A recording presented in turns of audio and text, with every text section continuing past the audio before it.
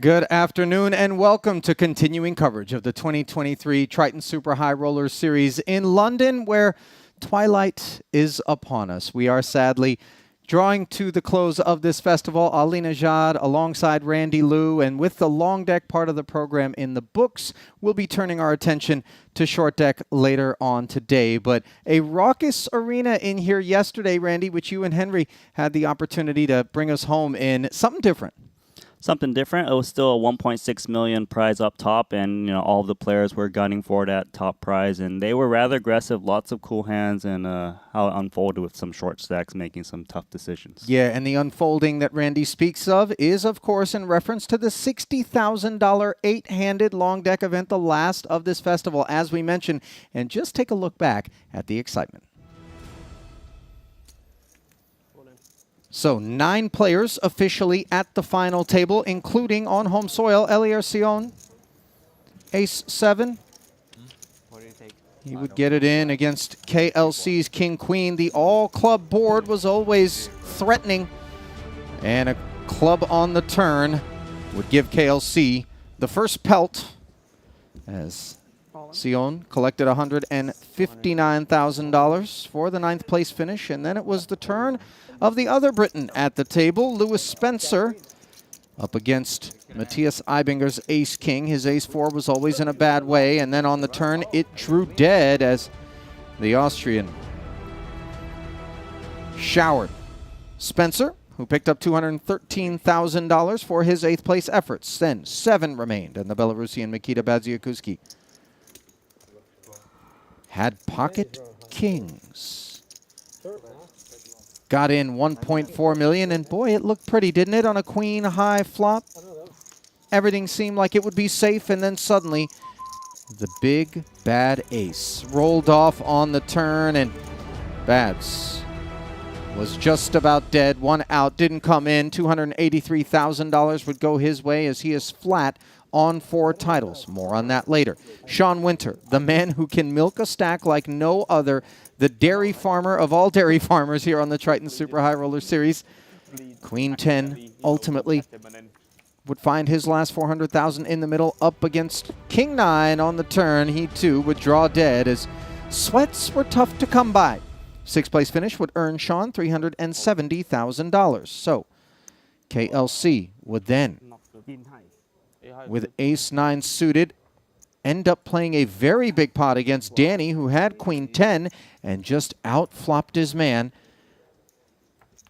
10-9 deuce board, and then suddenly a very sweaty turn as KLC picked up the nut flush draw, could hit the ace or 9 as well, and instead tripped 10s on the river for Danny as KLC showered in 5th for $469,000. A big chip infusion to Danny as we got down to 4-handed, and KLC stuck around, making his way to the rail to sweat his man Danny, who went up against an ace-8 with ace-king. You see Punat Punsri there embracing Danny, trying to will in the victory And on the turn, it was a lockup. The king for the chop for Jason.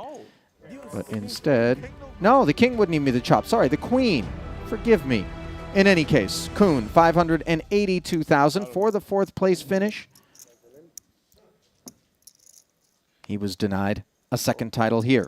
Now then, 3 remained. And Ibinger would try his luck with an ace-king up against queen 6 suited. With the blinds all the way up to 125 and 250. A very sweaty flop of 7, 8, 9 would give Volkman an open-ender. Clubless was Ibinger, and there was a 5 of clubs on the river. No flush to worry about, but the straight for Volkman, who would collect the remains of Ibinger, who in turn collected $703,000 for a 3rd place finish. And this was the hand that shook the event, as Bruno, with 5 deuce, defended. Both players picked up straight draws on this turn. 1.3 million in the middle, and then Volkman, who had bet out on the turn and been called, decided to check. And on the strength of that 5 of club blocker, holding the 10, he would check jam against Danny. As the 1.35 million bet got piled on. And Danny made the call, bated breath. He gets shown the deuce 5. And a rail erupts.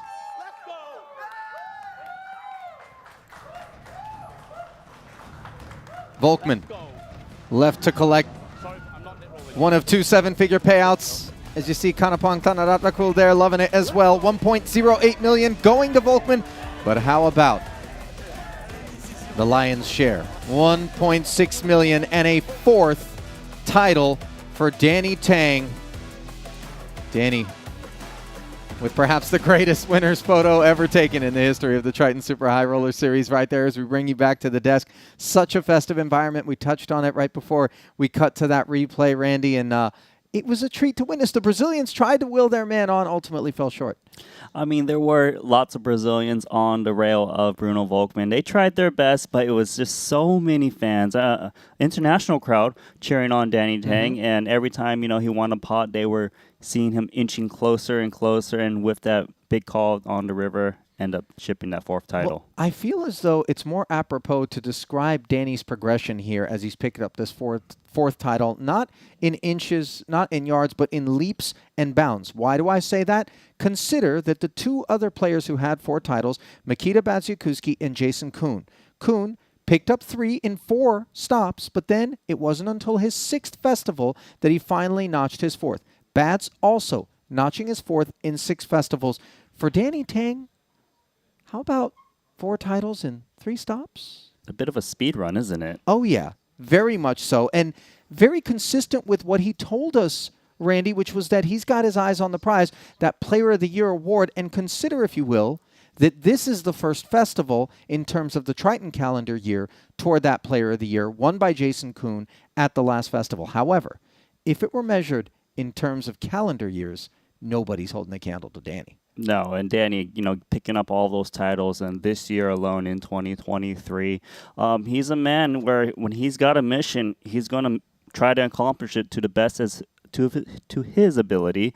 Danny Tang is one of those guys where he said at this festival, I want to try and win it. He didn't say that in the previous ones, and look at it, he's already pretty much near the top. Potentially at the top, I'm not too sure. Yeah, we'll take a quick look at that. But before we do, I just want to touch on the fact that earlier I had mentioned, and I talked about it in my interview with him, the idea that Danny has been a very supportive figure to other players here on the Triton series.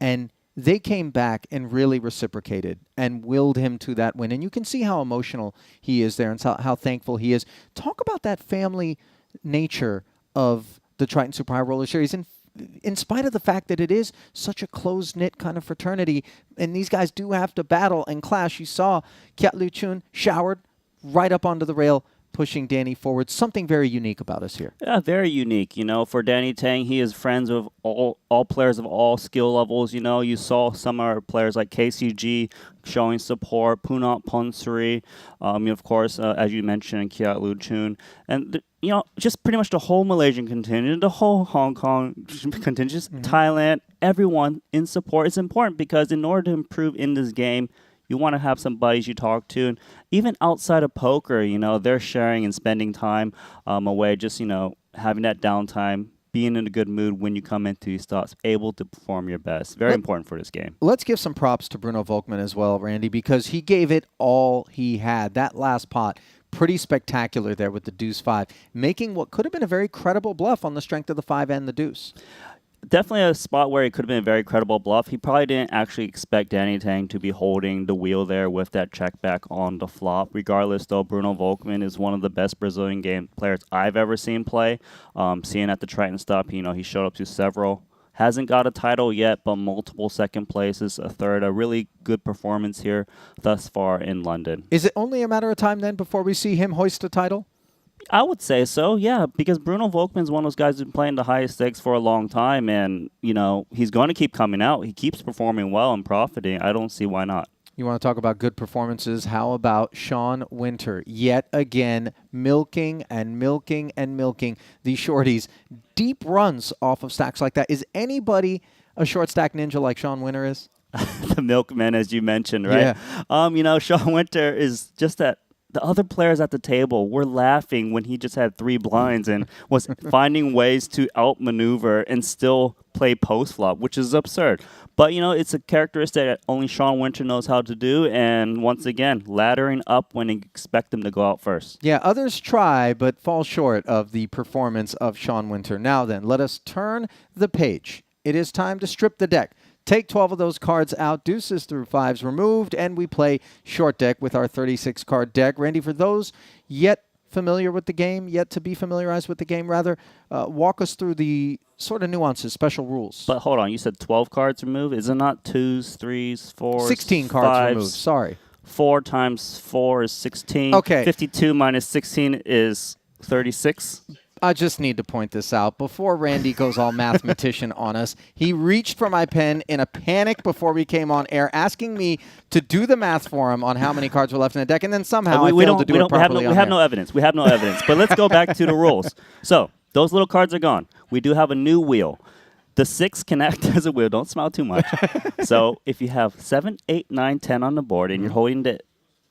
Sorry. If you have a 6, 7, 8, 9 on the board, you're holding an ace, you do have a straight, a wheel. And also, flushes beat full houses. We realize that flushes are harder to make, so there is a nuance when it's a paired board, but a flush exists. You can still kind of potentially bluff off a full house in this spot. And, of course, the ante structure. Every player going to put in 1 ante, the button, a double ante, so you're getting a great price to enter pots. You should see a lot of limping and protecting your ranges with limp jams with like ace king up front. Yeah, the button is actually dead last to act as the blinds or the single antes start off to their left and come all the way back around. Now, this is the first of 3 short deck events that we've got on the docket.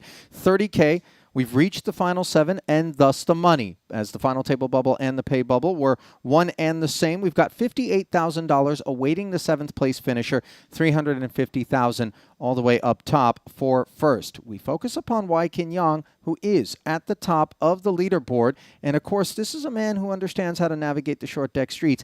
4.8 million, consider that chip lead. It's a massive chip lead. We know that Wai Kin Yang is one of the guys who has the 3 titles very early on in his career. He's going to be gunning for that 4th title. And if look, 160 antes. Second place only has 56 antes. Paul with 41. And then the 4 Western players, well, Chidwick, you know, hometown, but still just has 25 through 33 antes. They need to be in ICM aware situation. Okay, so I'm glad you pointed that out because VIPs such as KCG and Paul Fua behind Wai Kin Yang, himself a VIP, are the guys that are dominating right now. The 3 at the top of that leaderboard, the pros, a little bit of a dynamic that maybe we don't expect with them rounding things out toward the bottom. Of course, KCG, I spotted him as we were playing down to the final table, more and more buttons were coming undone, more and more whiskey was being consumed, and more laughter at that table with Paul Bois, who said out loud, KCG plus whiskey winning formula. TBD how much whiskey he's going to be taking down here at this final table. But a man who's in his element, relaxed, doing his thing.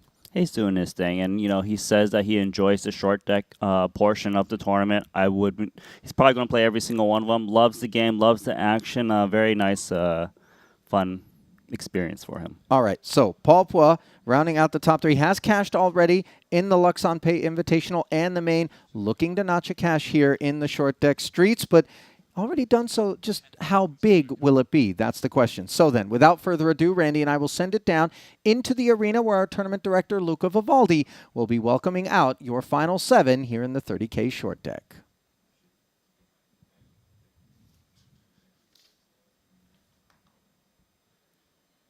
The first event of the Triton Super Roller Series that is a short deck is a 30K. We had 37 entries and we're down to a final table of 7. Please allow me to introduce to them. In seat number 1, with 175K from the US, please welcome Chris Brewer.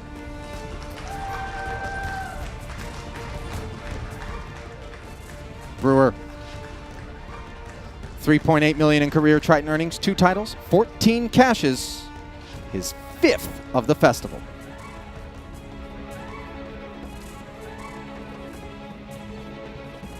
Scene number 2 with 1.2 million in chips from Malaysia. Please put your hand together for Mr. Paul Poix. One of the most recognizable faces on the Triton Tour. Paul already cashing twice. This is 3rd, one-time title winner, 31st cash, 16.5 million plus in earn. Scene number 3 from the UK, 790,000 in chips. Please welcome Stephen Chidwick. The almighty Stephen Chidwick with 18.3 million in career Triton earnings. This is his 29th cash and a bid for his 2nd title, 5th cash of the festival. Scene number 5 with 1.7 million from France. Please welcome KCG Carl Schaap Gatien. Well, if you think Sean Winter is animated at the table, wait till you get a load of KCG. This is first cash of the festival in his 4th event, 3.5 million in career Triton earnings, 1 title. Scene number 6 with 755,000 in chips from the US. Please welcome Isaac Axton. Please welcome, but perhaps unwelcome, if you have to go up against him at a final table, no matter what the variant. This is Ike's 27th cash, 9 million in earnings, looking for his 1st title. Scene number 7 with 870,000 in chips from Canada. Please welcome Sam Greenwood. Sam's brother Luke already taking down a title here in London. This is just Sam's 2nd cash here at this festival, looking for a 2nd title, 12.3 million plus in earnings. Last but not least, closing our final table, we have our chip leader in scene number 8 with 4.8 million from Malaysia. Please welcome Waikin Yong. A false start there for Waikin Yong, chomping at the bit. Out of the gates promptly, 11 million in career Triton earnings for the 3-time title winner. This his 3rd cash of the festival. The button has been drawn in seat number 1. We still have 22 minutes remaining on level 15. Ante 30,000, button ante of 60,000. I wish you all the very best of luck. Daniela, shuffle up and deal, please. Thanks, Luca. As we will get things underway 7-handed, there is a look at the chip counts officially and expressed as antes, where we do find 2 members of the Malaysian delegation among the top 3, all of whom are VIPs, bottom 4, 2 Americans, a Canadian and a Brit, all from the pro side of the bracket, all with less than $1 million in chips. It's here, yeah. Boss kicking it off with a limp. Chidwick's very short already with 26 antes. Definitely could be a what's spot the he could jam. cutoff, Randy, in terms of when one is short? Because obviously it takes 2 antes to get into a pot. And in that way, dividing by 2 gives you more of the kind of big blind equivalent when we're thinking about long deck and stack depth. You know, you do see players still outright jamming, like even as much as 35 antes. Of course, if you got even lower, you will have even wider shopping range. And the thing is, the equities run very close in this game. As you can see, look, the King-Queen offsuit actually a favorite in short deck. Full deck, the jacks would be ahead.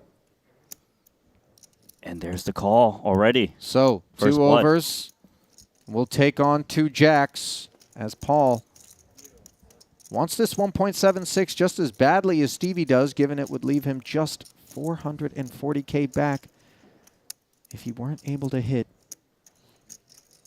As it only took one hand to get an all-in and a call.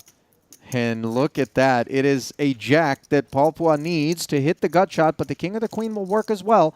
This ace-high board, and the queen rolls off. But that's a card that gives Chidwick an open-ender.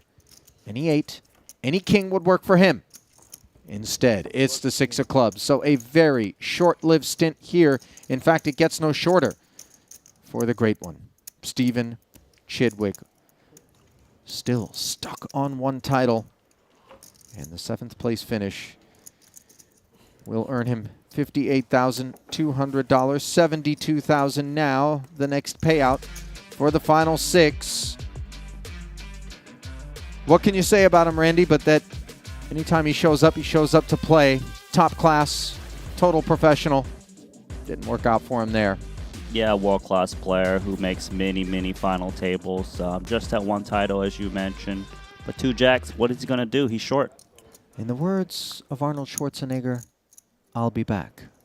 Not the last time we're going to be seeing Chidwick at an FT here at Triton. So then, no time to mourn the loss. In fact, an opportunity to enjoy the pay ladder. And now the jump, if you can get yourself from 6th to 5th, will be an additional $22,000. Queen Jack for Greenwood decides to rip it in there, Randy. Yeah, and like you were asking me earlier, how many antes is considered short? This is 28. Definitely a short stack that wants to kind of pick up what's in the middle. 2 10s. The dog in the spot. He makes the call and another all in. Well, Boss took 2 overs against the underpair and came out the winner. Will he be able to fade now as the man with the underpair? Only I could say it. Like it was, did you already say you're the queen? I already have. Oh man, can't even make it straight. Oh no. Oh, that's easy. Trip jacks, no waiting for Greenwood. Wait a minute. No. The queen would be no good for Paul, who picks up the gutter. It is just one of 2 red 10s that he hunts as the board double pairs. So short deck giveth and short deck taketh away. It didn't feel that way. 2 hands, 2 all-ins and calls. Randy, this sort of what you would have expected? This is short deck. You know, it's the fun part of the schedule. Lots of all-ins, lots of needed luck. Good time to sell some Buddha trinkets. You'll get extra value. You could charge more probably in the short deck portion of the schedule. So from next level on, we're going to move down to a 30-minute clock. At 4 down to 25-minute clock. Right, finish fast. You will be able to make registration on time for the other call. I think they should just make all final tables hands per level. Yeah. Especially in no limit where The hands per level is such a nice structural. Hand per level. Yeah, GG does that. It'll be like 15 hands per level or something. You can choose based off of how long the level's off, but like that way you just make it so no stalling or anything. Yeah, rather not have to think about trying to manipulate when the blinds go up. Yeah, you just don't. At which stage? Ends per level? final table. But no points to all, yeah. Is the advantage in stalling? Yeah, I've For the big stack, is it? In well, and you can put the big blind on other short stacks. in no To limit. change when the big especially. blind goes up. Ah, yeah. We always on the big blind. A lot of time. Some discussion about ways in which perhaps short deck can evolve. As we see Wykin limping, big stack. Suited 1 gapper. Yeah, And there's always that snowball effect in short deck, not to interrupt you, Randy, but once somebody opens the pot for a limp, everybody else is incentivized to come along and take a price, as We see Boss with the ace-7 and Carl Chapegatien with the nuts and a redraw to a flush. As good as it gets. Might try to extract value from the Queen Jack X. They will have to play cautious on this board texture in general. Although his opponents really can't continue for any bet. He's going to try to build a pot.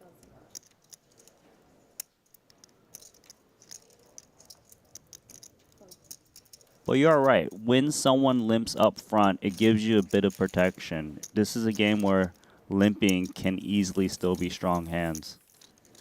And the more people who limp, well, the more potential traps there are. So then, KCG might be a bit disappointed that nobody had anything to call him with. He hauls in. Small one.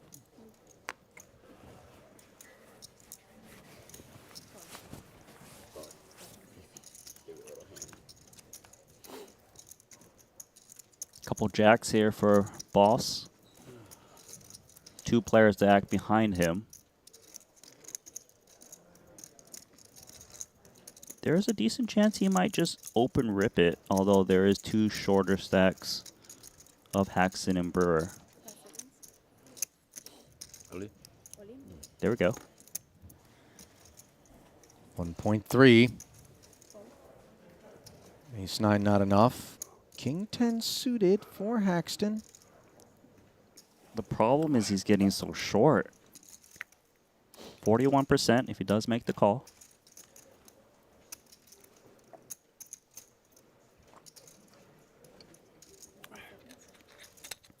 Kind of depends if you feel that Paul will jam worse 10s like the 10-jack suited, the queen 10s in this spot when it folds him into hijack. If so, then this becomes much more enticing.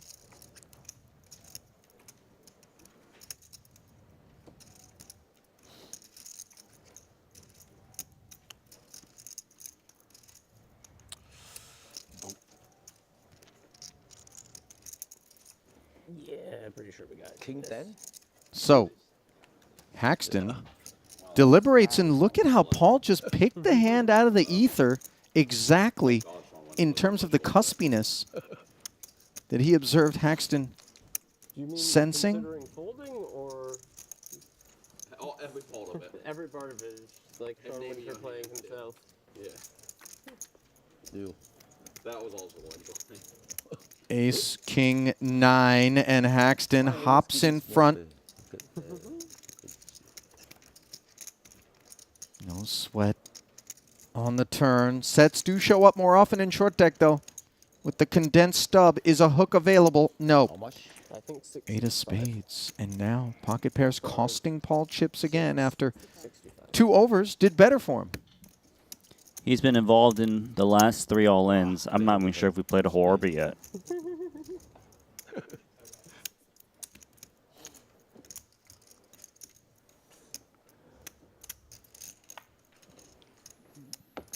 I'm not even sure we've played but one hand that wasn't an all-in.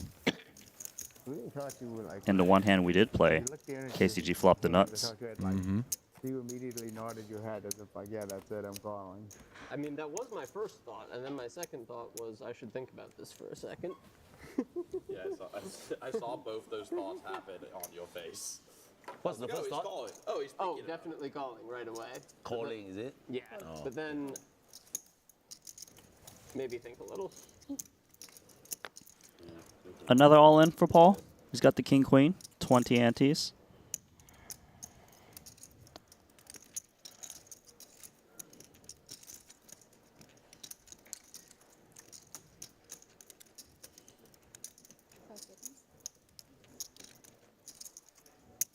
All in. Play every hand. BPIB 100%. The king-queen performed better for him than the 10s and the jacks did. Yeah. KCG with king-jack dominated. He will jam over the top. And this is a little misstep, and I don't think Paul expected to be ahead. fortunate spot for him to get reshoved on and still be ahead in a dominating fashion. VIP, so VIP without VIP.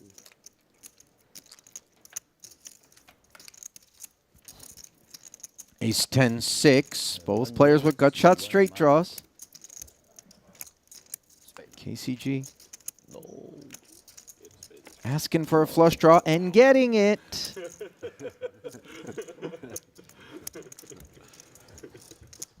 $1.4 million chip pot. Can the king queen hold? No. Straight. As it makes a pair, but it is the one that costs boss the pot. Gut shot for KCG. GG issued. And yet another casualty here at this 30K short deck final table. On this occasion, that of the Triton co-founder himself, Paul Pua.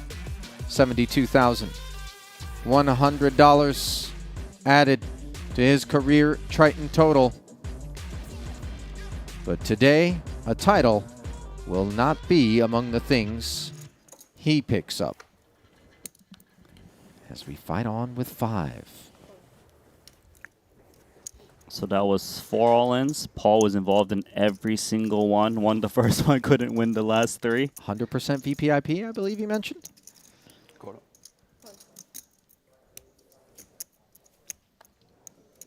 Gonna slide KCG up to a much nicer second place stack. Narrowing the gap between himself and Wai-Kin Yong and limping in with the ace 6 suited. Greenwood, ace 7, joins the party.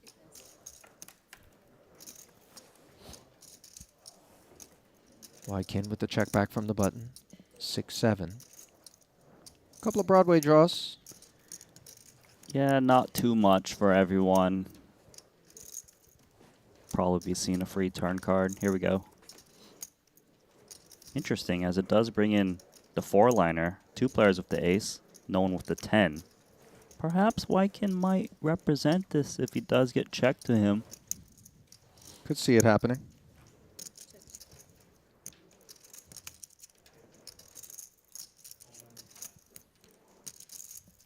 If Wai-Kin wants to bluff at it, he needs to do it now. It wouldn't be credible if he waits for the river. Yeah, so with that Broadway 4-liner on the board and 2 checks in front of him, Wai-Kin getting after it, and obviously the check back range contains a decent amount of 10x, Randy. A lot of 10x, right? You know, check through pretty much whole range. Ace 6 in a very tough spot because he also has to worry about Greenwood in the middle, but what a call here from KCG. Well, is he going to be able to make that call again on the river, provided that Wai-Kin swings again? That is the question. It's a bad river card to follow through with if you're trying to represent the 10, as you do fear the 2 pairs that kind of bowed up now. But it seems like he's got a plan. This is one heck of a read to still fire of just 7-6. He must feel that KCG would call the naked ace and check fold. Chip leader doing chip leader things. Absolutely, as KCG can call 90 but not 220, so Wai-Kin Yong giving us a glimpse at perhaps what it is that he's been up to en route to this final table. Tremendously courageous. Especially given that the board pairs, because you got to be figuring, Randy, that if somebody's fighting and they don't have a straight, they should have some 2-pair combo or set combo. Maybe not the set so much as played, but... I agree. I certainly agree. And that's why I found it courageous that he was still following through and being correct. So for him to bet there, he has to feel all ace X's, that isn't a straight, continues in. Some of the 2 pairs, I guess, get counterfeited, like the queen jack. But not an easy bet. A lot of people would just check back and lose that pot. Maybe he himself, too, had designs on being the one repping the full house and maybe getting a 10 into the muck. Occasionally, I don't think the 10 would have mucked, but I can see where you're coming from. Cut off versus button, the new small blind versus big blind. He might just rip this into Chris Brewer. Chris Brewer super short. There we go. Snap. As you suspected, the rip into Brewer does take place. 10-8 against King 10. Dominating is Brewer for his short deck FT life, though.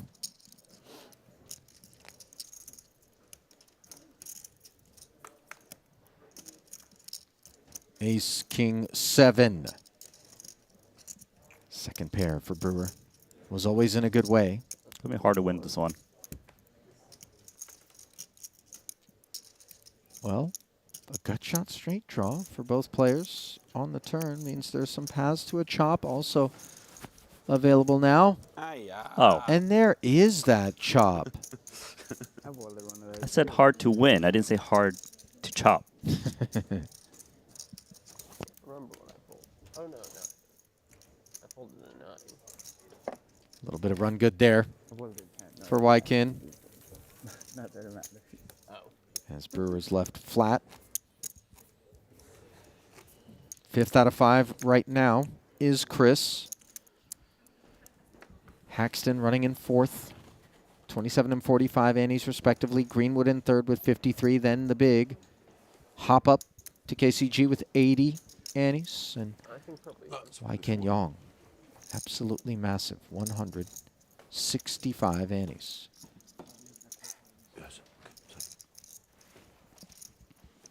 This game really isn't for the faint of heart. Just so many all-ins. You just got to hold. So many turns and rivers that just crush your dreams. Got a pre-flop raise here from Wykin. You notice that the pre-flop raises in this game are larger, largely due to the fact that equities run close. You want to deny spots where your opponent's got 46%, for example. King 9 still comes along. Not even suited.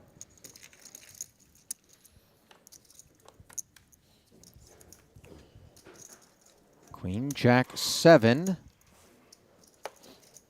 Got shot straight draw for KCG. It's also a tricky gut shot. Sometimes you make the 10, your opponent's holding ace king in this raised pot.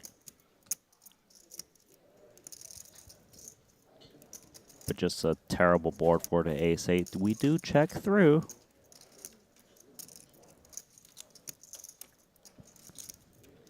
King hits KCG, who was behind against the ace 8. Really a tricky spot for both players. Not much of a semi-bluffing type hand of ace 8, king 9. Nice to hit top pair. Look, KCG. Trying to protect his hand against the likes of the ace, jack, ace, queens. Gets it done. He came to play. Sure did. As ace 8 really didn't have a future there other than the Broadway gutter. As such, the 250K bet earning KCG that pot.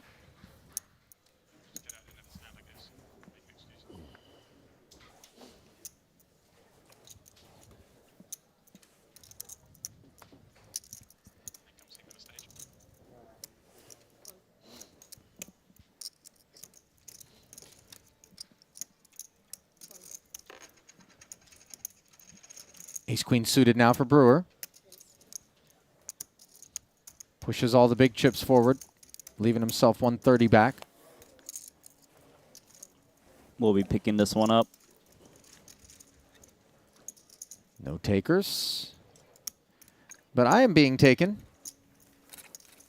elsewhere in the room. I'm going to leave it at that, but fear not, as Henry Kilbane is here to shepherd you through the rest of this FT. An upgrade. Thanks. Wow. Showers me. All right. I leave you with Henry. Enjoy the rest of this FT.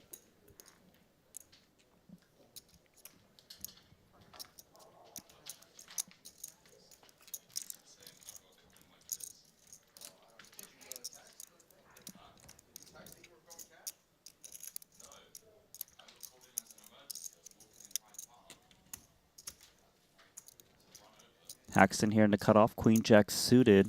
Sacks are shallow. Lots of all-ins in this game. Just one player to act behind him.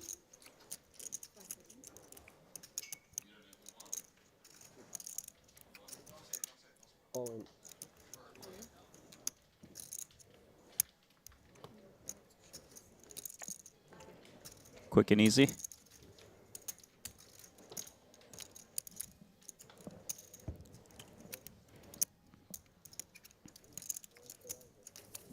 So what on earth am I walking into here, Mr. Nanonoko? Well, we're playing with 52 cards, and he seemed to just getting premiums every hand, all in. I don't know what's happening.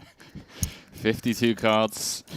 Setups, I see Chidwick out in first at this final table to the hands of Boss Paul, and then it was Boss that actually dropped out next. Can we clarify that we are playing with 36 cards, just in case some of the viewers got a little trick? King, Queen. Oh, wow, you confused me. Dude, it went over my head. 52 cards. Couple tens. And we started this final table with lots of short stacks who are still trying to drive the action. Tricky spot here for KCG, as there are still 3 players to act behind him. Wykin, the massive chip leader, as well. Very comfy in second, 2.6 million. What's KCG thinking here? Other than with that shirt and watch combo, looks like he belongs on the front cover of Vogue magazine. I'm loving the fit, worthy of a final table. He's going to run it with the 10s.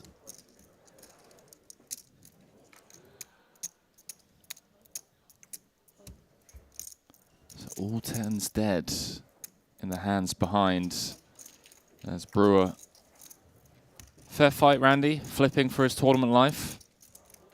The unpaired hands in short deck run much better than in No Limit Hold'em. An equal 50-50 here, as close as it gets. Well, with the queen on flop, little does KCG know he is drawing 2 running straight cards. There are no 10s left. And with that turn, he is officially dead.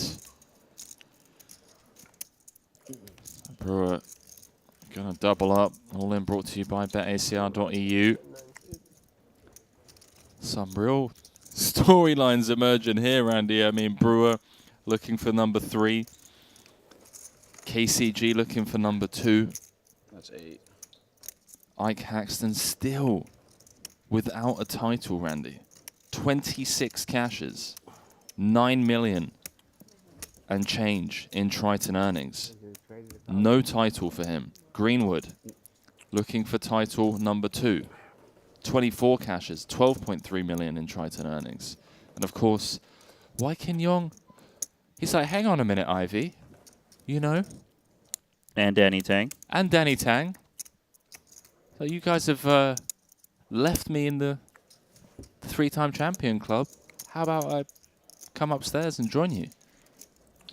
So he's going to look to do here is the chip leader, and an overwhelming chip leader at that. Even with that double, Brewer still has less than average. And I have to ask you, Randy, it feels like, am I right in saying this is relatively shallow? I mean, average stack is just 74.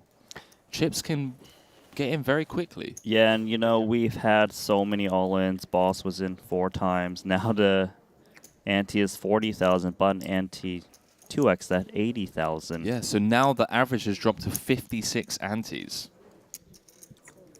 Karsha Pegatian coming up to 2/7s. He also has a short deck title himself, as does Sam Greenwood and Chris Brewer. So really, the short deck specialists are out here. Just a lovely game after all of those No Limit Hold'em events we had. You got to have a little bit of a gamble to kind of play this high variant version of Hold'em. Here we go. We got a 10-8 offsuit. Looks like he wants to complete. And he can get away with these kind of limps, given he's the chip leader. No one wants to tangle with him, as he can always put you at risk.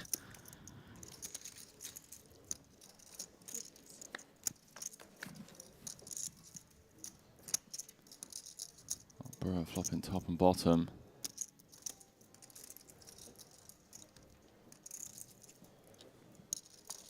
Top and bottom on this texture, not necessarily the safest, hence the check bet. It's so fun switching from all of the Hold'em events that we've had to jump into short deck, and we're looking at top and bottom. In Hold'em, you know, we're going to Value Town, and all of a sudden, here, the value ranges do obviously condense quite a bit. So if you don't make the proper adjustments to how people play post-flop here, you could be making some very big mistakes that could cost you your tournament life easily.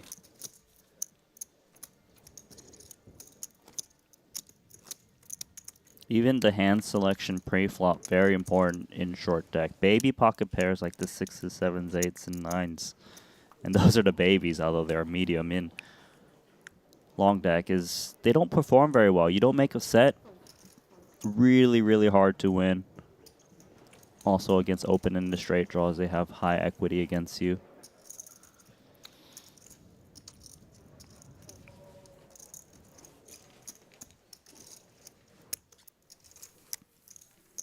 Nice to see Chris Brewer, though, kind of taking on the short deck under his wing. Yeah, certainly feels like he's so consistent in short deck events. Came second in the 25K in Cyprus. Didn't cash any of the short deck events in Vietnam, but if I'm not mistaken. Feels like he learned the game roughly around that time. Is that right? I think so. I could be wrong. Because in but Madrid, he won a title in the 20K short deck. Okay. But maybe he was freestyling. I forgot that he won it during Madrid. But he certainly has the least experience of these five for me. Well, maybe Carl as well, I'm not sure. But being able to apply your no-limit skill set in this game, clearly he's able to do that. And apply the concepts that he knows best. ICM from there can really make up for some of that lack of experience, perhaps. But then again, he could be just a short deck phenom that we don't know about. So could KCG. I mean, he played for the first time, quite literally the first time in Cyprus last year. He was invited to a cash game, cleaned up, won over 400K in that cash game the very first time he played, then registered the short deck tournament the next day and shipped that. I mean, KCG now loves it. Short deck addict. An open ship here from Y Kin Yong. We do see Ace-King for Isaac Haxton. We're going to have a collision, and with two all-ins in front of you, these two jacks don't look so good. Also with the potential pay jump that could be looming. Yeah, that's a great point. What does Greenwood do with the hooks? Does he just have to hope that both of them are blocking each other? No, jacks hit the mark, cards on their backs. Haxton, the player, at risk, but out in front. 94,000 guaranteed for these final five.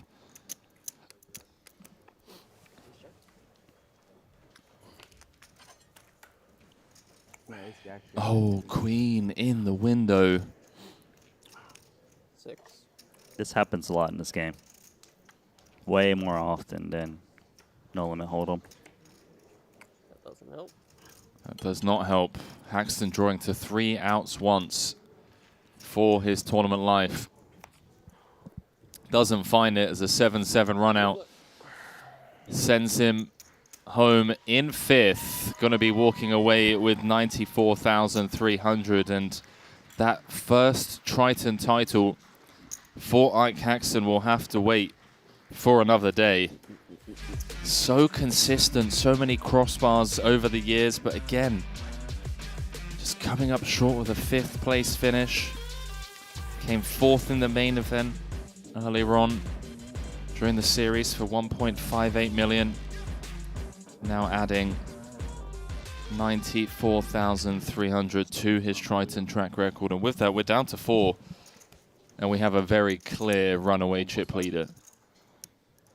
1.5 million. Yeah, 3 eliminations, less than 1 hour. This is short deck. Short deck la.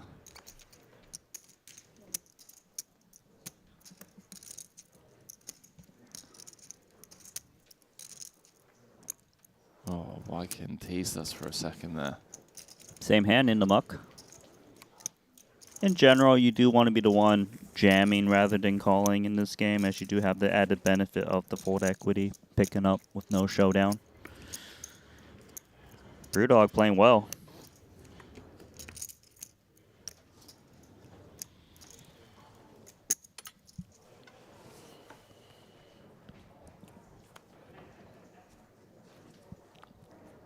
Do love me some final table short deck action.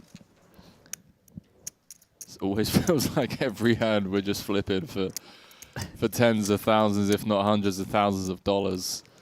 It's also the frequency at which they get all Yeah. in. Sometimes no limit hold'em, you know, there's a lot of folding, card dead, Yeah. chip leader just picking up blinds and antes, but here, Queen 10 suited. Here we go. just Case in rips it point. Yeah, it's just in the middle. Not going to pick up any customers behind.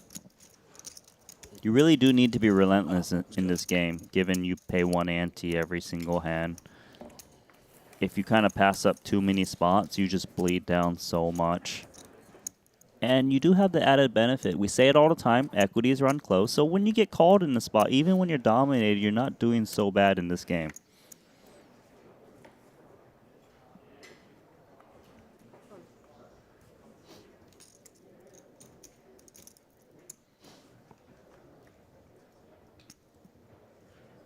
KCG sitting on 41 antes. Brewer 53. What does Wai Kin Yong do with Queen Jack offsuit? Pushes it in, applying max pressure. KCG of King 10 offsuit.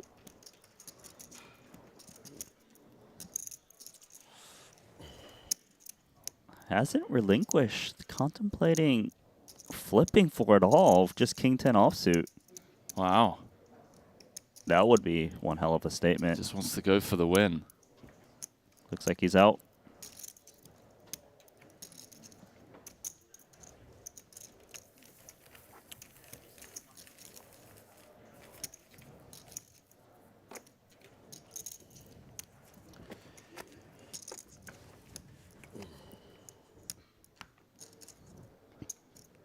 A way to kickstart the short deck part of the series. Some monster collisions. Greenwood looking for his second title of the year. Brewer looking to win his third overall.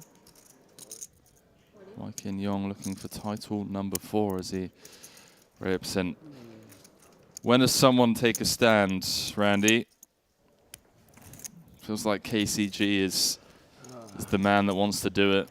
Yeah, he's just thinking, I want to just end this here and now. But 2-8s just really performed so badly in this game. No surprise he lays it down in. The game plan here, as you can see, is Wai Kin is just going to keep pressing high equity spots, expecting lots of fold equity. With the other 3 players with similar stacks, they have to actually call a little bit tighter. To make money in a short deck tournament, you basically don't want to be all in, forcing it in with very close, narrow spots. Yeah, and Wai Kin just picking up 200k every time he gets those jams through, right?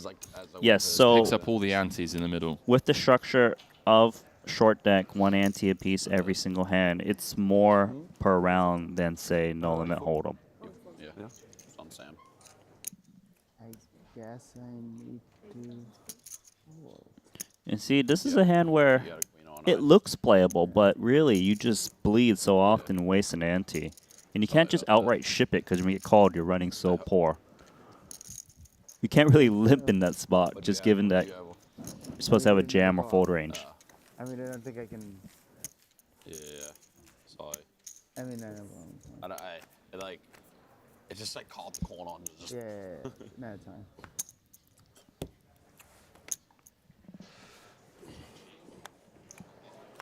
Yeah, I do.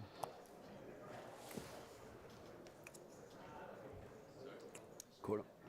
The one that would have had me mad was if I like decided now I need to shove Jack 8 suited or something. Oh yeah, then just give right into it. Just run into it, yeah. That's kind of. Who's going to bow out next? KCG again, just trying to see a flop, trying to get something going. Did Wai Kin jam? Yeah, I mean, at this point, gets a bit frustrated. There you go. A nod to his man. They played plenty of cash. He's got to make a statement sooner or later. It's too early in the day for him to play poker. I heard that. I did hear rumors coming from the source directly that the cash games this year have been treating him well. Posted on Twitter that, you know, tournaments perhaps not going as well, but the cash games have been working out for him.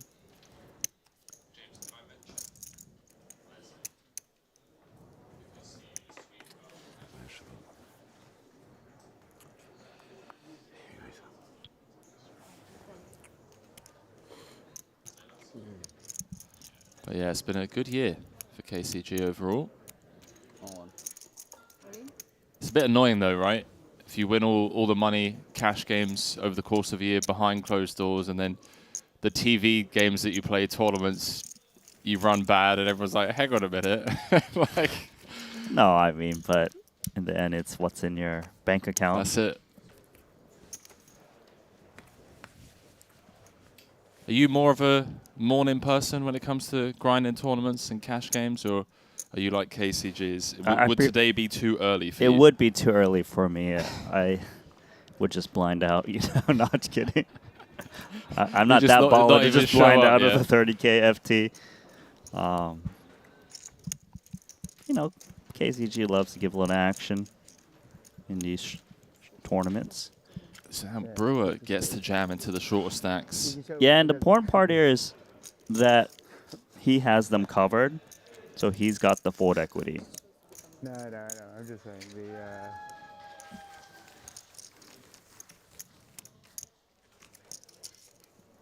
I'm okay with Chris knowing. That you don't fold the 6 of spades. Well, no, that also what my side card with the 6 of spades was if they tuned up the wrong card by accident. Oh yeah.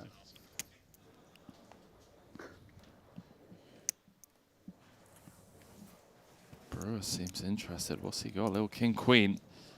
He is covered by Wykin on the button.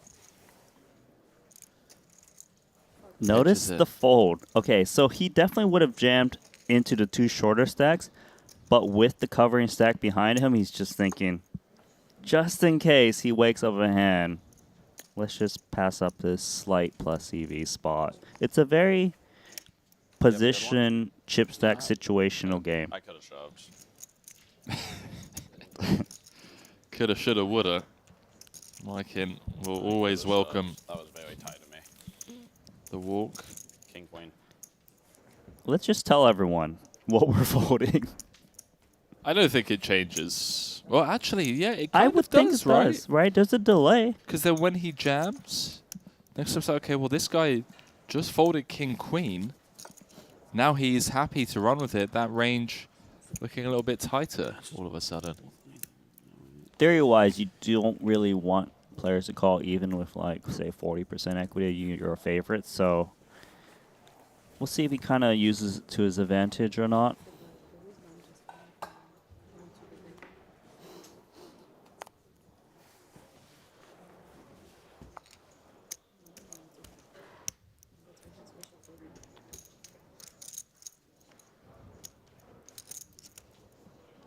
Monster hand here, 2 queens.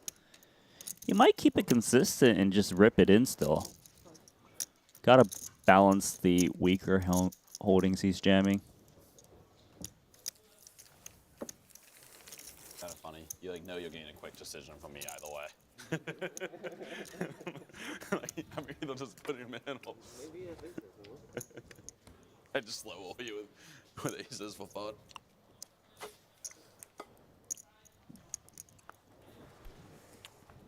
Don't think I've ever seen Brewer slow roll before.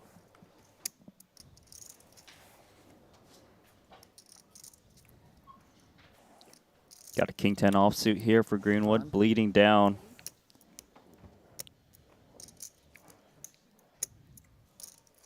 Oh, wow, he's just run into it against the chip leader. So many times this just gets through. Greenwood gonna need some help from the deck. Note the equities, by the way.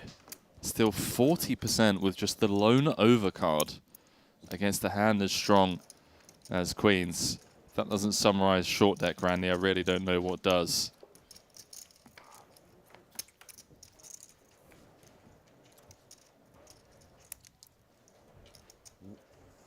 Seven.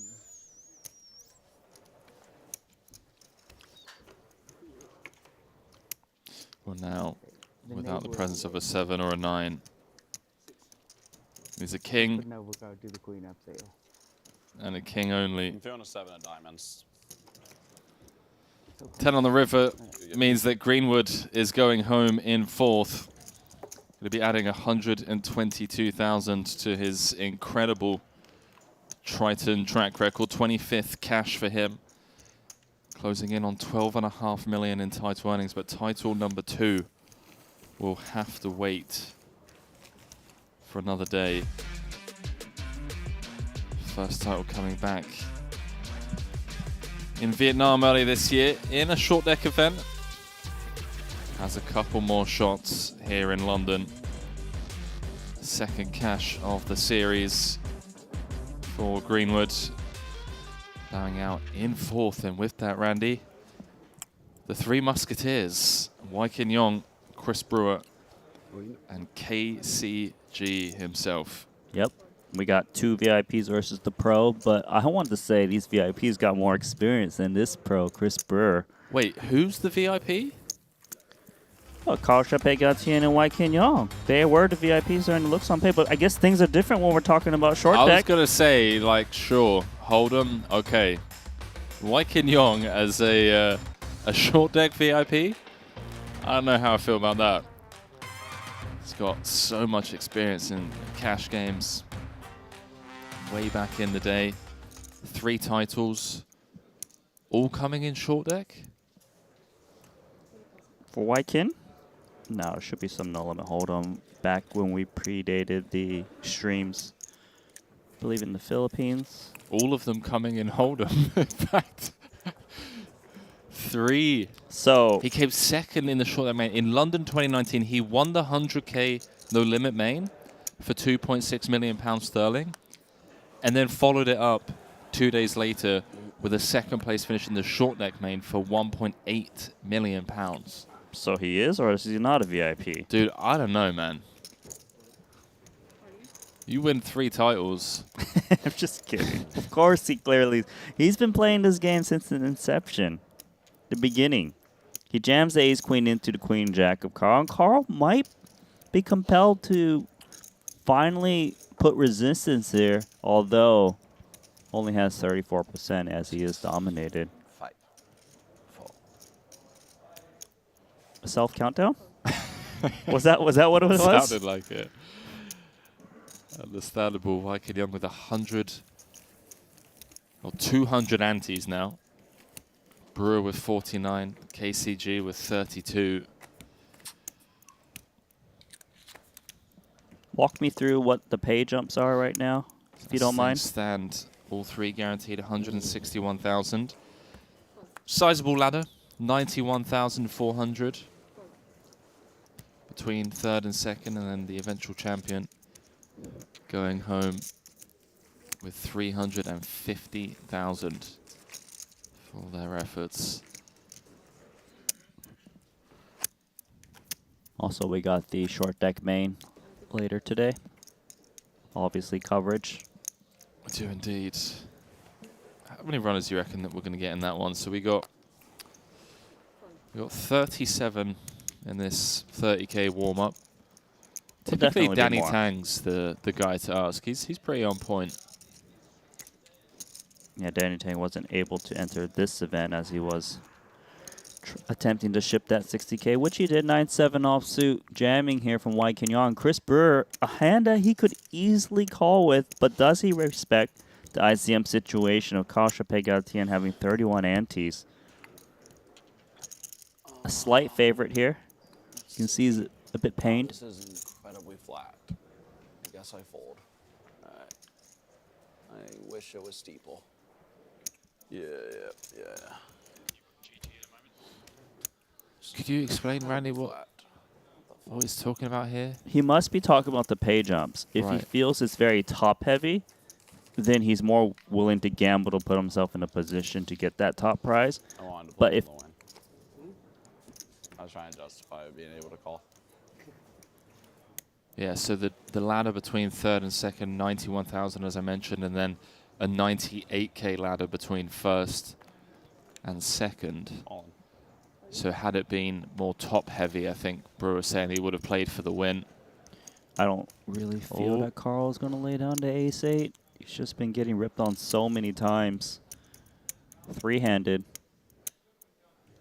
Yeah, it's painful. But actually the Jack-10's a favorite. Did not realize. Nice laydown. Just managed to get away from it. But yeah, it's when the pay jumps are flatter, then he's basically, and with that announcement saying that I need to play for the pay jumps, let Carl try to bust first, but if it folds to me, apply pressure on that short stack.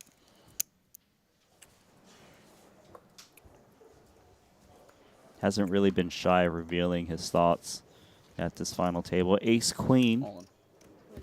outright ripping it.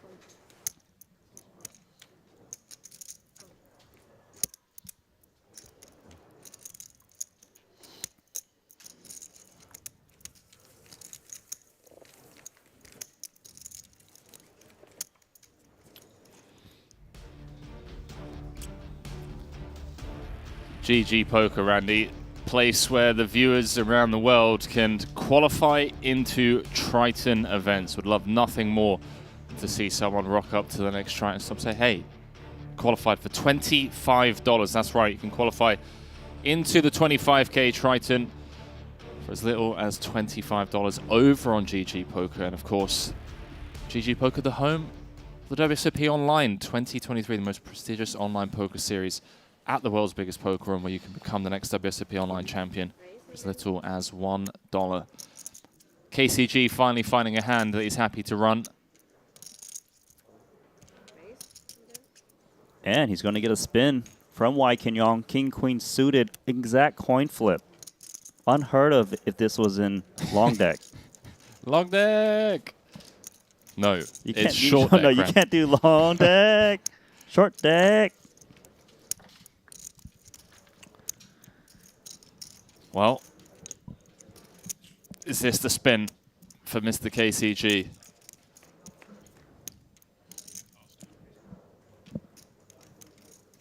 Still a Ace, flip? King, Queen. It's a flip still? Okay. Really? Ace, Jack, 10. Kind of favorite. Working. Slight favorite. Yeah, I think it's like 52-48 or something. Almost nailed it.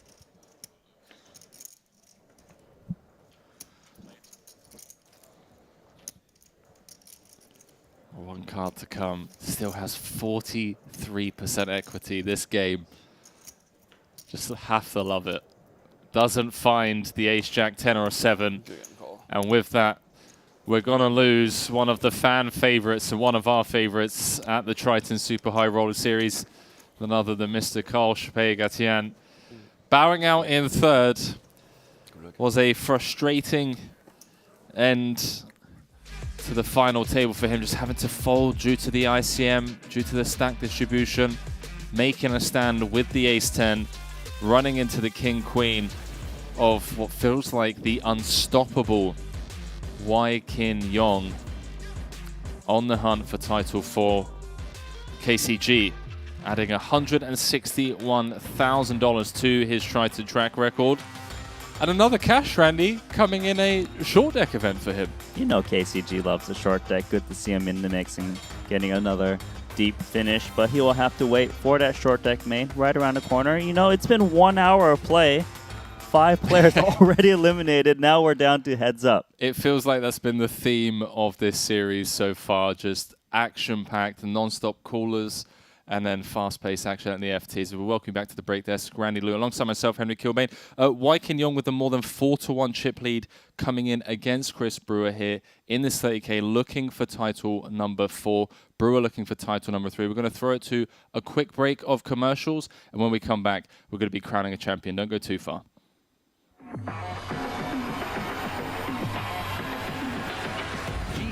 Crushed why so many players? This is a crazy. It's a dude. GG Poker broke the Guinness World Record. Welcome to the World Series of Poker site, the biggest poker site. Larger than all other GG Poker. Traffic reaches all-time high. Jump, jump, jump, jump! No way!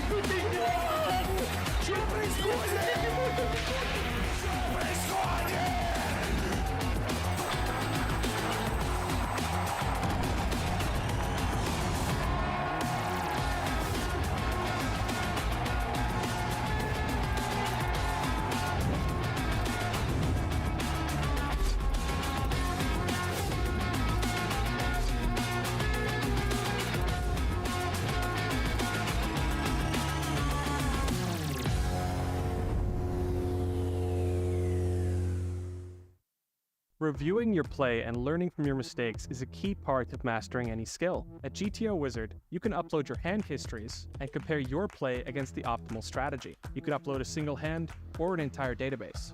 Sort by your biggest mistakes. Replay the hand to learn how to improve one hand at a time. At GTO Wizard, we have all the resources you need to learn how to crush the competition for free.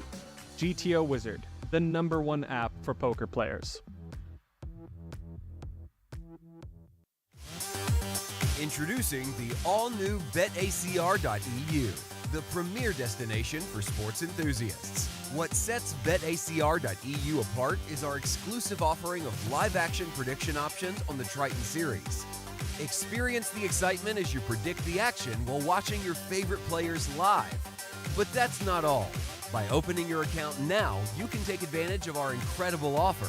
Receive a generous 15% free play on your first top-up, up to $250. Become a part of BetACR.eu and elevate your live sports engagement experience.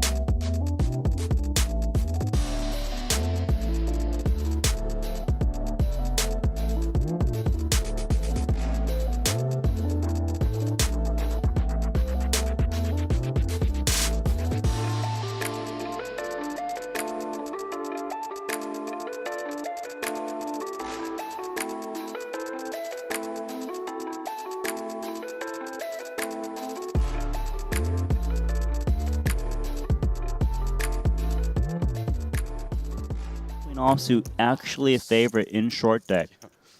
Full deck, the jacks would be ahead. And there's the call already. So, First 2 blood. overs will take on 2 jacks as Paul wants this 1.76 just as badly as Stevie does, given it would leave him just 440K back if he weren't able to hit. Because it only took 1 hand to get an all-in and a call. And look at that. It is a jack that Paul Pua needs to hit the gut shot, but the king or the queen will work as well. There's ace-high board, and the queen rolls off. But that's a card that gives Chidwick an open-ender. Any 8, any king would work for him. Instead, it's the 6 of clubs. So a very short-lived stint here. In fact, it gets no shorter for the great one. Stephen Chidwick still stuck on one title.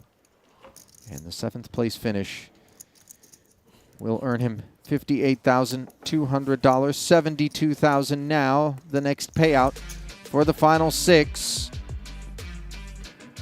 What can you say about him, Randy, but that anytime he shows up to play. Top class, total professional. Didn't work out for him there. Yeah, world-class player who makes many final tables. Just at one title, as you mentioned, but 2. No time to mourn the loss. In fact, an opportunity to enjoy the pay ladder.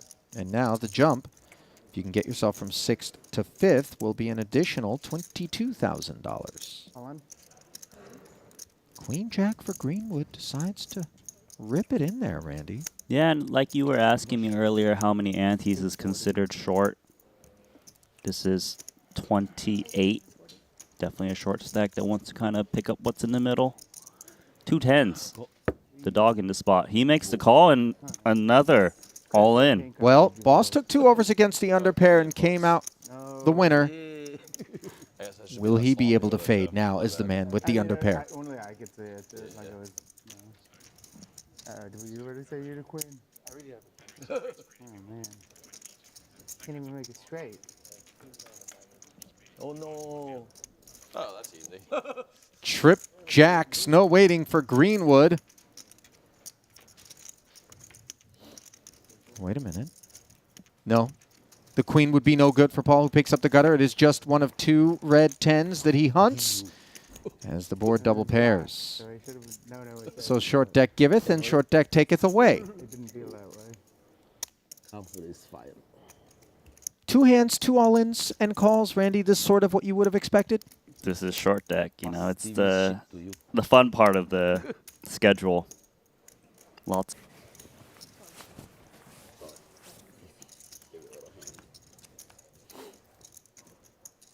Couple jacks here for Boss. 2 players to act behind him. There is a decent chance he might just open rip it, although there is 2 shorter stacks of Haxton and Brewer. There we go. 1.3.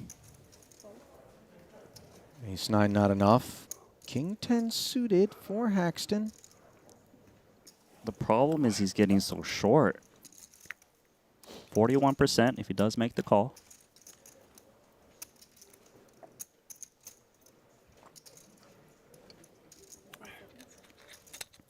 Kind of depends if you feel that Paul will jam worse 10s like the 10 jack suited, the queen 10s in this spot when it folds him in the hijack. If so, then this becomes much more enticing.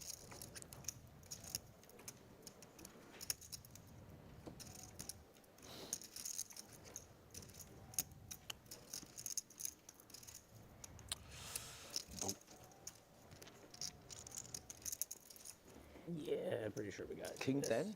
So, Haxton deliberates, and look at how Paul just picked the hand out of the ether exactly in terms of the cuspiness that he observed Haxton sensing. Folding or every part of it. every part of it is like Charlie for playing himself. Yeah. Deal. That was also one. Ace, King 9, and Haxton hops in front. No sweat on the turn. Sets do show up more often in short deck, though. With the condensed stub, is a hook available? No. How much? I think 65. 8 of spades. And now pocket pairs costing Paul chips again after 2 overs. Did better for him. He's been involved in the last 3 all-ins. I'm not even sure if we played a whole orbit yet. Yeah, but then maybe think a little. Another all-in for Paul. He's got the king-queen, 20 antes.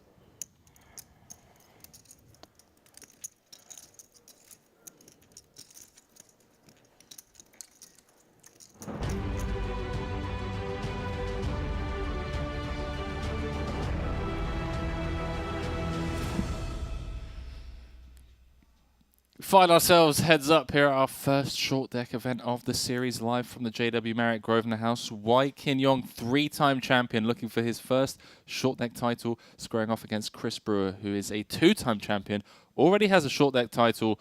The two OGs, legends of the Triton Super High Roller Series, going to be squaring off for the $350,000 first prize that comes along with the title in this 30K short deck, Randy. And as you know, you were in the booth with Mr. Najad. I was out for a stroll, Hyde Park, Park Lane. Get the call from producer James Dempsey. Henry, we need you to, come in. Hence me being dressed a little bit like a bum. Yeah, you did dress down a bit, didn't you? I know we're going into the more casual parts of the schedule with the short deck, but a little bit of an upgrade next time, I suppose, maybe for the main later today. Well, perhaps you don't understand. I was out for my morning walk. Morning walk. Had just woke up. Not really inclined to walk around Hyde Park with a suit. So hence me being dressed like this. Is that okay with you? No, it's not really. No. Well, we are still playing quite an expensive tournament here. Well, I will be dressed up for that main event, of course. That'll be kicking off later on today. We're going to be covering it from the very start, from the start of the event all the way down to the champion tomorrow. But for now, we've got business to take care of here in this 30K short deck. Wai Kin coming in with a sizable chip lead, 4.5 to 1 chip lead over Brewer, and given how shallow Brewer is, this really could just be one of those heads-up matches that is over and done with. It could be over in a blink of an eye. Of course, if Chris Brewer does happen to double up, we could have a lengthy heads-up match, just given the way it's structured for this heads-up match. Let's throw it down to the main stage for our first short deck title of the series. Is it going to be Wai Kin-yong going home with title number 4, or is Brewer going to be joining the 3-time champion club? 229 bigs, place 49.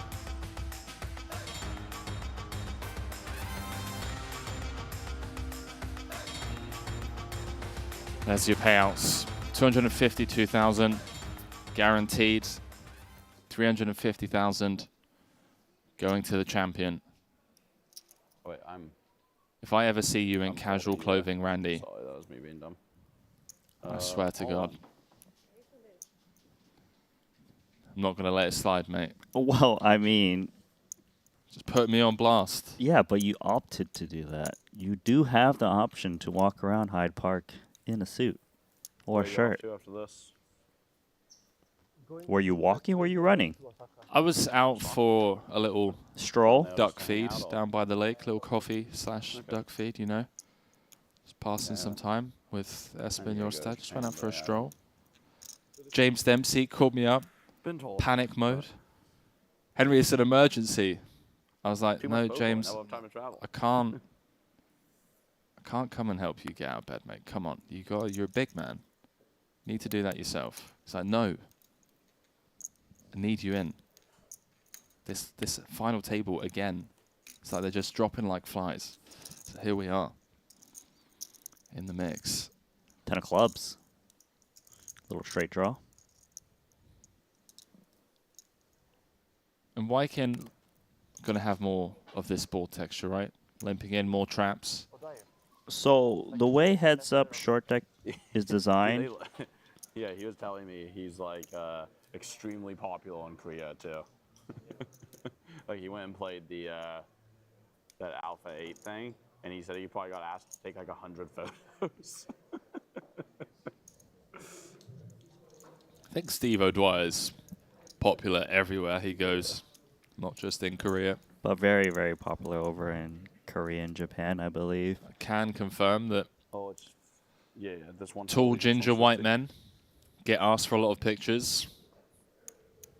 So it's not his poker abilities why he's being summoned. I don't think so. I've had some fun encounters. You've had your moments too. Yeah, just like walking down the high street, and like, they're just like, hey, like they'll like grab you by the arm, and they're like, hey, excuse me, can we take a picture? I'm like, yeah, sure, why not? I've had it in Thailand as well, where I'm just like walking down the beach, and just some cute like Chinese lady will come up to me and like, can we take a selfie? And I'm like, sure, why not? I mean, I love it. I love Asian They've culture. never seen. Okay, interesting. It's good fun. Couple of playable hands here for both. Very clashable, but A snap check by Brewdog. Dominated.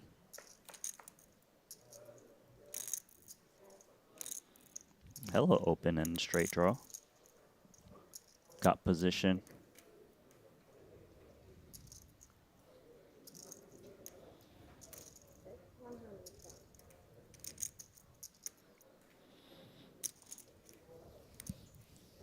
Yeah, annoying board for Wykin, obviously.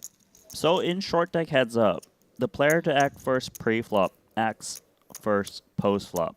Very different than in long deck, whereas player who acts first pre-flop does act second. So you kind of have a positional disadvantage in short deck heads up. So you will actually see the player first to act limp a lot, knowing that they have to play out a position post-flop if they just come in with like some standard raise sizing. So you'll also see a lot of hands trapping first up as well. So you will also see just lots of post-flop spots, especially with that added ante. Yeah, I have 2 million almost exactly.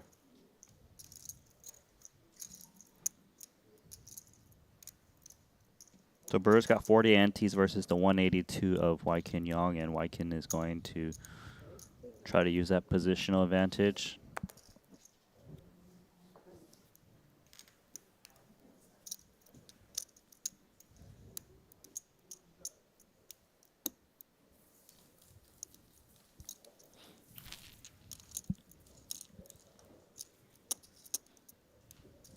The trophy's nice, but that champion's hat is not one you can just pick up in the merch store. That is true. You have to register, Triton tournament, and close it out. It's amazing to see Chris Brewer, another deep run, phenomenal year so far. Wykin, massive chip leader. Really with this cash here, hasn't lost it. Yeah, I mean, it's just plain sailing so far. But with this cash, oh. Hello, set. Brewer's going to be up to $11 million in tournament earnings this year alone. See if he can close out a title. You know, Wykin still has that pair. Mandatory continue giving its heads up. A bad card for both players, actually. Brewer doesn't like to see the four-liner.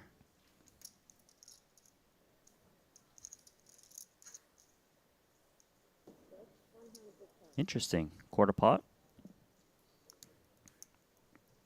Kind of also sets the price where if he happens to get check raise, can still call with both outs. Deny equity against the 10. That could drop off on the river. Nice little pickup there. So let's talk about this 3-time and 4-time champion club. At the start of the series, the only person in the 4-time champion club was Mikita Bazikuski. He's now been joined by Phil Ivey and Danny Tang. Fedor Holtz joined that 3-time champion club. It was a very exclusive one. At the start of the series, it was just Wykin Yong, Phil Ivey, and Danny Tang, who joined that club on the back end of Cyprus. And Danny just surpassed Wykin now.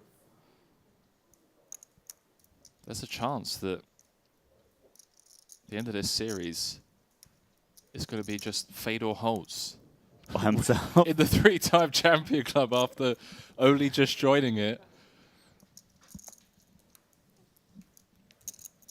Unless Chris Brewer can turn this around. Obviously, if Brewer wins, he'll be joining Fedor and Wykin. The 9 gonna slide Chris Brewer in front with his 9s and 10s, but the open and the straight draw for Wykin Yong is a hand where he could easily apply more pressure if he wants to. Depends on what he thinks of the check call range on this 10-10-6 rainbow texture. Looks like he will follow through with a multi-barrel. So 39% against the paired hand.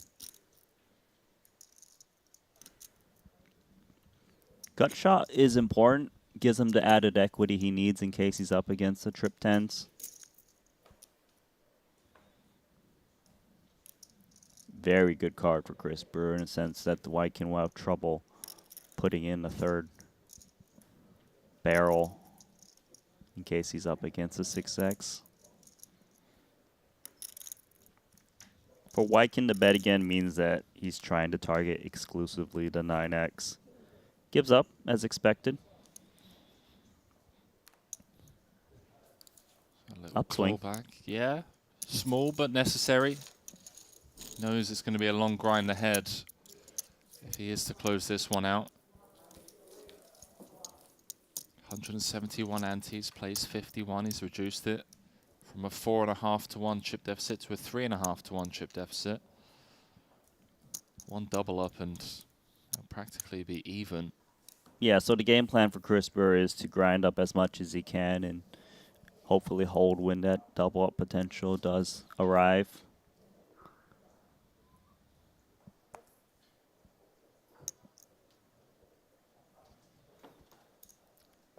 The rail for this heads-up match, not as rowdy as the one that we had last night with Danny Tang and Volkman. My guess is that everyone who was celebrating that victory is still asleep, even though it is 3:30 p.m. local. Heard earlier Carl Chappé-Gatien saying that it's a bit too early to play poker for him. Yeah, especially when Danny Tang wins the title. An ace-8 offsuit versus queen-jack suited. Wow. Queen-jack suited is a hand you want to play with, but Brewer's chipped up considerably. I think it's 2.5. Slight north of that. 52 antes, Randy. Just a little bit too much for Wai-Kin Yong. Maybe 10 antes or lower, he would get in there. Yeah. Kind of similar to the ace-5 spot for Danny Tang yesterday against Jason Kuhn, where perhaps in theory, sure, but do we really want to, you know, double up the quote-unquote beast and let him back into a heads-up match where we're now even? He wants to dictate the all-ins rather than being the one that calls it off. Yeah, I'd agree with that. And the queen-jack suited rarely dominates too, besides like the jack-10.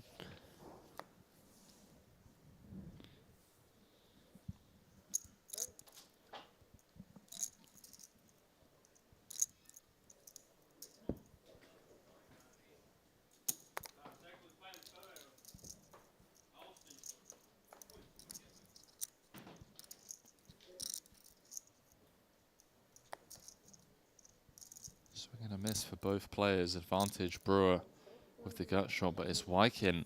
Snap Just out. comes out firing. Just correctly recognizing that that board favors his range. Brewer with 4 cashes here. Already in London. A crossbar in the 25k 7max, came second for 600k. And a crossbar in Cyprus as well, where he came second in the 25k short deck. Spoken many times about the variance in heads up. Jacks against 8s. Brewer gonna limp.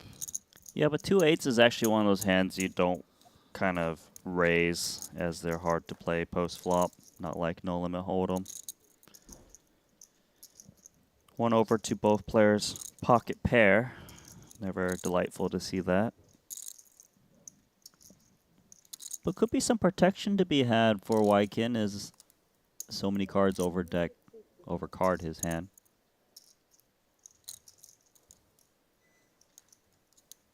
Going nowhere with these 2 jacks, as expected.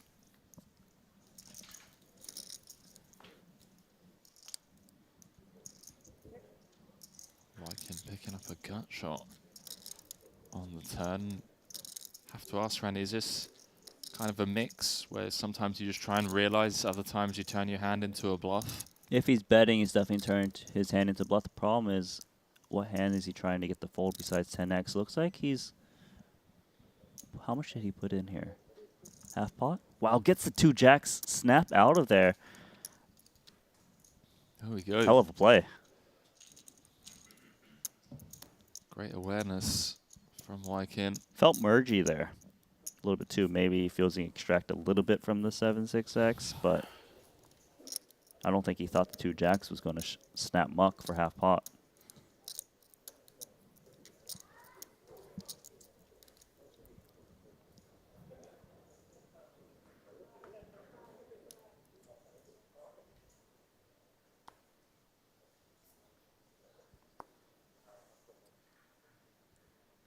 Potential collision depending on how this one plays out. I mean, surely this goes in the middle, Randy. Limp from Wykin, Brewer with 10s. Exact coin flip, and ace queen is looking to either limp jam or limp snap it off. There's the raise. Yeah, note he doesn't ask for all of it. Rather, makes it 250,000.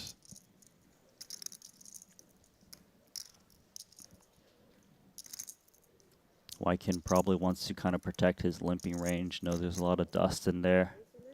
Limp jam. Let's go for the title. Snap. 10s against ace queen, and it is a fair fight. Flipping for it all. 252,000 guaranteed. 350 will be going to the eventual champion.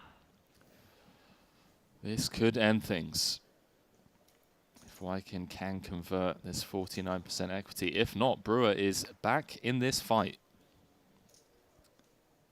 King, Jack, 9. Okay. Not the flop Wykin was looking for.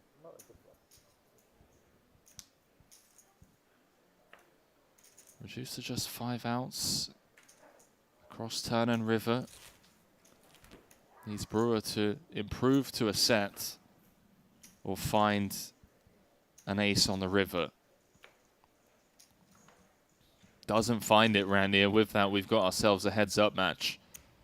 As Brewer has narrowed the gap. It's now 127 ante. He's playing 95. Would you expect anything less after the series we've had here? You know, and Chris Brewer really has put himself in a nice position by grinding those smaller pots out before getting even larger double up. 2-1, 2-2, 2-2-3, 2-3-70. Yep. Yep. So 2,370,000 makes 4,740,000 in chips for Chris Brewer. Very deep now in this heads-up match. 111 ante is the average amongst the two players. 222 antes in play. Brewer of 95. Could be a very long one.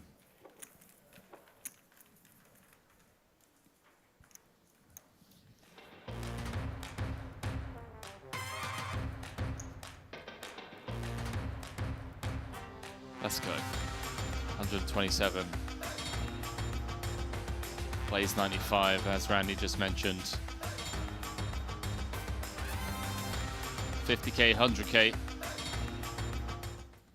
Is it going to be continued year of Brewer? Or is Wykin going to join Ivy and Danny Tang in the 4-time champion club? Yeah, it's tough to overcome the year of the Brewer. But, you know, Wykin had lots of success, as we mentioned, in the previous London stop, although it was in 2019. It's bug. Top 2 pair versus the bottom 2 pair. Well, we know there's a card in the deck that ends it all, Randy. Talking about the 8? Talking about a date with the 8. We also know there's a card that just kills the action. Was it the Jack of Clubs by any chance? Straights and flushes come out. And what about the 4-club more 4-liner? The ace could make a straight as well now, as it stands. Flush is good.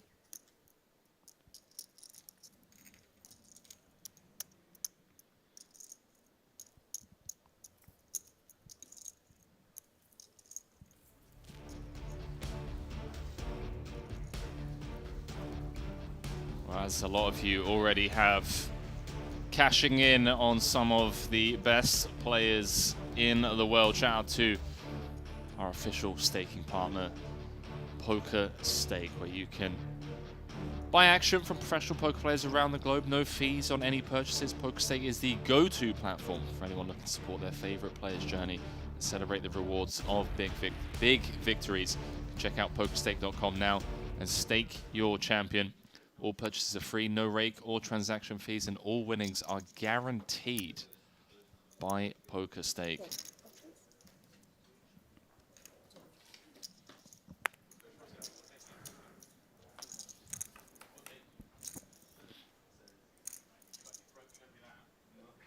King, Jack. Swing and a miss for Brewer. Stab from Mike in.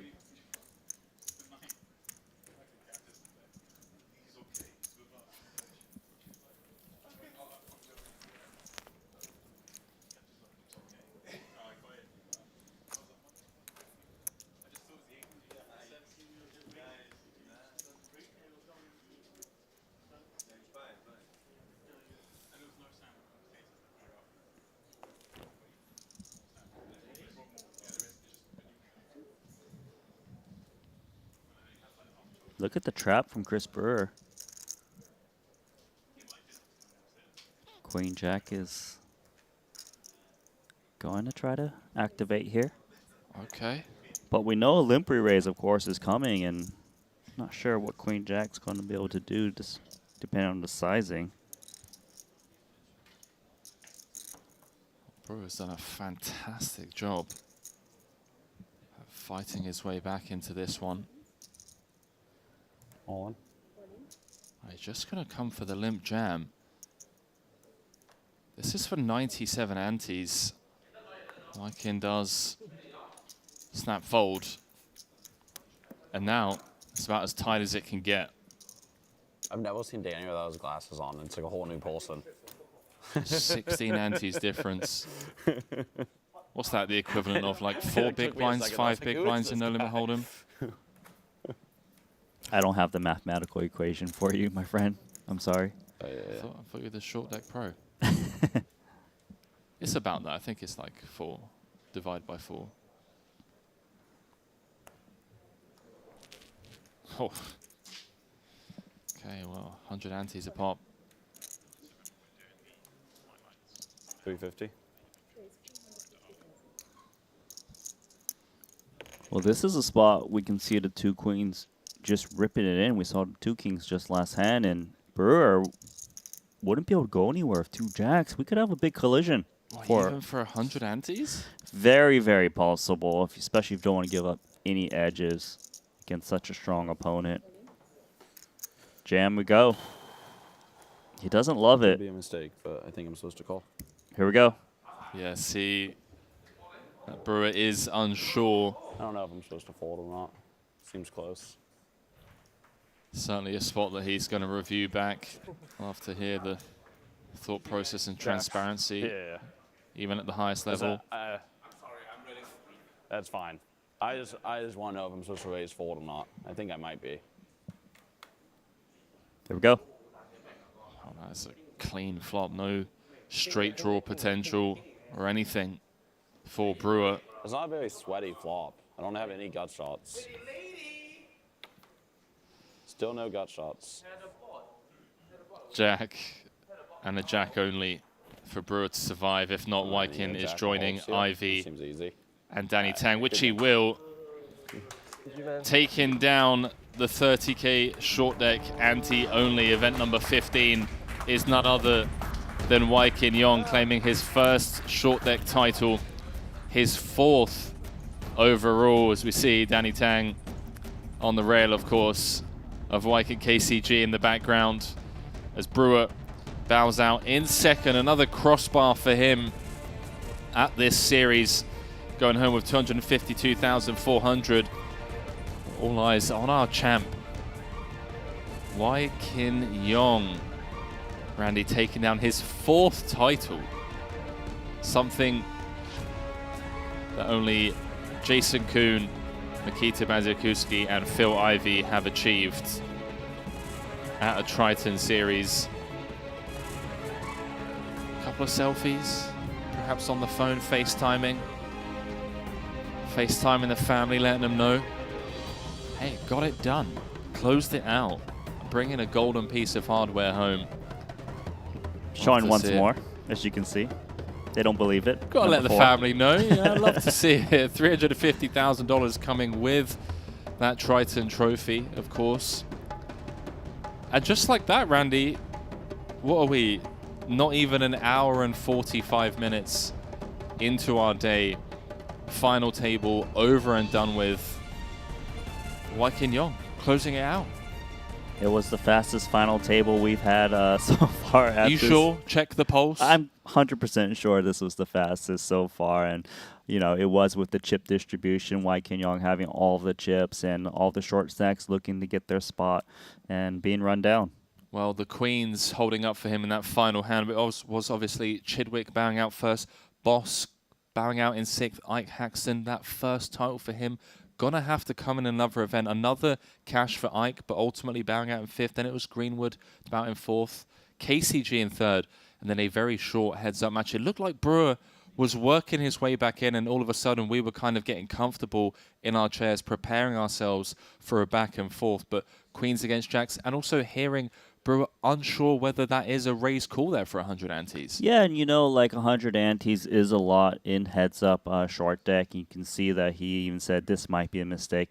Makes the call, of course, is going to be reviewing that hand and trying to figure out what ranges you can commit so many chips. Regardless, it is Wai Kin Yong who played a phenomenal final table here, I'm sure, to also get that chips to put himself in that position to just win so many pots. Right. Nicely done for Wai Kin Yong. Taking it down in less than 2 hours, a Triton trophy number 4 going to him. Now, just to let the viewers at home know, we're going to be throwing it back to that insane main event. Some people weren't able to watch it with us in real time, so for the viewers that weren't, stick around as we will be bringing you coverage, or highlights rather, of that 125k main, and then later on today, another main event. Randy, what have we got in store? We got the short deck main event, and just because this one finished so fast, we can't jump straight into that, but that's going to be fun. We can see how the bullet system comes into play and how all these superstars try to outmaneuver each other. 5 p.m. local time will be going live with that short deck main playing all the way down to the end of day 1. But for now, a word with our champion, Wai Kin Yong, having a quick talk with none other than Ali Nejad. Well, in sport, oftentimes rivalries can produce real results, and friendships perhaps here on the Triton Tour proving to do the same, as another $350,000, a 4th title, and now over $11 million in career Triton earnings are part of the equation for Mr. London himself, Wai Kin Yong. And Wai Kin, rather than point your attention anywhere else, the minute that you took this final table down, you were on the phone having a conversation with family. Talk to me about why they were the first thing on your mind. Actually, my wife and kids, they're here in London, and my wife told me just now in the morning, she told me, when you get down to 3 person, just call her and she'll come down. But then everything happened too quickly, she couldn't make it, she's still with the kids, so I have to video call them and let them know that I won, obviously.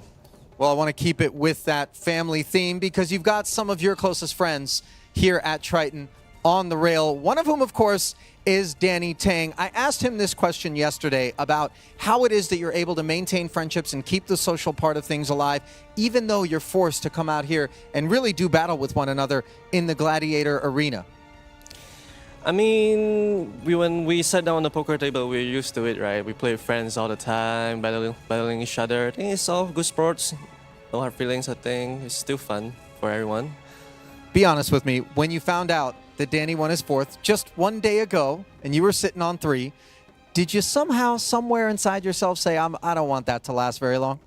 I actually told him yesterday I'm going to get the 4th one tomorrow. You called your shot? Yeah, I told him.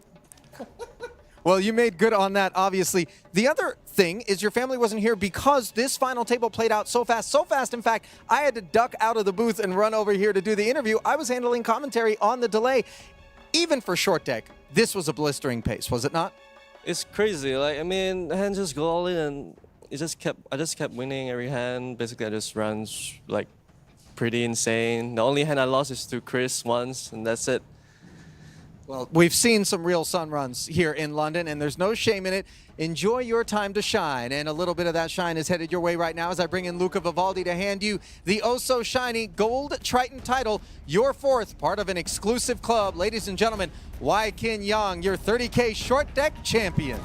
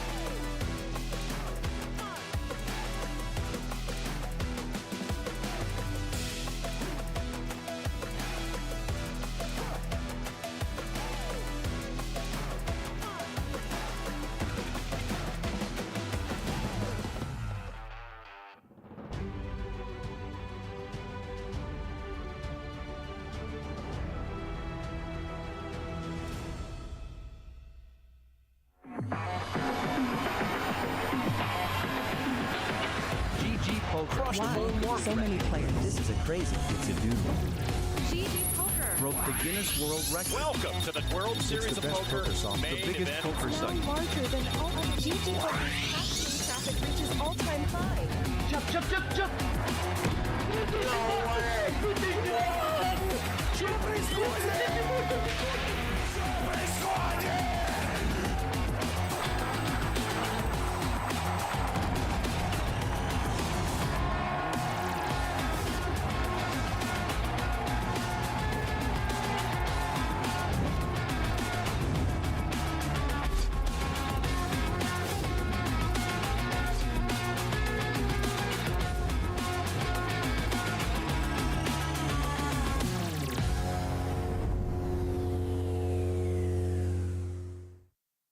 Did you know that GTO Wizard has a great little tool called turn reports? For example, here under the gun checks and then calls hijack's bet. We'll take a look at the turn reports, check, and here we can see exactly how hijack should play across every turn card. We can even go so far as to see the expected value of their range or specific hands in their range. This is a great way to improve and understand where your money comes from on later streets.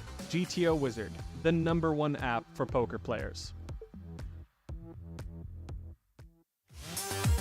Introducing the all-new BetACR.eu, the premier destination for sports enthusiasts. What sets BetACR.eu apart is our exclusive offering of live-action prediction options on the Triton series. Experience the excitement as you predict the action while watching your favorite players live. But that's not all. By opening your account now, you can take advantage of our incredible offer. Receive a generous 15% free play on your first top-up, up to $250. Become a part of BetACR.eu and elevate your live sports engagement experience.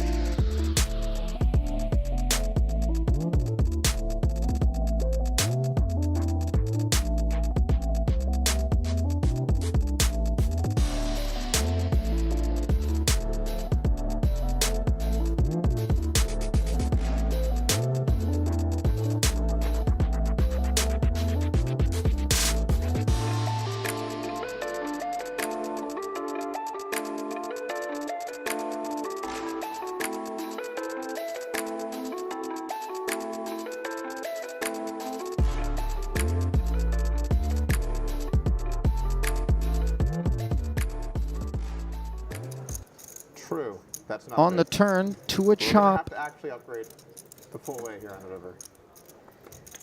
All right, good game, guys. GG's. And just like that, blink and you'll miss it. Double-double for Ike Haxton. Whereas a knockout punch for Doug Polk, Randy. Guess we no longer need to ask the question as to whether or not this one's going to take shape like the Luxon Pay Invitational. Certainly rates to be doing so here, as Polk's tenure at the FT, incredibly short-lived, out in 9th. Earning himself $422,500. As for the rest of the field, they've locked up over $500,000. There's the policeman's garb. More of a kind of resort cop, not really the resort cop. You know what I mean, urban tactical team there. So what, like the St. Regis or something? Yeah, like more of a walkie-talkie, but no actual handgun. Pocket deuces here. Bit of a handgun for Loon Loon. Fires his stack into the middle, and an ace-4 for Tim Adams on the button. Yeah, clearly Lulu needs to look for a spot to take it down pre, and Chidwick's got the slightly better pocket pair, pocket fives. 1-4 to 1-5, I do. There's a reasonable chance he continues here, knowing that Loon Loon is going to jam pretty wide in the cutoff as the shortest stack. Of course, Chidwick keeping in mind the chip leader has got position on him. Does he want to put in 1.375 and fold if case Daniel Cates wakes up behind? Looks like he's going to pay it off in the lead. So, Adams folds the ace, but of course Chidwick not going to fold the pocket fives. Wonder how he would have approached the fives had Adams flatted or come over the top, which obviously was very unlikely, but could we have a different scenario on our hands? Very, very possible. Lulu needs a deuce. Queen 10-6 instead. Prospects grim now for Loon. Board pairing queen on the turn. We can chop. Yeah. Yeah. 10 or a 6.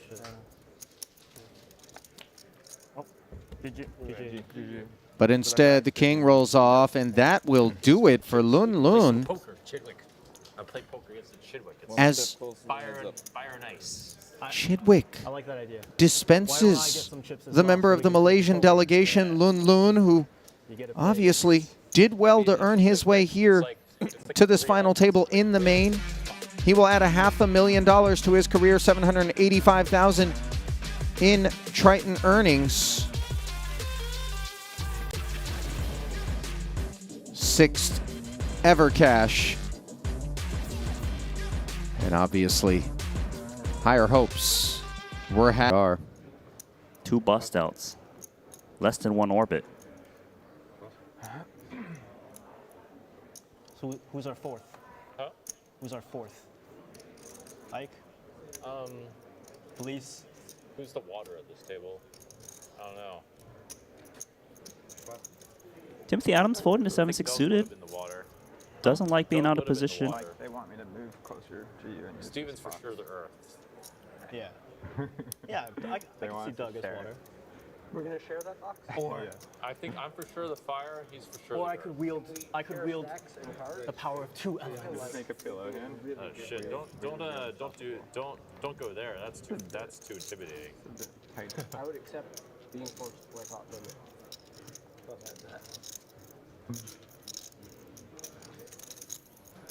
Chidwick blinds to 75, 150, makes it 300,000 from the button. Suited 1 gapper, ace-7, awaiting Pardo. Decent chance he actually just rips this one in. He does have the shorter stack of James Chen out there, though, Randy, and obviously That's with that probably why. 510,000 being picked up by Loon Loon, the payout now 705 in the jump, a whopping $265,000. So proceeding with caution and flopping an ace. No. I said you could be the water at the table. You have to. No, it's okay. Don't worry. No way. In command here. Do you know English? No English. Oh, okay. Not Frenchy. Huh? Not Frenchy. All right. I don't know much French. Stevie can translate for us when he's not in the pot. Stevie, yes. Stevie speaks French? Yeah. Okay. His wife. His wife is French. That's news. Ah. Yeah. His wife, Maureen, La femme hails de from Stevie France. Ouais. Elle est est française. 150K c-bet here. Donc il parle français, mais il le montre pas. I didn't catch that. Tout lentement, s'il te plaît. Il parle français. He speak French, but in don't show. Ah. How do you say check raise in French? So he can listen to Check French poker raise, players perhaps. and Doubtful. what they had against him.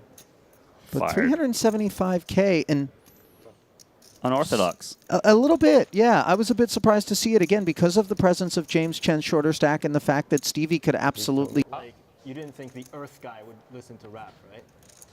I don't know. I just didn't see him as a rap guy.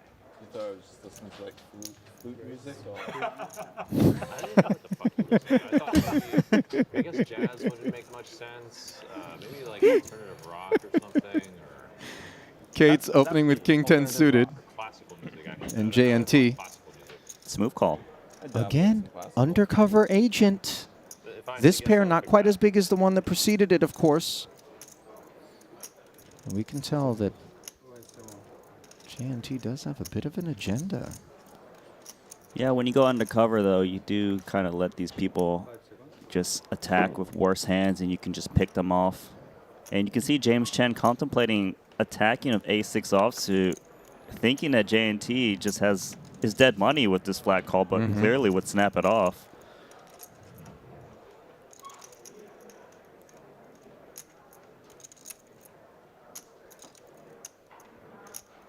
Ace-6 offsuit doesn't seem like enough hand to be able to do this play. Reluctantly folds the ace. I get a real sense of live pro vibes from James Chen. 100%. That is his thing, is live pro vibes, not the online felt. So then, his departure leaves us playing heads up on an ace-8 deuce board. Kate's actually likes it, can rep the ace, has the king-high flush draw, whereas JNT may not like it much at all. But a check in front of him will be accepted as we see the check back.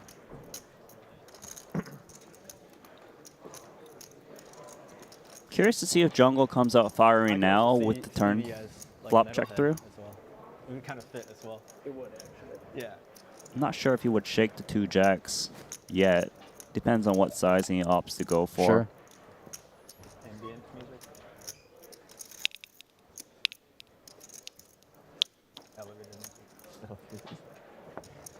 Checks again.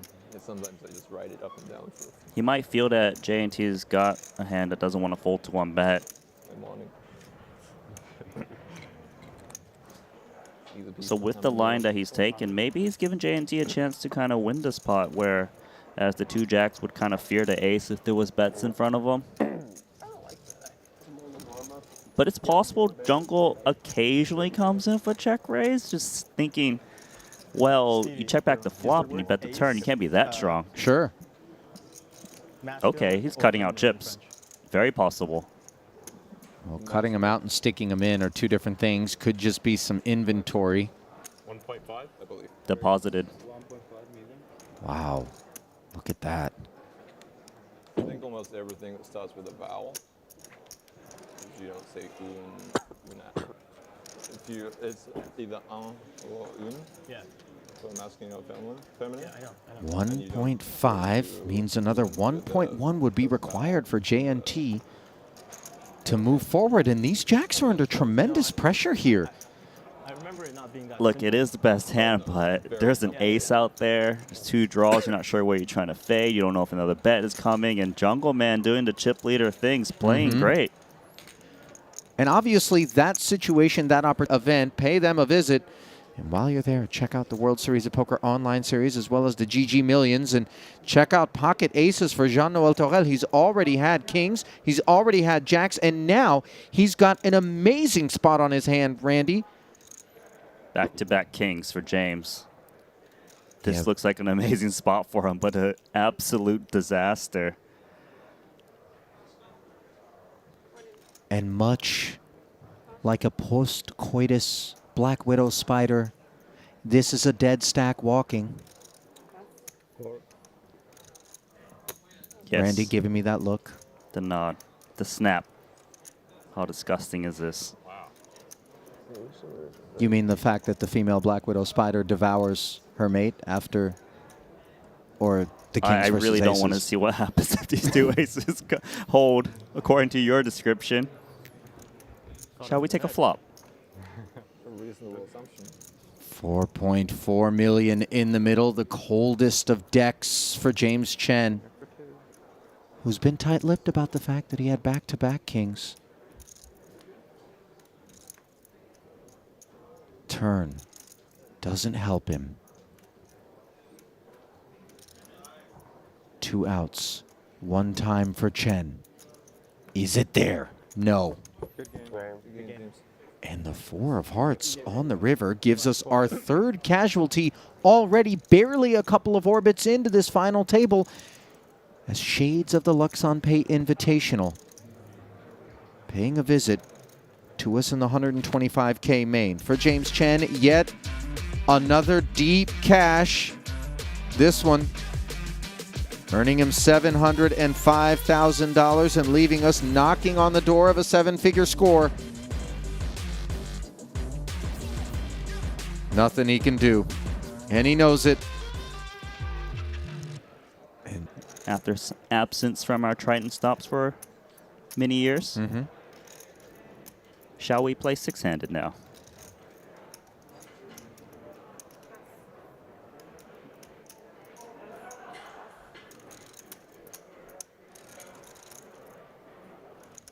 Almost the same hand here, BVB. Juan Pardo going to try and get a free flop here. We'll see what the policeman wants to do. Oh, almost mucked his hand. Yeah, he was operating under the assumption that Pardo was never going to limp, and in doing so, clearly there are some range narrowing impacts. Well, it's clearly a very dusty hand for him to just outright want to muck. 9-9-7, both players make 2 pair. Advantage Pardo for the time being. You can see that a whopping 93% of the time these guys will be chopping. You see Pardo bets the 150, and once the guy wanted to fold to Yupri so quickly, him coming along here on this flop, it's just clubs, 9 or a 7, and that's it. It's pretty much that. Maybe some open-enders? I would think the open-enders would at least, some of those combos would think about calling a raise, right? Like the suited variety. However, it is going to be a chop pot with this queen on the turn. That's provided no one's hand finds the muck, though, which is still TBD.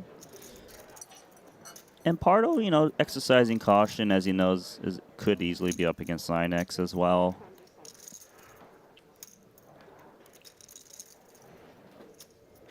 Enough to continue.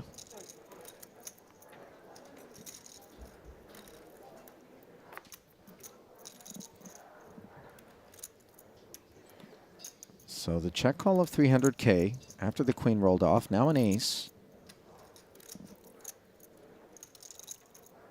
Looking to get the showdown, both players. 7.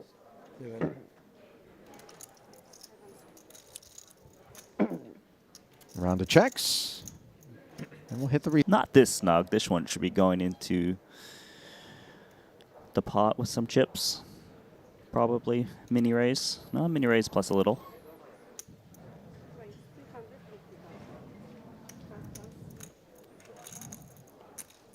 King, queen for Adams.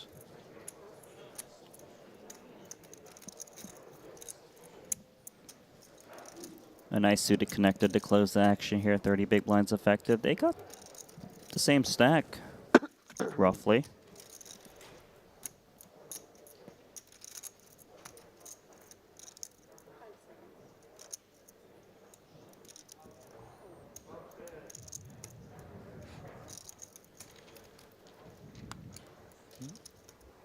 So, under the gun versus big blind as Haxton's suited connector turns into a gut shot and backdoor diamonds up against top pair and backdoor clubs for Adams.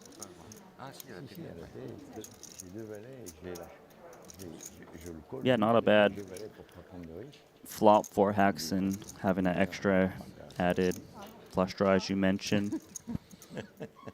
Imagine the king-queen would want to value bet here, given that this is the type of board you'd see bet at a high frequency, so you kind of want to balance out your bluffing range.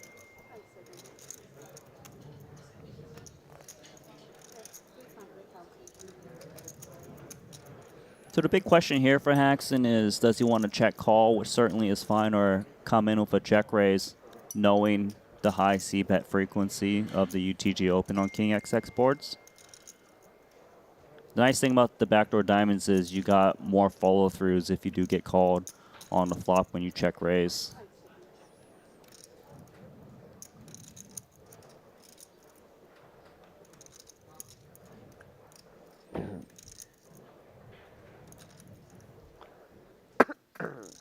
$300K, the follow-through sizing from Adams, roughly 1/3 pot.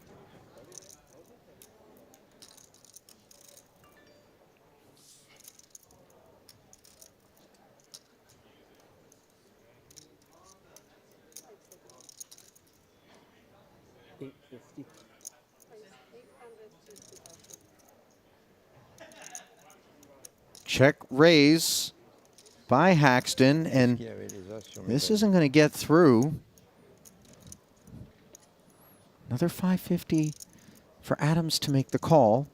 Now, mind you, Haxton does have Adams covered, ever so slightly coming into this one.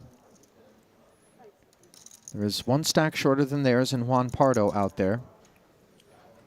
And of course, he's going to call here, Ali. A huge $290,000 pay jump as well.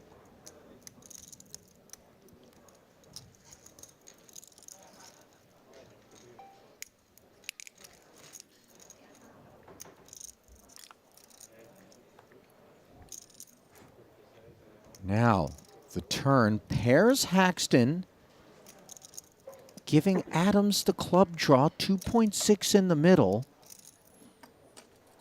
After that extra 550K was called.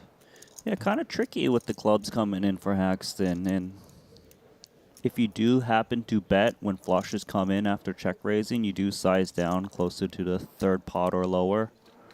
675. It seems that he's got the intention of maintaining control, occasionally follow through with a river bet.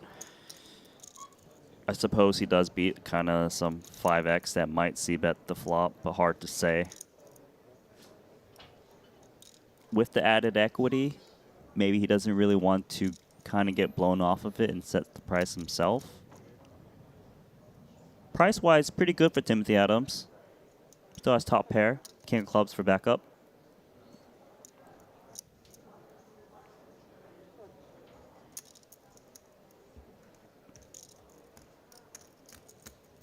The speed of this call, though, might worry Haxton in following through with a river bet. Sure. On blanks.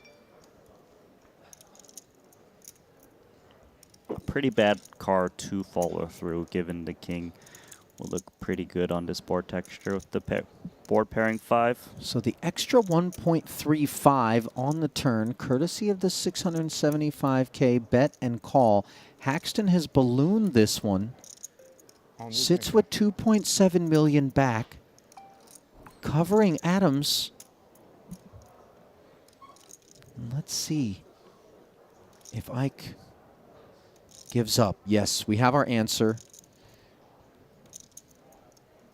But the give up, obviously, with the 9, still worlds in which maybe Adams can pursue value with king-queen at a sizing that Ike would pay off, Randy? I'll say usually, yes, you've got the best hand, but I would not expect Isaac Haxton to pay off with a 9 here, and caution is probably the right play.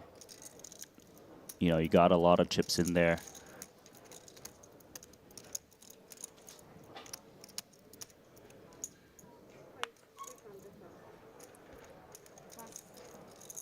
Only upwards for Stephen Chidwick so far at this final table. King Jack of clubs.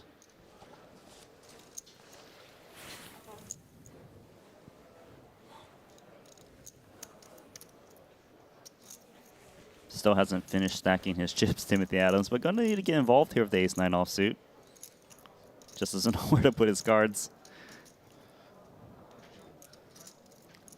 Yeah, big blind defense, certainly reasonable.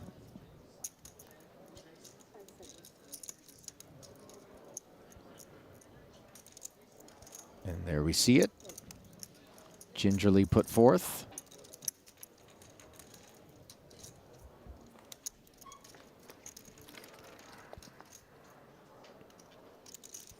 (10-8-4). No pair anywhere. Advantage Adams. But Chidwick with the 2 overs and the betting lead. Not a great board for both players. Not sure if Chidwick is going to fire a C-bet, but ideally would have want at least one club out there to kind of have more multi-barrels in his range. Type of board that hits the big blind more than the UTG Open too. A check back we go. Not bad. Jack hits Chidwick for top pair. Open ender, though, for Adams. Texture getting interesting here in an 825K pot. Definitely merit for Adams to fire out with this open-ended. The weak check back, if he does fire, should go sizable to try to kick out, you know, the pairs that are just one that are weak. Ace highs that would check back this flop. Opts to kind of go for the more passive line given the chip distribution. 2 short stacks do exist, which is Juan Pardo and Haxton.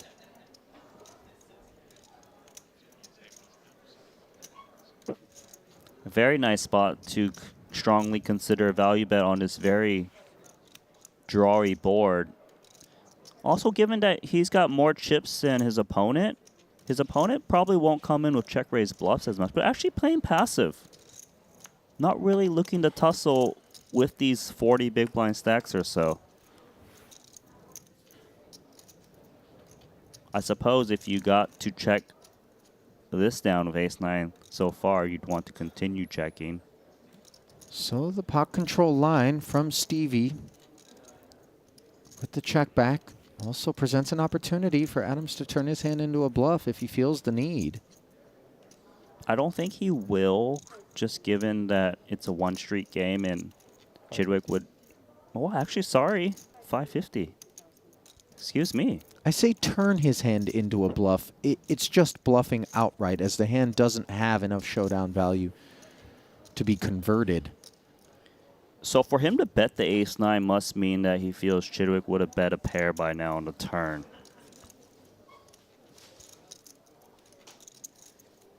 Chidwick, top pair. And you can clearly never folding, but actually seeing is there value in raising King Jack. And I believe there is, because he should think that Adams would want to bet out the turn when he gets this drawy. Straight draws existing, the obvious ones.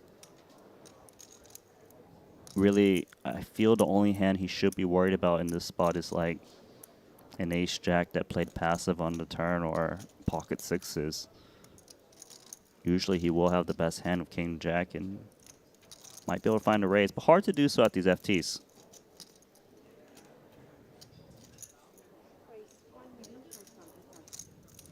He's figured it out. So, Chidwick now making it $1.5 million. And do you think that this is designed to fold out anything better than King Jack? Excuse me? What do you mean, Ali?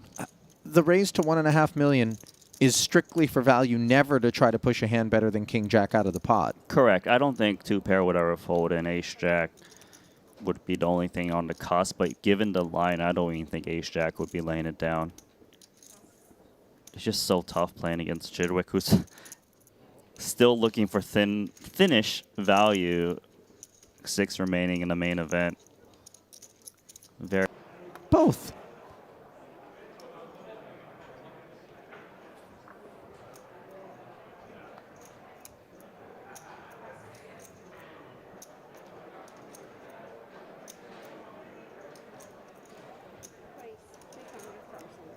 Ace-10. Easy enough for Chidwick to open. Yeah, he has been chipping away his opponents. King-Jack suited for Juan Pardo. Could be a spot he reshoves on the Chidwick Open, who has been opening a very large range.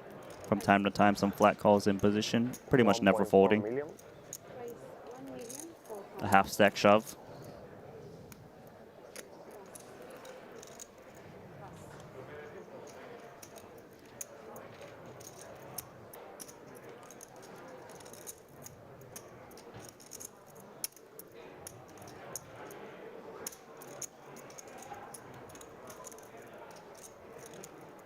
So the 3-bet from the Spaniard gets through Chidwick. You were going to make it 750, and I was going to make it 1.4. Sorry? I thought you were going to make it 750, and I was going to make it 1.4 million. Has only one sub-20 big blind stack right now, and it belongs to Ike Haxton.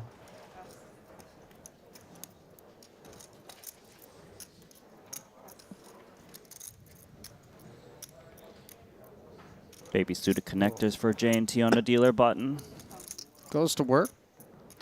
A slight size up here into the big blind of Timothy Adams. The King 5 suited, very playable, dominating position.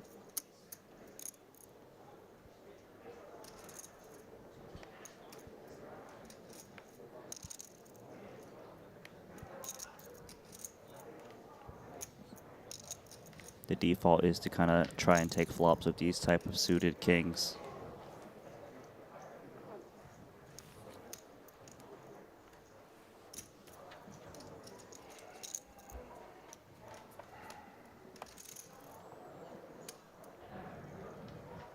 Ace-9-8. Fails to connect for Adams after the big blind defense. Same story for J&T, but obviously he could rep the ace. Yeah, his main advantage is the pre-flop aggression, does check through the flop, but now picking up the gutter, which might get him to activate a bit now if it does get checked to him once again. And let's not forget that just because he checked back on the flop doesn't mean that he didn't interact with that flop.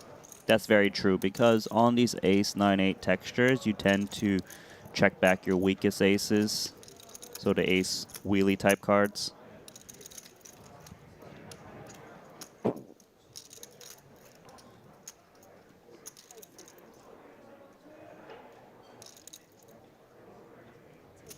Second check from Adams.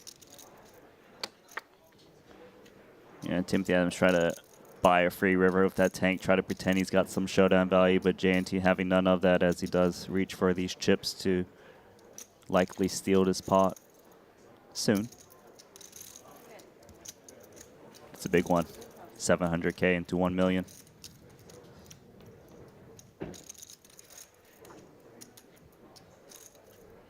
It might feel a little sus, but King 5, understandably, goes into the muck.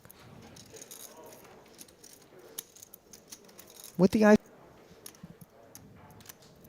will say of this cast of remaining 6, it's J&T the most likely to kind of just pounce on the players who are trying to ladder up a bit, find more opportunities to win chips.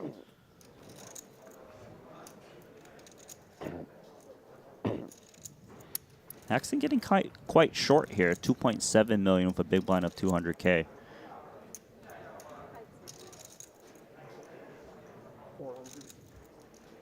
Notice him still attacking off of this stack with just 10-9 offsuit.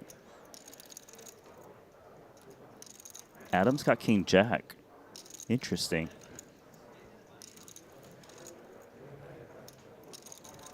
If he wants to play this pot, it seems like a spot where you 3-bet or fold.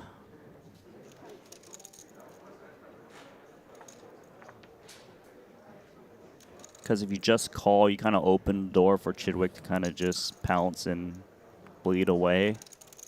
Curious to see what he comes up with.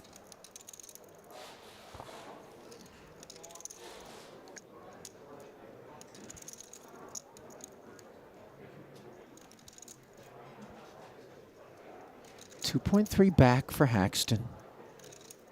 As Adams deliberates, and ace-8 does await the min-raise open in the big.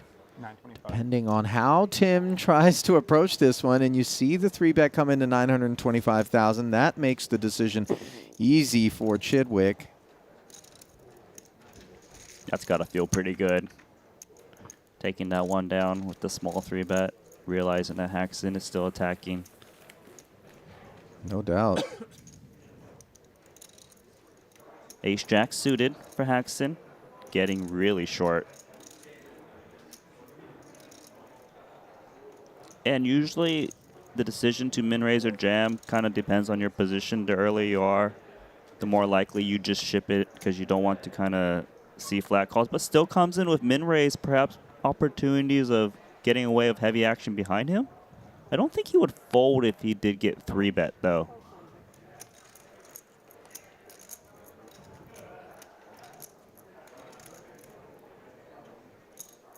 Last time, had to succumb to Adams. Coming over the top of him. This time, no 3-bet as jungle. Flats with queen 9 suited. Seeks account. Wow. Jack 10-4, open ender and a club draw for Cates. Top pair for Haxton. Cates is the favorite, 62% unpaired, and when you min-raise instead of jam, you do allow people to kind of come along that would have folded pre-flop, so this could easily be a bet all-in situation and call, and Haxton could be at risk as the dog. And he just c-bet jams. Look at that. No decisions as suddenly a 4.9 million chip pot breaks out. Six-handed and tremendously vulnerable is Ike's hand. Note the equities. A better than 3-2 favorite is Cates with 2 to come.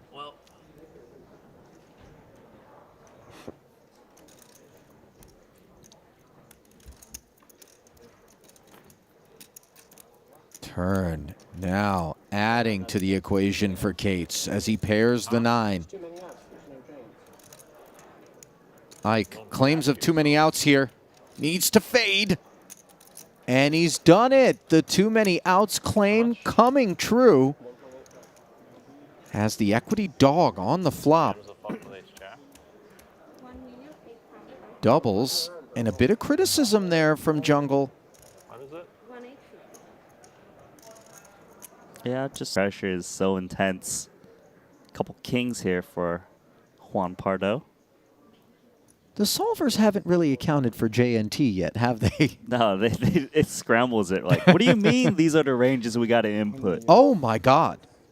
Ouch. JNT has already taken aces up against kings. That's how he showered James Chen. Here he is now 3-betting to $1 million over the top of Juan Pardo, who is going to be powerless to do anything other than flat.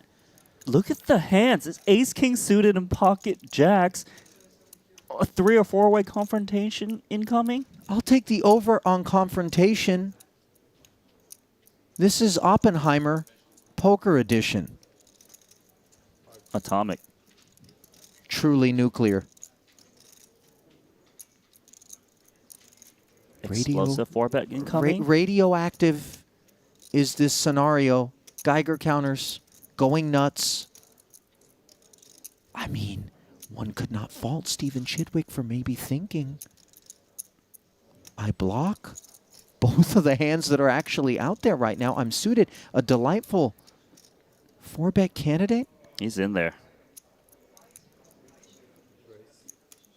Look at the jack, straight in the muck. Love that from Daniel Cates. Mind you, it was a cold 4-bet in front of him. Oh, boy. Wait, did JNT say all in or not? Oh, my. Did you hear that? I heard all in, and for a second I thought it was Pardo, but his lips didn't move. I mean, I don't know that it matters, but obviously you don't love to hear it. He's asking, he wants to know a count of the side. I thought I heard it, Ollie. Now, I got to ask you this. Is verbal action out of turn binding, Randy? It is if it doesn't change the action. So if Juan Pardo calls, I believe he can change his mind. I don't know. I don't know the exact ruling. Given this situation, it's quite tricky. But it's a big statement to hear someone say all in with these 40 big blind stacks. Yeah. 7 million? 7, 6, 7. And this is 1.8, right? This is, no, 2.3. 2.3? Huh?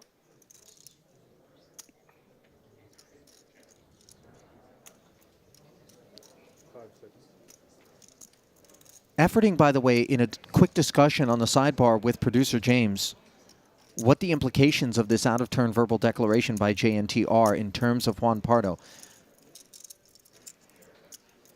If Pardo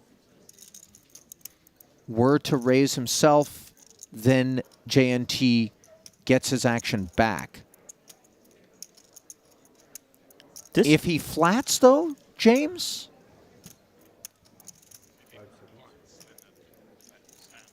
Okay, so we're being told that if Juan Pardo flatted, he could force the all-in from JNT. Not that with these two hands specifically, Randy, anything different is going to happen. I mean, this is...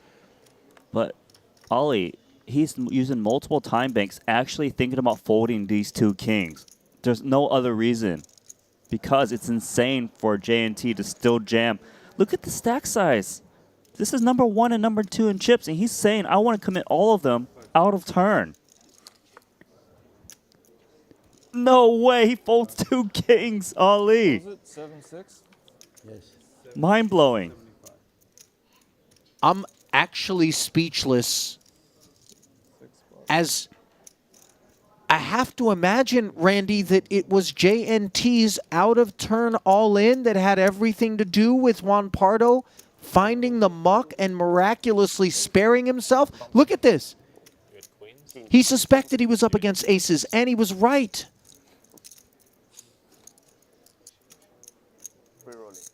This, I have to say, in all the years that I've been doing commentary, Randy, is the most insane hand that I've ever observed pre-flop.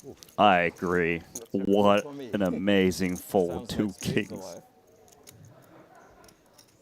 And Chidwick showing acute optimism as he says, sounds like spades are alive. Only one hit this flop in a 16 million chip pot. Number 1 and number 2. Chidwick has JNT covered. That's the only mercy as the 5 of diamonds on the turn leaves him drawing dead and leaves me absolutely shell-shocked. Juan Pardo has another life. He folded kings off of a 20 big blind stack. Do you know how insane that is, Ollie? It's ridiculous. Let me tell you something. Amazing. The other day, down one of my internet rabbit holes, I'm not speedboat.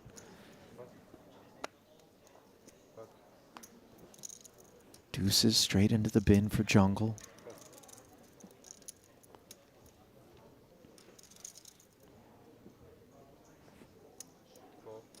Officer JNT limped the button, did he? He threw in one of the big chips but didn't announce raise, so he is forced to limp. He wanted to. And again, these are sorts of things that are the product of JNT being a recreational player. Yeah, a little inexperience with just the little tournament new rules that are out there, and it really changes the dynamic of some of these hands being played. And, you know, Haxton with a hand that maybe would reshove, but now he isn't really sure what to do, so he just comes in with a limp. Adams getting a free flop with the 10-4 offsuit, which he shouldn't be getting had JNT announced raise. Haxton, best hand. Yeah. 8-5 trade, top pair, top kick. As Ike had to take into consideration that pre-flop. But it's actually going to favor Ike, given that JNT would have just folded to a reshove and now has flopped second best and has overbet the pot with second pair, and he's holding top pair ace-8.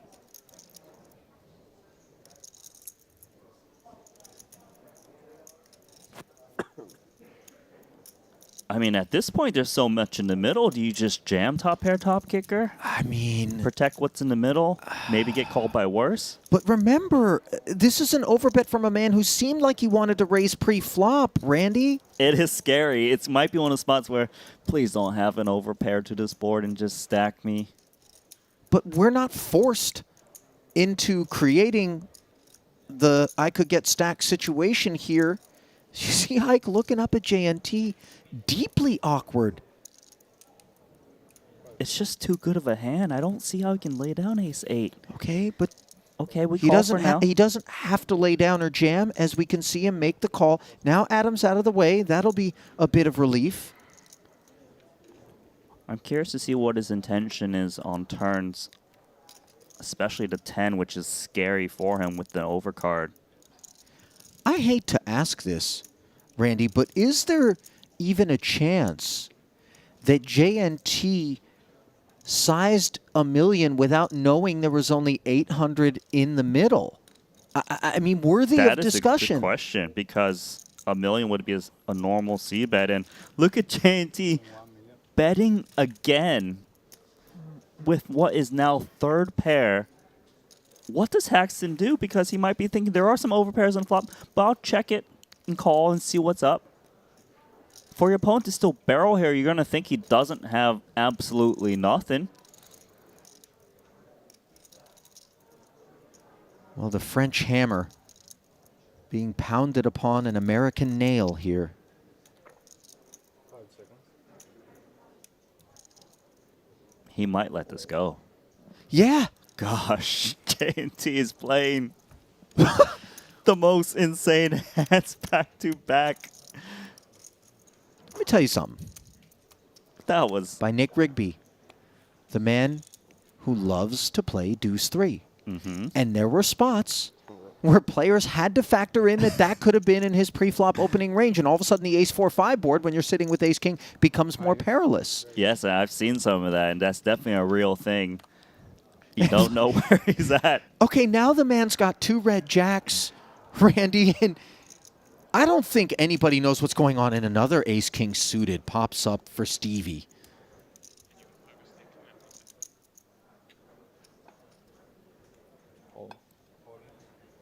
Stevie at risk. 6 remaining still. He was the chip leader not too long ago. Remember, that ace-king of spades is what put him in this spot. JNT just getting count. Orange chips are going in there. Here we go. JNT the favorite to take out Steven Chidwick right now.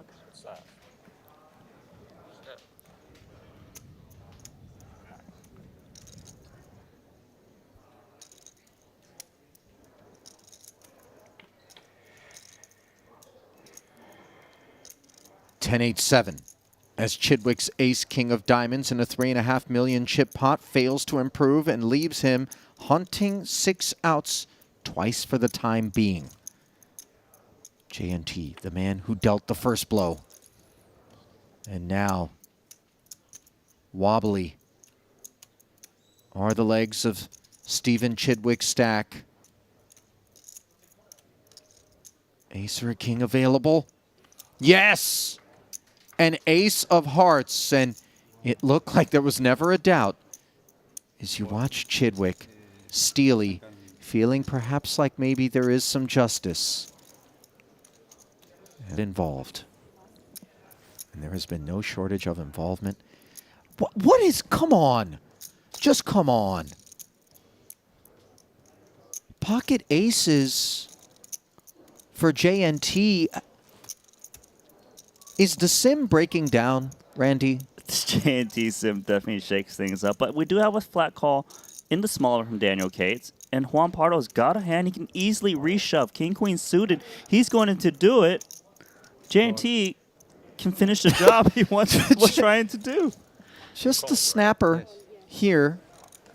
And Cates very comfortably donates his $500,000. And you dodged my aces once, Senor Pardo. Pero esta vez no. It's the king-queen of spades.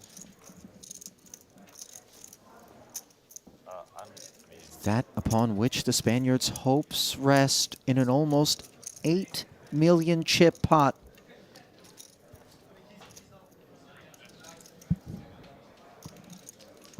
Jack 4 deuce. Not the sort of monarchy that Pardo needs in order to give himself life. Does interact with that Jack of Spades, but on the turn, he draws dead. The Queen did end up showing up, but not enough. I have no S of the event today. SS.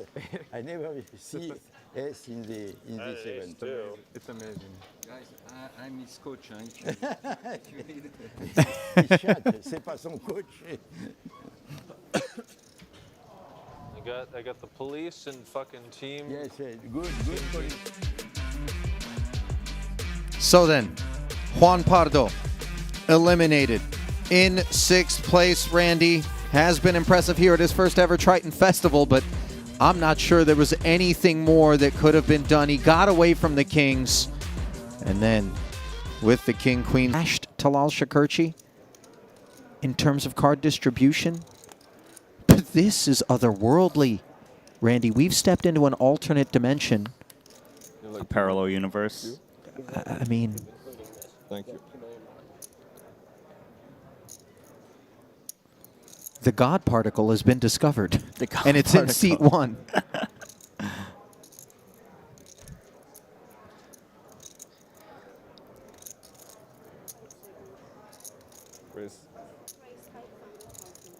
Chidwick just trying to survive with 2.5x open. Jungle has just kind of been bleeding downwards. 5.3. You could see a bit of the frustration on his face, too, because this isn't how he expected things to unfold for him. All of his thunder has been stolen.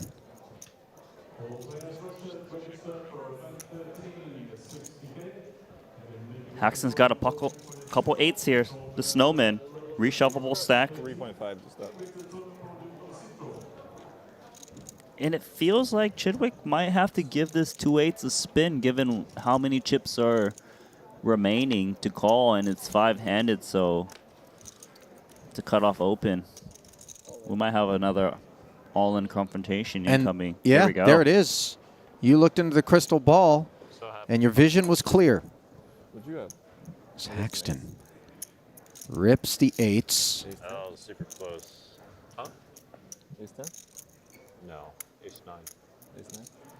Chidwick appropriately identifying that the pause in Jungle's seat was tethered to an ace, which reduces the number of outs he has to improve.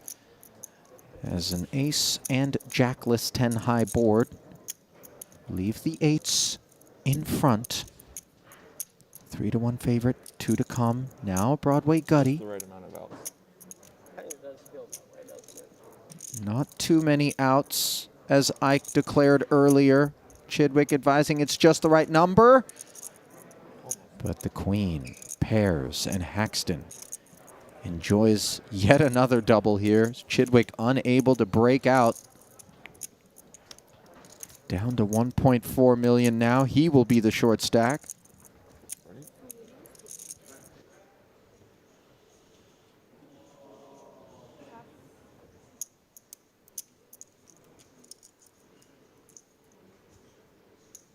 Dan Cates, ace-queen offsuit. He too, by the way, Randy, has sort of been forced into sitting back. He's made an effort to get involved on a couple of occasions, but each time it feels like he's been smacked down.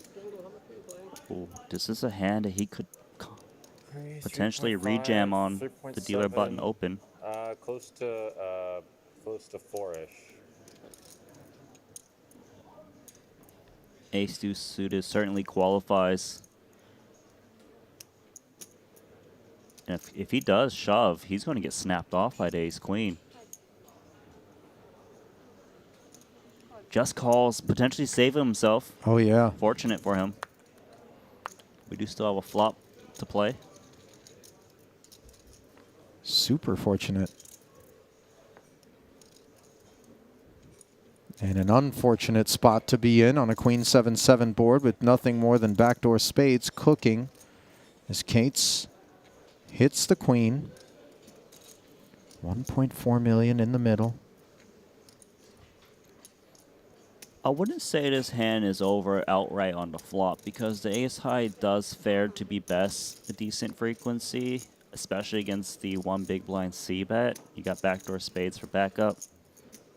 I don't really expect Isaac Haxton to be just outright check folding. Would be a bit too nitty.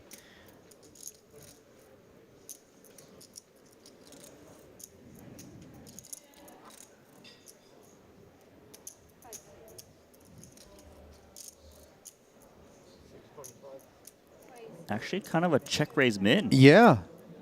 So not only is he look at the snappy not call. folding, but he is check raising, and the snappiness of that call going to be maybe playing into Haxton's turn decisions. I would think so, because if you had kind of an interesting decision, you wouldn't just snap call if you're trying to float. Well, things are interesting. Courtesy of an 8 of spades on the turn. Not flush draw acquired. I believe Haxton probably would have looked to just check fold, but with the backdoor spades, does feel like he can still get some better hands to fold. Not sure. It's a little bit unclear. Murky does check. Not looking to check fold, I'd imagine. It's an odd line to see if the ace queen. You min bet, you get snap check raise, min. You call. Is this a 7x or nothing situation?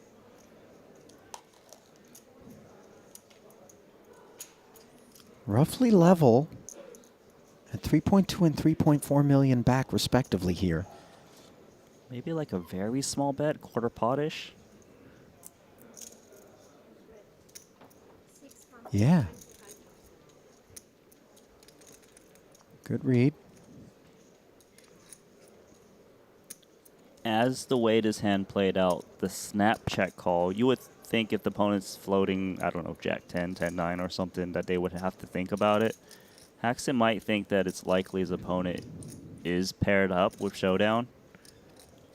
So maybe not take an aggressive line despite picking up one of the best cards he could find on the turn. And just gonna try to hit his hand here. Usually the ace is good. It's not in this instance.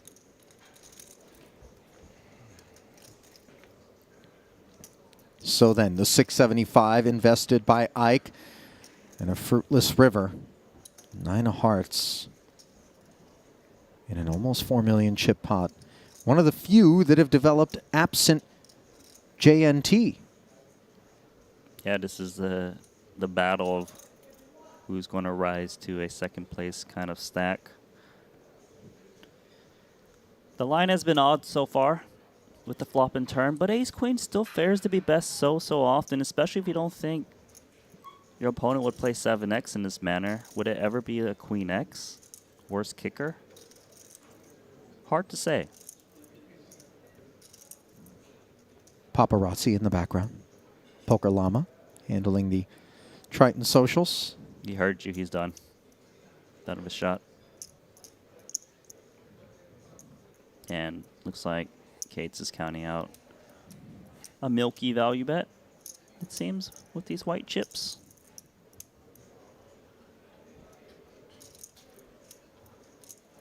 It seems he just doesn't think he's ever behind, and what can he get called by is the big question.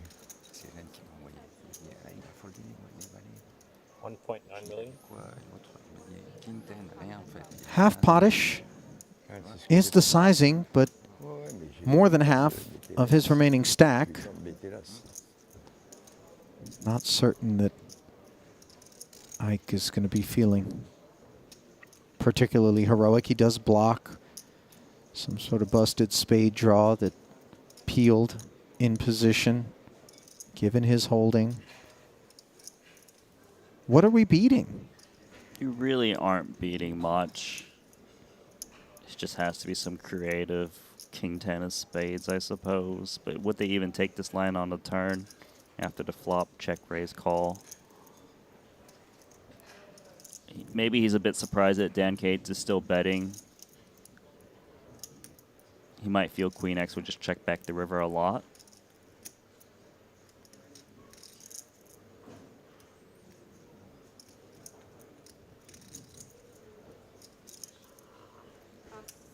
Eventually relinquishes. Mm-hmm. Not going to fault him for that choice. Took a little shot there. Obviously, the board texture was tempting on the flop. Look at Jungle. Used. Where's Jungle's soccer ball, by the way? Is it? Oh, there it is.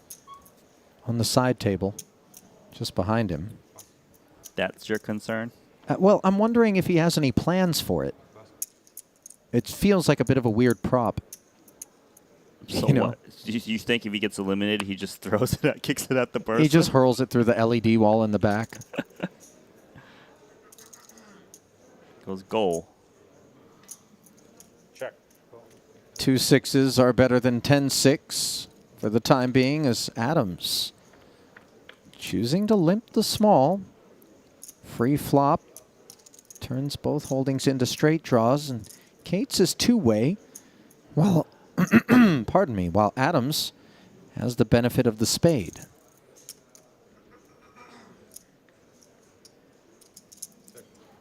And Timothy Adams currently sitting in third, looking to kind of play passively with the Hexton 9 big blind stack around the corner. Sees one bet in front of him. Most certainly need to call here and hope for some check throughs. Not many clean outs, but just enough to continue. So another 250 ahead on the flop. As Cates took a shot. Adams continuing, keeping it small. Checks again. The ace doesn't seem like it's going to be of concern. It's a pretty good card still for Daniel Cates to multi-barrel on, knowing that Timothy Adams needs to play pretty straightforward and tight with the chip distribution. The ace overcards these one pair type holdings. He can apply a lot of pressure and has a lot of backup with the double gutter. And even the 10 is one overcard too to flop, which is important, as it often is best if you do pair.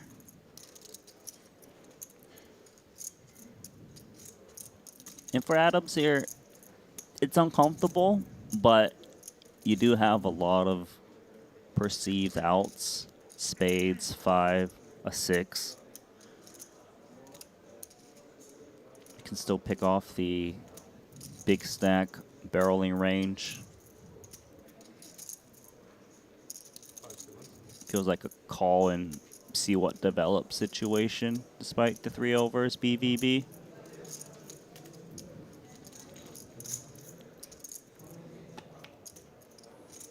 And what develops is a 9 of spades, which gives Cates, after barreling the 800,000 on the turn, the 10 high straight, but of course gives Adams a flush. Yeah, as played, Dan Cates 10-6 is good enough to show it down, but going to lose to this baby flush.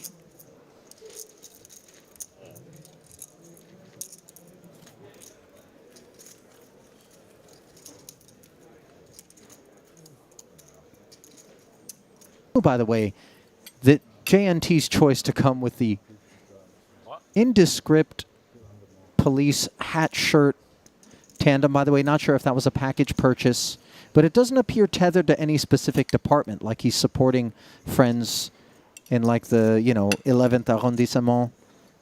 Like, it's just police, like the kind of thing a gift shop in Vegas would maybe offer. He went to the Vegas gift shop. It doesn't look official is what I'm saying, although officially Ike Haxton with the suited connector is going to take his chances. Adams with a couple of 3s in the small can afford to make a call like this. He could, but it's pretty dangerous. Big blind has a decent stack too.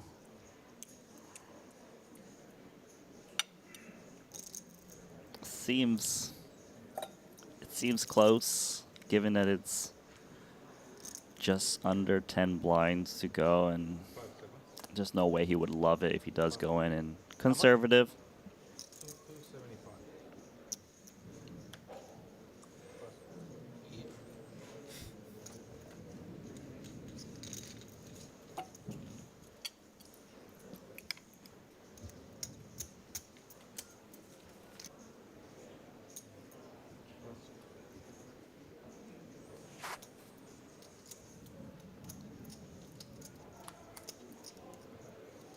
Timothy Adams hasn't been shy of opening into the chip leader on the button here. 5 1/4. And JNT's been kind of sitting back a bit now.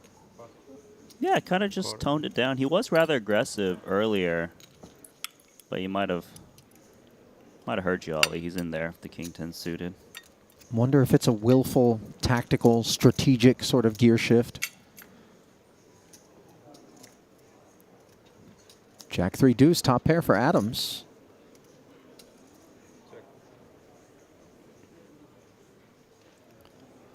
A really nice texture. Of course, it's just troublesome when the chip leader's got you covered and you're currently in second. Indeed.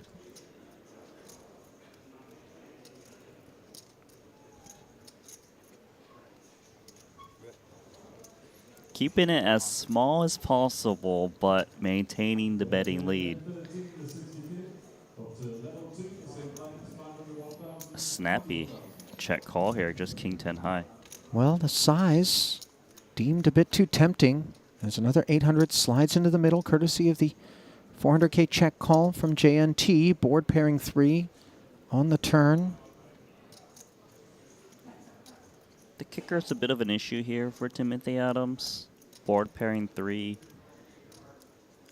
Usually not in his range. If he does bet, it's with high intention to just check back rivers. We'll check it back to pot control. Rivers to 2 pair.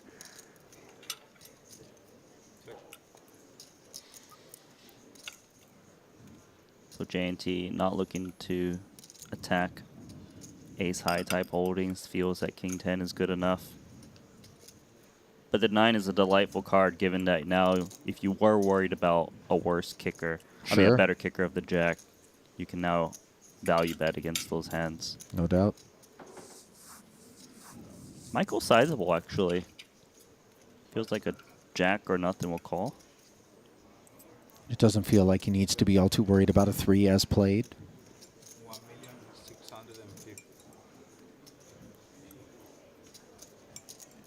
1.65, and it's got JNT's attention. But the disciplined muck.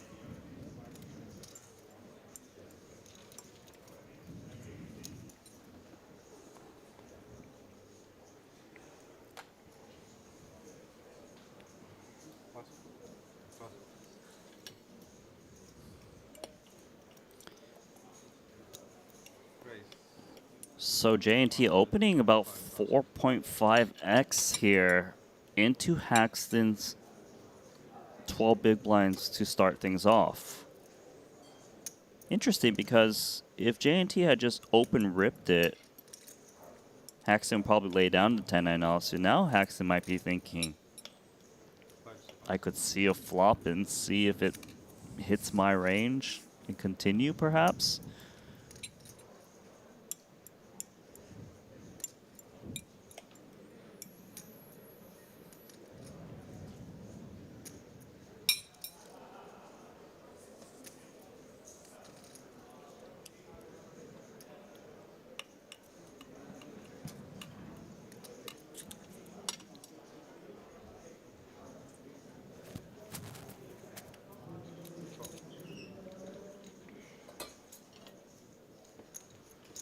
So we got 2.5 in the middle. Haxton just has 1.5 back in his BVB spot, and he flops an open and a straight draw, and JNT has put in so many chips already. Might he just ask for the rest now? Only 1.5 million back, and the ace-5 does indeed do just that. And Haxton did make that call pre-flop to go away when he picks up this kind of equity. JNT will be pleased to at least be in front.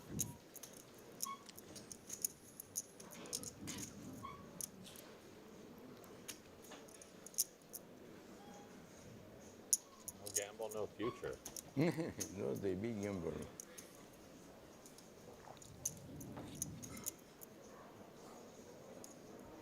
Now then, to the turn we go, which pairs the board in a 5.5 million chip pot where Haxton's fate at the main will be determined. Is a 6, 9, 10, or jack in his future to double up yet again as he's done on multiple occasions at this final table? The answer is no.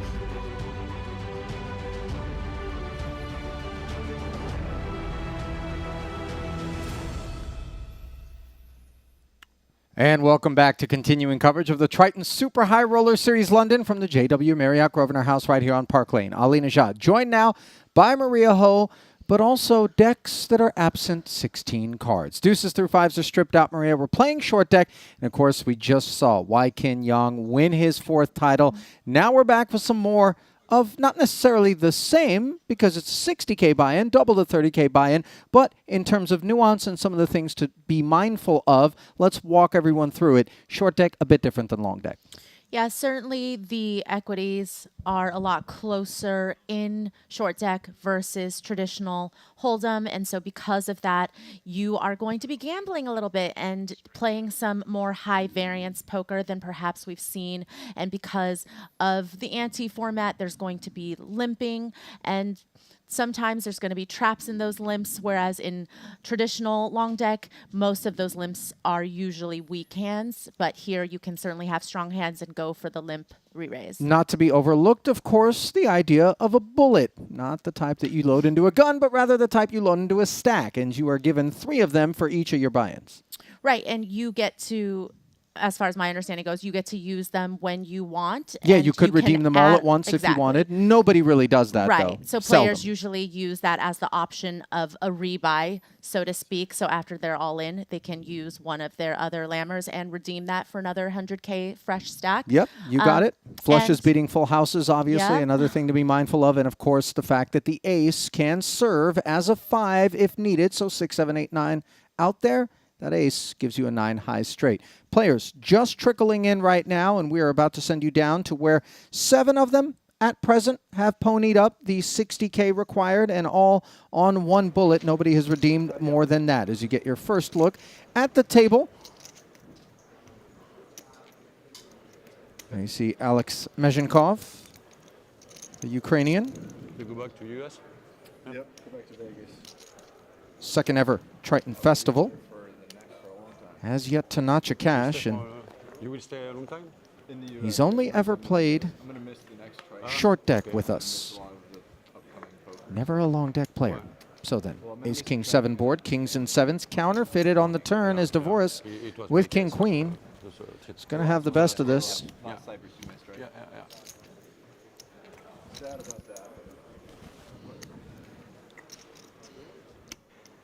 Family first. Yeah, exactly. This is a trip that my wife has been planning for months and months. It would just be not. Where are you going? Mexico. Mexico? Yeah, that's where she's from. Oh. A little bit of value here for Dvoris as just the kicker plays. A little tickler there on the end in a limp pot pre. Mezhenkov was on the button. Keeps it disciplined. Obviously, a reasonable amount of ace-X would presumably be in Dvoris's opening range. So then, a look there at 3 of the stacks. Not everybody has been recorded just yet. You see Seth Davies out there. Sam Greenwood, Dan Dvoris, Mezhenkov, KCG, Carl Chape-Gatien, Robert Flink, and of course, Stephen Chidwick. Worthy of note, by the way, if you're scratching your temple and wondering, well, why would anybody come in and try to play from the onset? Points toward the Ivan Liao Player of the Year award, bonus in nature, given to those who do come and register on time as opposed to the late regis. 100K? Yeah, 300K bullets, classic style. And of course, you know, naturally, the thinking is the deeper you are, the more the skill edge prevails. So certainly some of the players that might feel like they're more experienced in this format wants to come here on time make sure that they're able to capitalize on the lesser experienced players out there. Absolutely right about that.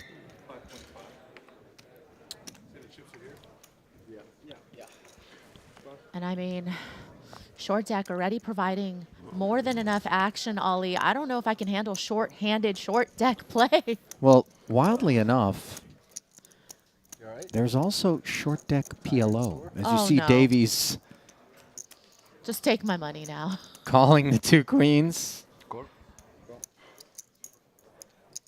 You know, normally you might expect him under the gun, Maria, to be maybe trapping with the 2 queens, a limp, and then a re-raise, but respecting the fact that Mezhenkov is raising it up with 3 people in front of him. And now, an all-heart ace-king 8 board, obviously not what Davies has in mind in a 4-way affair. Chape Gatien with the gutter.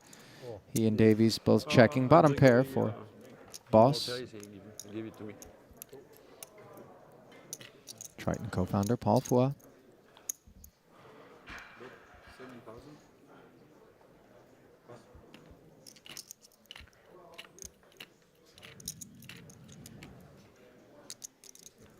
Get some pre-workout in there. Knuckling as well. Top pair and the Queen of Hearts, obviously. Brilliant development for Mezhenkov. I'm going to C4. All right. I mean, I heard a little bit of this before we started, Ollie, but are you enjoying your day at all? It's nice out today, but Yeah, weather turned around. I think I can still get addicted, even though I'm not. the stock market needs to turn around, though, it sounds Yeah, like. yeah. There's been some fiscal hemorrhaging today. Magnetic field. That's all right. It happens, much like in poker. We have ups, we have downs. No, Phil Ivey arriving here in seat 2. I'm too tired. I mean, it's got preservatives and stuff in it, but not all the bullshit. Nothing like a midday whiskey. Set the mood. Oh, I'm on board with that. You should start drinking now. He's getting fucked up. Stop trying to shark me out. And can you take the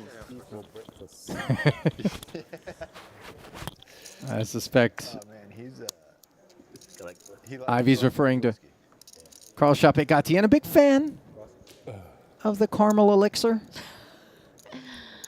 I'm not mad about that. I mean, you know, second to last day here.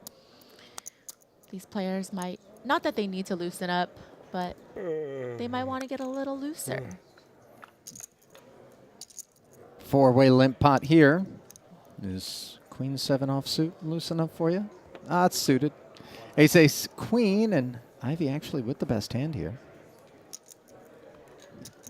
Sprinkles a dime out there. See what's what. When you going back, Bill? 11. We're probably on the same flight. You get the 11 direct to a.m.? Vegas? No, I'm on the 5 p.m. No, I'm going. You and Jason are on the flight. I'm going to LA. Oh, you are? Is Yeah. that home? Oh. Did you grow up I have in a LA? place there. No, I grew up in Jersey. You grew up in Jersey? All right. Yeah.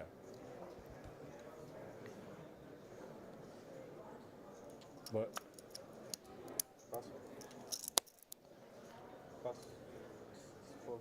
I'm flying back to LA on the 11th too, but I'm not on the 11 a.m. flight. That's because the 11 a.m. flight might not be commercial, Maria. One never knows.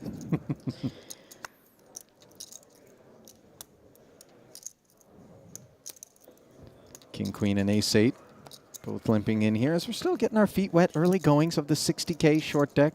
Second of 3 events in total from the short deck part of the program. As the page has been turned here in London. Queen 8-6. you live in Vegas. And top pair has been flopped. Yeah, I live in Vegas. Up against middle pair and the double gut shot for Boss in position. It's a nice hand to find a bet with in position just because you know that you're very likely to be able to get to the turn. There's just not many hands that will go for a check raise, I think, on this texture. And in fact, getting Devoris and Seth out of the way. You leave on the 11? Nice barrel. 4 dimes gets the job done. King, queen may have been enough to call with there. Maria against a position bet. I No, I think from it's Boss? saying like I'm a little surprised by the fold, but of course, a lot of bad turn cards for that hand and no redraw. No potential for backdoor flush. Just going to be a little more snug, it looks like, is the plan here.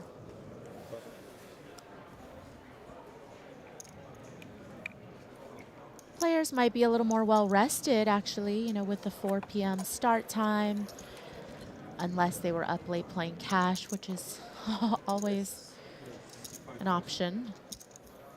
Well, sometimes it's the only option. As we know, Boss is always front and center for those sorts of festivities. Here he is, front and center with ace-queen. Ivy limp calls the Jack-10 suited, one of the most coveted hands in the game. Pocket nines for Davies, calls as well, and he's flopped middle set on the 10-9-6 board.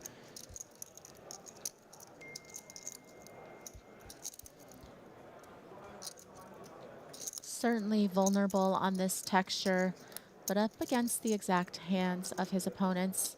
Actually has a lot of equity.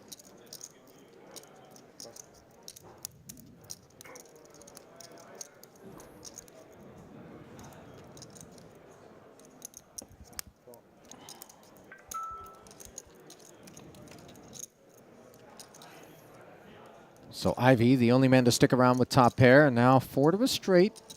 Develop, not sure how concerned Seth is going to be about 7x combos being a part of Ivy's limp under the gun and then call range, but Ivy does lead out, and of course Seth is unblocking the queen and jack. I would imagine that there's going to be certainly the queen jack in there, both suited and sometimes offsuit, depending on your opponent and how loose they're willing to limp from first in. Sure. So the lead for 20,000, and of course Seth makes the call, keeping things kosher, and now all of a sudden a board pairing river leaves him far from concerned with nines full. Ivy tried to use that jack to rep the straight and does actually block top set from the flop. So, you know, it's a situation where you're not going to give your opponent that many boats, but certainly will have some.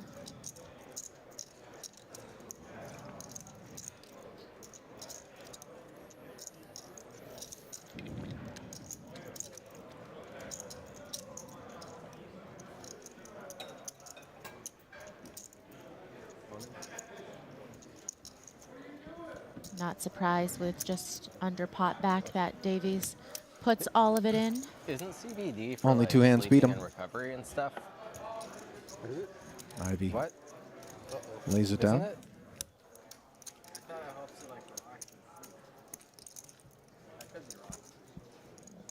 I never But also CBD. It is caffeine. And also caffeine. It's like I feel like they like put a all the speedball. words on there, and then they're just like, hopefully one of these sticks. It's like a speedball. You know what a speedball is? Speedball. Heroin crack. Never done speedball? No, well, now that you explained that it's heroin and crack together, obviously I've done a speedball. We just don't call it that.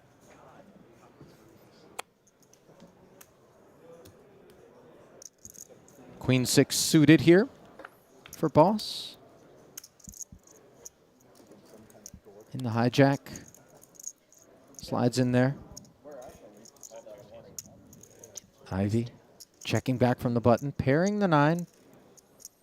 6s for Paul.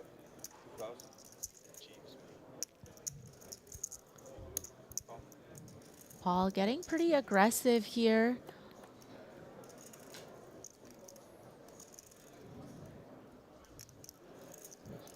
Not going to shed Ivy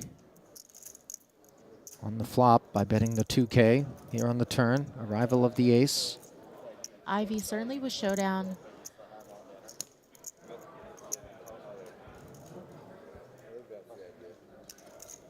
Gonna bet with the best hand. Always a good strategy. As his turn stab, sensing a little weakness from Paul. Takes it down for him. What are you combining? Molly and acid, like candy fever stuff is awesome, and I thought it was the worst. Oh, that, you like that? I thought it was the worst. I feel like it just lets you base down. Huh? They're just totally opposite drugs. It's like Davies taking his turn limping with the Queen 6 suited. Boss with Queen 10 suited, and then 2 black queens show up for Mezhenkov as all ladies are present and accounted for. I think you got to add a third and a fourth to the mix. Yeah, you know what I mean? You didn't combine enough of them. Yeah. So it's like a fruit smoothie. You can't just have like You know what I berries mean? and bananas. Yeah. Paul certainly has a pretty looking hand. You know, when you can make flushes and straights, it's always good in this game. Can't think of a game it's not good in. So the Queen 6 out of there, but the Queen 10 is in, and it's an open ender on a Jack 9-7 board up against the overpair for Boss. Now. No, this is something different. Oh, what is that? Metahuman. Whatever.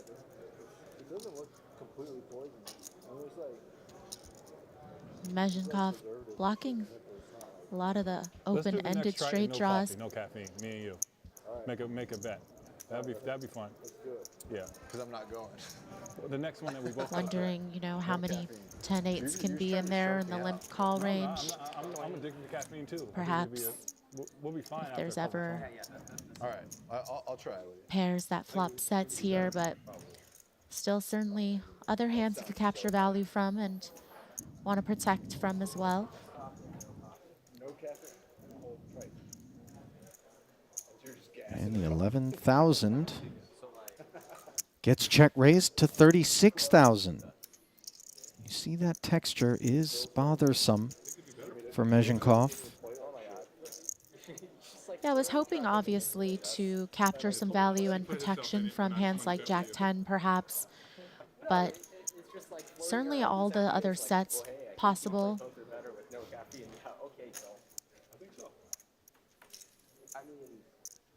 Now on the turn, both players picking up the open ender.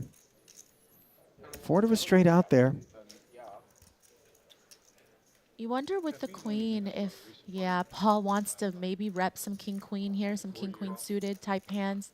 Yep. But is going to get a quick call from 2 queens blocking some of those nutted straights here. Yeah, Mezhenkov basically looking at the situation and saying, even if you do have that 8x combo, worst case scenario for me with 2 queens, I am drawing live as the board pairs, and Boss will be left to redeem another lammer as Mezhenkov polishes off his first bullet. But that hand there giving you a glimpse at just how aggressive this game can be, and Robert Flink showing his aggressions as a jam up against KCG, whom he has covered. Everyone's sitting here with a Triton watch. Main event Creating champions here. 144K pot suddenly. Sorry? Bullshit. I'm ace When are you guys making a trade? The next stop whenever I pick up the watch. Just want to buy the watch. Not too big. Aaron's got No, Ace King is the favorite with 5 to come. Not going to see that in long deck. And you're not going to like seeing that if you're KCG. Ace Queen 6 board.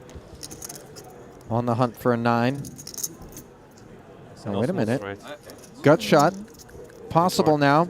Needs an 8. Oh, and there it is. Look at KCG. And this is why KCG loves this game. It loves him right back. You can call it coincidence, but I just do it too often. Yeah, I agree. You're doing it too often. So some definite merci beaucoup. Everything goes in line with your run as well, so. Yeah, exactly. To the short deck gods from KCG there. You know, when VBV won the tournament in Cyprus, at the interview they asked him like what he was like, you know, thinking in the middle of the hand, and he was like responding like, you know, please king, those kind of things. It's hilarious. Yeah, please fold, please fold. So funny. Yeah. So that's how you should approach it. Also, you should just like, you know, try to be calling the exact cards instead of like, you know, GTO. Oh, service? GTO bullshit. Can I get a glass? Yeah, I don't have to worry about Yes, and yeah, and also a single espresso.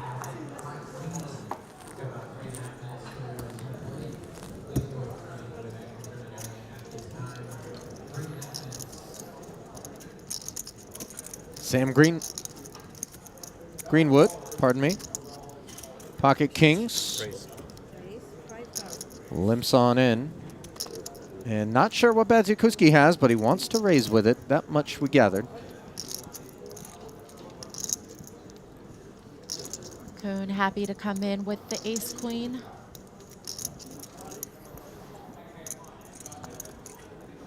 Again, a lot of these hands just never going to be a dog too often to too much.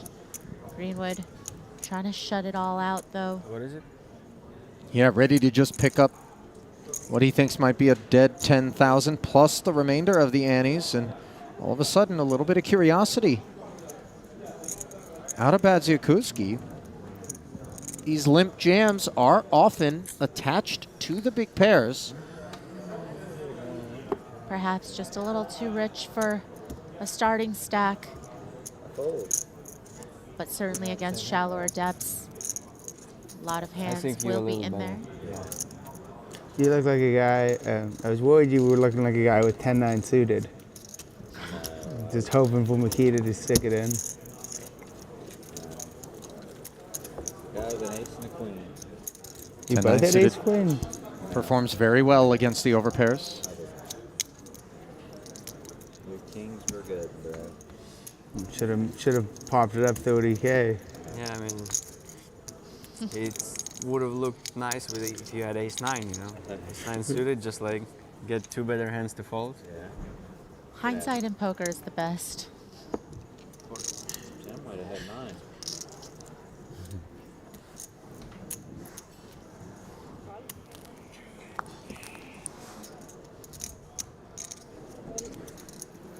Chidwick, far less than pocket kings. King, queen offsuit. He chooses to limp. Along comes Greenwood, suited and connected. Now Bads. Queen 9, as you see the snowball effect. Check. The more players limp, the more others want to limp in turn and spin the wheel. As we'll play 4 players to the Ace-Jack 7 all-diamond board. How about it for Sam Greenwood, the most elusive of holdings, a flush. Chidwick, Broadway, gut shot with the queen of diamonds working though. Thought about it. Yeah, it's not often that when you flop a flush, you're just hoping for the board to pair.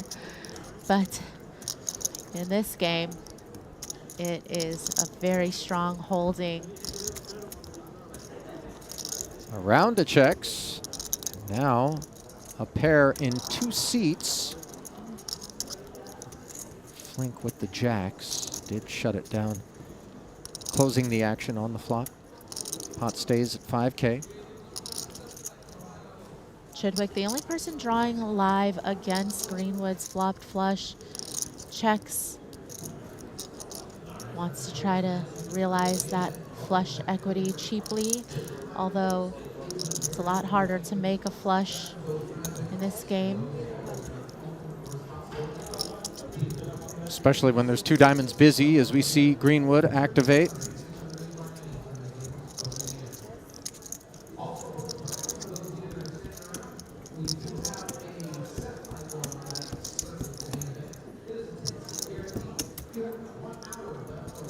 Two folds in front of Chidwick.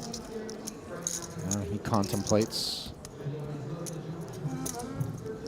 Yeah, and without implied, certainly not getting the right odds to pursue the 4th diamond.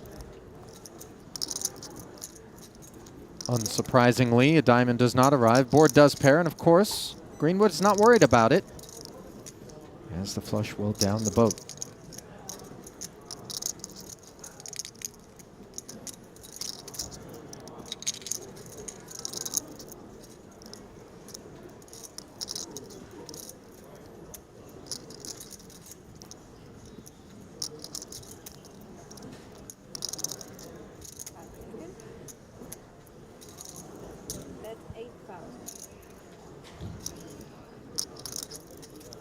Greenwood going fairly small.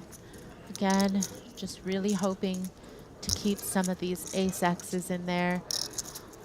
Some possibility of some other weaker holdings like the Queen X that Chidwick has, but blocking some flushes, of course, with the Queen of Diamonds. Yeah, I was just wondering where you were. Is going to get looked up. Interesting Where is she? that Chidwick figured that the king-queen might be good in that spot, Maria. I think it was just the right price. I think with a flush blocker there, and perhaps not thinking that Greenwood would be value betting with aces and sevens there on the end with the flush on the flop on board. So then perhaps we give credit where credit is due in terms of Greenwood dialing up the right size to get paid off by Chidwick. New table or? We got Ike. This one.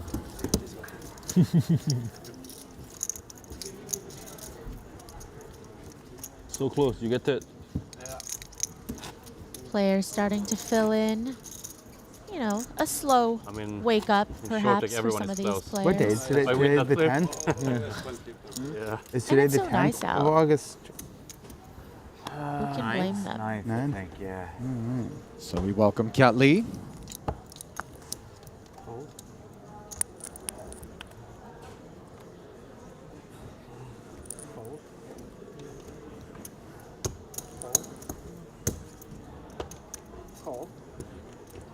Call.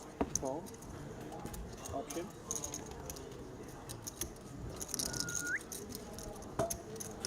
Check.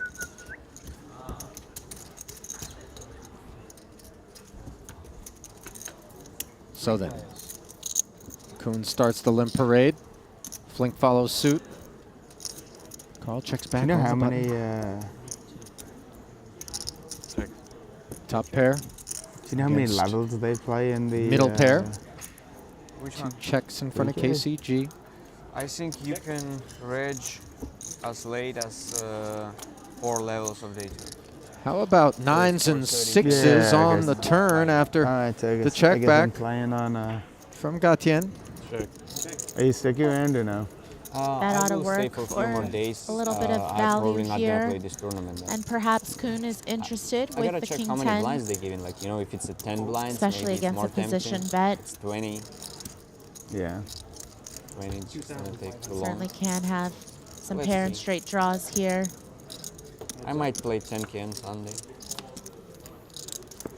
Yeah, I'm sticking around for them because Interesting that why not? Chape Gatien did not fire There will be on the not turn. much poker for you in the coming months, huh? Flink did pick up an open ender. A gut shot was acquired for Jason.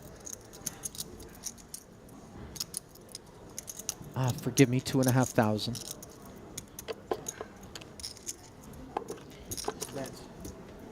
Now trying to get some more value with that ace on the river, but Kuhn is going to release.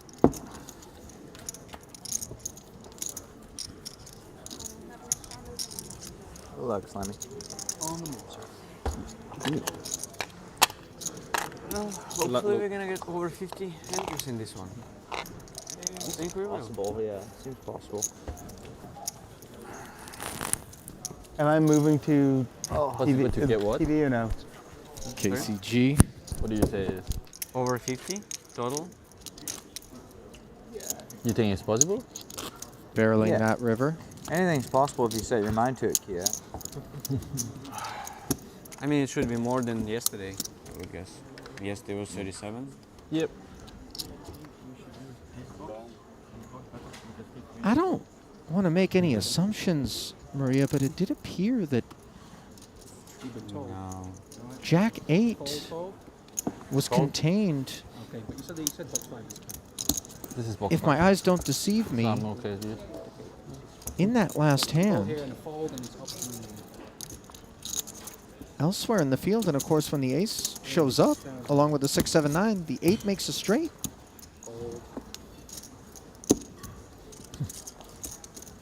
It was heads up to the river Are you talking about on the turn? You think somebody folded a winner? The champ. Of a champion, huh? The champ. Champion. Jason had the king 10. Congratulations. Ah, okay. I'm really. We need a coffee in the Is it number booth. 3 this Something. year? Or number 4 all this year? Synapses failing to fire. Good year. You got 3 this year, right? And the stone opposite of failure takes a seat there. One here. Danny No, I Tang, got one in Vietnam as well. newly minted Yeah. 4-time Triton title winner, Yeah. Next under the gun, you said. hopping in. Fucking Danny. Good luck, Jason. Good luck. Have fun. Rebalancing efforts are going to pull Jason away. That'll likely happen quite often for now as we have more players coming in and needing to make sure that all the tables have close to the same amount of players if it's an even number, of course. 500 NTs. Raise 3,000. Maybe get yourself with the water. That'd be awesome. And for those using the app, of course, you can see who has redeemed how many lammers, how many starting stacks based on the 3 dots under their chip stack and how many are grayed out versus lit up. 7, 8, 9 flop here as Danny announced his arrival with the raise to 3,000. Kiat to his left, good buddy. Flats it. And turns the jack high straight. Gutter ball picked up by Danny. 2 flush draws possible as well. Bet 6,000. You see Tang try to semi-bluff here with that gut shot. Of course, does not work as another 12,000 slides into the middle, bringing the pot to 20. Board pairs on the end. Certainly can rep a lot of 2 pairs from the flop or turn that have boated up on the river, though. 9-8 certainly comes to mind. 10-8, 8-7. You know, a lot of these connected hands, of course, so popular in this variant, but does give up.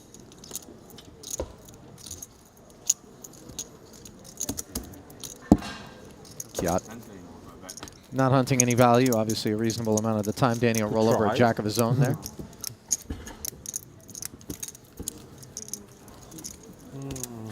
Four titles, right? Yeah. Nothing. Same. You're 1, right? I really want a title. Me too. Yeah. Which place you finished, like in Jeju? You could get second? Second. Is that the one Timothy won? Or? Yeah. Fucking Timothy. Short deck. Timothy? Something big, like yeah. 100K or even bigger, like 1 million HKD maybe? 1 million HKD, yeah. So now they don't upload anymore. Now we're gonna put up with Half. Yeah, Love I mean, to hear that's, Flink pretty sad we don't have like 100K at least. Right? chiming in to say how badly he wants a title. Yeah, I know. So there's no need in like. Well, I mean, no, actually, no. Maybe there's a couple. You know. The prestige is certainly not lost on these players. I mean, that's what they do it for. They're here battling against the best, and there's a sense of pride associated with beating them. Less like flop developments not lost on Robert Flink from the button. Like less player. Like. It would have made sense to have bottom like, two. Maybe come too. Barrels. Additional. Yeah, maybe I don't know. Additional 10. Danny wants to take a peek. Would have made sense to maybe hunting like, a 9. Not main event, just have like side available. events, like tomorrow, for example. Down to heads up after the no. check call of 2K. 5-5. Bet 5,500.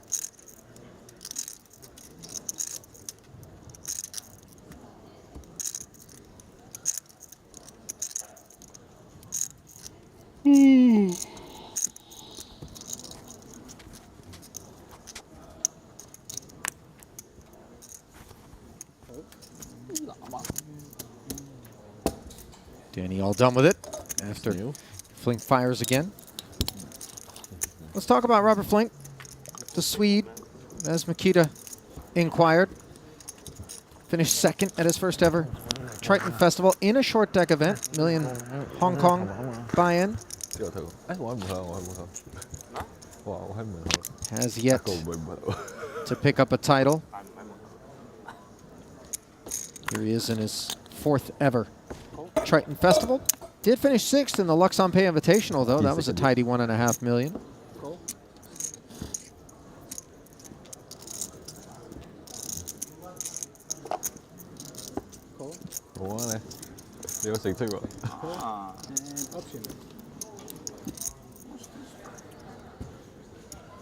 Wait, this is this year. I have this. Just gave it to me. Danny's limp. Draws 4 limpers in turn between himself and the button as KCG checks back the 6-7 suited. 5-way affair to the ace-queen-jack board. Danny has flopped the joint. Top 2 for Kiat Lee. Top pair for Bads. And of course, the spade draw for KCG. Yeah. A cluttered stovetop as much cooks.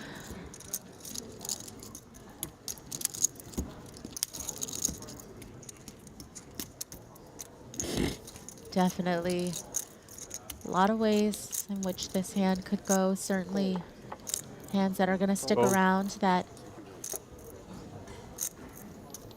have a chance to scoop. So the bet of 5K predictably draws both Kiat Lee and KCG to the turn, which is a disappointing one. KCG does make 6s for what it's worth, and it ain't much. A little tricky on Tang's part to check over to Lee here, and perhaps not even recognizing how big some of his opponent's holdings are actually, but wanting to get the max.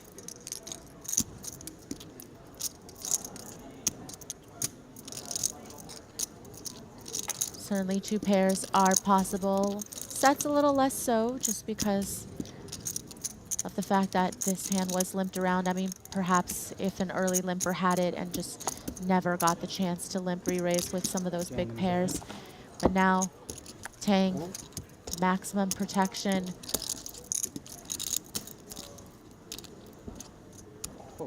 KCG doesn't want to gamble. So, Kiat displeased, obviously, with that outcome, as is KCG. Took his shot for 7,500.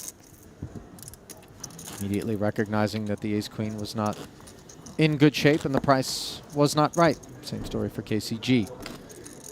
Nice by Danny, by the way, because had he barreled again some sort of normal follow-up sizing, I would imagine he would have retained both players.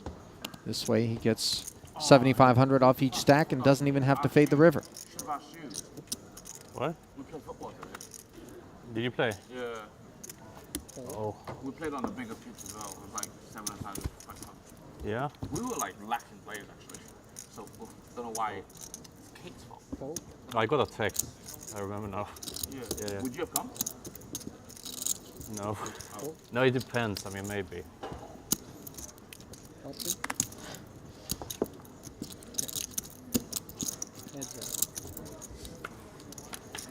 I mean, there should be courts here in Hyde Park. They're not courts, they're just... Top pair for Danny. It is I have Kiat like next, literally 1 minute's walk from where I live also. with the double Maybe gutter. Closer. Who bets? I mean, yeah, it's like 5 aside, 7 aside. Heart draw acquired for Lee. Adds a lot more equity to his holdings, but Danny's still best here. But kind of the type of hand that you just have to hang on and pray. Certainly a ton of bad river cards, and at times, of course, you will be beat already. Better 2 pairs, better top pair with better kickers as well, and Tang doesn't want to stick around. I mean, 14 is fine. Yeah, it was fine. It was fun playing. Ace 7 black to future. So a nice follow-up barrel there by Kiat as we flip it back over to the feature. Mezenkov. After that. No, I Limping under the gun with ace-queen. Daniel got that too, right? Yeah. Worked for him. Yeah, I assume he's doing a lot of extra curriculars to keep it, championship it like blocks and stuff. It ain't good. Raised to 6,000. Wow. DeVoris coming with the limp. Yeah. Of kings, getting Davies to raise here with ace-king. I think he recognizes that temptation grows the more limpers are there for a hand like an ace-king, or one looking to force the issue to rise up. And with two kings, now an opportunity for DeVoris to play back.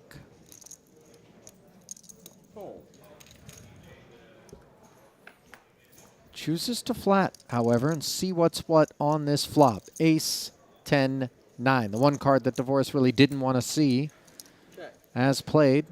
So he will check it over to Seth.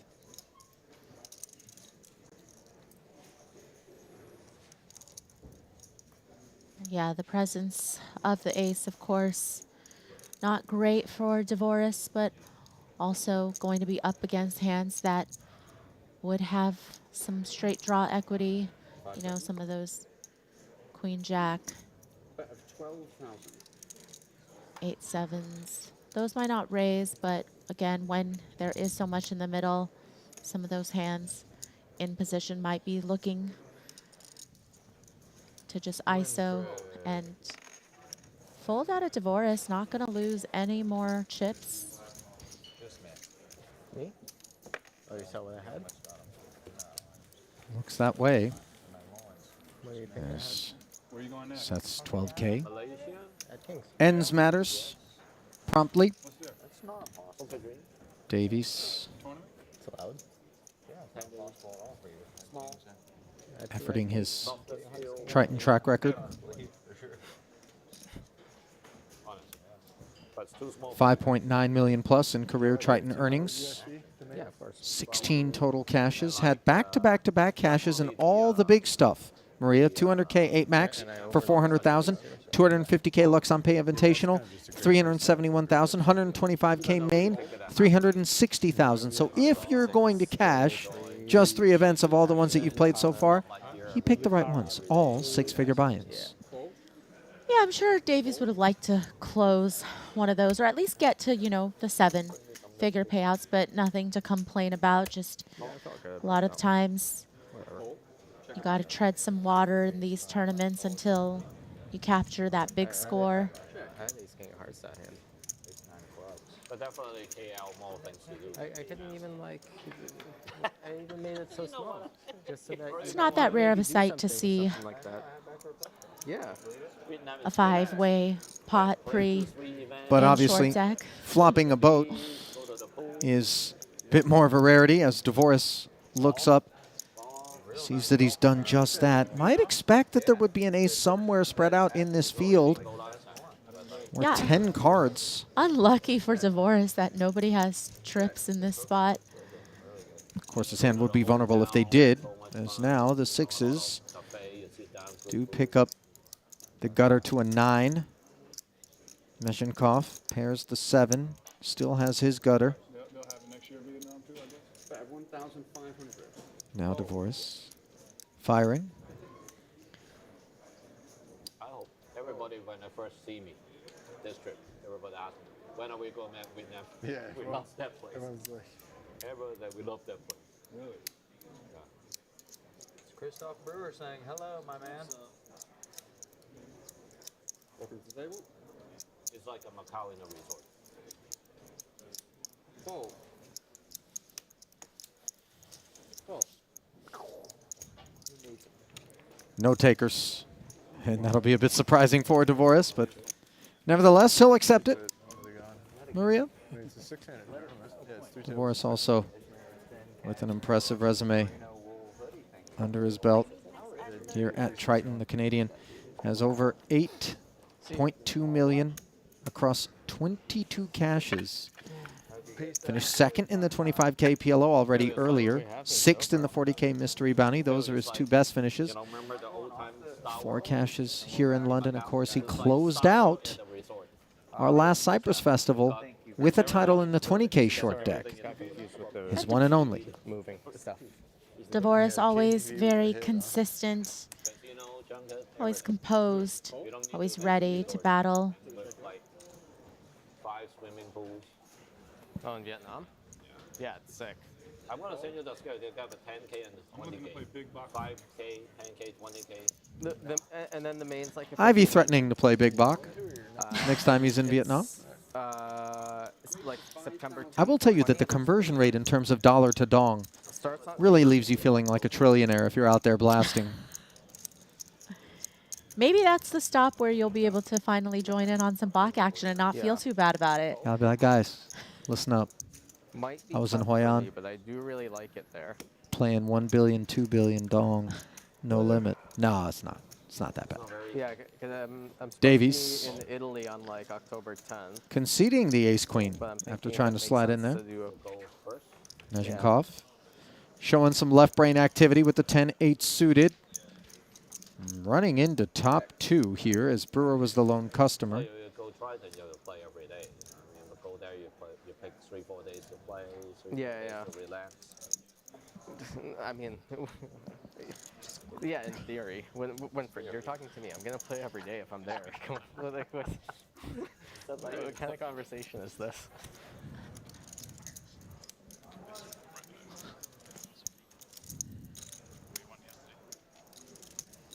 Credit to Nezhenkov for not barreling through his second pair there, recognizing that Brewer's willingness to hang tough means a decent amount of the time the 10-8 is going to have some issues. KL, definitely even small, I have to play every day because it's like the casino's right up in the mountain. Take 1 hour to go up, I'm not going to go down every day and go. Facing the 9K bet, Nezhenkov will make the call having picked up the open-ender. They have a huge theme park and a big shopping mall too. Jack's full on the river for Brewer.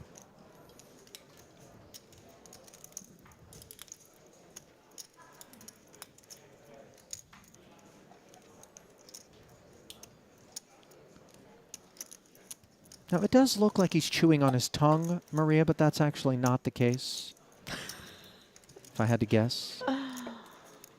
Is chewing on the sizing here on the river, though. Yeah, this is his thinking face. Nezhenkov, just a bluff catcher, but does block the straight. Jack 10, full house. Keeps him honest, as that 8K was the right price with which to do so. Nice pickup there for Chris Brewer as we continue to reflect upon this festival thus far as the long deck portion of the program is in the books. Brewer has cashed 5 times. Maria hasn't taken an event off, 11 in total he has played going into this 12th one. Has a second, 2 seconds, rather, the most recent one coming in the 30K short deck. Play the rush. I mean, 2 11th place finishes and a 7th right here in London already. 15 total cashes, 2 titles, over 4.1 million in earnings, and play the rush indeed. right, and jokingly so, as obviously Brewer was on the bad end of a very long stretch of getting unlucky deep in tournaments with a lot of money on the line, but finally, this is his year. Things are turning around. And newly engaged. You know, people talk about the baby run good, but what about that fiance run good? If it was a real thing, we would have seen a lot less single guys on the tour. Not that I've actually done the math. No math required here to know we're in good shape for Nezhenkov. Check. Trip aces. Nothing else brewing. Much like the 8's full situation that Dvoris had. Bet 2,000. This bet ought to end things. Fold. Fold.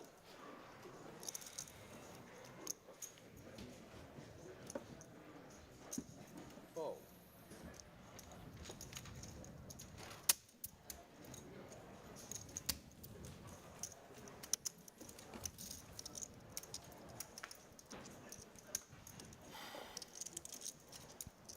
As prophesized. Party's over.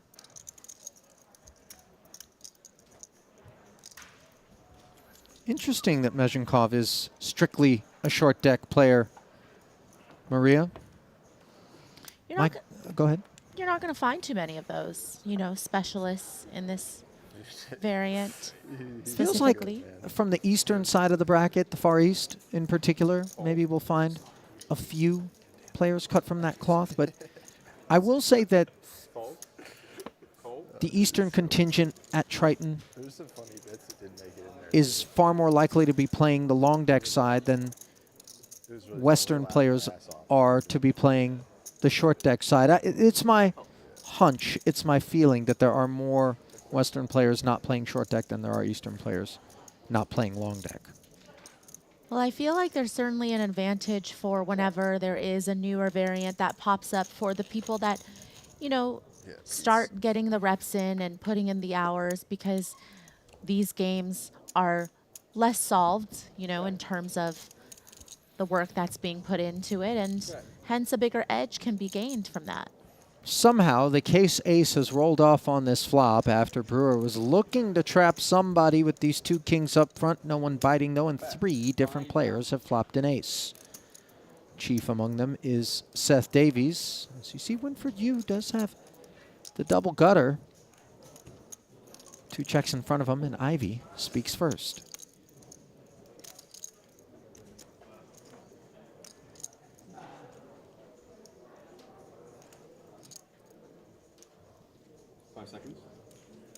DeVoris doesn't like his prospects of getting to showdown cheaply. Of course, a lot of straight draws possible. You know, hands like 10-9, Queen 10, Yeah, the King texting one Queen. he did was good too. He'll be in the mix. He's just killed it this trip. What was the other one where everyone was Board pairs, as you see both of the other aces finding the muck, including the one that was best. Here, it would have been a chop situation as Ivy's kicker improves upon the 8 pairing. I told you not to talk to me. Yeah, I told you. He's not done betting after a second check from Winford. He's fucking great. He's had a few good ones with me too. He had one where he's like talking about How about it? spike ball. And I'm like, Winford hanging in there and binking the straight.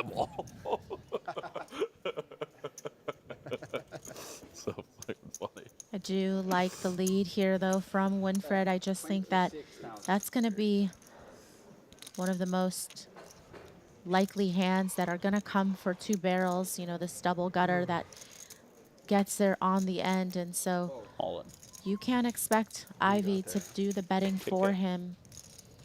Isn't going to get Ivy to call either, but still, I think a lead is going to be the way to go in that spot.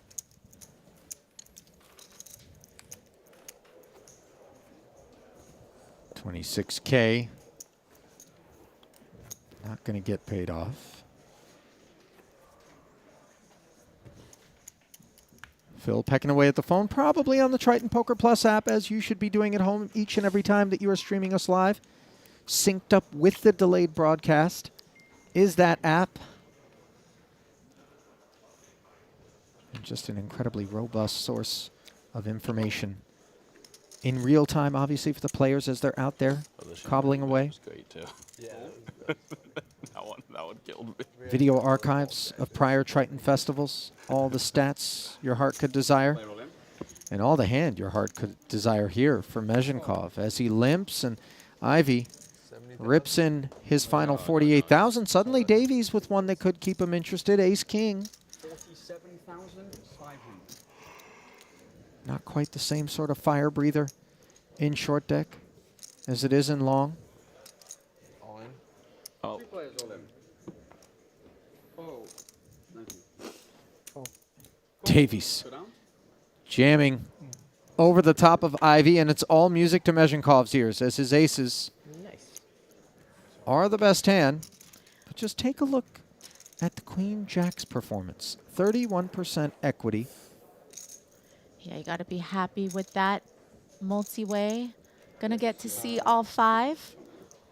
No, he covers me. Yeah. He covers me. Yeah, I'm all right.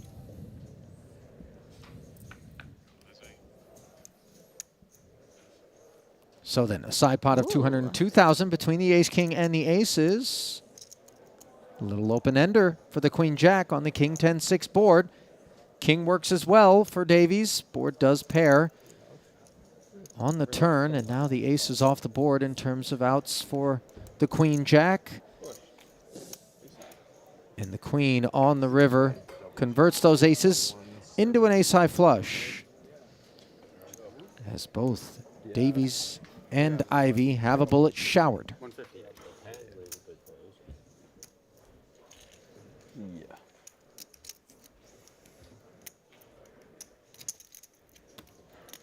Seeing a lot of yawning at the table today, Ollie. It's been a long festival, Maria. We're already 12 events in, I believe.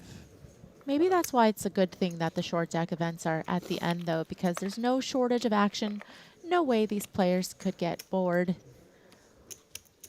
Thank you.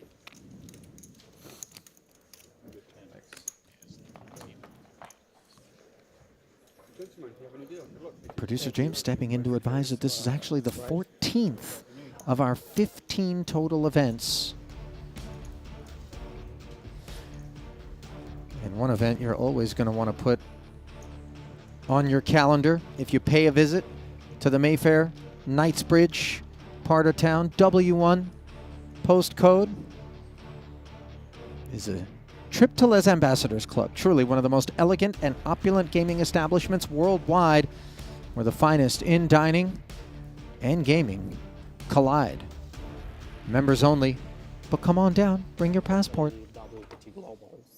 and join us at the Les Ambassadors Club. Don't have high stakes. Maria, you can attest to just how spectacular Les is. Oh, I was lucky enough to go there at the start of my trip, and it was beautiful in there. That little piece of history you shared with me. What about that little piece of history that you removed from the property? Oh, stop as a it. souvenir? No, she didn't. Search me. So then, five-way limp parade here. Queen 8-6. Top pair, top kicker for Dvoris. Kicker issues for Winfred Yu. Gutter for Brewer. Those the most notable developments. Nobody wanting to bet yet until it gets to Winfred, who does have the advantage of acting last, although doesn't have the best hand here.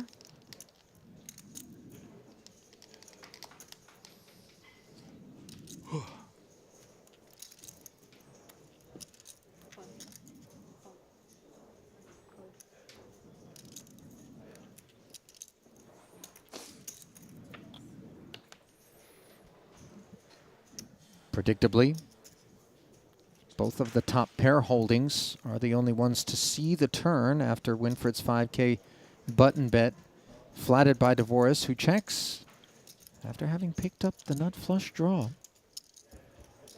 Winfred checking back with the 7 of diamonds. Board pairs, and now pips Winfred's kicker up to an 8.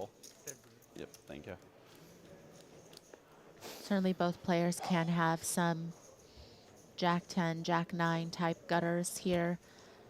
So you see Dvoris proceeding with caution still with queens and jacks with the ace kicker, which is going to play.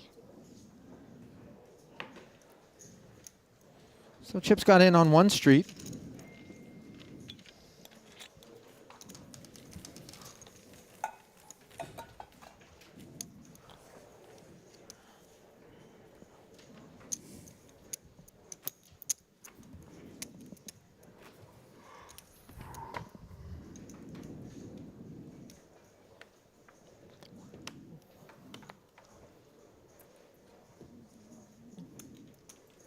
How'd you do against Dave this morning? I mean, like, we had fun, but he's like better by He's very good. like a significant amount. Very good. But like we had like long rallies and stuff. Unclear. A little tennis, I think, perhaps. Yeah, we know before DeVoris likes to swing the short racket. deck. Because we haven't Dave? played yet here, right? Believe the name I heard? One. Well, we know it's not you, Ollie. No, not unless it's ping pong. Play for an hour at like 11. King, queen for Ivy. Brewer involved as well. Not sure what his decision is comprised of. My feet aren't completely mangled. I can't tell if they're going to be. Oh, from running around against David? Winfred Oh, from soccer? in the mix as well. I think I'm going to be fine. But Was it like hot on the top or something? no, I just had like Nike running shoes. I didn't have football or soccer cleats. I intended to go, and then I just somehow slept through every alarm and almost missed the final table. I woke up and like looked over at my car. I was like, what? Winfred It's like 12:25. with the nines. It was a good Makes the call, picks up the gut shot. enclosed Has field, so action back on Ivy. It was perfect. Ivy going to slow down, just recognizing that I'm about to have it's a going to Red be a Bull. lot of straights and two-pair combos here. Not following through on that. It's always right around this time. This time of Half the trip, pot. always just like Flop sizing. I just become a mess once the short deck starts. Running let eights. down, you know, like all the intense gigantic. With that flush draw possible, I think Ivy knows that you would have bet a straight and two-pair on the turn. Just like the Ivy, adrenaline dump. plenty of showdown, and you does not try to turn his hand into a bluff. Just a little too strong, perhaps, to do so. Awesome. I can just take the can. Can I have a Diet Pepsi, please? Thank you. Yeah. What? Seth Davies drinks Straight line. diet soda? Yeah. I would not have No, guessed. he's probably just trying to buff out something. Wow. Did you ever Use have that a bowl phase in college? No. cola for acid. No. I remember just drinking like. Is it true that you can put a penny into How do we survive trying a glass of Coke and then after a certain amount of time it'll dissolve? I've taken the opposite pathway when I just get Are steadily you, less. are you being serious? I thought I I've heard that never rumor. heard of that, but No? but you know, if that's true, I might have to stop drinking. I used to be like a monster guy. Monster, dude. Fucking you had your adult bikes and your monsters. Good call on taking the tea bag out of the peppermint tea. It could get real strong real quick. Like last year playing golf.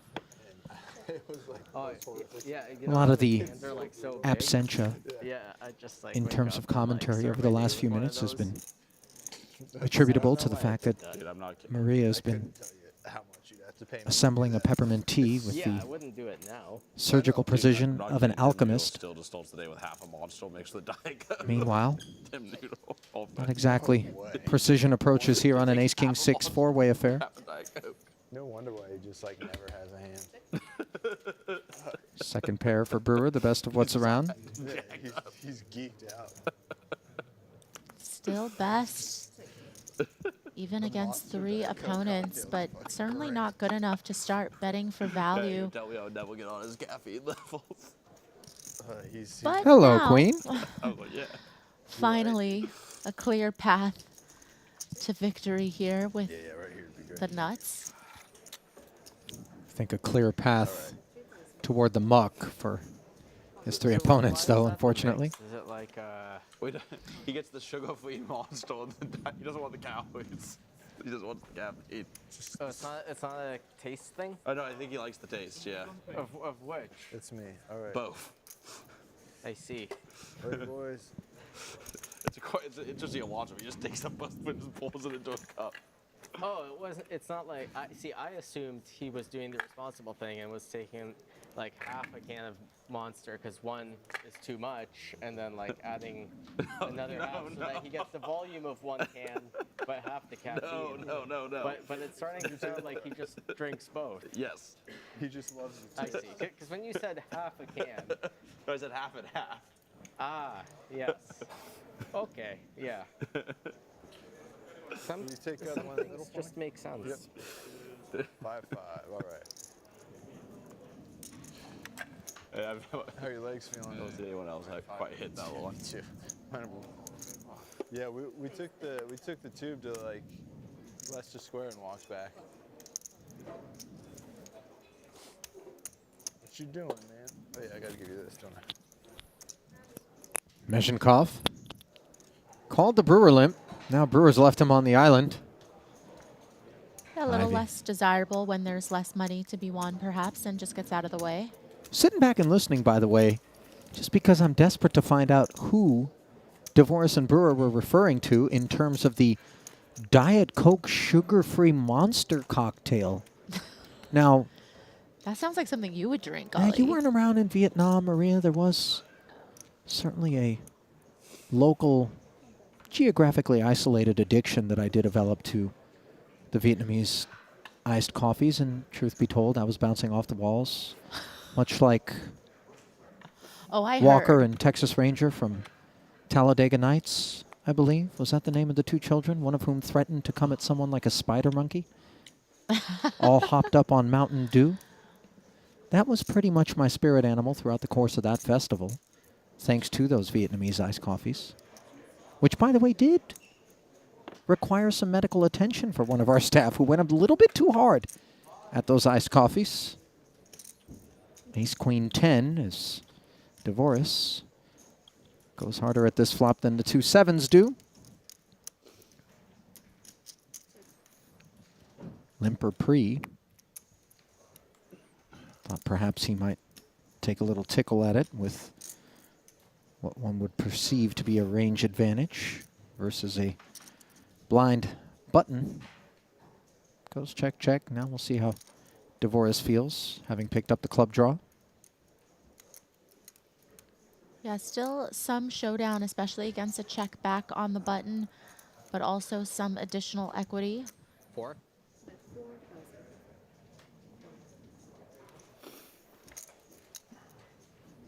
You check, I make bluff. You check, I make bluff.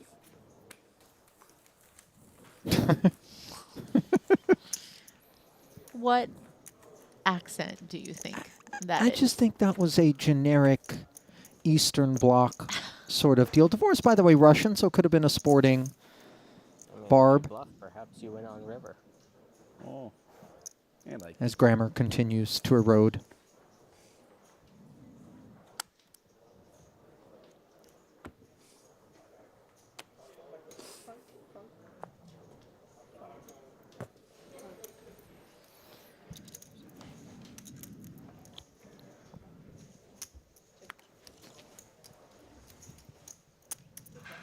I've heard DeVoris speak Russian before, have you? No. He actually, I mean, I don't know how fluent he is, but he sounds legit. I think You he was worked for the talking- CIA, or where was this? No, I think I heard him talking to Igor before. Ah, Kurganov.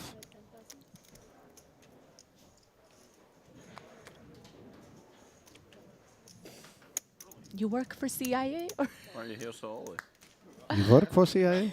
I can see KO hitting the Meshenkov, monster kings. combo someday.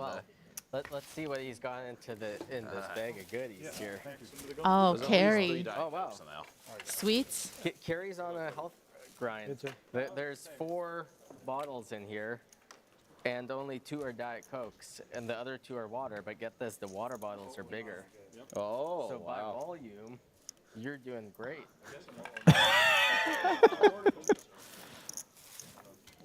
DeVoris? Banjo resident health expert. I don't think you want to learn too many things from me. I want to learn how to hunt. Dan's really good at getting. That you could learn. Dan's really good at getting free massages, though. Yeah, that you could also learn. Man, you should go on that show naked and afraid. I've been told that. I've been told that. Man, they just.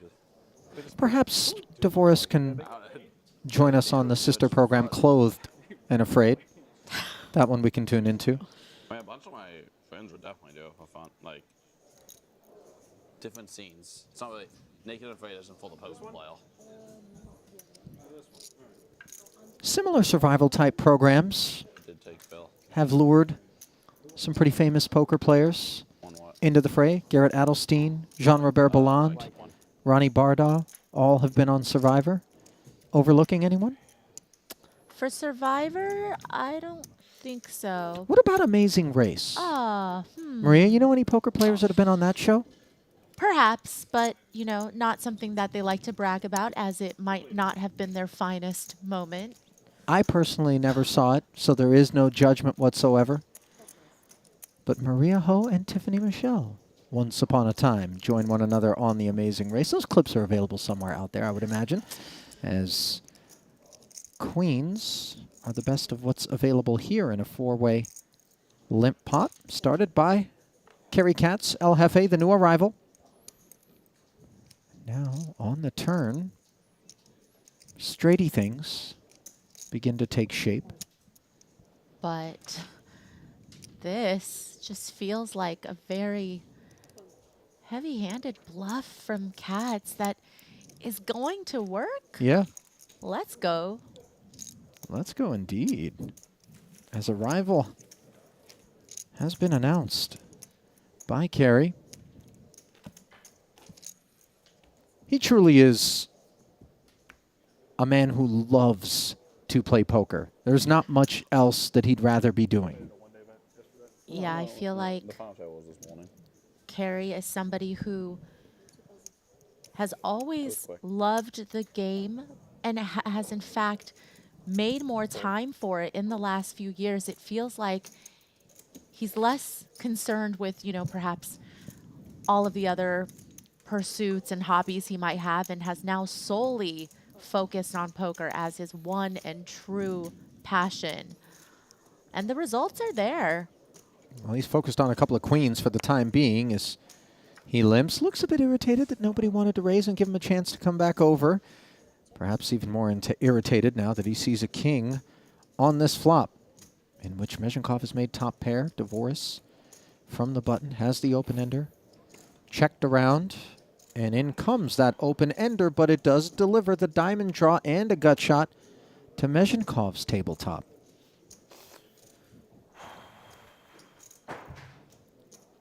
And let's see if that spread is one that triggers his appetite.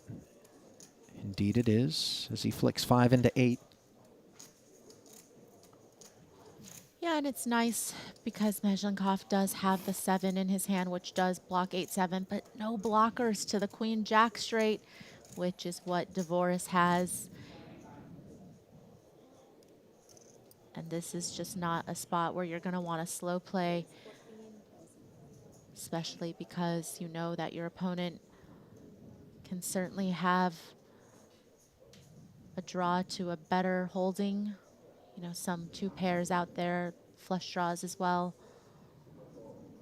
all which makes the straight a little vulnerable, but Mezhenkov not ready to release. So Dvoris needs to fade the diamond and is unable to do so. There is the dirtiest of cards. Even the offsuit variety would have given Mezhenkov the 10 high straight and would have been welcome, unlike its diamond counterpart. Look at Alex checking it over. Front door flushes are hard enough to make, Maria, let alone back door. And you wonder if Dvoris, yeah, looks like he is going to try to get value from worse straights here.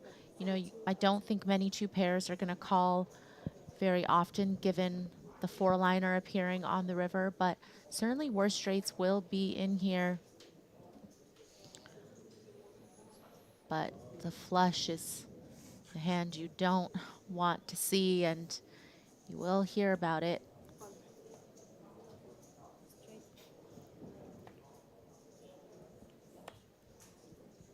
Flat call from Mezhenkov of the 32K bet, and A little bit of caution, I assume, against the bigger sizing there with the flush getting there, perhaps feeling like Dvoris could have raised the turn with a pair and a flush draw with the ace 10 perhaps.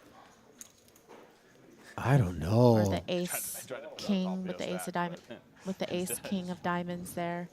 But overly cautious. Sorry, ace 10 not possible because it was the 10 of diamonds out there, but yeah, that did seem a little snug, if I'm being honest.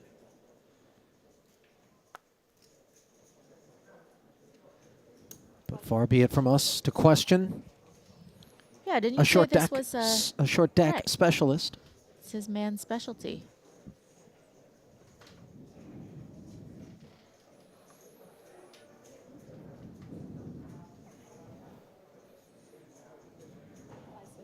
All in. I pass. Dvoris jamming. Slightly wounded from that last one. That one really going to be one I'm going to circle. Take a look back at.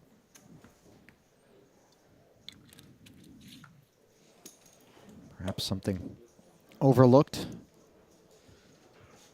in terms of explanations for why the second nuts would approach things that way. Was Queen Jack of Diamonds available as a straight flush?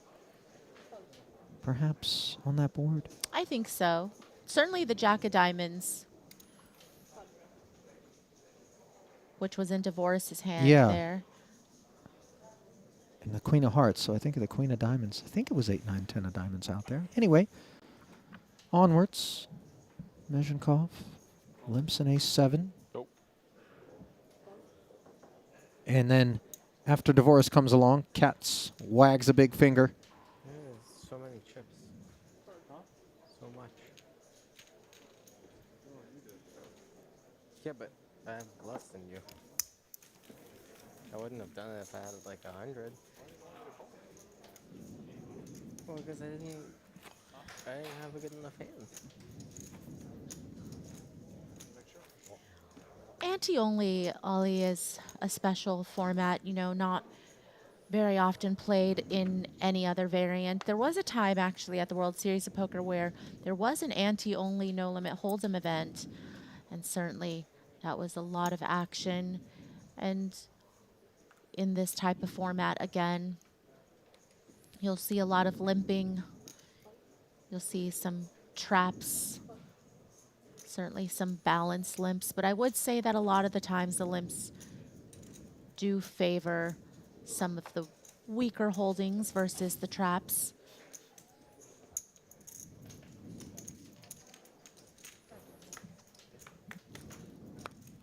But a lot of players not incentivized to open the pot because of that. A lot of players is what we've got here, but only one of them has a jack, and it is Winfred Yu on the button, the involuntary participant. So far, those up-front trappers really haven't had opportunities to make their moves pre-flop. As we see a 3K bet. Retaining only carry. With the ace-queen, he now picks up the club draw, shared by Winfred.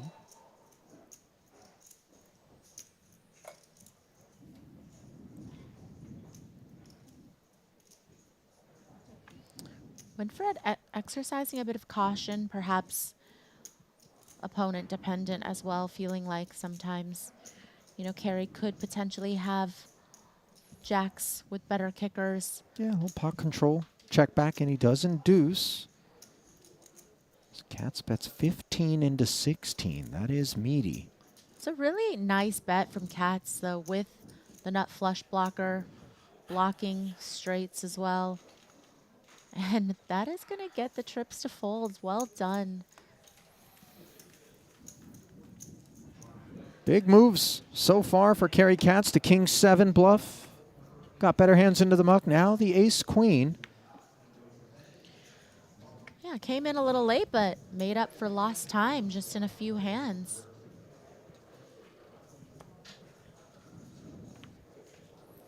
Obviously, short deck is a game that Katz has, generally speaking, less experience than the remainder of the field in. As this stuff was getting dealt out in Macau long before Kerry was exposed to it. Many of the players that we see here in these events were front and center for those short deck games. Some epically large cash games were played.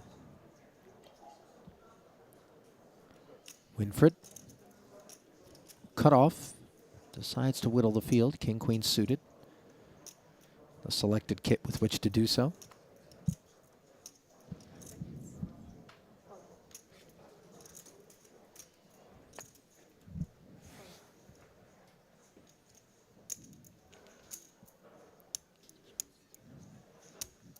Look at Carey, Maria, another 7,000 invested with the smothered 10-6 of diamonds.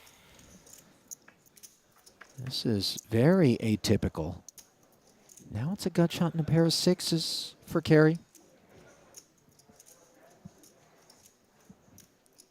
I think Carey likes short deck because it allows him to loosen up a lot. You know, Carey's somebody who, you know, at times will play a lot more snug, but short deck is the one where you can't really make a huge mistake by playing a little on the looser side.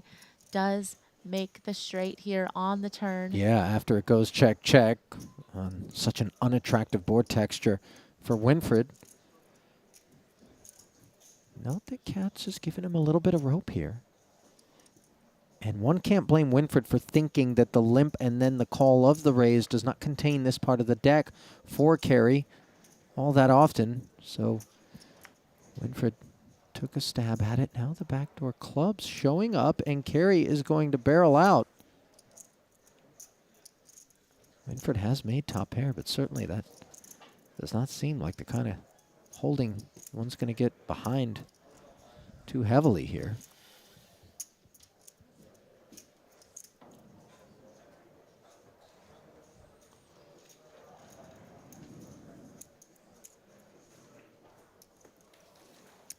Carey doing his best to win every hand this orbit. Seems well situated to do so, doesn't he?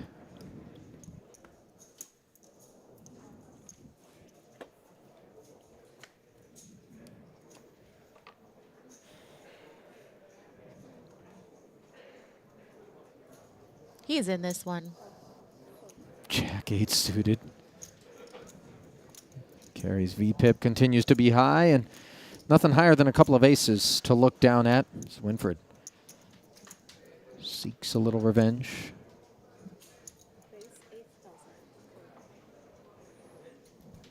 Makes it 8K to go.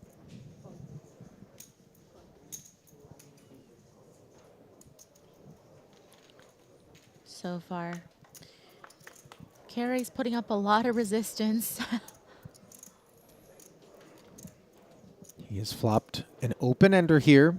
Again, similar unattractive board texture.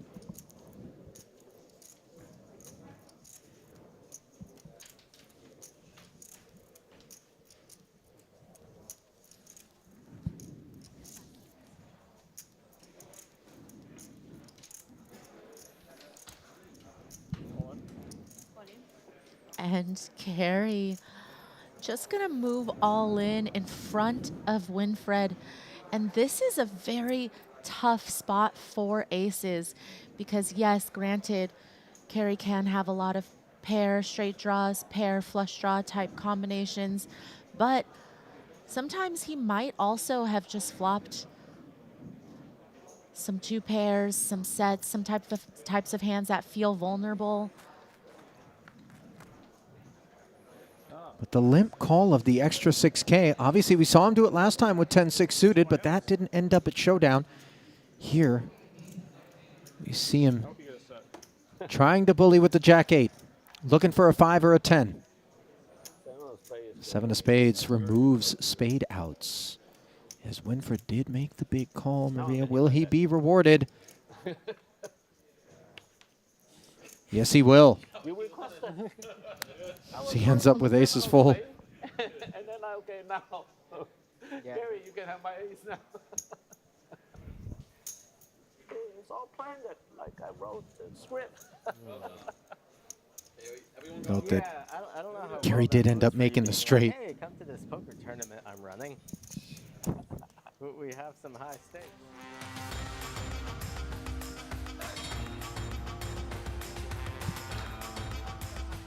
That 9 high straight, no good, of course, and that will leave Katz with 76 antes here at the 1K ante level.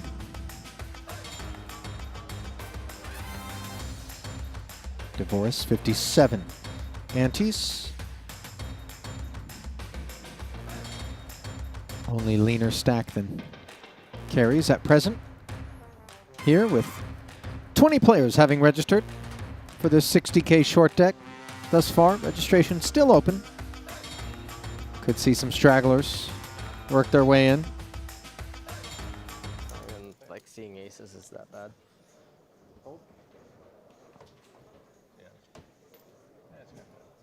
I guess. Stop being such a nit.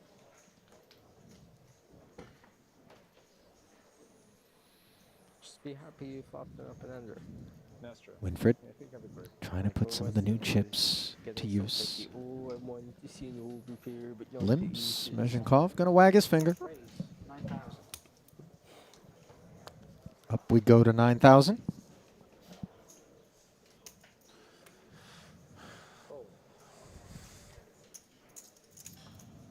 Kind of like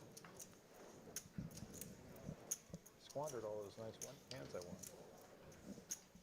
You squandered all the nice. You wondering if he wants to take the offsuit variety up against a raise or just continue with the suited variety? No, 30, no. Was hoping this limp would just get through, as it so often does. He got the chip lead and immediately jams jack 10 off, and I wake up with ace king. Yeah, I mean that's more like getting short deck. 70 antes. That's a lot of antes. Jack 10 off. I think. Oh, I'm sure he knows. I'm sure it's the right play.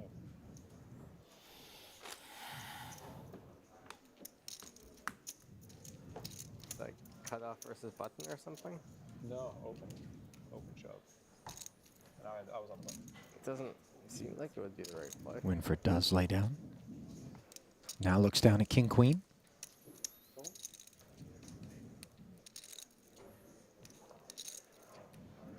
Oh, that looks like it's either early night or chip lead. Limping in for 2,000. Doesn't make mistakes. Mezhenkov joins.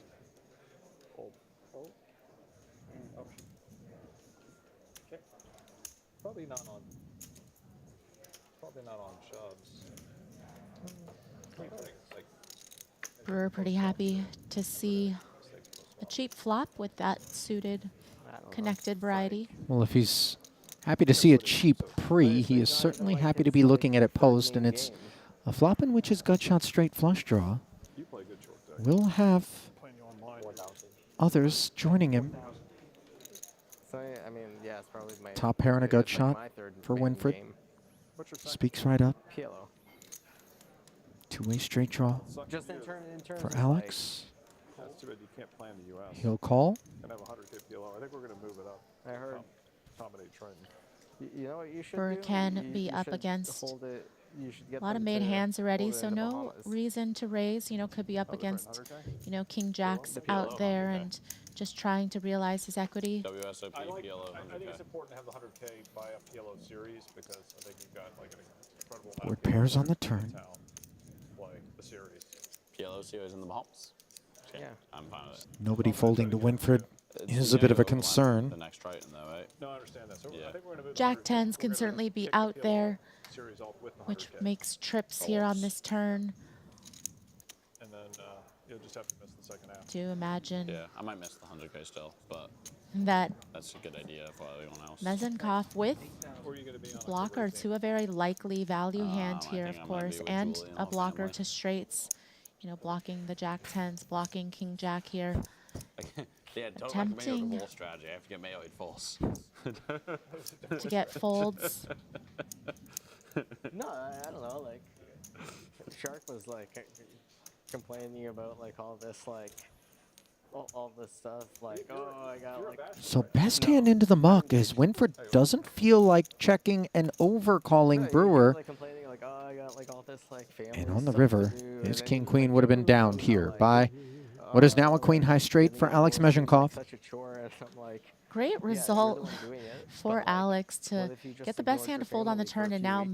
making a straight on the Like, river. It would probably take care of itself, you The know? best that Brewer could do is try Set. to bluff at this pot, although Yeah, I mean, it's pretty good advice. it's not going to work. Especially because they got like a baby at home. It's really Yeah, good. Mezhenkov just taking his hand as a bluff catcher with the board paired on the But, like, turn, baby's not even that old, so but like, certainly really, not you only planning just have to ignore the fold wife to and a then- bet. But No ignoring the wife. maybe That's bad. That's this size. I mean, it's like easier than getting My a divorce. goodness. 3x And then the pot. divorce will have And you see Alex annoyed. He'll do more of the divorce. And perhaps the argument in favor of doing our own bidding on the river there would be associated with avoiding that sort of savagery and the need to put a winner into the muck.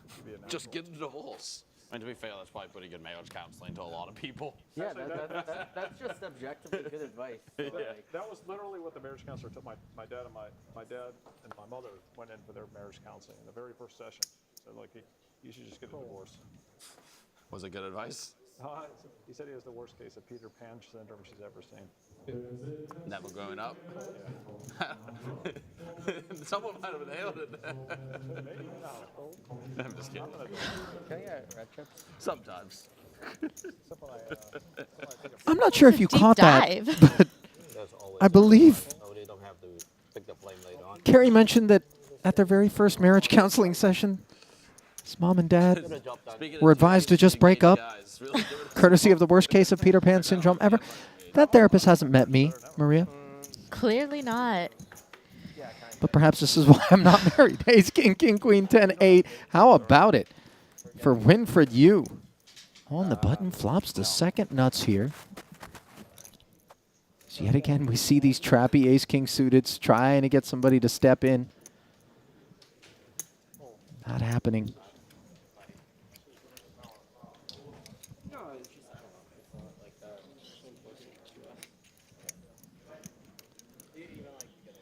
Mezhenkov perhaps frustrated by the inability to get that limp 3-bet in, just decides to come out swinging.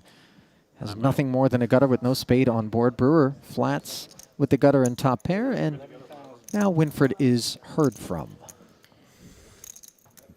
Certainly needs protection from better straight draws, flush draw possible, multi-way situation. Going to be up against a range that you certainly want to charge for these types of draws, but none of his opponents with those types of holdings to be able to continue. That's a good call. And as such, Winfred raises and takes it. As you get a look at the chip counts, lovely spin up there for Mezhenkov as everyone started with 100K. Alex still with 2 remaining bullets intact, as is the case for the remainder of the field here in the early going of the 60K short deck. Bringing you back to the desk now, Ali Nejad and Maria Ho with you. Still treading lightly for the most part. I know I say it often when we're in the first frame, but very much the case, save for some real savagery in a few spots with some big overbets. Yeah, certainly there are some players in the mix that if check to, they have bottom of range. You can be sure that they will put you to the test. And that's what happened. But also Katz, who came out firing, made a couple big hands early and then doubled up Winfred. But other than that, again, just a lot of limped pots pre, some players trying to trap, but unsuccessfully doing so, and then creating still, you know, some smaller pots on the flop to contend for. And we'll see what themes await us in the second frame of play as we step out for a brief player break, but when we return, continuing coverage of the second of 3 short deck events to round out this Triton London Festival. Don't go anywhere.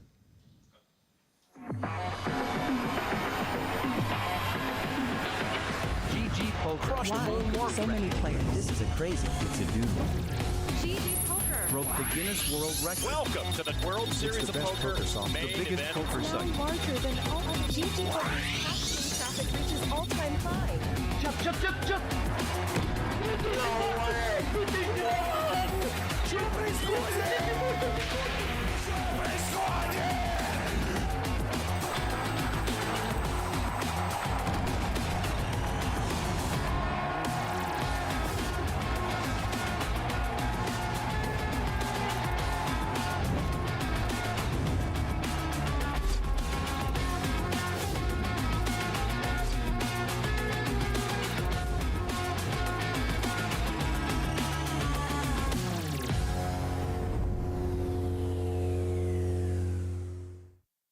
Do you know the difference between a chip EV strategy versus an ICM strategy? In a poker tournament, survival is key. For example, in this situation, if the button is trying to win as many chips as possible, they should open about 49% of hands. However, if this were on the bubble of a tournament, they should only open about 43% of hands. And this is because surviving into the bubble is important. At GTO Wizard, you have access to tons of free theory articles, as well as ranges that you can use to study the optimal strategy in MTTs. GTO Wizard, the #1 app for poker players.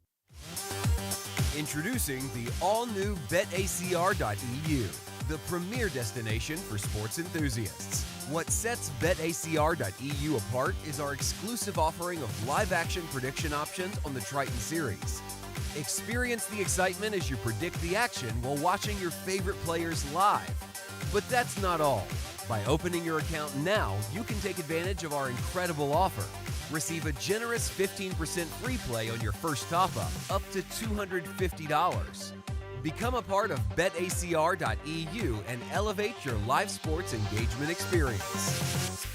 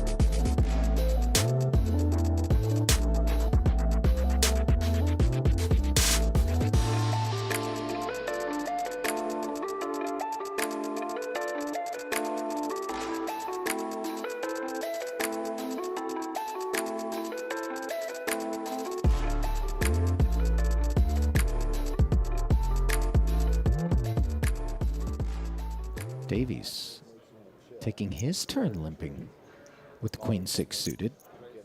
Boss with queen 10 suited, and then 2 black queens show up for Mezhenkov as all ladies are present and accounted for.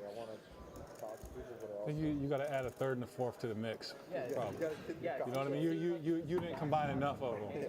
So it's like a fruit smoothie. You can't just have like you know what I mean? Banana. Yeah. Paul certainly has a pretty looking hand. You know, when you can make flushes and straights, it's always good in this game. Can't think of a game it's not good in. So the queen 6 out of there, but the queen 10 is in, and it's an open ender on a jack 9-7 board up against the overpair for Boss. No, this is something different. Oh, what is that? Meta-human. Whatever. It doesn't look completely poisonous. And there's like Mezhenkov blocking a lot of the Let's do the open-ended next Triton, straight no draws. Coffee, no caffeine, me and you. Make a bet.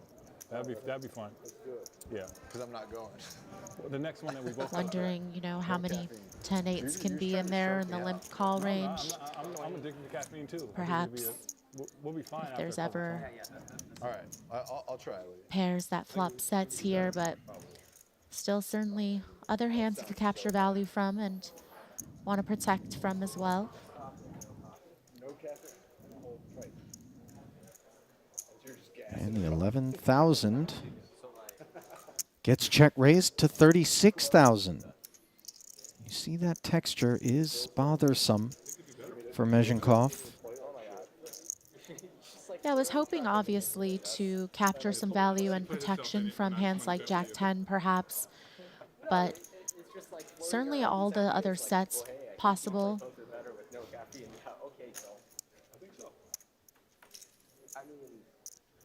Now on the turn, both players picking up the open-ender. 4 to a straight out there. You wonder with the queen if, yeah, Paul wants to maybe rep some king-queen here, some king-queen suited type hands. Yep. But is going to get a quick call from 2 queens blocking some of those nutted straights here. Yeah, Meshenkov basically looking at the situation and saying, even if you do have that 8x combo, worst case scenario for me with 2 queens, I am drawing live as the board pairs, and Boss will be left to redeem another lammer as Meshenkov polishes off his first bullet. Might have had 9.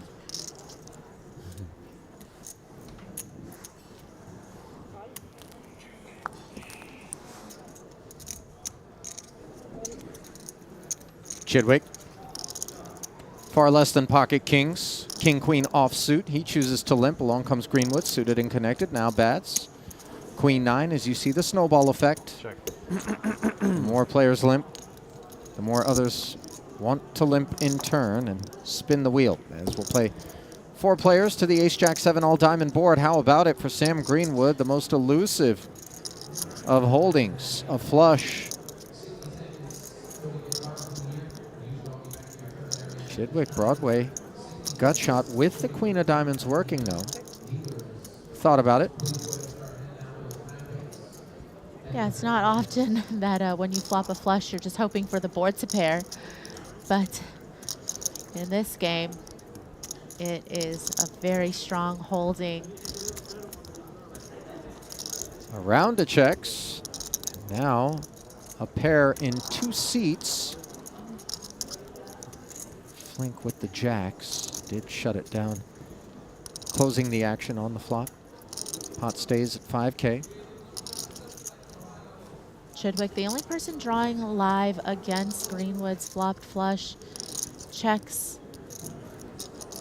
Wants to try to realize that flush equity cheaply, although it's a lot harder to make a flush in this game.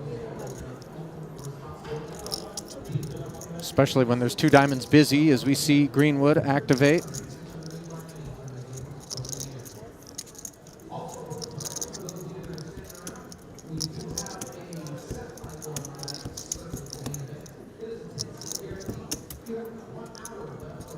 Two folds in front of Chidwick. Now he contemplates. Yeah, and without implied, certainly not getting the right odds to pursue the 4th diamond. Unsurprisingly, a diamond does not arrive. Board does pair, and of course, Greenwood's not worried about it, as the flush will down the boat.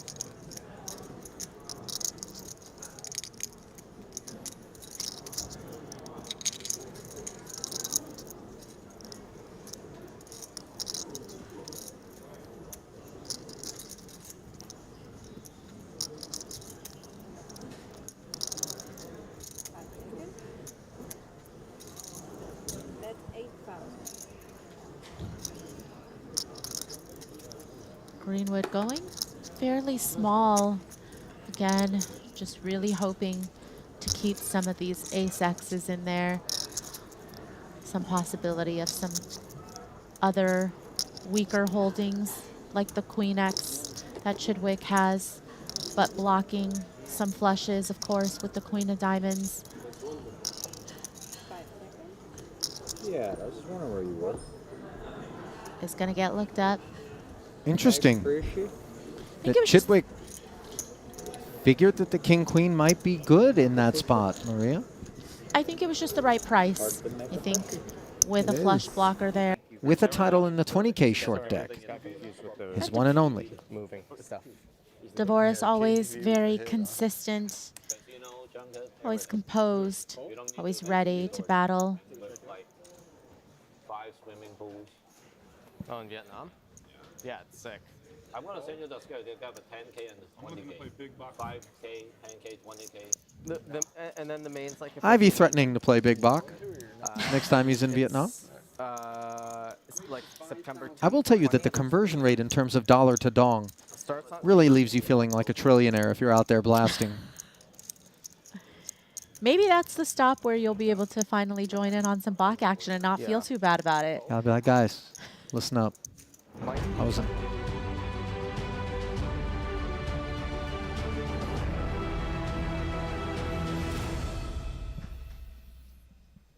And welcome back to continuing coverage of the 60K short deck here at the Triton Super High Roller Series London. Ali and Maria back with you at the desk, and it has been the Alex Meshenkov show thus far, one frame in the books here at the JW Marriott Grosvenor House on Park Lane. The man is on his very first bullet and has a whopping 434,000 already in front of him, and that is a healthy gap between him and Vietnam's Tai Ha, who sits in second but is on his second bullet, 272,000. As you glance upon the Triton Poker Plus app here, you see Ike Haxton also on his second bullet, sitting with 200,000. And how about Danny Tang rounding it out? Fourth right now, 65K above his initial 100K, looking perhaps to become the player of the series, courtesy of a big enough finish here with a couple of events left in the books. Maria, your first time covering short deck, of course. What do you think so far? What are your initial vibes? Yeah, I mean, I've played once in a cash game really briefly, but also watched a lot of short deck, and it is certainly one that is a lot of fun because you do get to gamble a little bit more. You get to play more starting hands, which is always fun for a lot of these players, especially towards the end of the series. So I am seeing, you know, just a lot of multi-way pots as expected. 4 or 5 ways to the flop, limped around, you know, everybody hitting a little piece of the flop, and it's just about, you know, finding the right ranges to continue with post, I think, and also your hands have to hold up. I want to zero in on something you said. You played it in a cash game very briefly. Why was the experience so brief, pray tell? Oh, well, all I have to say, guys, is, you know, you might want to read up on a game before you play it for the first time. But you're like, wait, I have a full house. They're like, no, but flushes beat full houses. And that was an expensive lesson. So then, all right, at the bottom of the chip counts, we find Oya Masashi and Carl Shap-Egati and 32 and 49,500 respectively, but both with 2 lammers or 2 bullets remaining. Now, back to the new feature where we find Oya Masashi, showing him with actually 66 antes right now. So perhaps latent update action. Take another peek here. 68.5. Oh no. 68.5. 68,500.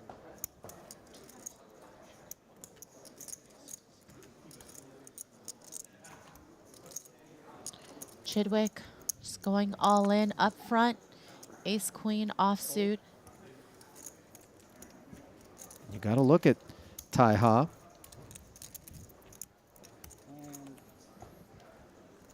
As Oya wants to spin the wheel with the Jack 10 suited, as so many do. Yeah,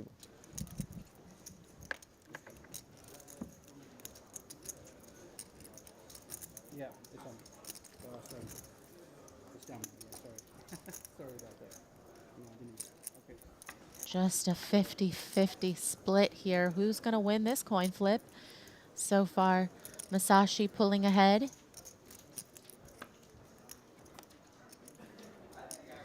And now, Chidwick pulling ahead with 141,500 out there. And on the river, the 10 giving Oya Jackson 10s. I have same hand. You? As a Yeah, like 10.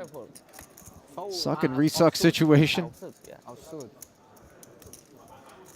Same hand, outsuit. You know how it goes. Flips are never straightforward. Maybe. Probably. Maybe. More than 40. More than 40 anyway.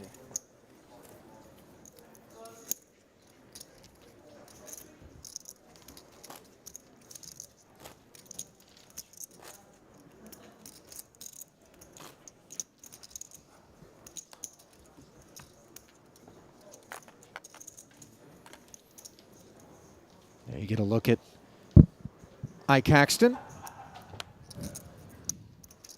as well as boss Paul Pua. Up front, he's 6 suited. Oftentimes you're able to get a lot of respect, as we've seen, because on balance, the expectation is that you've got a very strong hand if you're willing to limp up front. And so maybe hands that might have otherwise been willing to open for a raise will get a little more gun shy and limp behind you, Maria. Haxton, King Jack, joins. Now Oya. Confirmed, by the way, Oya. With 1 lammer behind, not 2.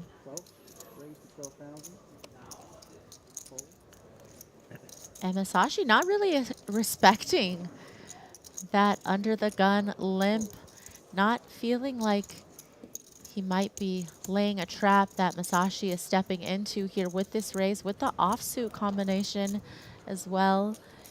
And Haxton might be interested, but just feeling like the willingness from Masashi there to raise just feels very strong, although we can see it wasn't quite as strong.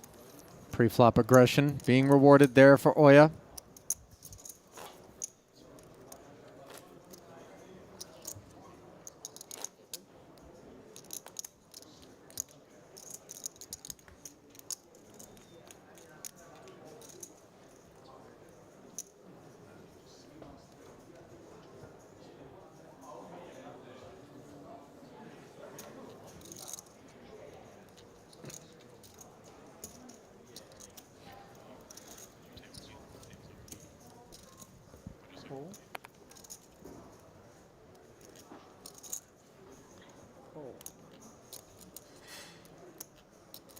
Couple of limps over to Chidwick with ace-queen suited.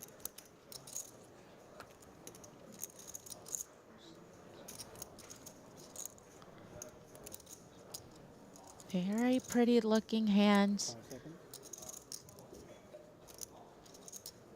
16-5. Gonna go upstairs with it.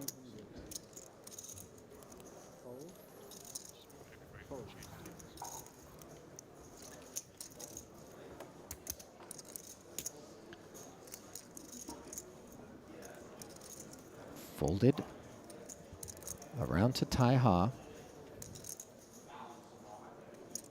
5 seconds.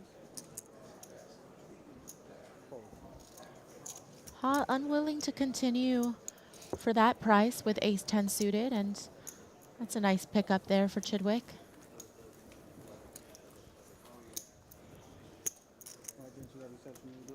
Stevie, quite the prolific short deck player, puts plenty of time in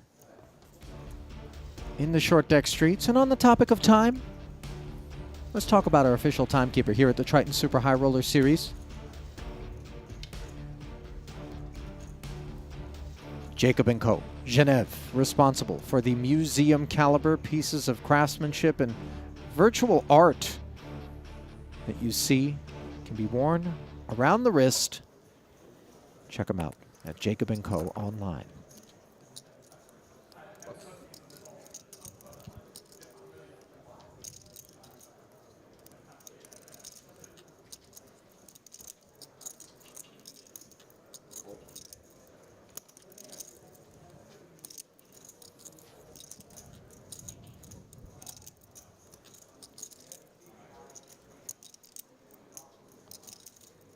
Chidwick has found a couple of nice spots to pick up some chips, and this is another one of those where he's just going to attack the limp from the hijack with ace-jack, make somebody wake up with a hand that they can call with, but nobody home.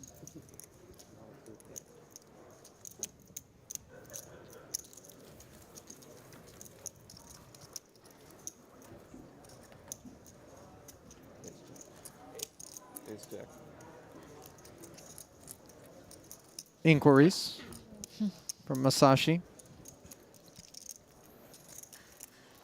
Chidwick did finish 7th in the 30K short deck just last night. Notched cashes in 2 of the 3 short deck events that he played in Cyprus. 4th and 5th, by the way, as he feverishly worked to stave off the swell of Jason Kuhn at the very last festival of the Season 2 Triton Series. Paul and Ike in here with the same hand. Pocket sevens. Just want to make sure that all suits accounted for, okay?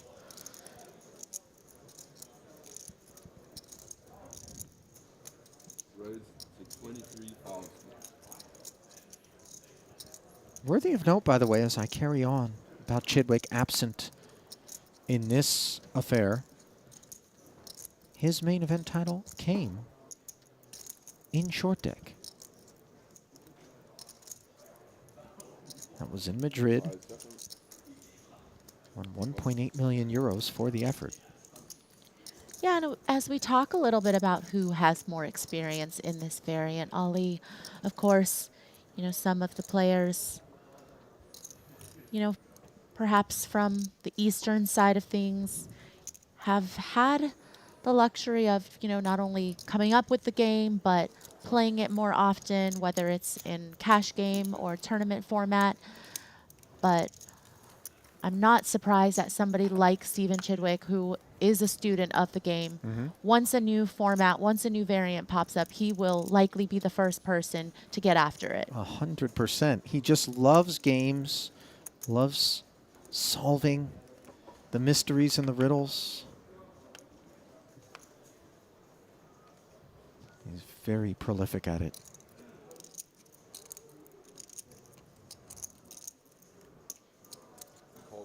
Stephen Chidwick would be the person I would choose to copy off of, you know, in my In school? college. Oh, 100%. I would sit right next to him.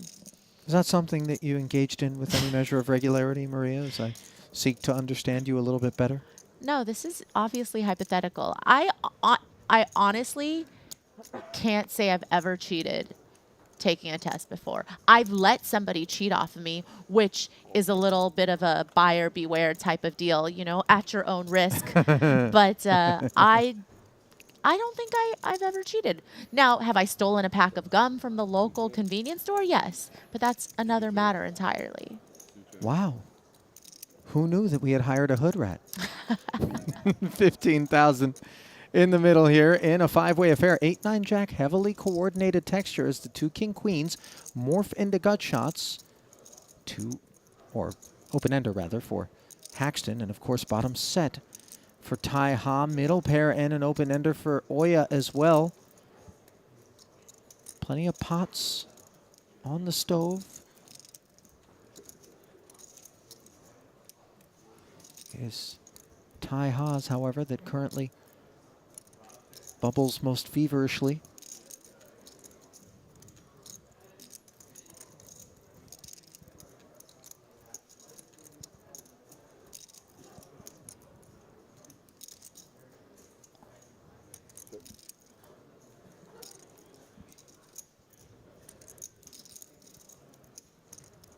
Ha knows that there's going to be a lot of hands out there, especially 5 ways to the flop, that he will want protection from.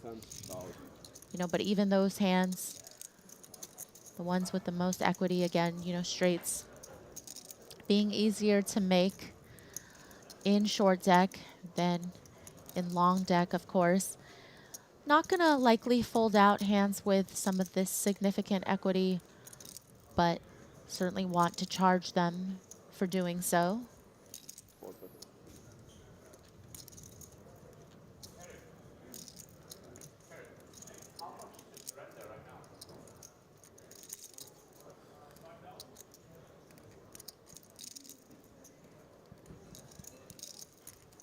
$10,000. That which is being mulled over by Oya Masashi here.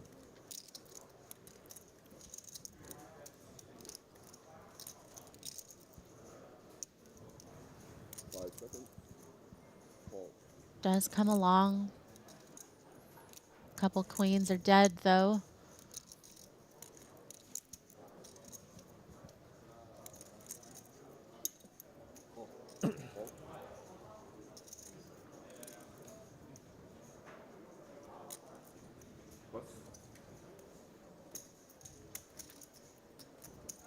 So his call lures Paul Foy's king, queen, but not the other.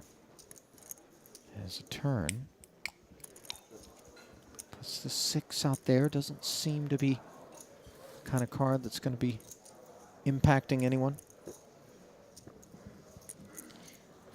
Yeah, unless you're up against a queen 10 out there that's just slow playing, that's not going to be a turn card that is going to put a lot of fear, I think, in Ha's heart.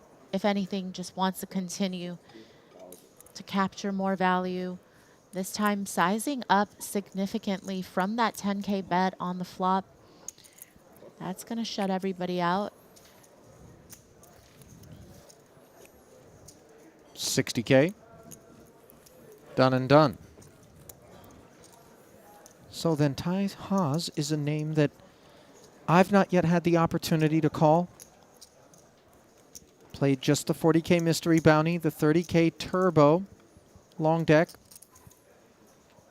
Before then switching to short deck. Played the 30K, failed to cash in all 3 of those, but hoping for a better outcome here. As we flip it back over to our other feature.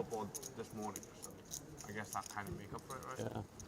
Was fucking tired after playing football. Ty actually winning a bracelet this summer in Not the today. short deck event at the World Series of Poker. Probably not. Probably not. I mean, I would play tennis, right? With that? Yeah, yeah. Me and Danny played tennis. Showing chops, Did he tell you that? obviously. Yeah. I mean, I would have played. What just happened? I wanted to go in the dark, but no. Yeah, I can or no? Not now. Yeah, because you know, well, it's okay. Let's do by the rules. Let's do it by the rules. Wants to get all you can eat type of action here. Danny can Maybe Man big is so heroic. So sick.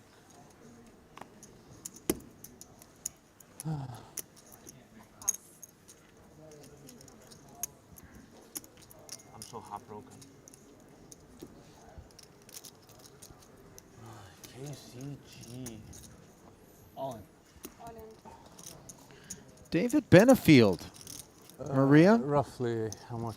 Like 60, maybe more, a little bit more. Jamming with the 2 kings. Roughly, I can't see. Okay, His I is a saw. name that I assume is familiar to you. Yeah. As Absolutely. we see KCG. Kings suck. Gonna King's spin. not good. Oh, flip, another flip. Oh, you're blind. You real haven't flip. looked. No, don't care. You knew that, right? I didn't know. His he last was blind. 23,000. Oh, look at this. Attached to an A6 against top set, though. That's a big issue. Very hard. Yeah. Very hard. Needs an 8-9. Wow. Wow. Don't do it. Don't do it, Eli. Kings full of 6s. Quad 6s available, but not there. So another Lammer and another 100,000 will go to KCG. Benefield, by the way, 2.1 million plus in career Triton earnings, 4 cashes, 1 title. Last time he joined us here in London in 2019, he went 3 for 4, cashed every short deck event, and FT'd them all. Won the 25K short deck for 650,000 pounds. 8th in the 100K for 368. 2nd in the 50K for 560. We're staring at a specialist. Well, I think that if people have been in poker long enough, they can remember David Benefield as one of those players that when he first started out, someone that people looked at as one of the top new school players to come through the game and somebody that everybody was looking out for. He made a WSOP main event final table back then and apparently hasn't played much poker, he said, in the last few years, though. But wanted to come out here, he said, see some friends. London's easy to get to. And now could potentially be enjoying a Triton title in short deck. Well, for the time being, he is just enjoying the remains of KCG's first Lammer.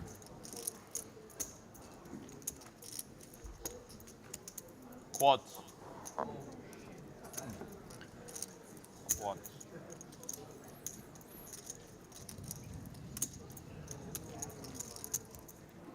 What? 3 players to an ace-queen jack board now, as Makita open limping under the gun. Yet again, we see the inability for the trappy hands to be able to get in re-raises. Everybody playing passively. Flink facing the 4K barrel.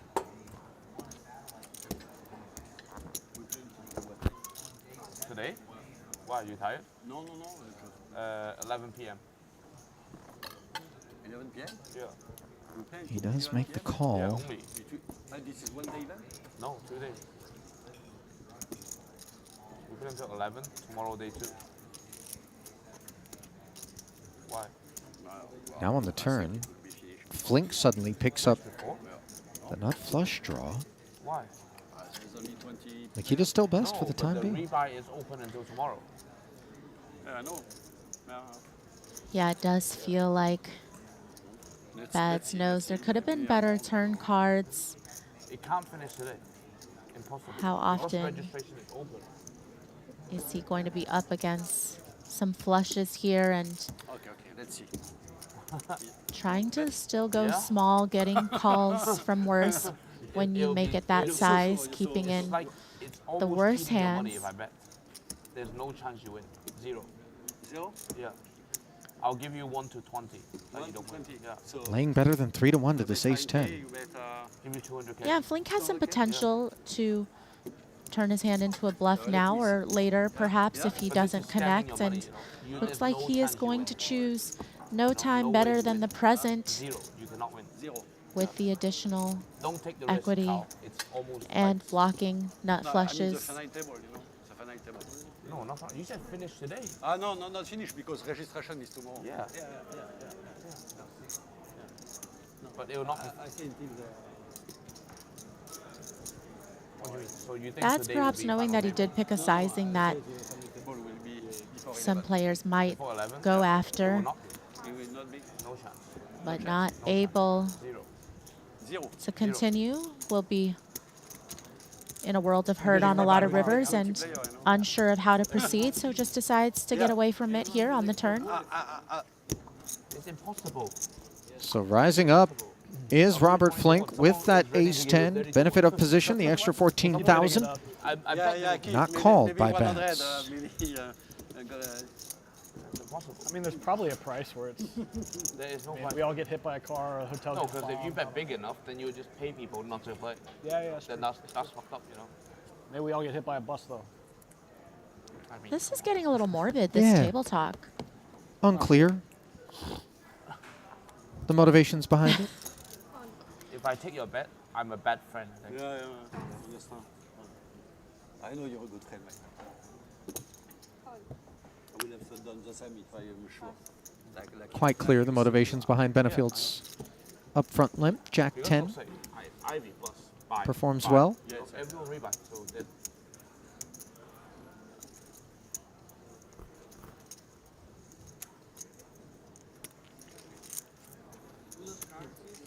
Is it Robert or Carol? Mine. Yeah, I'm out. Bads with a pretty mediocre holding, all things considered, but on the button. Allowed to get in there free of charge as KCG, who limped behind Benefield, is outkicked. Both David and Carl checking in front of Makita.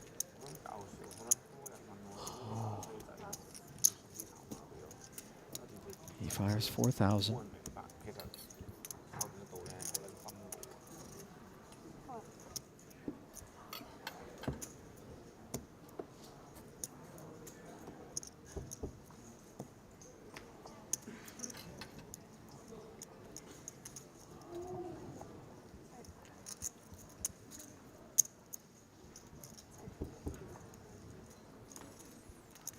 Makita hits the ace as you see the 10 jack. Just check folding for David. Whoever.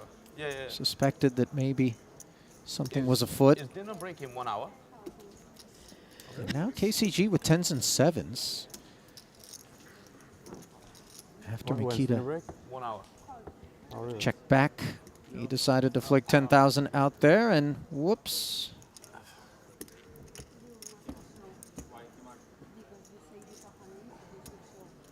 And it looks like KCG just mucked after getting called, didn't even turn his hand over. Well, no, I think perhaps there was a verbal I mean, exchange. it doesn't matter if I lie or not. I mean, he's mucking a hand. So. I'm in London. And Yeah. after that, I'm going to play. This is Rui. Say hi to Rui. Yo, brother. Say hi. Hey. Hi, Rui. Mr. Cow. Well, look at that. The man who we've been wondering where he's been hiding, Danny Tang, has him on video chat. Rui Cow. I'll tell you what, just add Rui if you want excitement in a short deck tournament. I can tell you that with absolute certainty.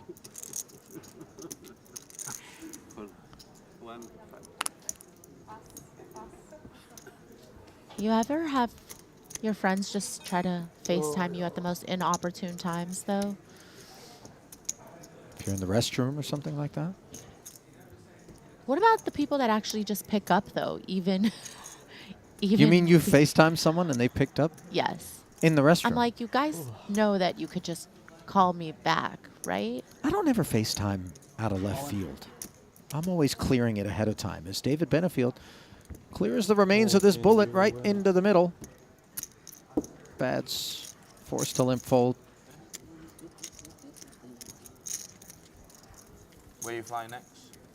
I don't know. No. I will be in Switzerland in September, but between, I don't know. I will decide tomorrow.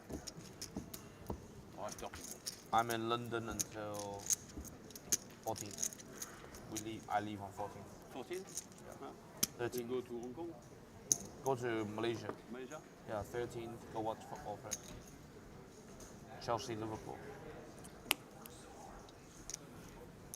Ace-King for KCG. As post-festival plans are being discussed there by he and Danny Tang. Danny, avid football fan. Check. Not an avid fan. 5, 6, 7. Pocket sixes, willing to just 6, 7, 8. limp in though and hunt a set.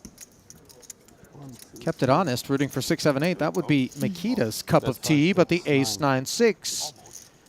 Close enough. Giving Danny bottom set. KCG top pair, king kicker. He loves blasting off, Maria. Just keeps it to 15,000 for now.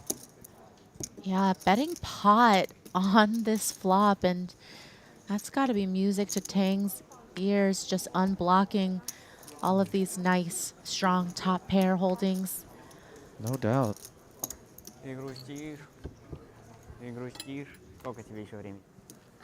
Oh, well, this is just going to be a setup, isn't it? Note that both of the pairs of 9s hit them up, as did that gut shot straight draw. And with 45,000. I know you're not. In the middle, speech play here. Both players have a lot to be happy about, considering their holdings.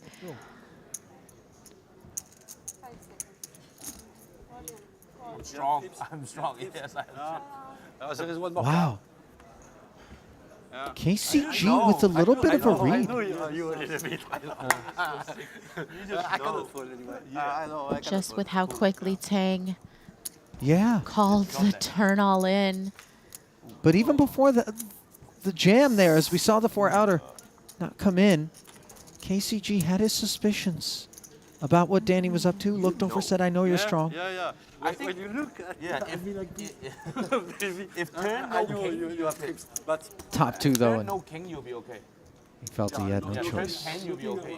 Yeah, yeah. I will check for KCG down to his last lammer, traded in for that fresh 100K stack. Hoping this one's gonna go a little better for him. Third time's a charm. Hungry.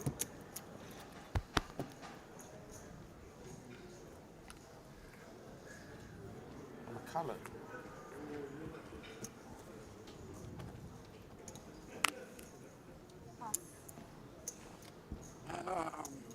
Stop today. Alors, Noël, esquí, flop tips.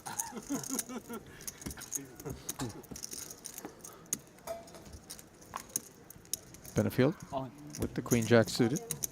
I'm out. Jams in 94,000.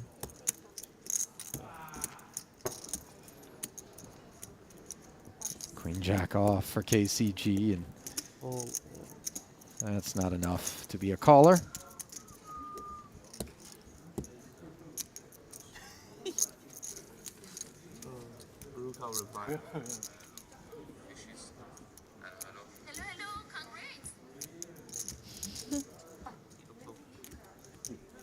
Yeah.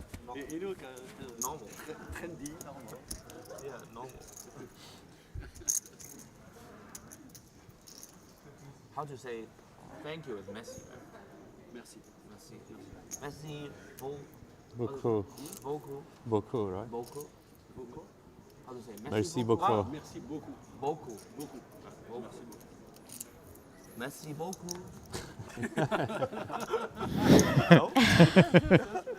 Quick Rosetta Stone action there.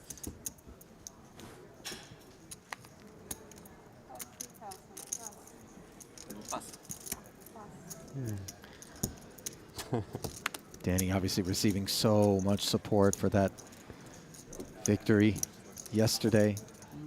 Yeah, Danny seems like the type of guy who's always on his friends' rails supporting them, and so not a surprise to see people return the favor. Yeah, very well liked on tour. One of those guys that kind of bridges the gap, by the way, as we see him flop trip 10s here up against the King 9 that Benefield limped in with. Feudal 4,000 being fired. He bridges the gap between the west and the east side of the Triton Super High Roller Series.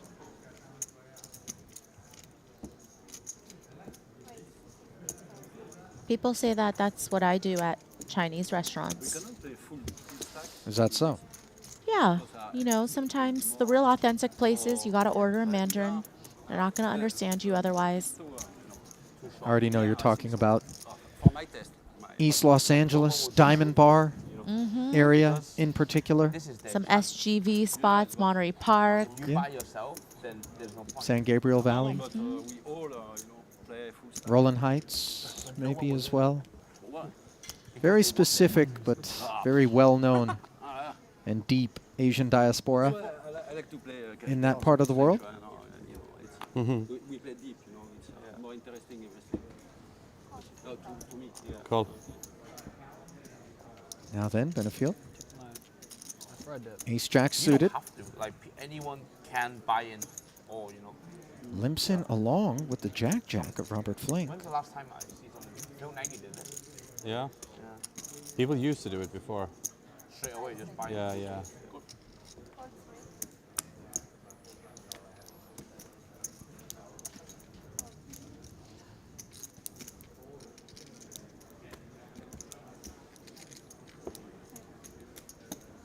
Well, the limp brigade in full force here. Mikita all for it.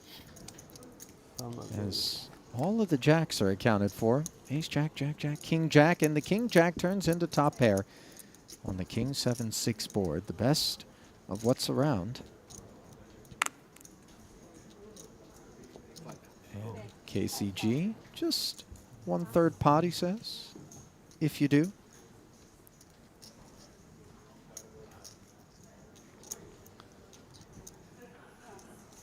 You can imagine with Flink closing the action here, gonna quickly put the call in with jacks in that, Jack of clubs. Clubs becoming relevant as the 9 of clubs rolls off on the turn. KCG not the type of player that's only going to bet value, of course, on the flop. Someone that will at times bet some second pairs and also draws, of course, but Flink got to be feeling pretty good with the check back, getting to see a free river, and now it's just about if KCG wants to extract some thin value with that run out. Not beating, you know, some gut shot straight potential, some open-ended straight potential of the 9-8, the 10-9s, now that it runs out trips.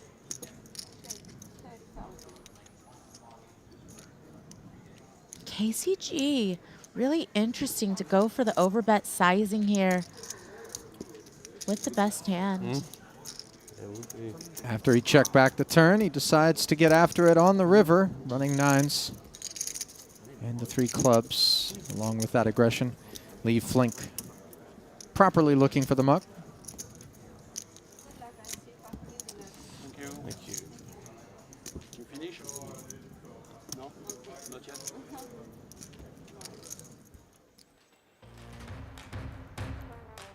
So then, a look out at Danny Tang, who is sitting quite pretty right now.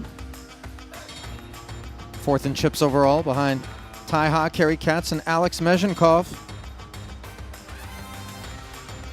Benefield with just 1 lammer left. KCG with none.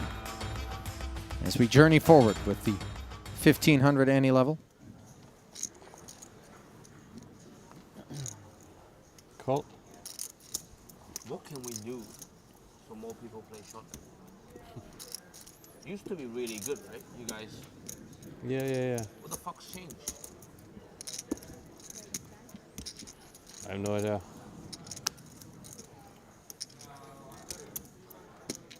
KCG making changes to the pre-flop entry fee with his king-queen suited. Tang, pocket 9s. Pump fake. Before was, Yeah, what do you think? Dwan and those guys firing a lot. Just No, but there was like over 100 runners, right? I don't know if that's many, but they Yeah. fire like 10 bullets. You know, Dwan and Gabe and all those guys. Yeah, what happened to Gabe? Where's Gabe? Where is Gabe? Oh no. Chilling. He won the 250K. Where's Ben Lamb? Yeah. Where's the people that fire 6 bullets? Yeah. Not here.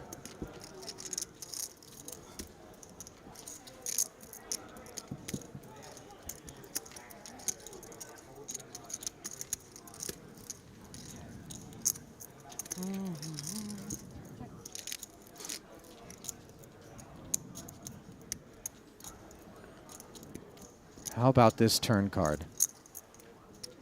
7's full as Robert Flink, given the opportunity on the flop to hit this card free of charge, slips it over to KCG, and the aggression now is not going to be paying off as this 15K is incinerated, drawing dead. Hoping that KCG has some trips here, that he was slow playing, because this raise just looks so strong. You know, sometimes depending on your opponent, you might just want to call here if you feel like they're the type of player that's gonna keep up the charade on the river.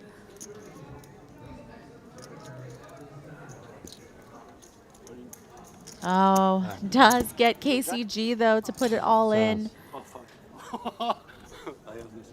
No. KCG goes blasting off, drawing dead here. Picking a very inopportune time to lean on Robert Flink as he digs in. And will haul in 231,000 per our count, regardless of what the river brings. GG, my friend. Cover. That was the last lammer, as Robert Flink does advise. Officially, he does cover by 32,000. So those time banks are no longer going to be needed. As KCG gets Lucky showered. 7s. Set both times. Double up. A double up. First player To David. I thought it was a better hand than you. to end up going through all 3 lammers. Hands. 8. Lucky 7s. Producer James advising that registration is still open through the start of day 2, so unclear whether or not KCG wants to go and reach for another 60,000. You know, back to the point that Danny and KCG were discussing about how they feel like the turnouts have gotten a little smaller in these short deck tournaments. I mean, I do remember a time when short deck was the hot new thing, and there were so many people in the tournaments, it seemed, and so many players eager to learn. What would you attribute that to, Ollie? You know, I feel as though it was a game that surged in popularity when it was first created, and I think that it tends to be the case when the playing field feels quite level, where everybody is still learning how to approach the affair. Now, obviously, some solvers have been thrown at the game, and I think that we're seeing it becoming a little more difficult for a recreational player to successfully embrace kind of the gambly aspects of it. Granted, you can get away with not playing it as optimally as its long deck counterpart, given the variance. But for me, that's what I might attribute the reduction in enthusiasm for short deck to. But here at Triton, Maria, I don't know if that's necessarily a fair criticism, as there's always going to be some short deck here, if I had to guess. But runners, quite timid for the time being. 20 of 21 left here in a three-way affair. Queen, Jack 7. Taiha checking bottom pair. Chidwick open-ended. Haxton with the jacks. Limped pre.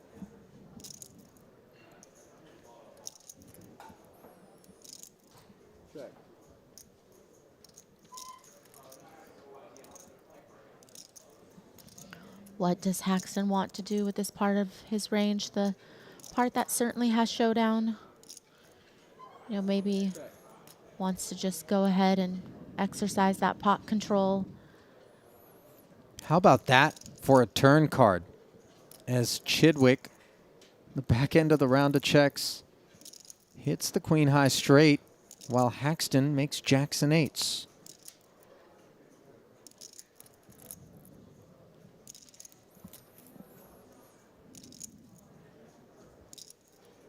Bet 8,000.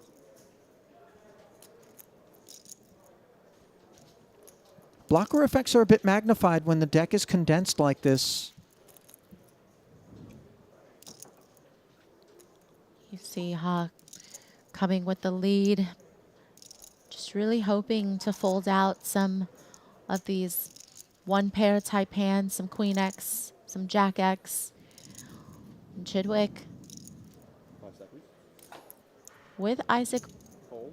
behind him. That was weird. That was the first time I ever called Isaac. I usually call him Ike, and I had to stop myself. I'm like, that sounded weird. Rolling off the tongue there. Chidwick gonna lay a bit of a trap here for this two pair. Inviting Haxton to rise up. And let's see what Haxton's going to assign to Taiha's under the gun limp. We know that the big stack can well afford to be frisky.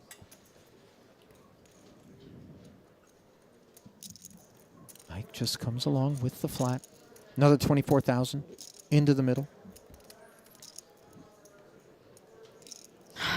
Wow. Jacks full. Delivered to Ike. No waiting.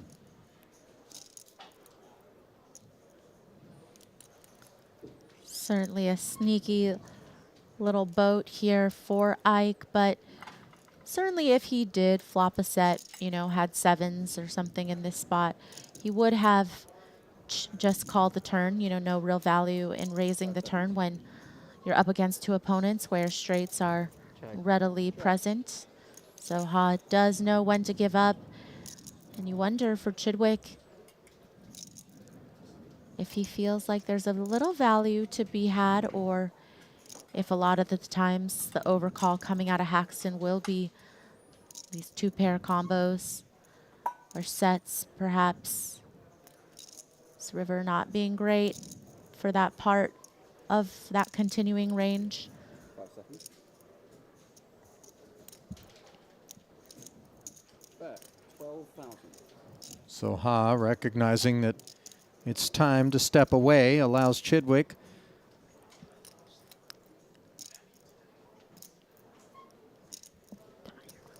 to barrel.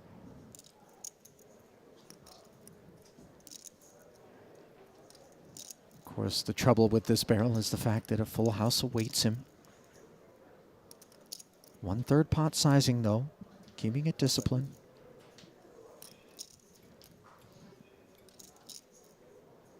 Fine.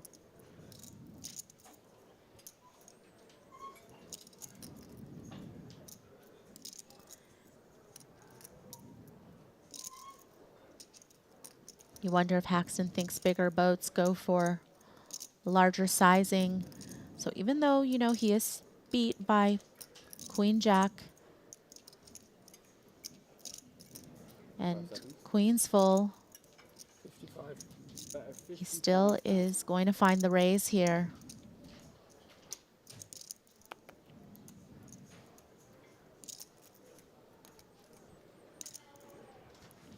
Not surprising. 55,000 is the sizing. Is an easy fold from Taihan. Not quite as easy from Chidwick, though he does need to consider, as he holds 10-9, what it is that Ike would have flatted in position with Maria as opposed to have raised itself, as his slow play is far more understandable than one on the turn by Ike would have been.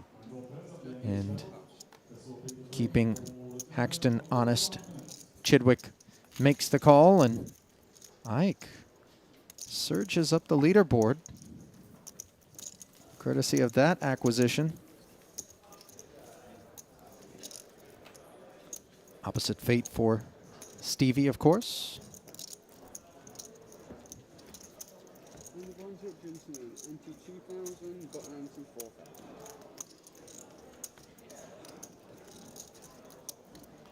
Getting a little more expensive. Ante's up to 2K. Double ante on the button as per the structure in these ante-only short deck events. Cool.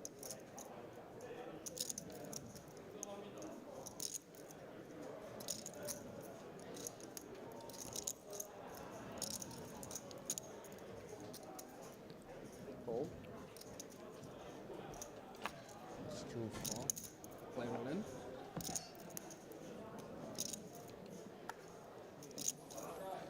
Fold. Ace King for Masashi, playing out exactly how he would have hoped. His boss with the Ace-9 suited. 2 players all in. Short deck's equivalent of Ace-5 suited in its long deck counterpart. Drew the jam from boss. And of course, the snap, let's call it, from Masashi. Proverbial. Was never going anywhere, but did take his time before calling and bringing 82,000 rather into the middle. And how about a draw dead? What's that about flushes being hard to make in short deck? Not on this occasion. Paul made it look pretty easy for the full double. 36,000. It's very hard to flop a flush. On his second lammer was boss there. So his third and final lammer will remain intact.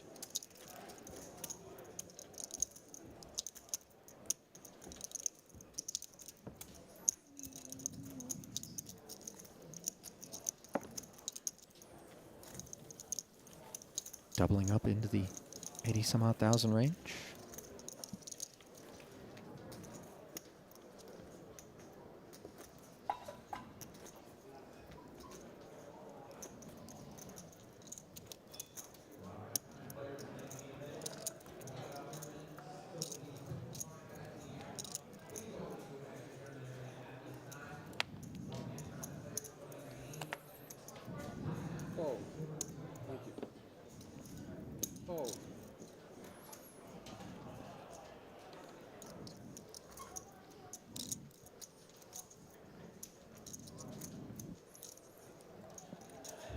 King Queen suited for Ike in the hijack. Limps in. Better clubs for Tai Ha. Limps in there.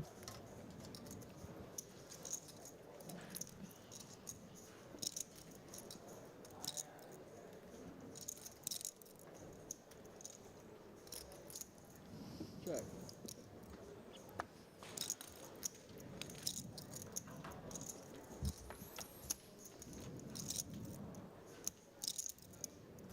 Masashi able to check back, but unable to do better than a pair of 10s on this ace-10-6 board, where Ike has himself the gut shot.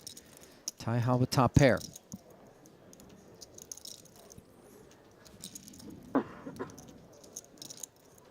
In a situation where you imagine that some of the stronger ace-x holdings might find a raise. Does Haxton want to bet this equity? It looks like he does.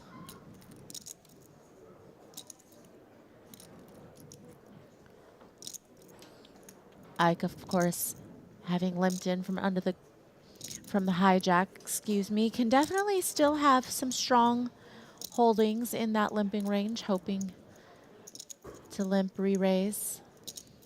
5 seconds. Fold.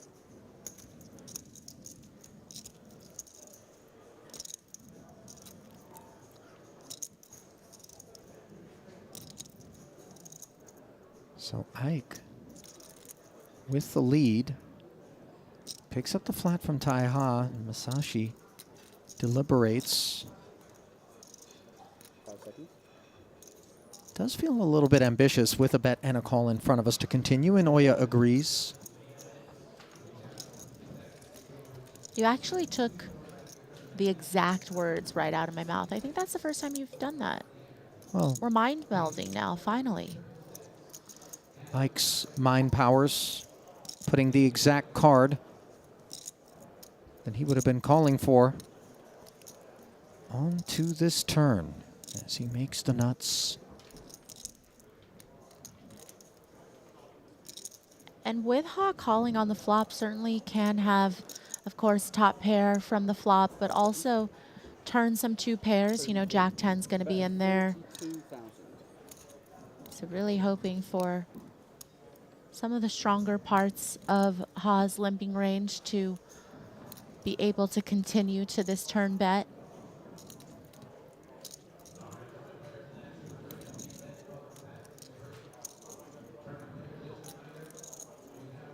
Ha perhaps still a little suspicious because Haxton did limp in as to 5 seconds.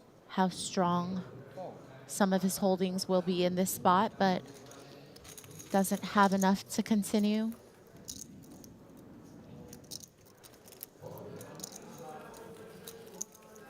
Good discipline there from Ha. Maria, sometimes find ourselves getting a little bit too inquisitive, but in short deck in particular, that ace-7 feels quite adrift. I think we might be seeing just how Ha managed to win that bracelet this summer in short deck. Yeah, he's no slouch, is he? But the WSOP promoting short deck with a 1500 buy-in, which is a very approachable buy-in level, I think, for a lot of players, especially those unfamiliar to the game.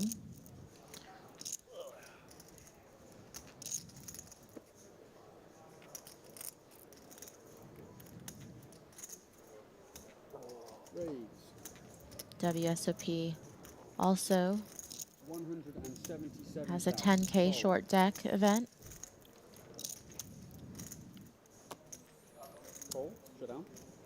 Tai Ha with the ace-10.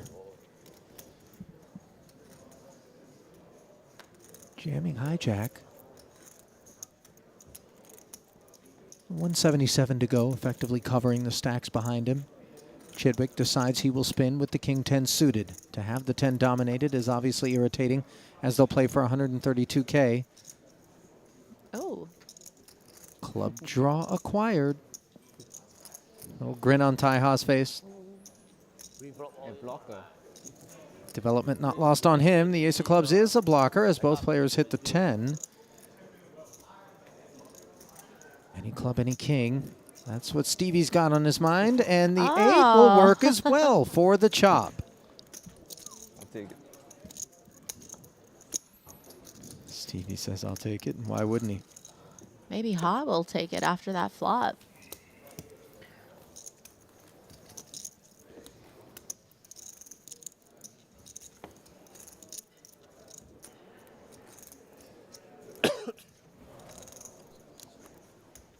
Oh, thank you. Thank you.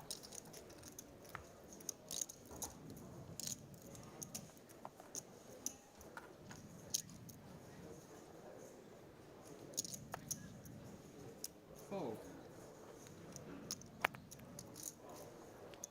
Fold.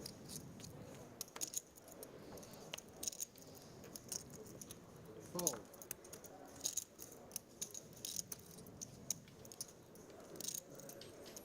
All in. Play all in. From king 10 of clubs to queen 9 of clubs. Stevie.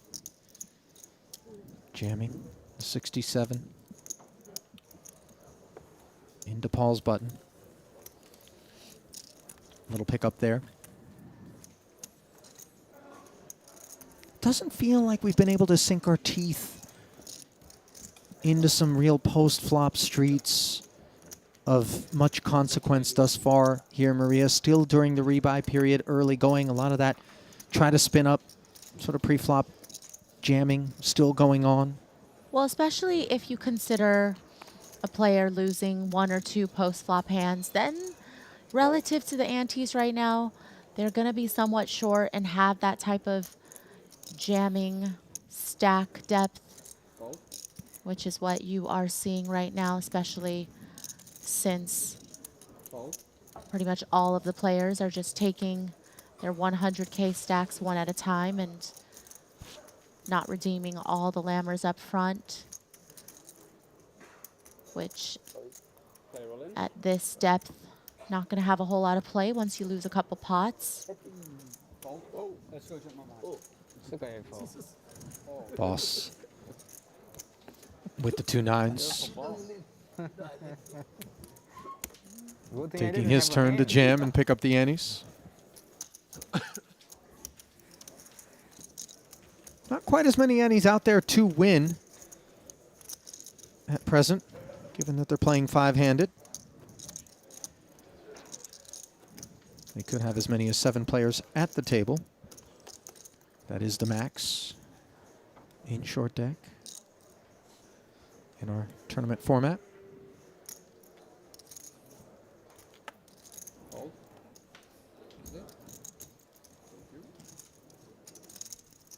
Works both ways, Maria, insofar as obviously take some of the pressure off to be up against a wider number of players, but also makes the aggression less profitable with less quote-unquote dead money out there.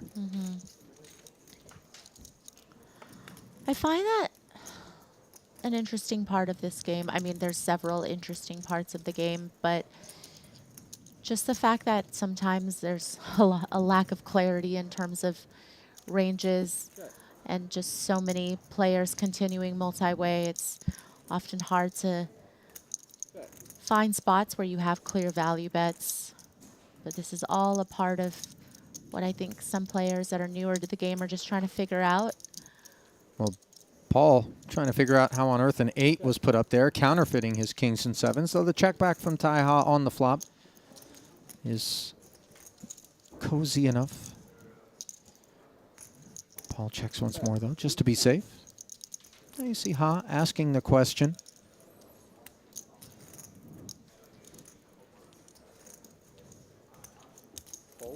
Fairly nice bluff catcher for Paul, though, just blocking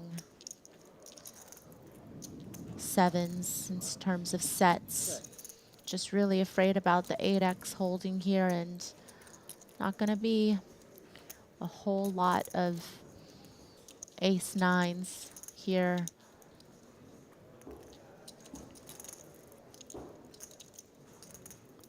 Not the worst river, but perhaps some 10-9s in there with 18? the delayed 18,000. bet on the turn. Now it gets a little bit weird. As the sizing becomes both meaningful and milky, and given that Ha was on the button pre and check back, plenty of 8Xs that would have been perfectly happy to check back on the flop despite being heads up, could just be there on the river, but Paul does sniff it out as the words "you win" are exactly the ones that he wanted to hear. Nice bluff catch there by Boss. Yeah, not blocking any clubs, which is pretty nice, but still hard for people to come up with that call. So well done to Paul for sniffing that one out. Indeed.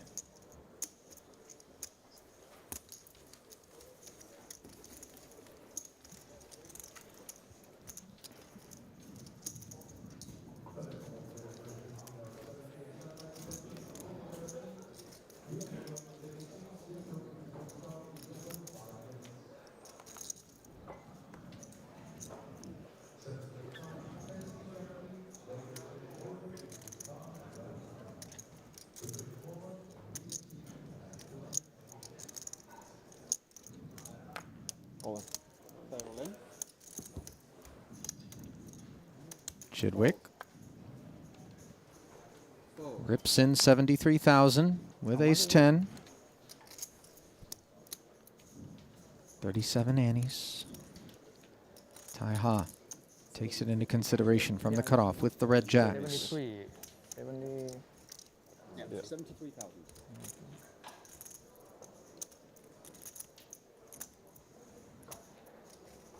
Two players all in. Call. So then, the jam over the top providing some insulation to the ace-10, but obviously it is under threat with 154,000 in the middle. Chidwick on his second lammer, just one remaining, needs improvements. And the 10 provides a path of least, well, less resistance than the naked ace-10 had. 5 outs one time as the jacks are hanging on here. Queen won't do it. So then, yet another bullet showered for Stephen Chidwick as he will redeem his third and final lammer.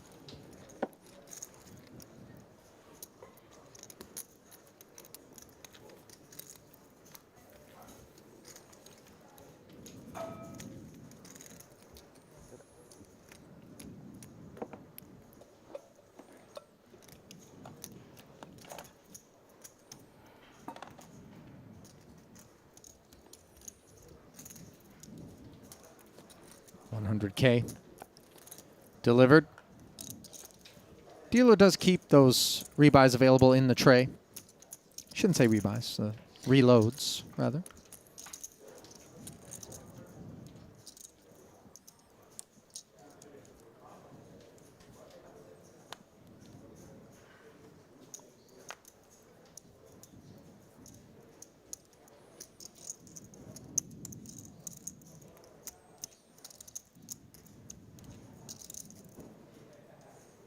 Call.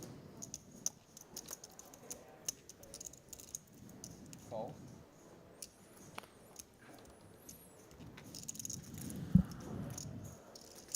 Call. Under the gun limp from Paul. Starts us off. Queen Jack suited. We'll do the same, and now Play all in. Oya Masashi Call. will rip 81,000 in there. Yeah, perhaps too much for the ace-8 suited. But what about the queen jack suited? Certainly plays a little bit better, and you know, even against ace-king will be very live, and in this situation, incredibly so as well. Even up against overpairs to the queen and the jack, it doesn't perform all that poorly. And here, as you can see, Maria, it is the favorite in a 172K pot. Ace A6. Squeaky clean for 2 tens. Turn. More of the same. Now 6 outs need to be faded. And Oya Masashi going to double up. Was on his second lammer and stays that way.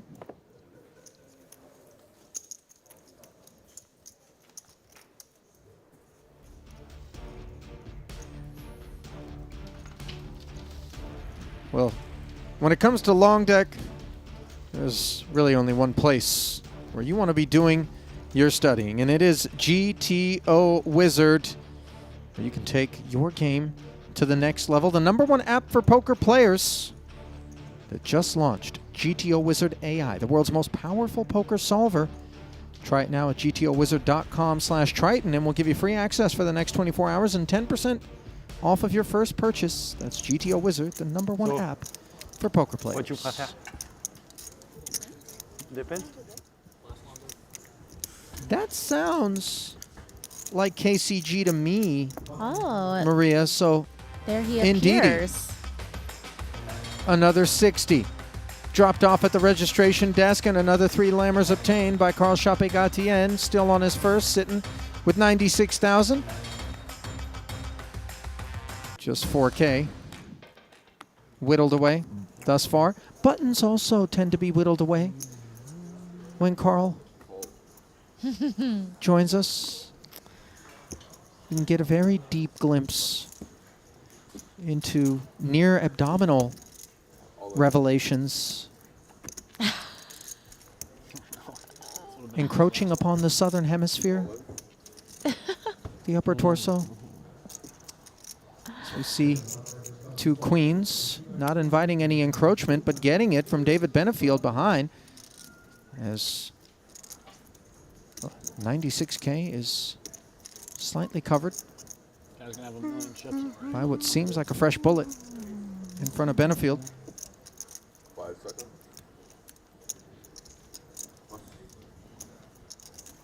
How much? 96 and 100. Fresh stacks.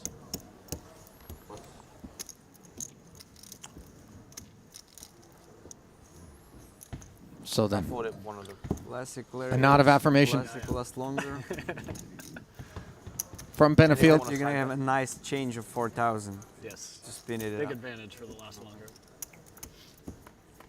That's suggesting that David's only going to be left with 4,000 to try to spin up from here. And wait a minute. Huh? No, no, Don't no. be Oh, greedy. not, Don't be greedy. not so quick I mean, we to cannot take back chop. I those would have taken a chips. chop, but like, no chop, so I'll take all of it. That's manifesting No, and I doing would've- so successfully as he reached out and pulled his chips back after the flop. No, I don't. Thought maybe that was going to be punished by the poker gods. You don't want to prepay yourself. That's just hazardous.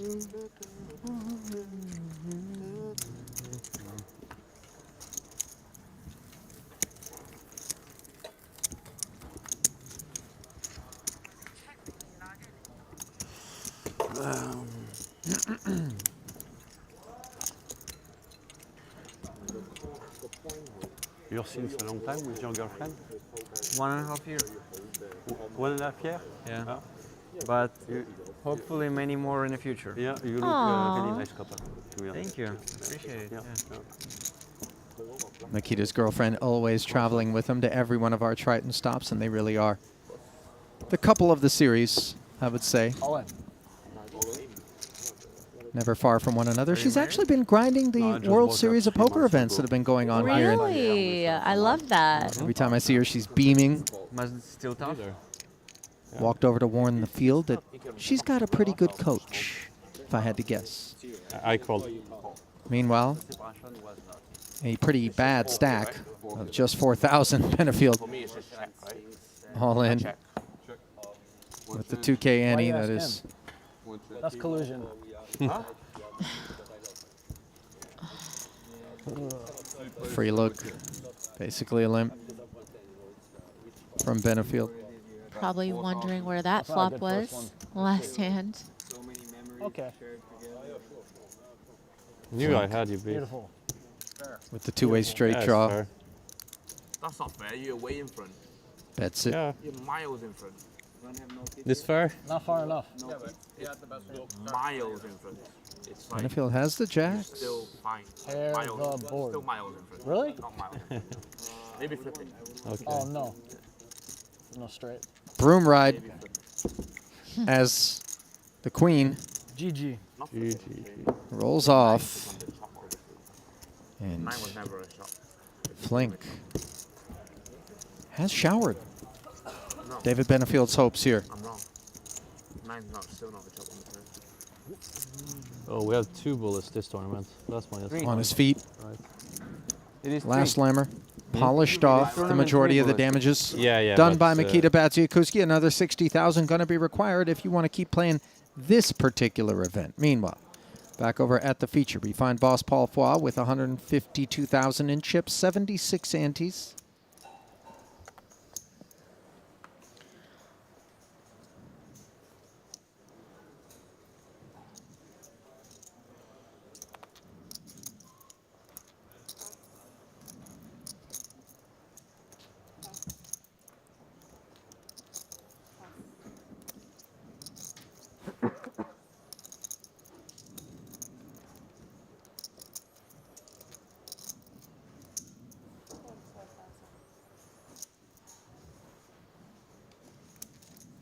Haxton finds himself heads up. A little more than 150. Wouldn't cost him any more.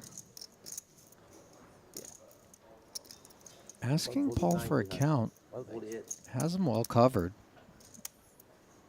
Now that he's got his bearings, settles on a check back with the suited 2-gapper.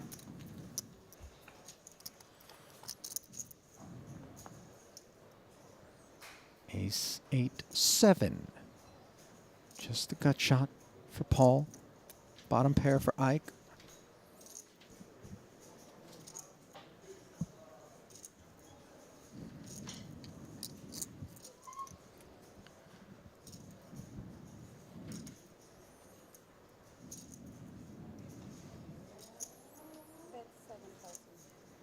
Questions being asked in the heads-up pot.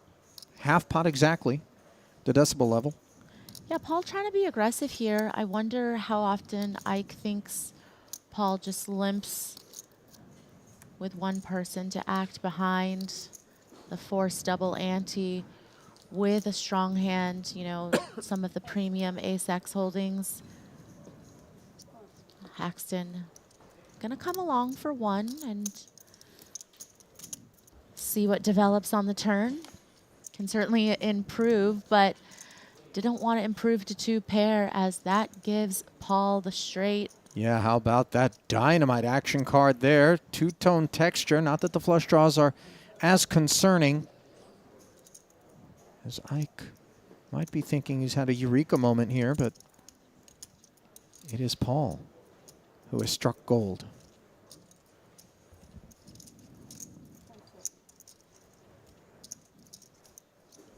Those gut shots coming a lot more often in short deck. Love the sizing, 19 into 28.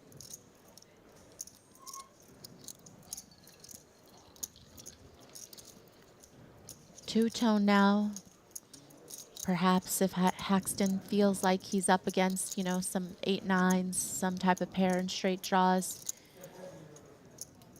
What does he want to do against that part of Paul's range? But of course, Paul certainly could have some sets here, some of these straights, and hands with a whole lot of equity still. Hence cautious procedures from Haxton, a very texturized board. And a counterfeiting river as the ace pairs. And this is a path to an exit for Haxton. Might it be a path to a break check from Boss, though? Yeah, you wonder how Paul feels about his hand, given the flop call and the turn call. You know, will be up against trips sometimes, some of the weaker aces, of course. Just going to check their option on the button.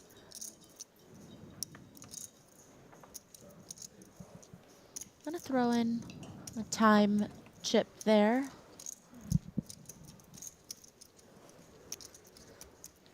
Just surveying the hands that he would like to get value from. But again, both flush draws miss. So perhaps that might lead to some lighter call downs.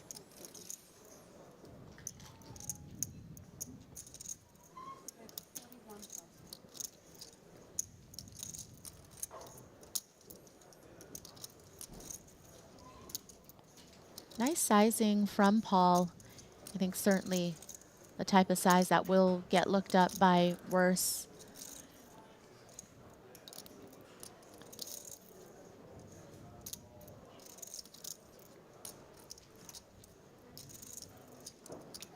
$41. Call. Gets called. Straight. Straight. Straight is straight. Haxton. Keeping his man honest there. And Paul didn't forget the full house that Ike made when the board paired in a separate spot as he downed, I believe, Chidwick's straight in that exchange. Not this time, though, as Boss can breathe easy.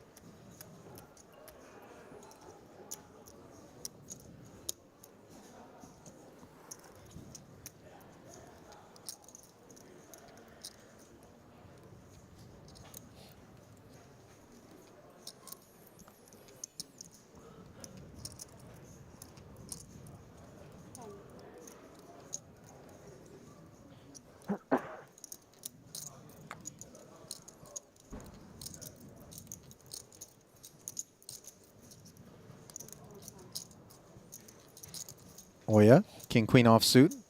Limps on in. Chidwick doing the same. Paul putting new chips to work. Now sits with 114 antes. Ace-jack for Haxton. All in. And he speaks up. And this is just one of those spots where there is so much dead money in the middle, and you know, as you get a little bit shorter with some of these types of hands, you're just willing to spin the wheel, knowing that if you get called, the ace-jack isn't going to be doing too well up against a lot of hands. But hey, against someone who's already checked out of the hand. I love that Ike just said, Paul, did you trap me? Just trying to find out whether or not some of that limp, catch you getting greedy stuff was afoot.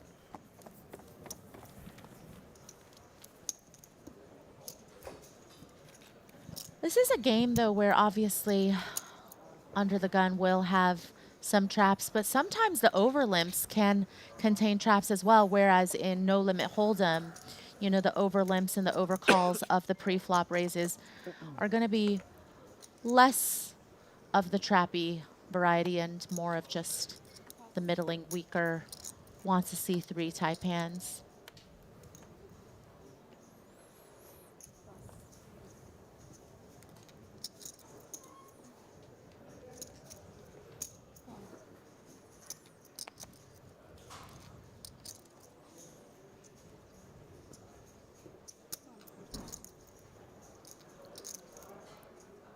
Haxton with the pocket sixes.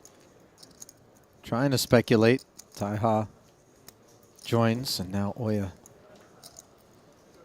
with aces on the button. Has the option. A little too strong, I think, just to rip, obviously, off of that stack, but hoping somebody will have something a little bit better to get involved, even for that sizing. No takers.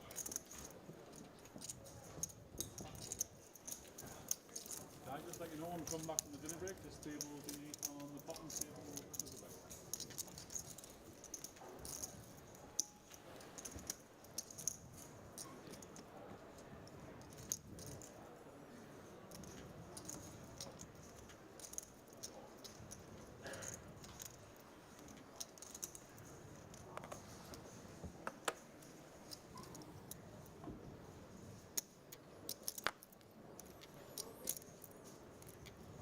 Disappointing outcome there for Oya, of course. Nominal gains. 10-9 offsuit. Note the VPIP increase when we're sitting on a big stack. Tie also in there.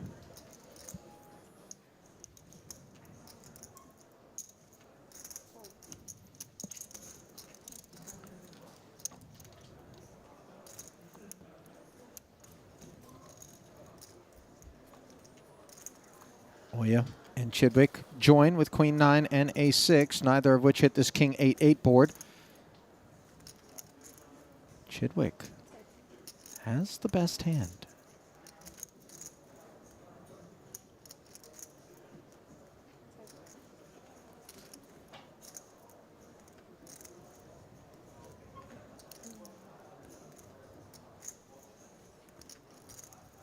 I wonder how Chidwick feels up against 3 players here with the ace high.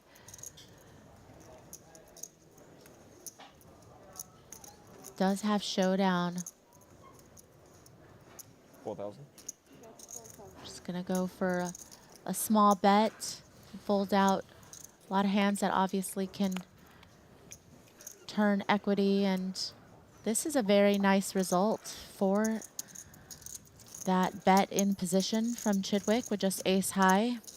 Just recognizing that questions can be asked if nobody seems interested.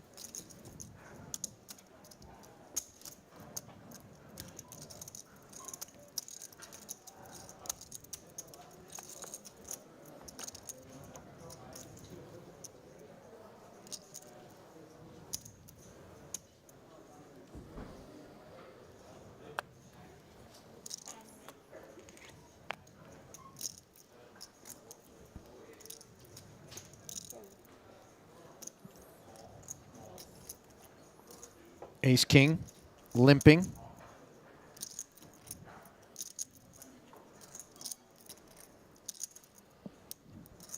Under the gun +1. Obviously, when we play 5-handed, such positions are not quite as meaningful as they would be in a full ring game. Chidwick comes along. Boss says, let's take a peek.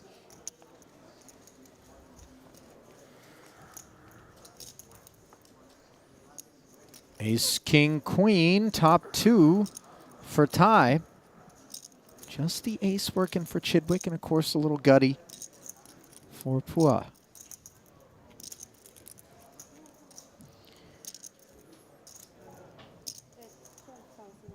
Ha's just gonna come out with the lead.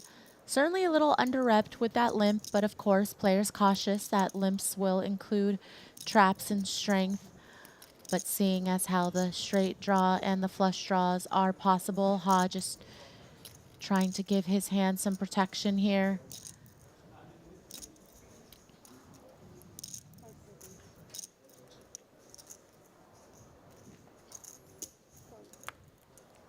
Stevie making sure big stack behaviors aren't afoot, as he will call for the time being with the ace-8.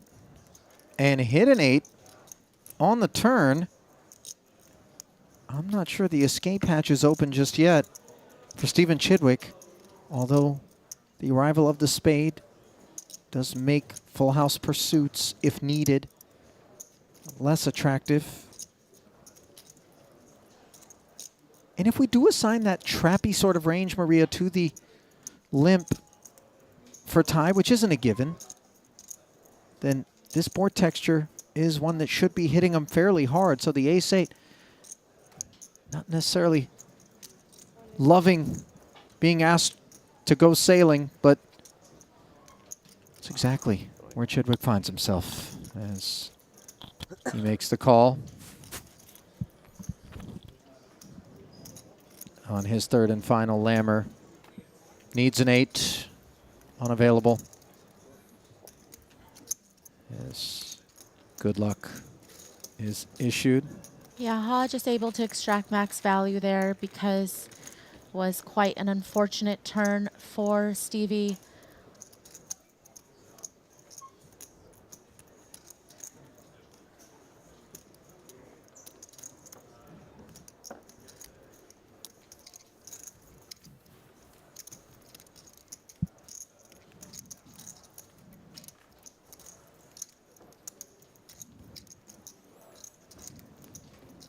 So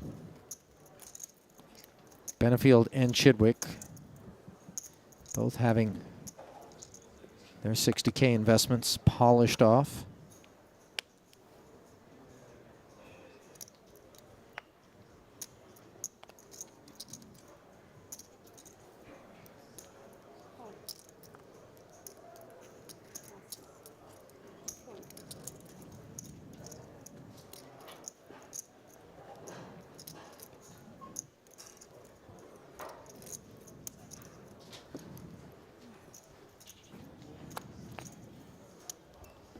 Ha with the ace-king here. Limping in, picking up Foy and Ike, who share a 9 for the ride. And Paul able to flop top pair against second pair. And Paul's done a really good job today of getting value from worse hands, even on board textures where he's not going to necessarily always have the best hand, but certainly can get action from worse. And here, just another example of that, finding the bet here. And Haxton was his customer last time, looking him up when he had a straight.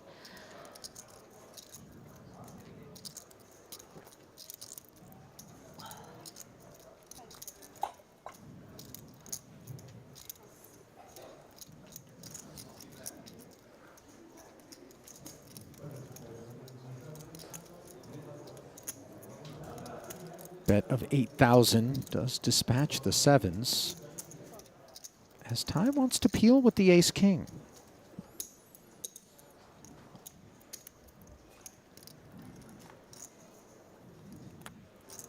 Turn is a 6, not the kind of card that Paul's going to need to be concerned about in terms of Ty's open limping range. I thought perhaps that Ha would be a little bit less inclined to peel with the ace-king Maria, just given the fact that the bet was made into a 3-person field as opposed to heads up in position. I agree, and I think Ha might have just been looking also for not only the overcards, but some turned gutties, and perhaps hoping Paul will slow down on certain turn cards, allowing him to see a free river. But as you mentioned, Paul undeterred by that 6 pairing on the turn.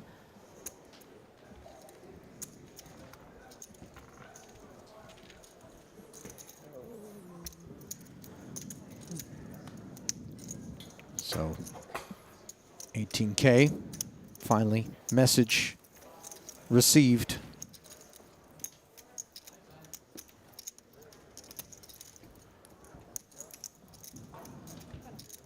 Hello, Mr. Tang. I thought I smelled title.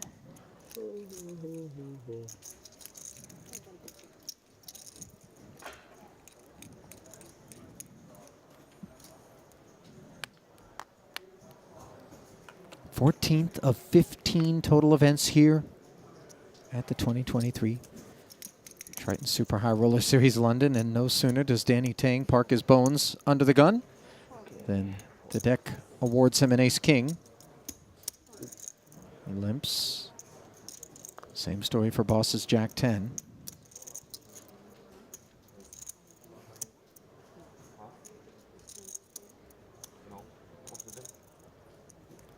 I could be interested. Yeah. I mean, I don't want one, but I guess I have to have one. 22. 22.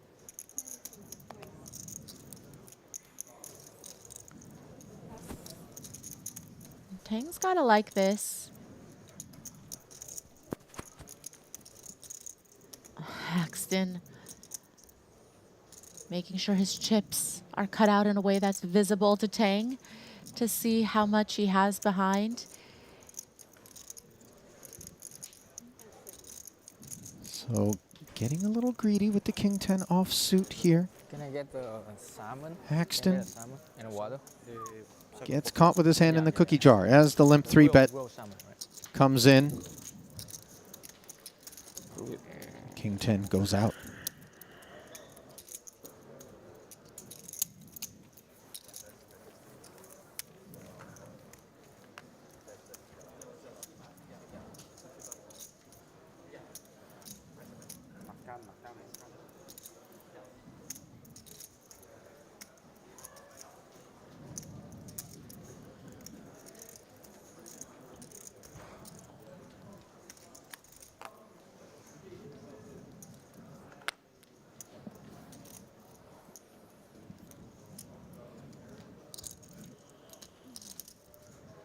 Ace-Jack.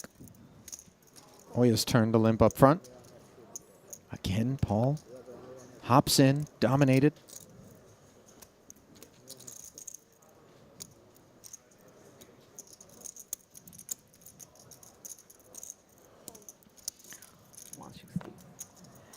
Haxton trying to make this King 7 suited work.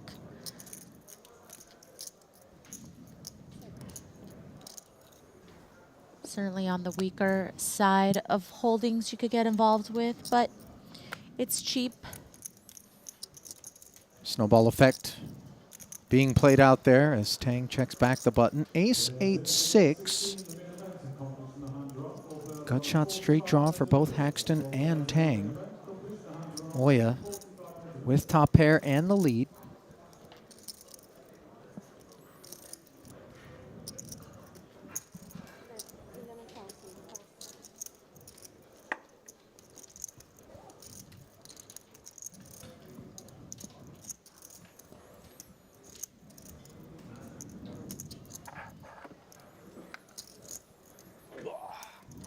Haxton has got to dig pretty deep for those back doors. Looking over at Tang to see if perhaps he would get caught up in something if he just calls there and faces a raise somehow by Tang, then 11K bet clears 2 players so far, forgive me.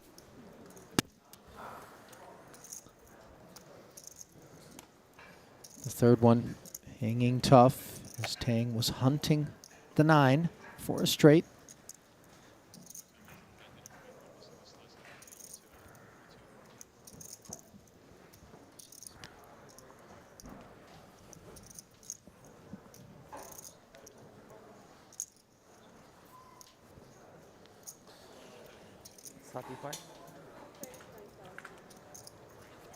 Top 2 on the turn, emboldening Masashi to barrel 35,000. Not an eventful development for Danny Tang, though, and that'll be that.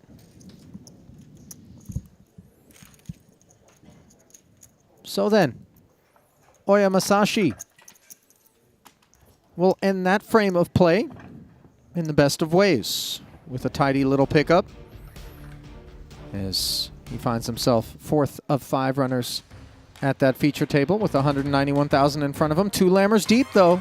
And that's the story for everybody there at our feature, save for Danny Tang, who's looking quite good here in the short deck streets with the wind at his back, fresh off of that 60K long deck title yesterday. Lots of pride, lots of momentum, and lots of time now for us at the desk to just kind of deliberate, debrief, if you will. Dan DeVoris up at the top. Obviously a prolific short deck player. Did pick up a title in the short deck streets, as I recall, once upon a time. 658,000 in front of him. Seeking verification, by the way, on that short deck being the title. Yes, indeed. It was 20K short deck back in Cyprus at our previous festival prior to London, where DeVoris did that damage, so obviously qualified to be up at the top. Kiat Lee also up at the top right now, Maria, and he is still hunting his first title. And there you get a look at his Triton track record. But it seems like, dare I say it, because I know everybody expects short deck to be this explosive affair. And yes, there were some all-ins and some spins being sought by the Lammers, but we've yet to see some of the really gangster things take place. Maybe after the registration period ends, but blocker effects being put to use for big raises and bluffs, just feeling each other out, yeah? Yeah, so far that's what it would seem, you know, a little lacking in action perhaps compared to the short deck final that you called earlier today. Mm. But obviously that was a different stage of the tournament and also some of the stack distribution at that point. A little different than in this situation where a lot of players still have one more bullet to fire, one more fresh 100K stack to go to. But again, I think when we near towards the end of the night, of course, and the antes, the average stack getting shallower, I think we will see a little bit of that explosiveness. But let's not forget, you know, just outside of the top 3 in chips is Phil Ivey. So can we get a Phil Ivey cam after this break? Well, I know that the audiences certainly are begging for it, as they love to keep a keen eye on what Phil is up to, already having taken down a title here. All right, then. Let us send you to what is the dinner break. We are going to splice it down, however, in terms of length. Just 30 minutes will be the pause in the action. Go grab yourself a bite to eat. Do what you got to do. 15 minutes now, I'm being told. All right, how about that? Make it quick, whatever it's going to be. Maria and I are going to step aside. Certainly appreciate you guys being with us, and we are going to cede the desk to Henry Kilbane and Randy Liu, who will take you home. Don't go anywhere, though. 15 minutes from now, we resume the action here in the 60K short deck.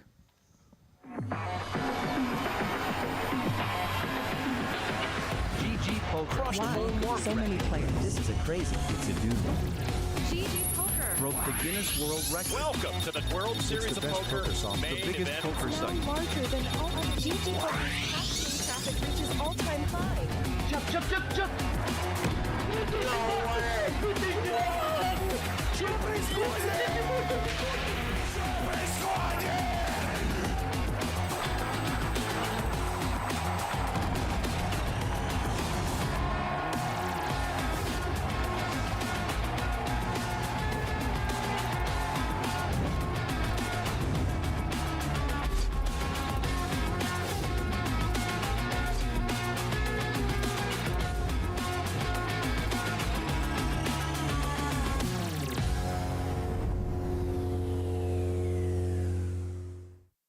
Do you know the difference between a chip EV strategy versus an ICM strategy? In a poker tournament, survival is key. For example, in this situation, if the button is trying to win as many chips as possible, they should open about 49% of hands. However, if this were on the bubble of a tournament, they should only open about 43% of hands. And this is because surviving into the bubble is important. At GTO Wizard, you have access to tons of free theory articles, as well as ranges that you can use to study the optimal strategy in MTTs. GTO Wizard, the #1 app for poker players. Introducing the all-new BetACR.eu, the premier destination for sports enthusiasts. What sets BetACR.eu apart is our exclusive offering of live-action prediction options on the Triton series. Experience the excitement as you predict the action while watching your favorite players live. But that's not all. By opening your account now, you can take advantage of our incredible offer. Receive a generous 15% free play on your first top-up, up to $250. Become a part of BetACR.eu and elevate your live sports engagement experience.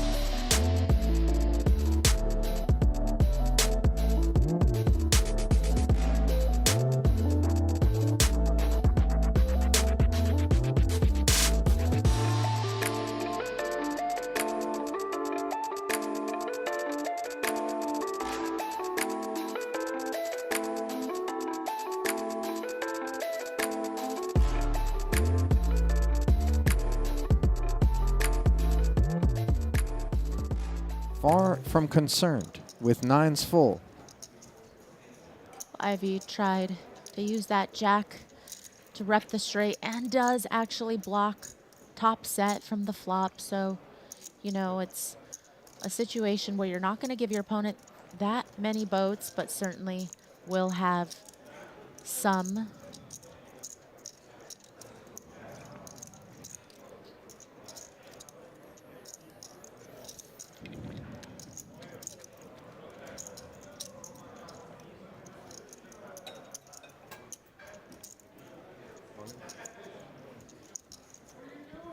Not surprised with just under pot back that Davies puts all of it in. Isn't CBD for Only like, two hands beat sleeping him. and recovery and stuff? Is it? Ivy What? lays it Isn't down. it? I feel like it just lets you go down. They're just totally opposite strut. It's like Davies taking his turn limping with queen 6 suited. Boss with queen 10 suited, and then two black queens show up for Mezhenkov as all ladies are present and accounted for. I think you got to add a third and a fourth to the mix. Yeah, Probably. you You know what I mean? You didn't combine enough of them. Yeah. So it's like a fruit smoothie. You can't just have like You know what I berries mean? and bananas. Yeah. You gotta- Paul certainly has a pretty looking hand. You know, when you can make flushes and straights, it's always good in this game. Can't think of a game it's not good in. So the queen 6 out of there, but the queen 10 is in, and it's an open ender on a jack 9-7 board up against the overpair for Boss. Now. No, this is something different. Oh, what is that? Meta human. Whatever. It doesn't look completely poisonous. And there's like Mezhenkov blocking a lot of the Let's do the open-ended next Triton, straight no draws. coffee, no caffeine. Me and you. Make a bet. That'd be fun. Let's do it. Yeah. Because I'm not going. The next one that we both Wondering, you know, how many 10-8s can be in there in the limp call range. I'm addicted to caffeine too. I think Perhaps we'll be fine. if there's ever All right, I'll try with you. pairs that flop sets here, but still certainly other hands you could capture value from and want to protect from as well. no caffeine. Right. And the 11,000 gets check raised to 36,000. You see that texture is bothersome for Mezhenkov. Yeah, I was hoping obviously to capture some value and protection from hands like Jack 10 perhaps, but certainly all the other sets possible.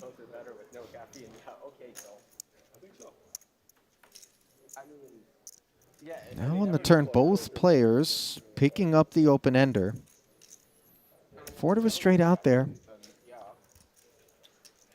You wonder with the queen if, yeah, Paul wants to maybe rep some king-queen here, some king-queen suited type hands, Yep.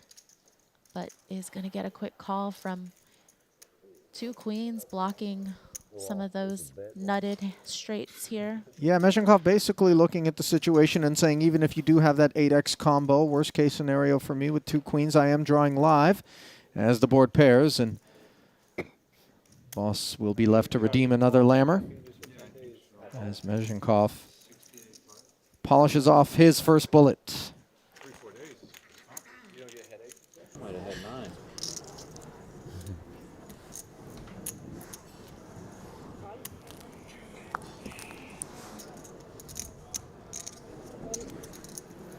Chidwick, far less than pocket kings. King, queen offsuit. He chooses to limp. Along comes Greenwood, suited and connected. Now bats.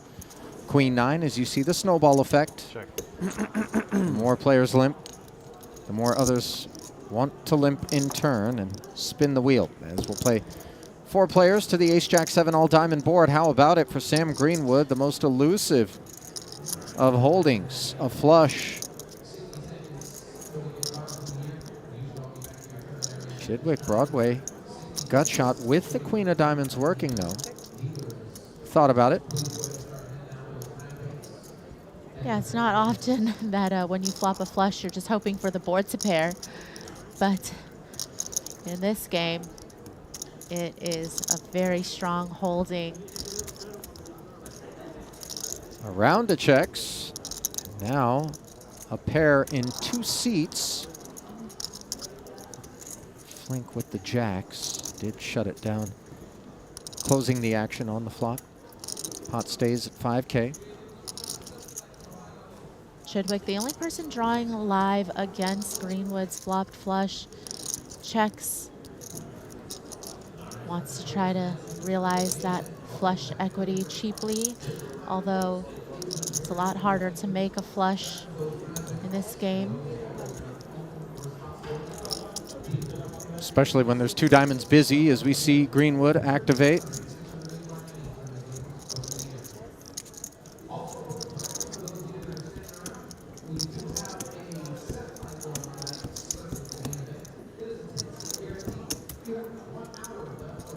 Two folds in front of Chidwick. Now he contemplates. Yeah, and without implied, certainly not getting the right odds to pursue the 4th diamond. Unsurprisingly, a diamond does not arrive. Board does pair, and of course, Greenwood's not worried about it, as the flush will down the boat.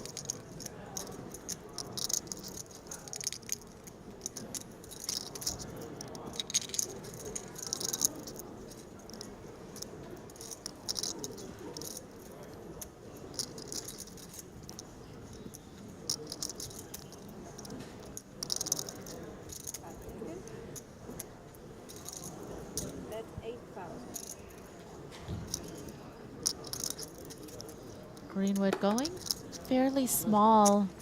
Again, just really hoping to keep some of these ace-X's in there. Some possibility of some other weaker holdings, like the Queen-X that Chidwick has, but blocking some flushes, of course, with the Queen of Diamonds. Yeah, I was just wondering where you were. Is going to get looked up. Interesting Where is she? that Chidwick figured that the king-queen might be good in that spot, Maria. I think it was just the right price. I think with a flush blocker there. With a title in the 20K short deck. His one and only. Moving stuff. Devoris always very consistent, always composed, always ready to battle. Like 5 swimming pools. Oh, in Vietnam? Yeah, it's sick. I'm gonna send you the scale. They got the 10K and the 20K. 5K, 10K, 20K. And then the main's like. Ivy threatening to play Big Bach next time he's in Vietnam. It's like September 10th. I will tell you that the conversion rate in terms of dollar to dong really leaves you feeling like a trillionaire if you're out there blasting. Maybe that's the stop where you'll be able to finally join in on some Bach action and not feel too bad about it. I'll be like, guys, listen up. Might be I was in tough for Hoi An me, but I do really like it there. playing 1 billion, 2 billion dong, no limit. No, it's not. It's not that bad. Yeah, because I'm supposed Davies. to be in Italy on like October 10th. Conceding the ace-queen But I'm after thinking trying it to makes slide in sense there. to do a Nezhenkov showing some left brain activity with the 10-8 suited. Running into top 2 here as Brewer was the lone customer. You go Triton, you have to play every day. I mean, go there, you pick 3-4 days to play, 3-4 days to relax. I mean, yeah, in theory. Winfred, you're talking to me. I'm gonna play every day if I'm there. Come on, like, what kind of conversation is this?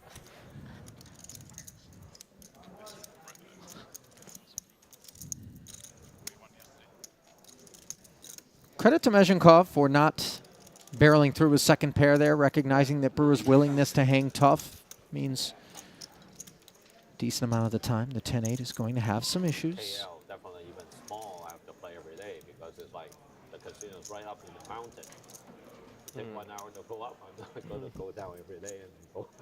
Facing the 9K bet, Nezhenkov will make the call having picked up the open-ender.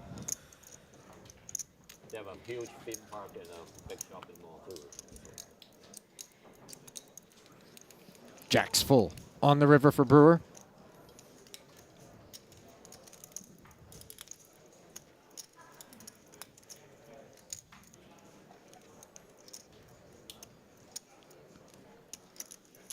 Now, it does look like he's chewing on his tongue, Maria, but that's actually not the case. If I had to guess. Is chewing on the sizing here on the river, though. Yeah, this is his thinking face. Vesenkov, just a bluff catcher, but does block the straight. Jack 10, full house.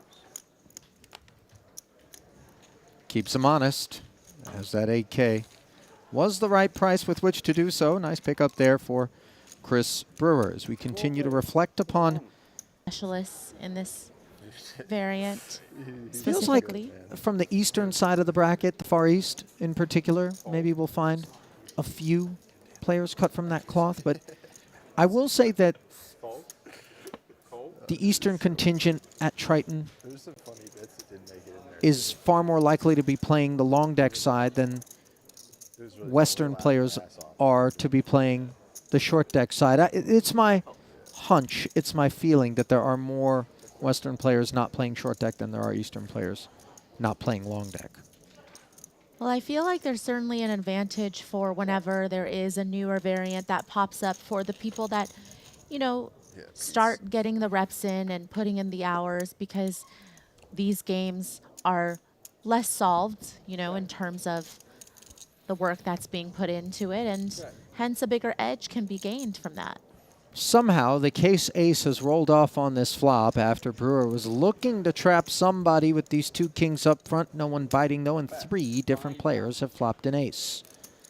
Chief among them is Seth Davies. As you see, Winford Yu does have the double gutter. 2 checks in front of him, and Ivy speaks first.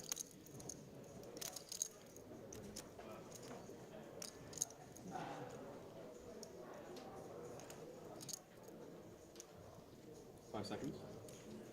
DeVoris doesn't like his prospects of getting to showdown cheaply. Of course, a lot of straight draws possible. You know, hands like 10-9, Queen 10, Yeah, the King texting one he Queen. did was good too. He'll be in the mix. He's just killed it this trip. What was the other one where everyone was Board pairs, as you see both of the other aces finding the muck, including the one that was best. Here, it would have been a chop situation as Ivy's kicker improves upon the 8 pairing. I told you not to talk to me. Yeah, I told you. He's not done betting after a second check from Winford. He's fucking great. He's had a few good ones with me too. He had one where he's like talking about How about it? spike ball. And I'm like, Winford hanging in there and binking the straight.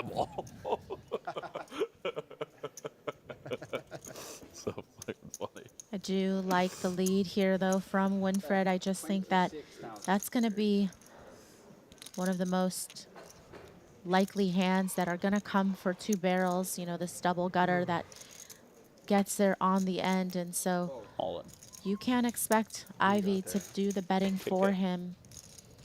Isn't going to get Ivy to call either, but still, I think a lead is going to be the way to go in that spot. Synced up with the delayed broadcast is that app.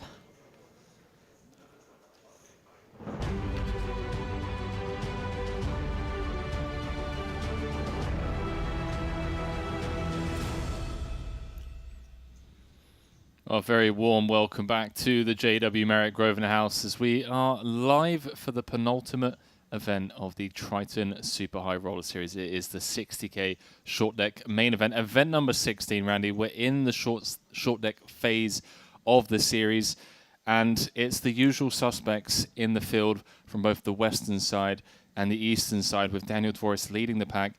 And I'm looking at the app.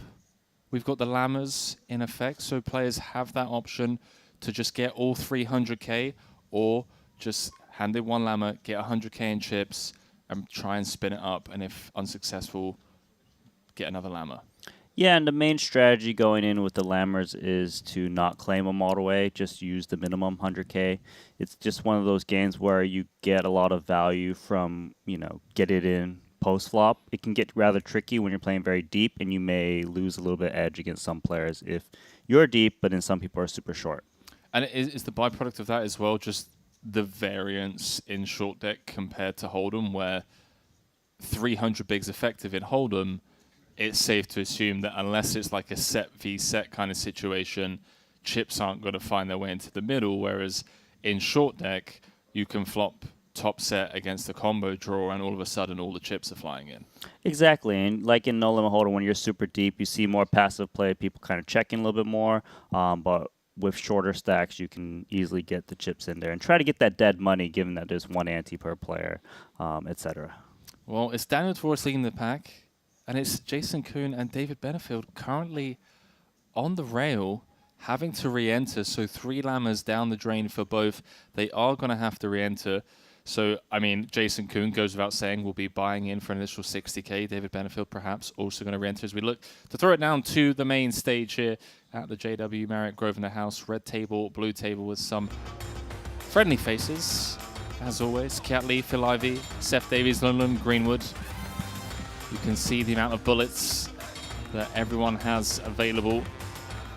On the red table, Antoine Karikat, Swinford Yu, Alex Majenkov, and Chris Brewer. Average stack, 50 antes. 2.5? 2.5, yeah. Oh, hey, I thought I got a little more wiggle room here. Playing 4-8? 3-6, but I am slaying all of my chips. And this is a good example here with Jack 10. You can just open ship it when you're playing, 35 antes, but if you just have a full 300k stack, you can't just open rip it 86? and just try to take down what's in the middle. Ace Queen suited, definitely going to give him a spin. Word for, there's some funny words for bluff in different languages. 250,000. Oh my. Okay. Here we go. Hand number 1, short deck.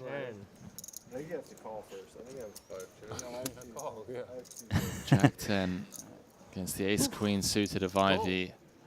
Leading. The Ace King of Diamonds. Note the equities around the Greenwood with as much equity as Davies. That's because they're not sharing cards with them and both cards are alive. You think I can win one? I don't know. Like Find out. Chip lead pot if Ivy can convert. Oh, Here, Jack. oh. Super favorite. Oh. Not really. Yeah, you're favorite.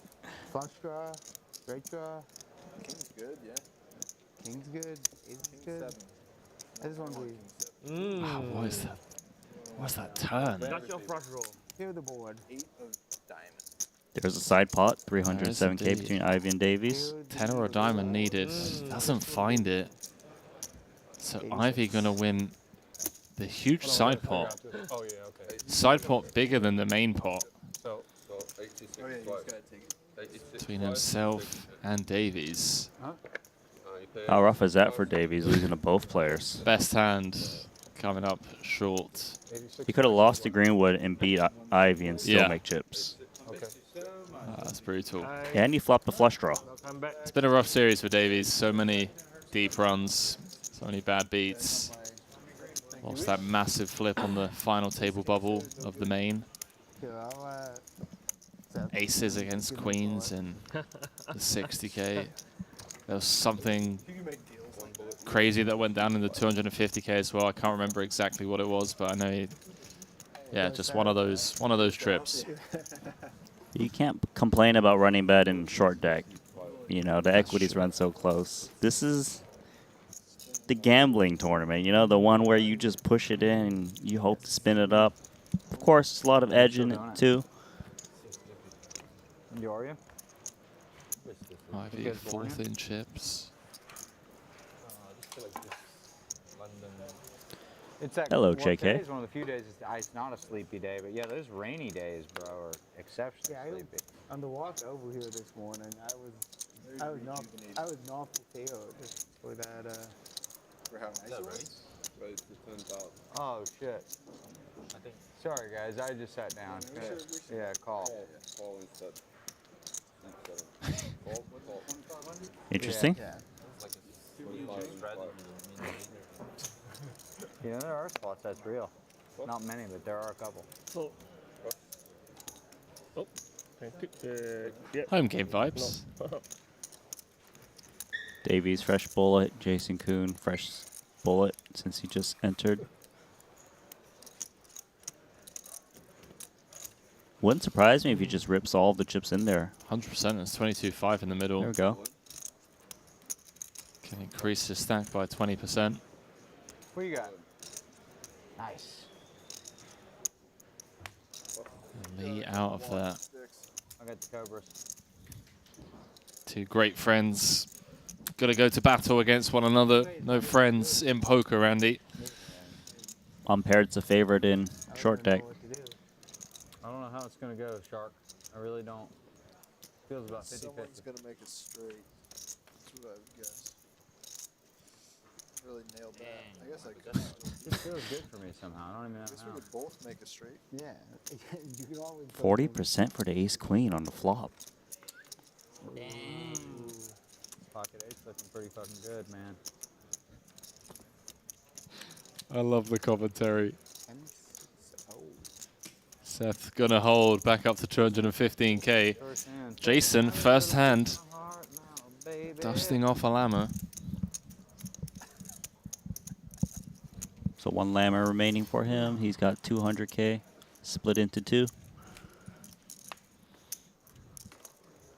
Game is not for the faint of heart.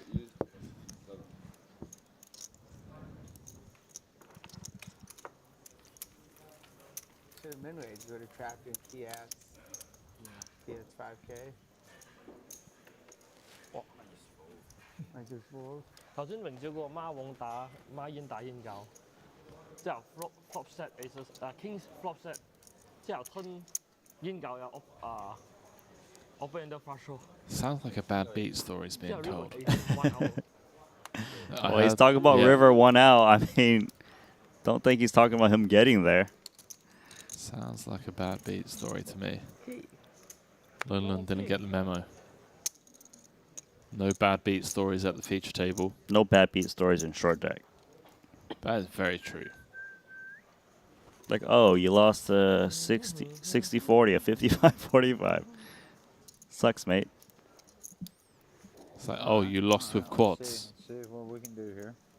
That'd be pretty impressive. That's allowed. But if you lost a full house to a flush, it's a little different.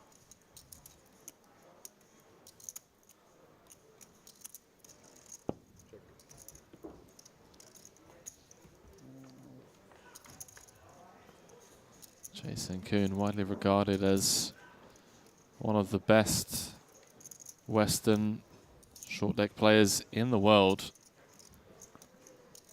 If I've heard tales from Jason, Boss Paul, if I'm not mistaken, was one of the first in like the Macau days, in the Macau games, to kind of go out there at the conception of Triton and playing those cash games. It's possible. I don't know the history predating the live stream, but he definitely was there when we started to stream these tournaments. The short deck variety, Jason Kuhn from the get-go. Greenwood turning gin after betting half pot. Got an open-ended for Jason Kuhn. Wouldn't think he ever thinks a 7 is ever good, although it does give him perceived outs to hit a 7. Not in this case. Half pot, half pot.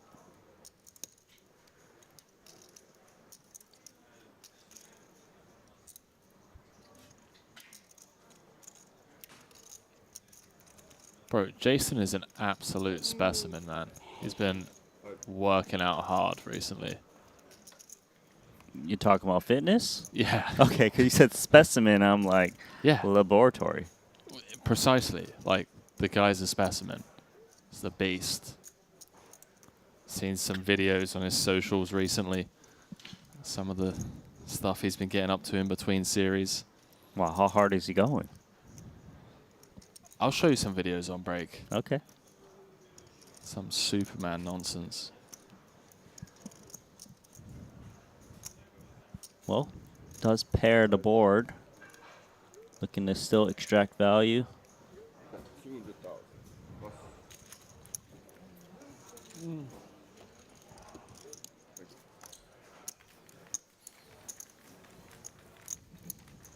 Greenwood's one of those players that you may not think about too often in short deck, but actually has a lot of experience. I think that's a good idea. Yeah, thank you. Only Triton title coming in a short deck event, if I'm not mistaken. Exactly. He's been playing all of the short deck. Got a final table the other day in the 30K. Very, very good. Very solid. Today. Oh, was that later earlier today? It was so fast. You just assume it didn't happen. It happened. Earlier today. It's been one of those days, mate. Only guests were allowed at the coffee shop in the entrance to the hotel. How messed up is that? This one? Yeah. I've been getting a coffee there every day. I know, some dude must have been power tripping because I haven't had a problem either. That's the dumbest thing I've ever heard. Yeah, it's so crazy.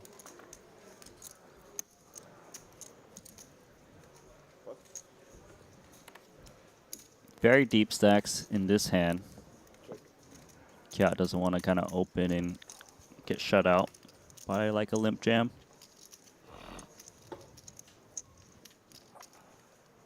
Both players with the same hand.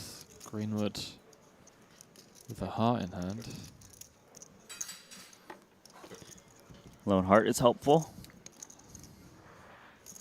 An interesting one, as both players picking up the open and the straight draw. And there are situations where one player may still get the whole pot, where say it goes bet, call, blanks out, check, bluff. Greenwood's the one that's going to bet out himself. Yeah, these are always some of my favorite hands. To see who really wants to get after it when they brick, but given that they both improved to top pair, high likelihood. Yeah, I wouldn't say that this pot is going to go just to one lone player. Pairing to king, they're going to try to get the showdown or put a block bet against the queen X.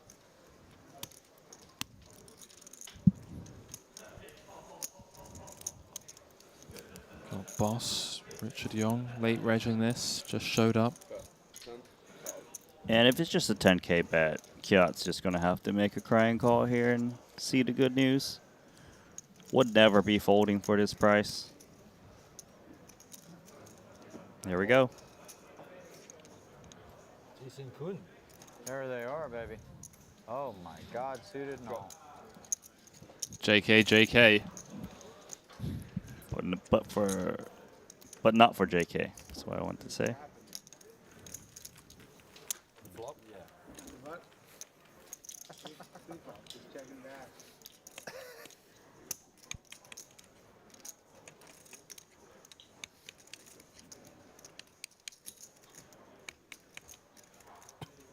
I'm about to triple up, boys. This hand, 10-8 of diamonds. I'm loving the stance that Blue Dog is in over there. You see this? Oh, that was really fun.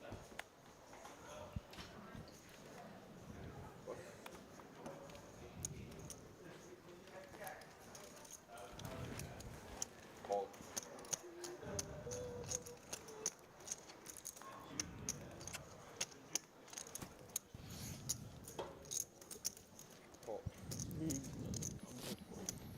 Decent suited connector here for Ivy.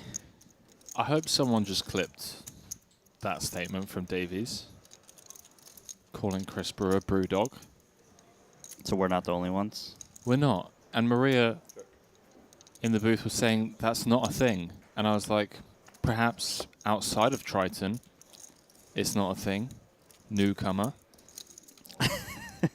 So but here he's the Brewdog. Okay? What you're saying is Maria's a noob. Got it. Yeah. Just ask Seth Davies. Do you think there's anyone in chat defending No, it's Maria Brewdog. in that statement? Definitely not. The fact that Seth Davies and Jason Kuhn call him Brewdog. But what if they got it because they listened to the stream and we said it? Dude, they mute us. Okay. We got a straight here for Ivy. 8-9, very disguised that it has been checking down. I want to know what Greenwood's other card is.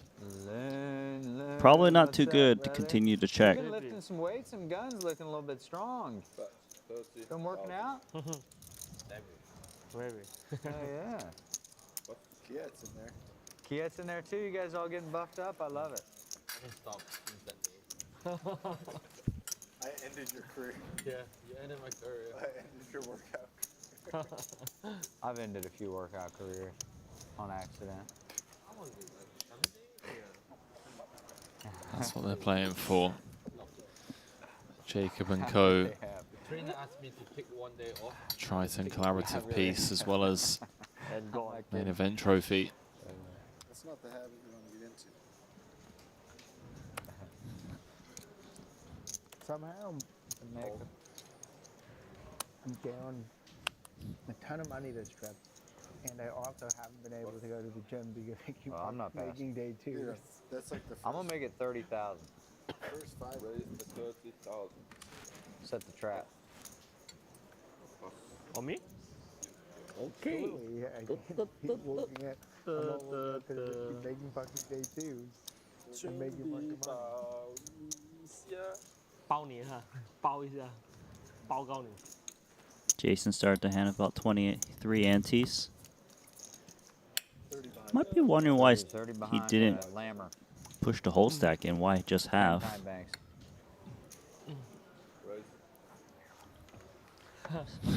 He's still in. 130,000. Son of a bitch has my initial. He's got the JK. I got pocket queens. It's 10? Oh, 10 jack. You're just showing the 10 of diamonds. Oh, well, how you gonna do the 9 of diamonds like that, baby? I mean, always turn open ender, right? Always. 8 or queen. Someone's got to pick up a straight draw. There it is. Hello. I think it's gonna be a 6 of diamonds. Nah, there's no aces in the deck. How about the queen? Not straight for Jason Kuhn. Thank you. Davies does run bad, doesn't he? Confirm. Yeah, ace king losing against ace queen and jack 10. I want a little trolley for my chips. For these, when somebody busts me, I put it in the trolley and like roll it to them. Toy choo-choo train.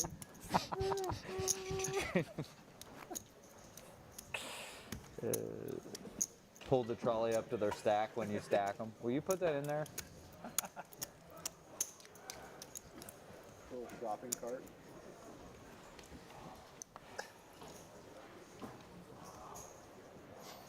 That sounds like good fun. Queen Jack of clubs here.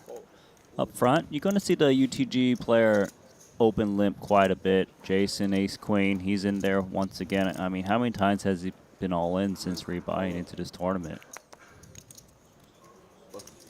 52 anti-jam. I'm sting a little bit now, boys.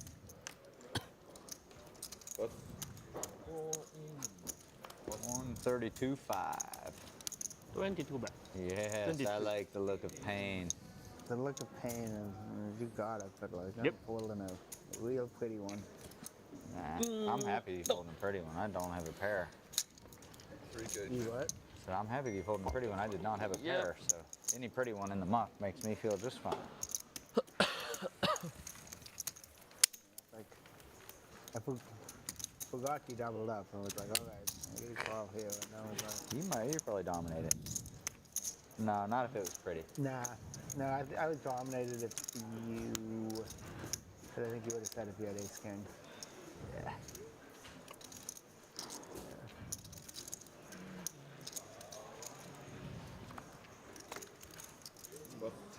Queen, jack, Call. no calls, 60 antes. Yeah, with the little trap here, ace queen. Picks up Ivy right behind. Where do I want to? Well, I guess I didn't want you that much. I had it. I had it, man. Do you think that the fact that we're playing short deck is the reason that everyone's so animated? Just kind of brings out that little bit of chirpiness because of the gamble? 100%. This is a nice wind down after the you know, the grueling no limit hold'em, the technical.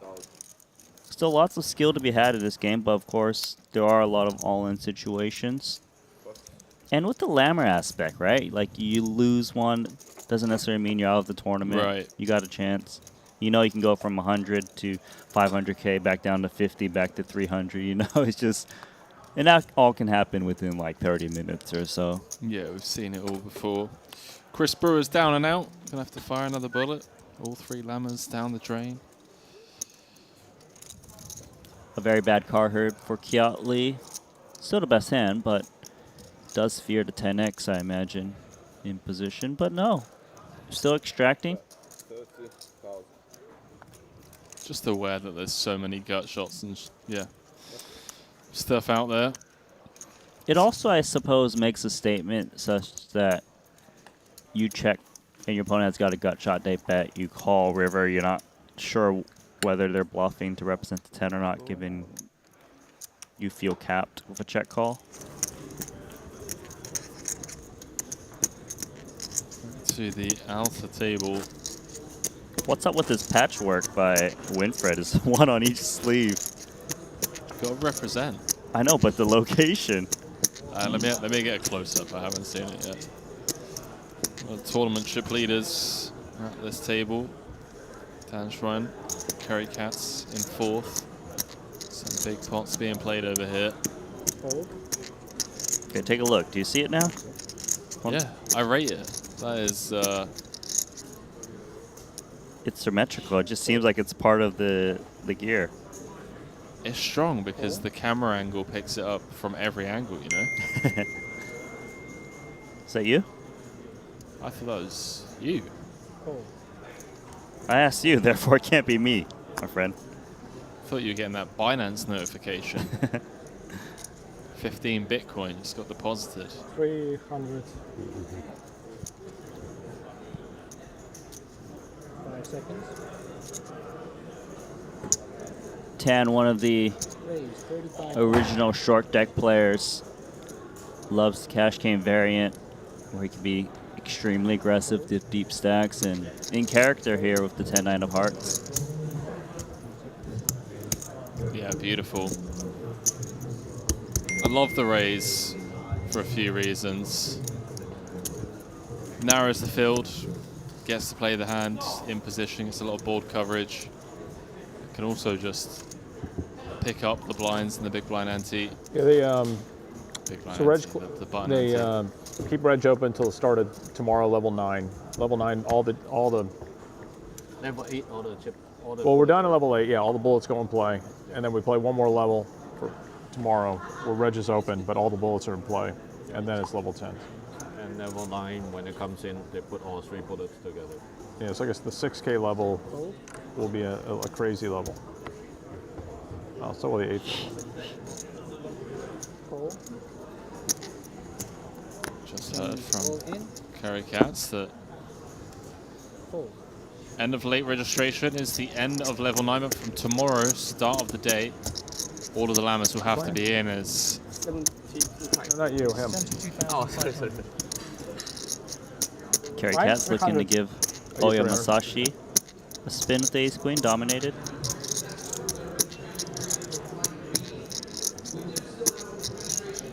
It's a very small jam. 72 fine.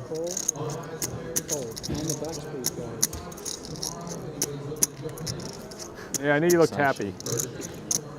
All-in player at risk. He is on his final Lammer, Randy, so if he gets sucked out on here... A lot of high diamonds. It's going to be heading to the rebuy desk. Kerry's flopped the gut shot. Looking for a jack, and a jack only. Doesn't find it. Was that ring just perfectly timed as that river card was dealt? Winfred perhaps needs to switch the sound on his phone off.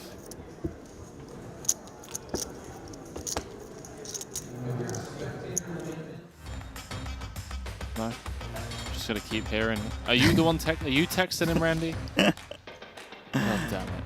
Chip counts brought to you by Poker Steak. Tan, 1 bullet left, but rocking this one all the way up to 600k. Kerry Katz with 2 bullets left. Currently on 4 starting stacks. Maximenkov out of Lammers, but has the chips that he paid for, 305,000. Sasha with that double up to 155. Winfried Yu with 1 bullet left. 100k. What? Musashi's in there. What? Musashi, ace jack.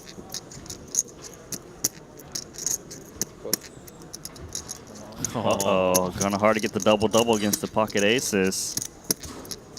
Call? As bad as it gets, 16%. That's grim. 我看这些东西跟你挺有缘分的，很有缘分。 He's such a cool gambler, isn't he? Love Winfried. Well, never easy. It's not bad for the ace jack. Chop it up. Let's have 2 outs for the win. 4 outs for the chop. Oh. Hello, let's chop it up. You know what they say about chop pots, Randy? What do they say? You get half of it? Nobody loves chop pots. That's what they say. Yeah. Especially the Winfried. dealer. And especially Winfried. Especially the dealer. Why? It's too much extra work? Yeah, instead of just sliding the pot towards one person, you know? Overtime?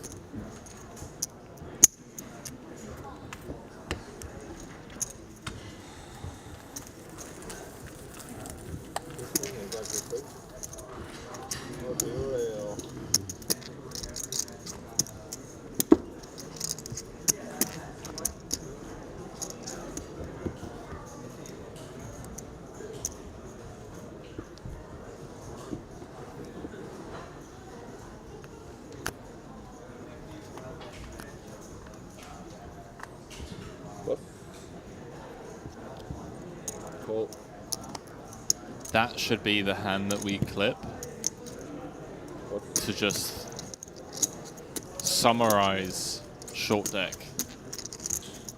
in a 30-second clip. Cocktails. Just the ace jack against the aces. Oh, she got me. Welcome to short deck. Can I get a large glass of ice, no lemon? I feel like we can do better. We'll get it later today. Keep an eye out and make sure someone clips it. Interesting pot could develop here. Mezinkov has got the ace king and they got a deep stack. 10 of the ace queen.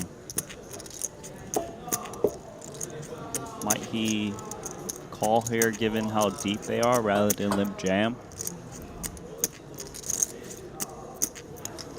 I don't know, it's 10.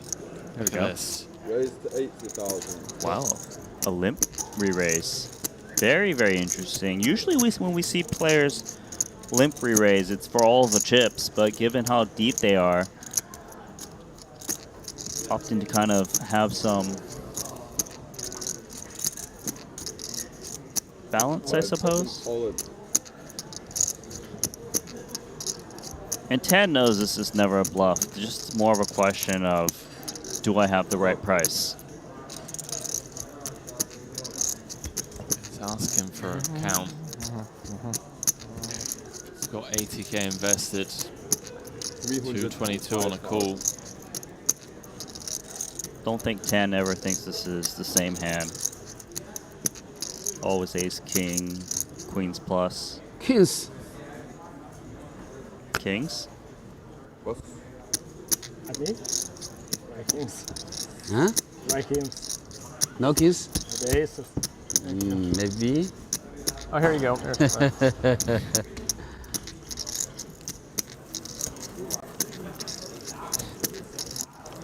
That is a great point. Thank you.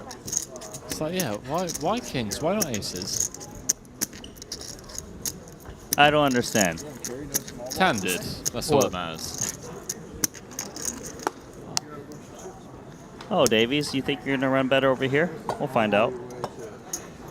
Really not going his way. Lundlund just beat his ace king again with ace queen.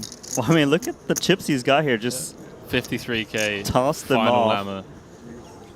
Blues and reds, no whites, it seems. Yeah.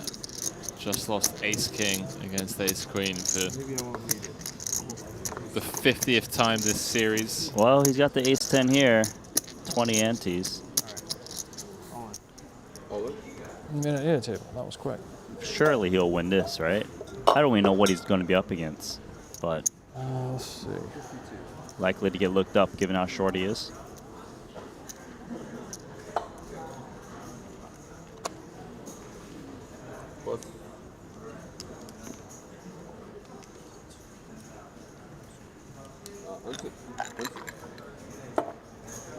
Oh, it's going to get through.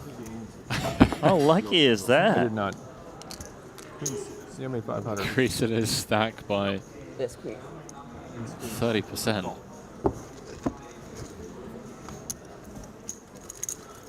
Is that considered running good or no? A walk of 21 I'm antes? sure he'll take it. Yeah, why not?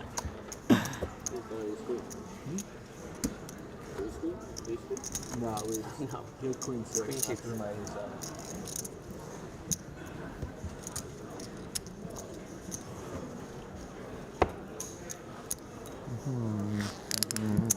Aces cannot beat this ace jack. Aces can't beat ace jack right now? Oh, Back to back? I assume the final table won't be as chatty. You'll be surprised. I feel like our 30K earlier was a bit chatty, but it went by so fast I can't remember. That's true. Only took us an hour and 45 to crown a champion, Wai Kin Yong, claiming his 4th Triton title. A little bit of a gambly call here from Kerry Katz in position with multiple players to act behind. Just 10-7 suited.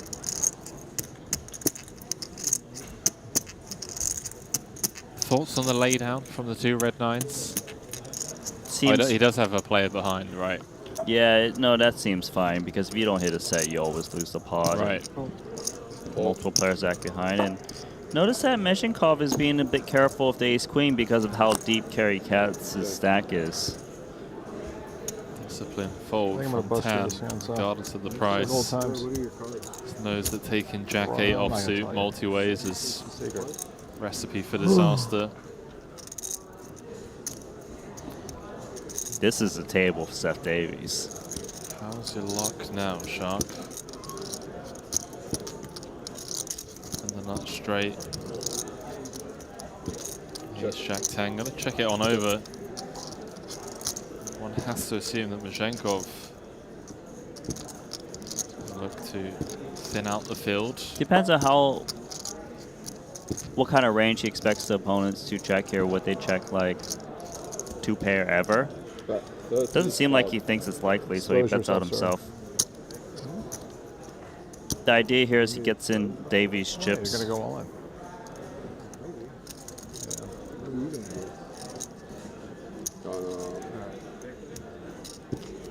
Well, Davies trying to find a way to get Kerry Katz in there too.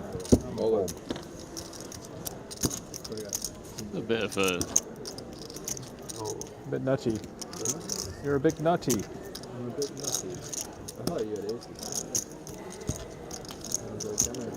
Catch just say expose yourself, sir, before Davies had even acted, just picking up on the fact that Davies was strapping and he was going to check jam. Looking like a good table move for you. How about now? Meshenkov drawing dead, can only tie. 3 to a tie, that's about as good as you can ever be.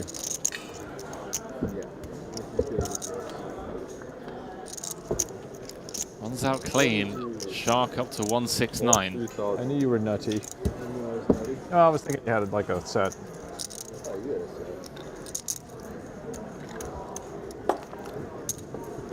He actually didn't want me to have a set. It'd be a favorite. Yes. Back over to the blue feature table. Live. It's been a while since we've seen Ivy play some short deck. Yeah. More live. Getting liver by the second, baby. Just gets.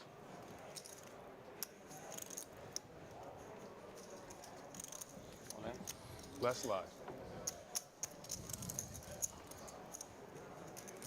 Sweat. Oh my God. I'm the luckiest person in the world. I think it's going to be an ace of spades.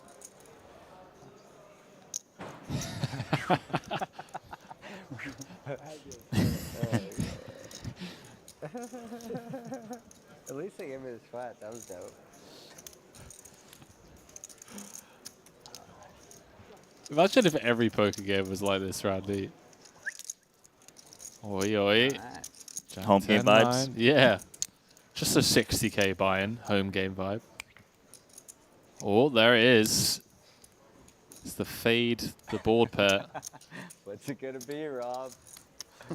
What's it going Aiyah. Okay, can we use that hand as an advertisement for That's short much deck? yes. You like that? The back Okay. and forth. There we go. That's a classic short deck. Easy come, easy go. Shot deck. Top set against turn nut straight against rivered full house. That doesn't summarize much what this game is all about. I don't know what would. Robert Flink's actually one of the most experienced short deck players. Oh, you know. really? Yeah, he came out to Triton back in Montenegro Jeju days and played exclusively to short deck. Actually skipped all of the No Limit Hold'em events. Back in the day. Yeah, and then took a break from the Triton stop back here in London. 唔打 WSOP 啦我。係咪 book 咗10隻喎？可以改啊嘛。Really？Yo, club. Jack clubs, I like to see it.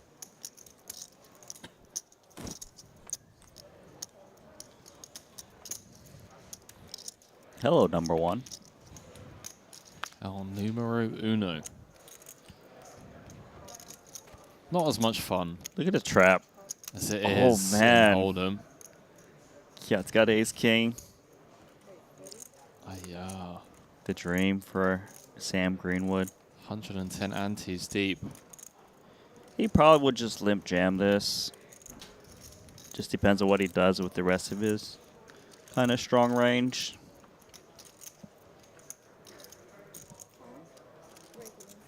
There it is. Jam he does.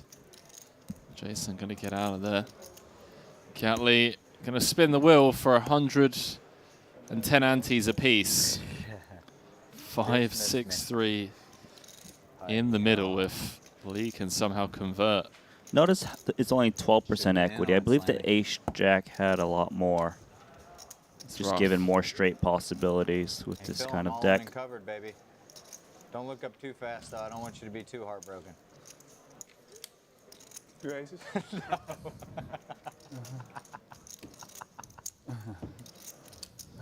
Drawing to a chop.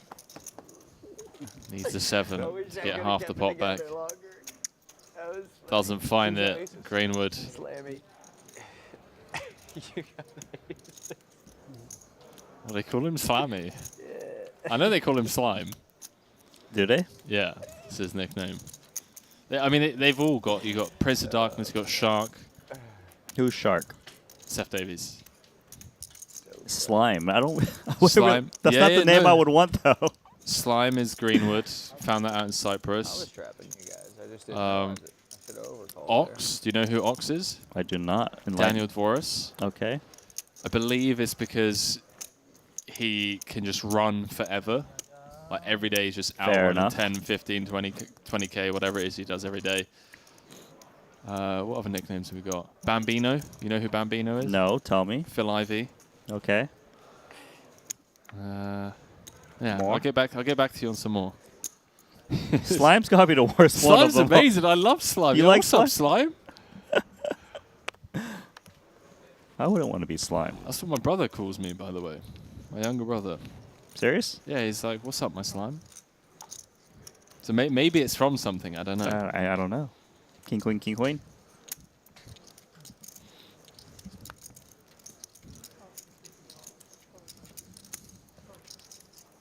Obviously, you know Paul Poor's nickname. What? Boss. Okay. I thought you had a new one. Very. Thank you so much. I thought you'd know that one, Randy. But Okay. Do you know your nickname?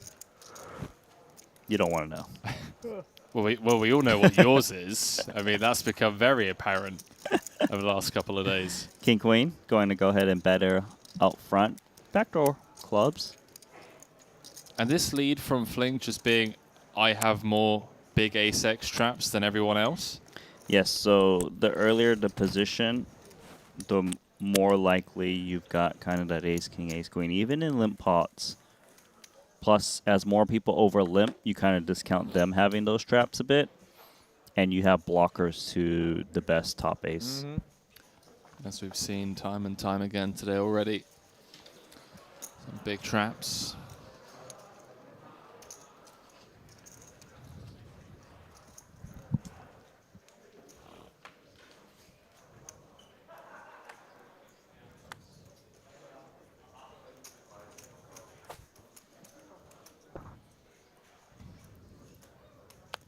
Only 30 runners, or 30 entries, I should say, in this main. Registration's still open tomorrow as well, Oh, so yes. that number is going to go up as players lose all their lammers.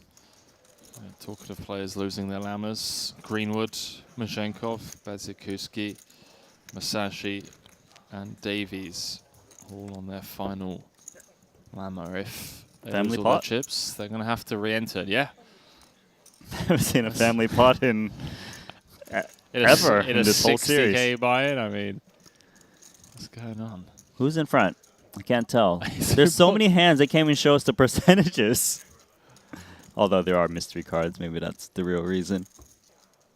Who's in front? I really can't I see. an ace in Cat Lee's I'm going with hand the two mystery cards. I think they're in the lead. 7 of spades on the turn. I feel like it just has to be Greenwood now. Double gut shot, flush draw. Nobody's got a king in hand, as far as we know. I mean, Loon, you never know. Loon's the favorite to have a king. Greenwood. Here we go. Little tickle.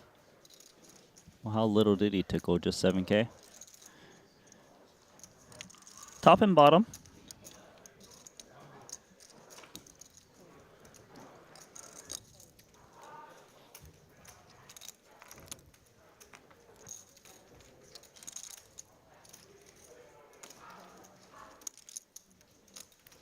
The Greenwood has 39%, one card to go against two pair. Short deck. That's why. Not too bad. It's got a 6 card straight. Any bonuses for that one, Randy? No.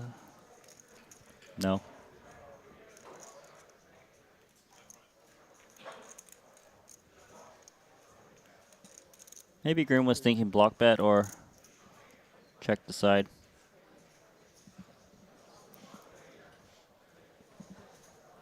Cat stack is just dwindling against this lone opponent.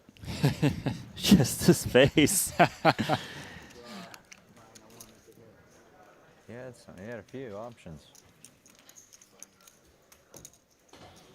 So we're getting some Ooh. victims brought over. That looks slimy. It looks like jungle's being brought to the table.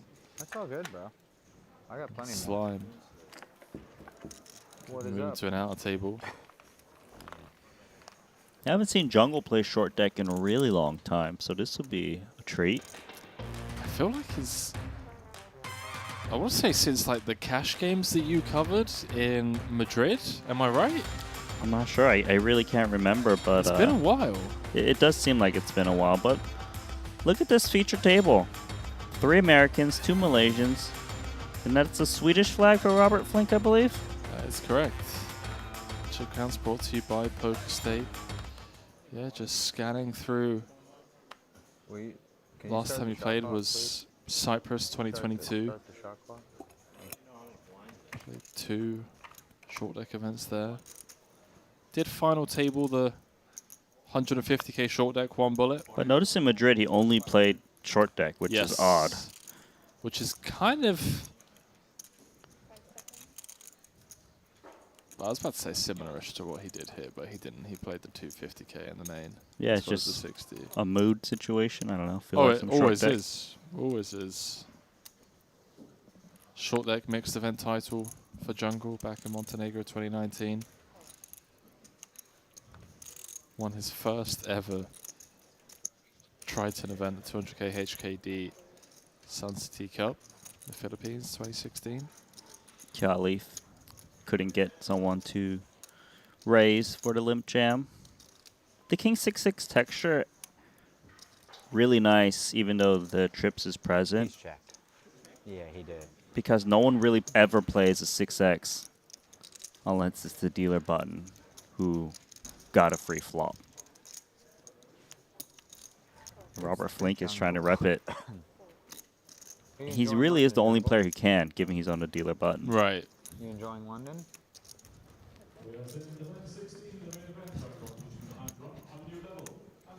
I'm curious to see if Robert Flink would bet again. He must realize he's always up against a king.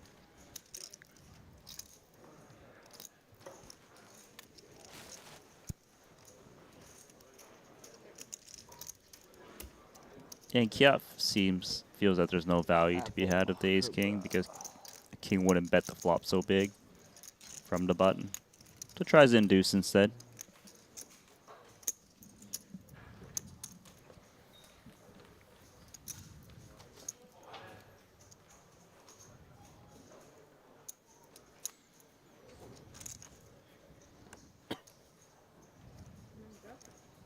So every single player who has busted in has rebought besides Chris Brewer at the moment. Yeah, that is right. Yeah, Brewer fired 3 lammers, fresh off that second place finish, of course. Yeah, I think he'll take a breather and just kind of come back into it later. Don't think he's going to sit out the rest of this tournament. Sounds about right. Danny Tang also rocking up.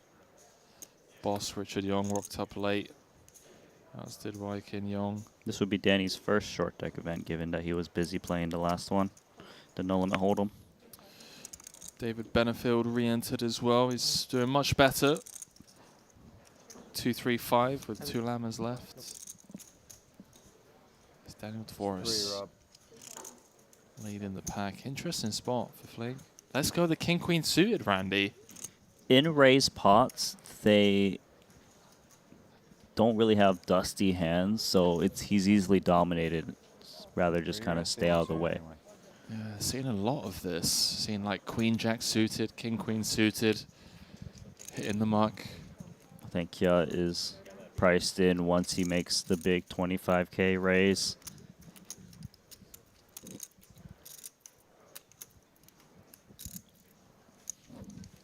Jungle looks like he'd rather be. He looks defeated. Anywhere else. Why did he enter? On the planet.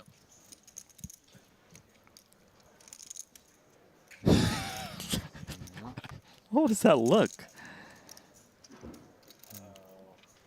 Opportunity for Kiat. There we go. Yeah, nice and dirty, he says. Oh, shit, Jungle. Oh man, I'm glad. I'm glad we switched to the outer table, Randy. Got some commentary to do. Can't be cracking up in here 24/7. A very different vibe over on this table. Yeah. Nice and dirty. Just the way Jungle likes it. Davy's got the Jack 10 offsuit. Ante's gone up. 3K, 6K.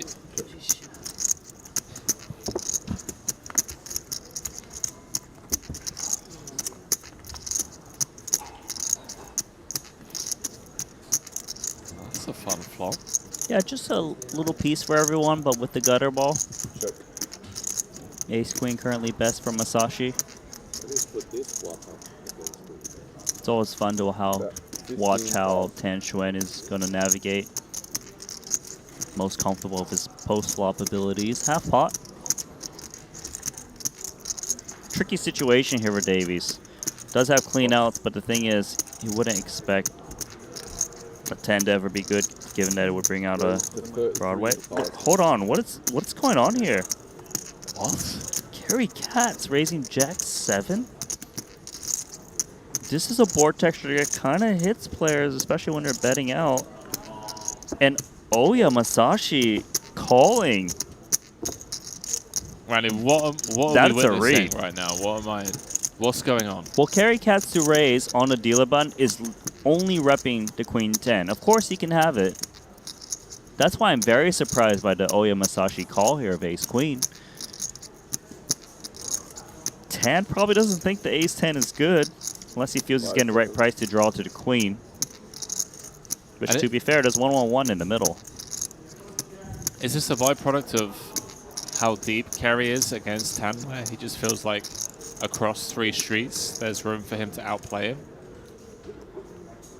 Hold on. What? 100,000. What kind of read is that? How does he know that Kerry does not have Queen 10 in that spot to re-raise again?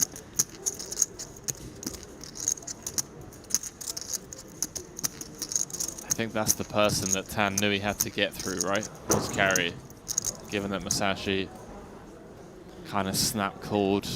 But Masashi can't continue here, can he? Very surprised. Though he did overcall on the flop. I knew he was in no. I should have raised him. He's in no mood to be fucked with. Kerry, there's still a hand going on. Let us wait until this hand concludes. Hold on, this is just not right. Call of Ace Queen with the action? How does he know? Oh, Tan drawing very thin on that turn. That's a great card for Masashi. In general, he has all the boats. Way more than Tan Xuan. Tan Xuan not really expected to click it back to 100K on the flop without Queen 10. But Queen 10 should fear this card.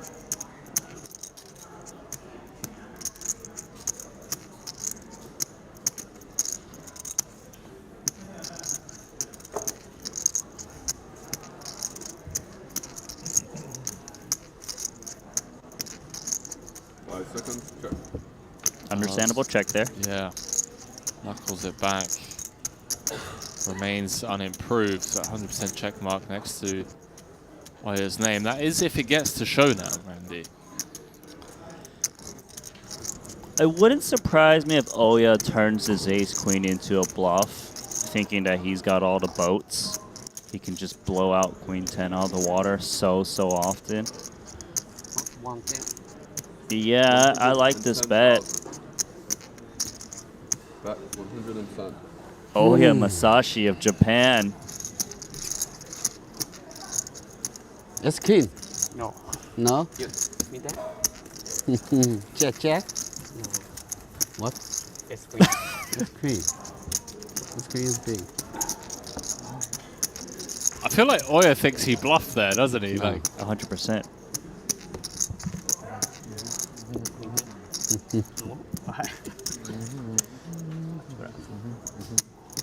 Overheard Carry Cat saying that Tan's in no mood to be bluffed. That hand was developed so crazily that both Oya could not guess Tan's hand and Tan couldn't guess Oya's hand.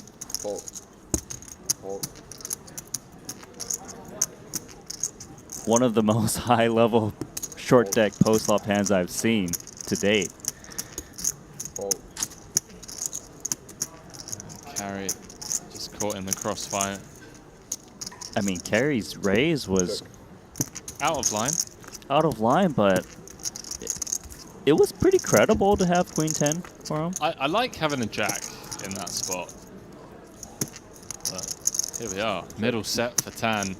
How about this? Double gut shot and a flush draw. Straight flush draw, 4 cats. Top pair and a gut shot for Oya. Yeah, that's a monster here for Carry Cats. Could be fireworks. Remember last hand, Tan Xuan bet the same amount, 15K, and everyone saw that he probably didn't have a hand. Snap call here from Kerry.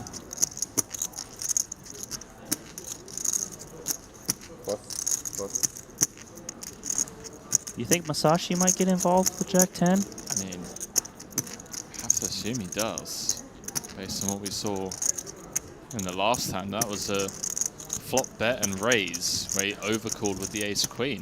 Yeah, he's a fighter. Oh no. Oh, he is fighting with this check raise. Well, if they've got 10-8, so be it. You still run pretty good against it. Tan's in. If Katz knew that both his gut shots were live, I think he's just in. But given that the action in front of him could be up against a made hand already, could be up against a hand like Queen 10 suited. Yeah, I hear what you're saying. He is the favorite as it stands for these three hands, 45%. Yeah, if he could see the hands right, like he's in. 180, 190. All right, I'm all in. There we go. Gamble, gamble. What are 你 you 都 doing 不 now? 会打短牌，被你弄死了，大哥！啊妈的 ，AP 短牌还扣一下，无语了。 I think Tan 就 just 怕你这种 showered 新手。 oil. I don't see how Masashi can continue here. No good. Yeah, he's got to lay that One of my down. outs. New people. There's so much game on this table. It seems like You had a seems 10 like of spades. Masashi's That's just a good card. I like that card. out here playing for the first time. All right, I guess I need a spade now. Spade-a-doo. It's a bad turn. That is a bad turn. Bricks out. 190. Never win those. Little CK. It's a big draw. Yeah. Big draw. Oh my god. 4. Okay. Kerry still has 2 lammers. Ace queen 10-4. No call. You hear Tan Xuan telling Masashi he should be folding that ace queen that last hand. Well, I'll tell you what, based on what we've seen so far, if I was to bet on anyone over on betacr.eu, it would be Mr. Tan himself. You can check out the exclusive hub to predict your favorite player's live action outcome at Triton events, as well as receiving a 15% bonus up to $250 on your first top up. Join now and start engaging with the sporting world today. Tan just in the mix, mate. I mean, the first table was fun with all of the chat, but the play here has been epic. Got to rebuild.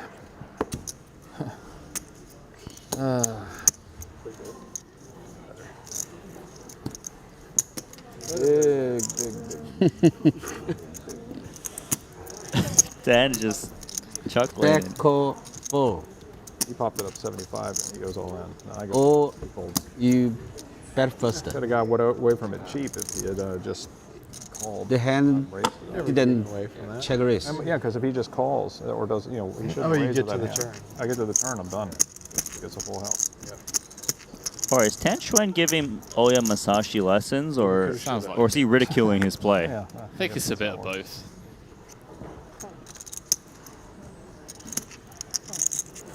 Well, Tan's been on a roller coaster. What's that? 500 down to 190. Back up to 500. Keeping it simple though for Winford U, ace queen. 30 antes or so. And it goes. Can we just keep this as the feature table? I love this table. For the rest of the day. We're feeling gambly, Tan Xuan. 46% against ace queen. 长牌就扣了。 He's out. 要1对9啊。啊，又1对9了，4个9了，很巧啊。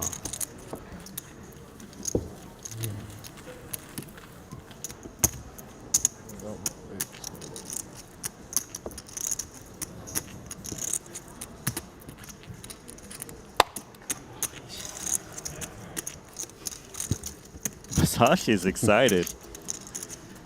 Ace of diamonds. Ace of clubs. Are you looking to go out?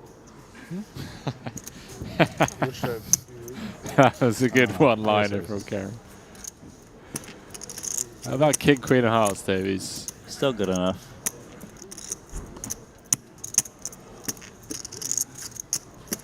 Start the hand with 43 antes.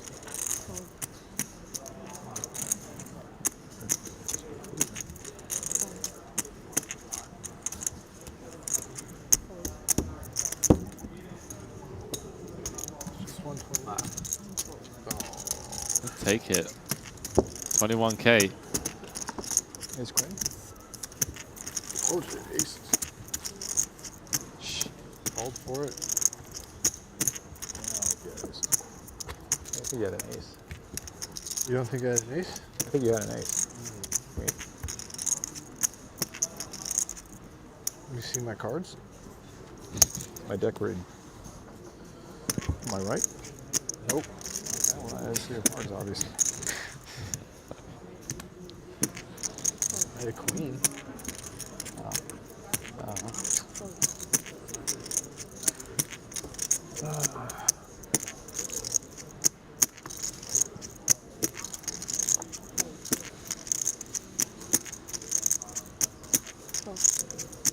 I see you can lose like 3 critical all-ins and you can still be like not even close. Look at the trap here of Ace King, and he thinks he's gonna get Masashi to commit, but he's woken up with the 2 aces.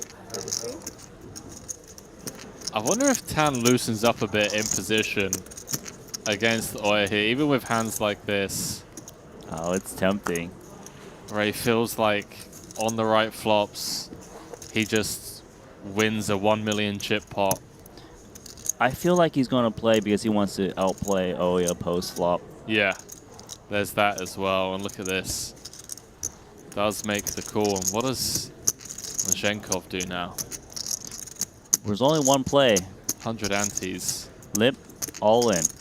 Especially from the hijack, it appears weak. Players are going to pick on you. And you're going to assume that Tan Chuan's money is dead money. Just snap trapping. Well played, Masashi. Well Over played. the top. Huh? Tan's Tan, got 31%. you feeling gambly, Tan? What? Look, if Tan's up against 2 ace kings, he's the favorite. He's currently 5th in chips. This would be quite the gamble. Oh, he's got gamble. He does have 1 llama left.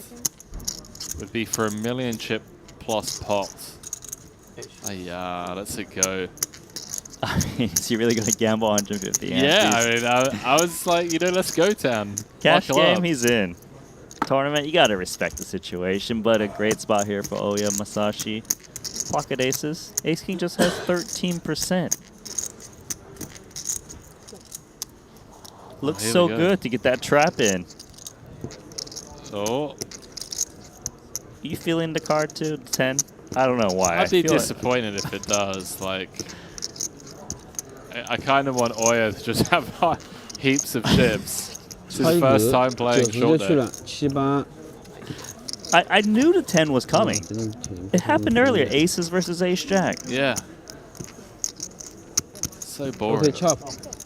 Like, let Oya just have all the chips. You know how hard it is to get it in this good in short deck? It's chopped twice.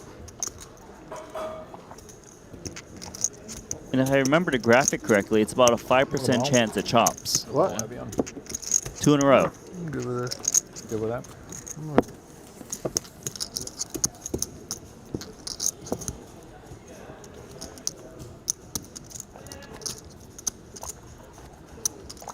Oh yeah, showed up to our Vietnam stop. Didn't play a single short deck event.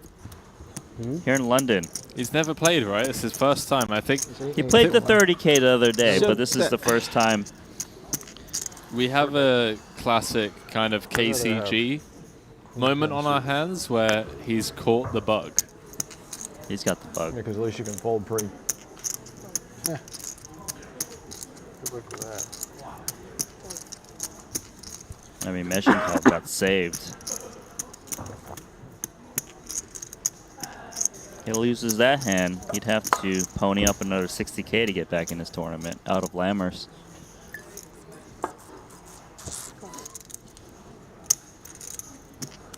Let me. Davey's getting a lot of spots where he can really contemplating jam, although unless he fears the UTG limp of Kerry Katz. But Kerry's got 100K. He has a lot of incentive to just jam himself, so traps is not a likely situation. Didn't need it. Easy. Queen 10 suited. See my cards?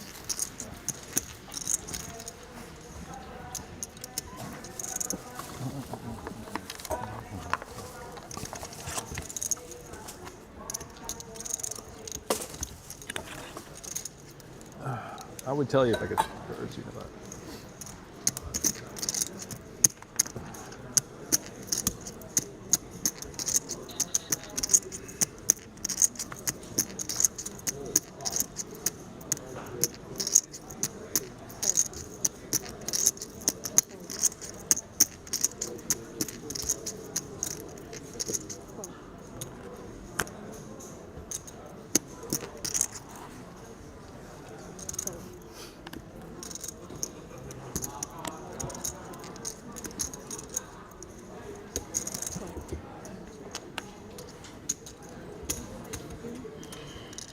Ivy getting felted on the other table. He's gonna have to re-enter. How has David Benefield? What?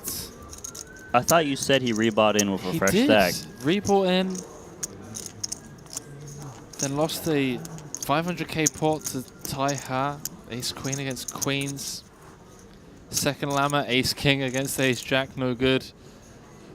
And third Lammer, Ace 9 against King Jack, no good. That's how quickly it can happen. That's how expensive it can get. Davies is gonna stop here.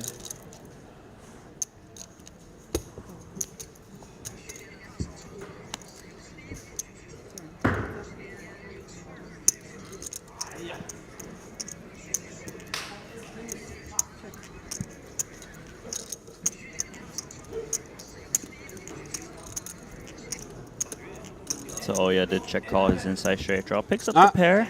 Free shot at river.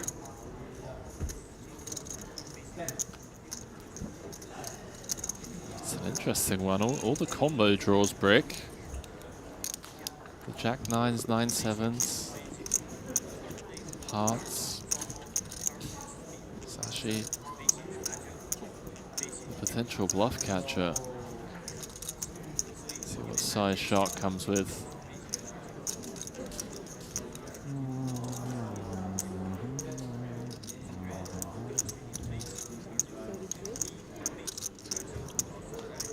It's like 2/3 pot.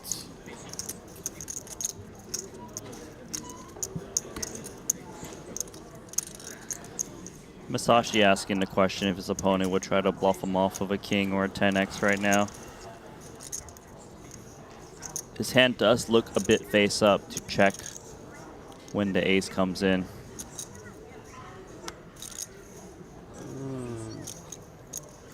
In that pitching motion position. I threw in the time card.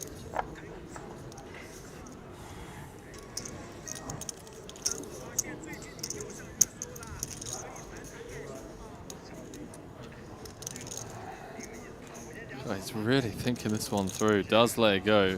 Oh, No. oh no, he put it in his pocket. In his pocket. Sure. Oh, nice. Ace 10. Good one. Good fold. Good fold.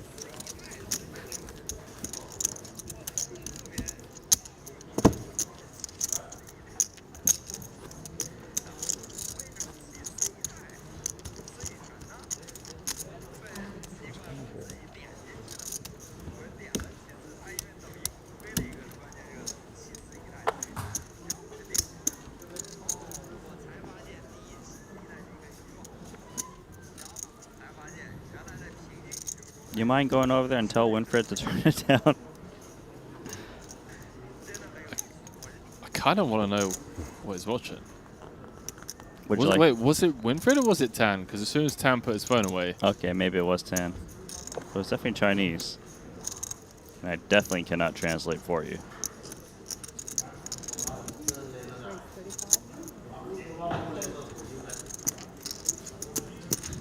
Ace 7 attacking here. Slam all in. Carry cats.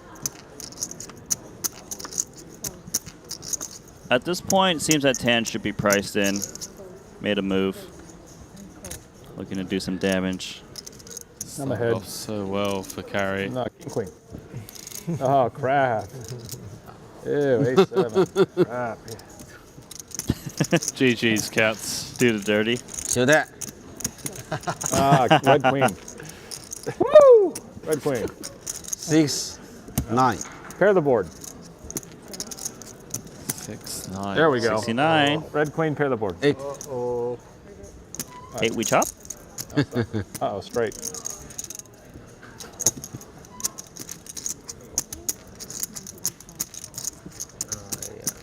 Back up to 200k now. Oops. Cats is another one that I'd love to see build a stack. Thank you, sir. You know, Masashi, Cats. So, you know, these guys that don't perhaps have as much short deck experience or don't get the chance to play it as much. Just say when you turn that over, that was best case.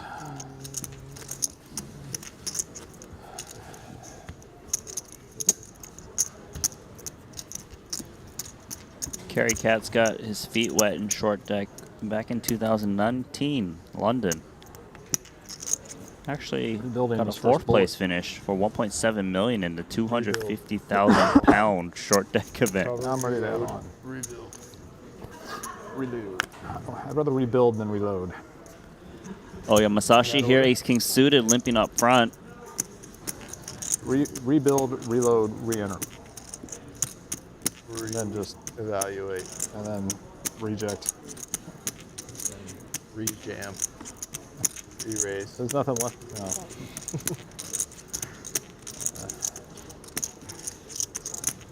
Trappy.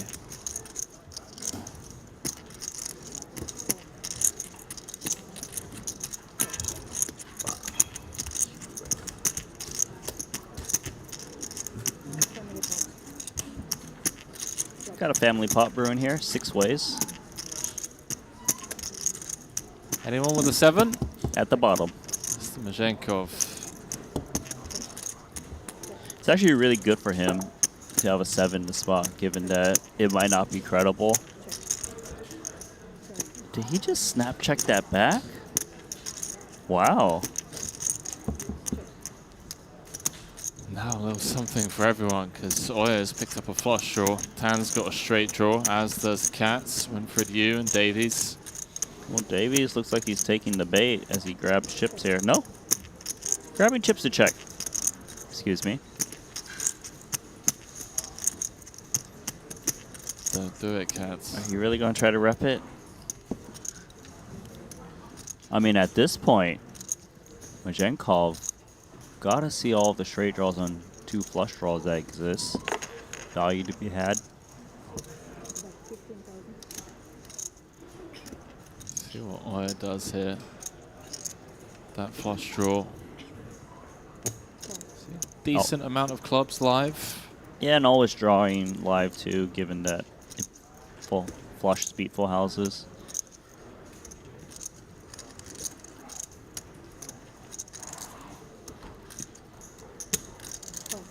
Wow, Tan. Also coming along for the ride on the paired board.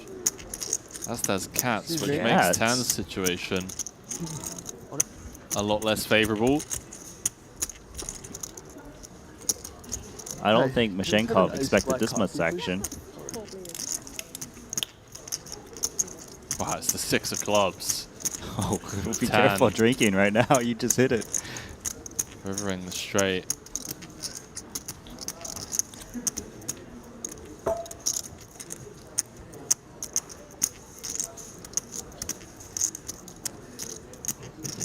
Oh, that's a lot of chips. He's just praying that someone's got a hand that can't fold.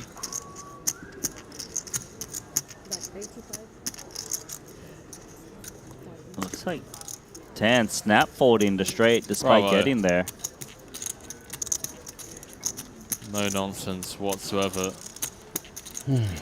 Let's see if Mazhenkov can find the same level of discipline. Well, you didn't bet the flop, and you allowed all these hands to get in on the turn. Keep in mind, you did see that kind of wild ace-queen hand not too long ago that Masashi played.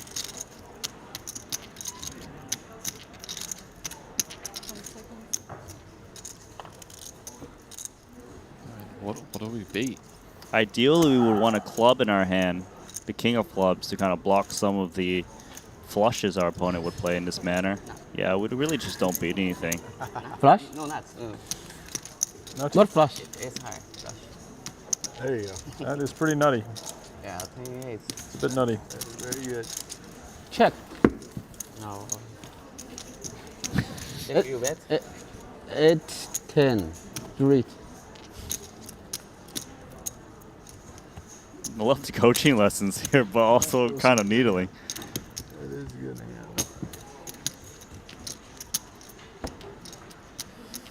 Second nuts. You had second nuts. Second nuts. 10, 8.差一个. Probably good. I need one more. Pocket sevens would have been quads. Clearly overlooked. Got a couple set miners here. And with the early position limp, kind of got some protection over limp, unless you got ace king.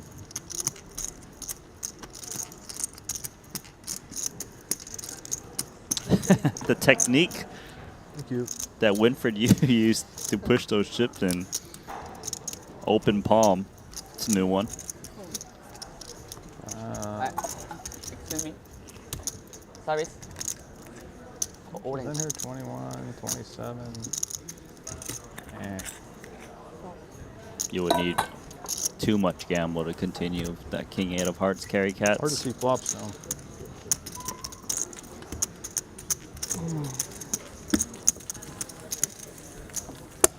Up to 33 entries. 25 uniques so far.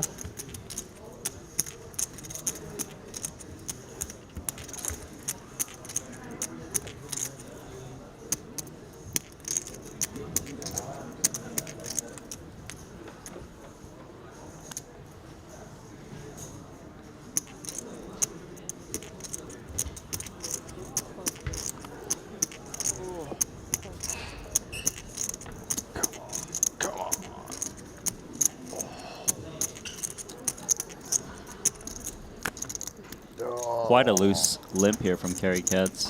+1, queen 6 suited.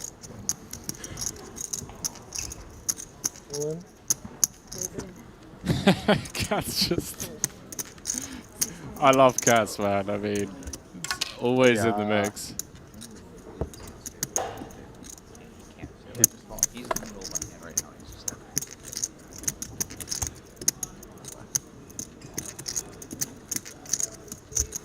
I can see it just passed him. What is he doing? Why is he here? Him and Dan Shack.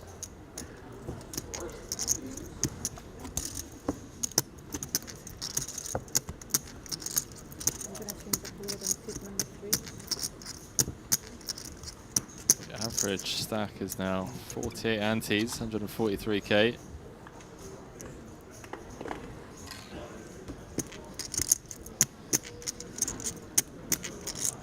Now a llama is worth 33 antes.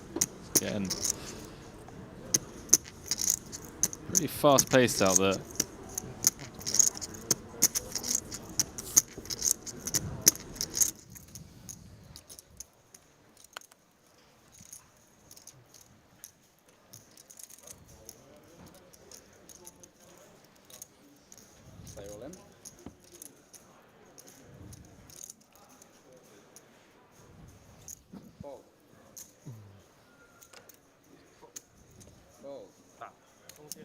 Fold. Yeah, I didn't learn online, right? Even. Fold.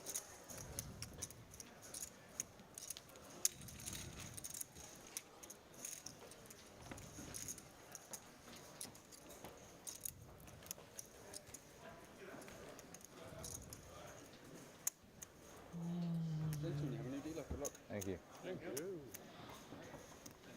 Back over to this feature table, although feels like the energy perhaps has died down a bit. Jungle getting a massage and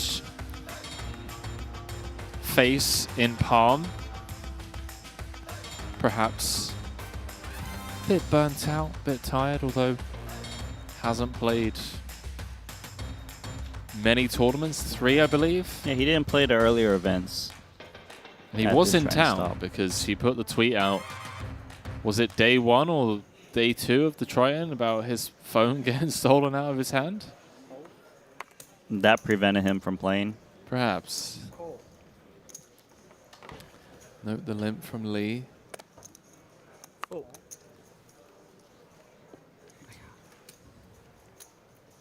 I see some collision that could happen here. Ace King for Robert Flink.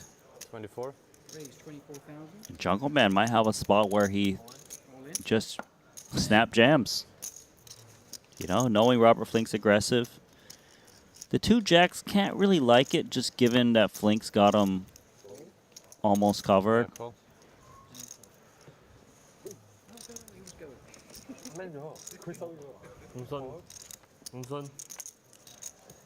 Okay, so sick. Flink in fantastic shape here. Although note, the dominated situation for Kate still has him with 30% equity. With the ace queen o. You flop nuts, Jungle. He told him you flopped the nuts. Now he deserves a jack. Oh. Okay, good card. Now he's dead. Yeah. Draw into a chop. Chop. Doesn't find it. Not flush. Did Kit have the jack of hearts? I think he had red jacks. Did he? I have 2 jacks, so I don't know. I don't know. Maybe someone in the chat knows. Chat knows. Of course they do. Hmm?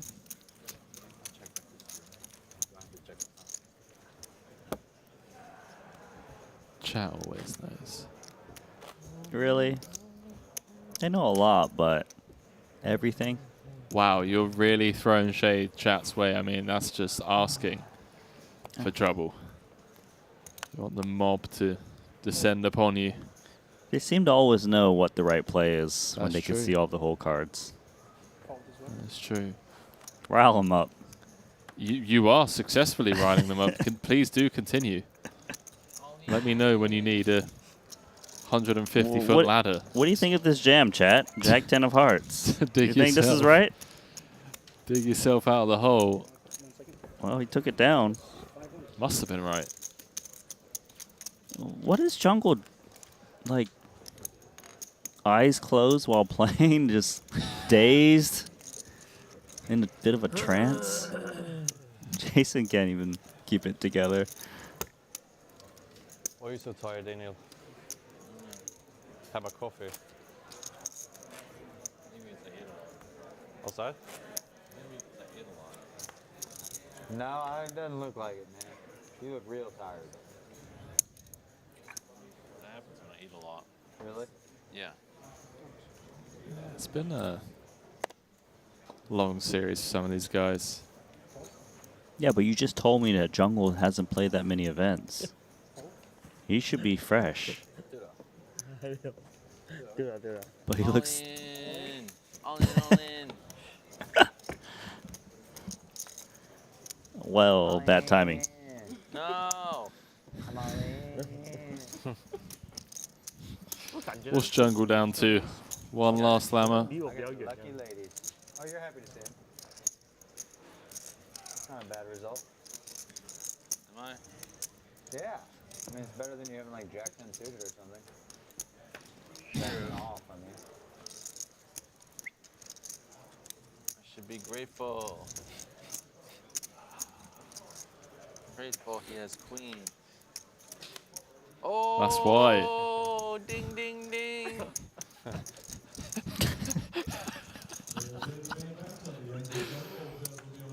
Where's the queen? Oh man, we needed the queen for content. Yo.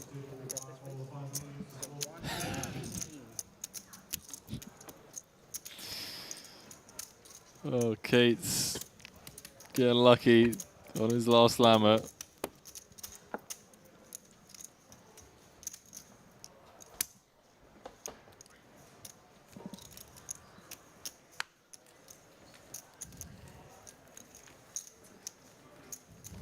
We're really gonna make his pot limit pre. Such a stupid game.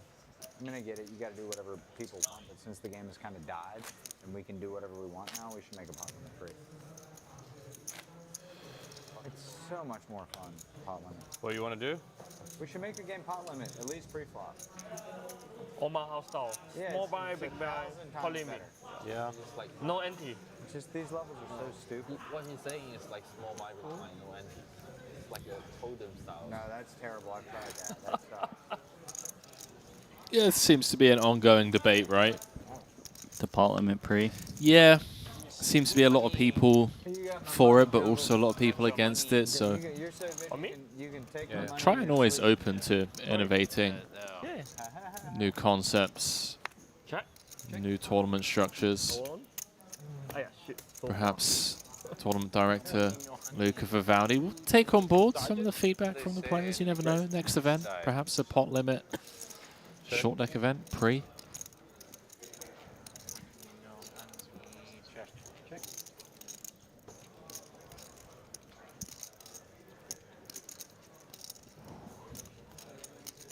You hear that, Randy? That little tease from producer James.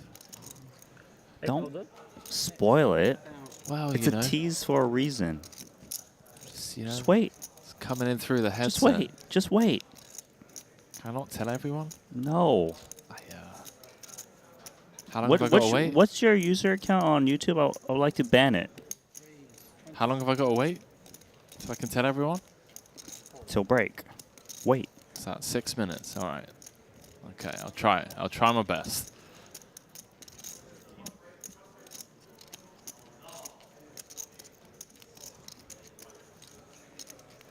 Look at this from Flink. What on earth is going on today? Just so many hands where we think it's over and done with. Yeah, when you put in these short deck specialists, they definitely got some lines that are uncommon. And that's short deck turn. At first he was thinking, okay, can I bluff my way to victory?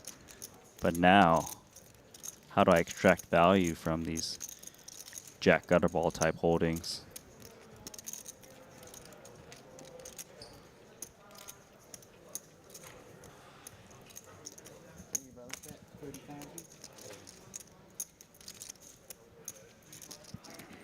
You know, the small bet actually is quite nice that if he's up against a Jack X, they make 2 pair. You know your 2 pair is still good. You know, like a stubborn Queen Jack, King Jack, for example. But it's a very interesting bet size. Yeah, see if Lunlun. And look, it got the Jack 8 in, 36%. Breaks out. Not exactly a brick though, right? The Queen 10 does come along, which is a hand that's very in the range of the button. Such a strange hand. Just all of it. Blocky value here, trying to extract from worst 2 pairs. Just 60K. You would need some creativity to call here, Jack 8. I feel like if you do want to continue, a nicer line is to contemplate repping the Queen 10 yourself, but no Queen or 10 in hand to block. No bluff.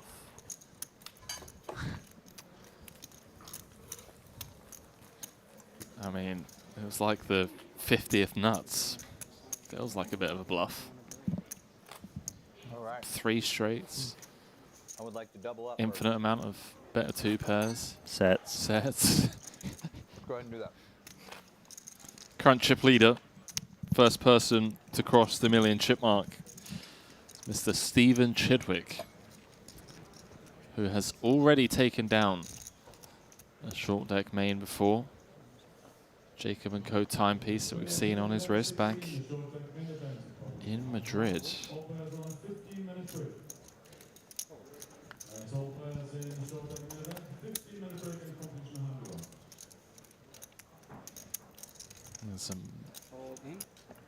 There's a lot of people without lammers now. At this table, Jason Kuhn, Masashi, Cates. Ace Queen here. Now you must use your masculine voice.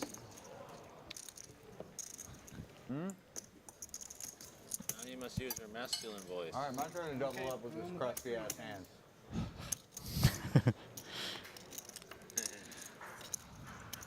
That's a good hand. Well, on time.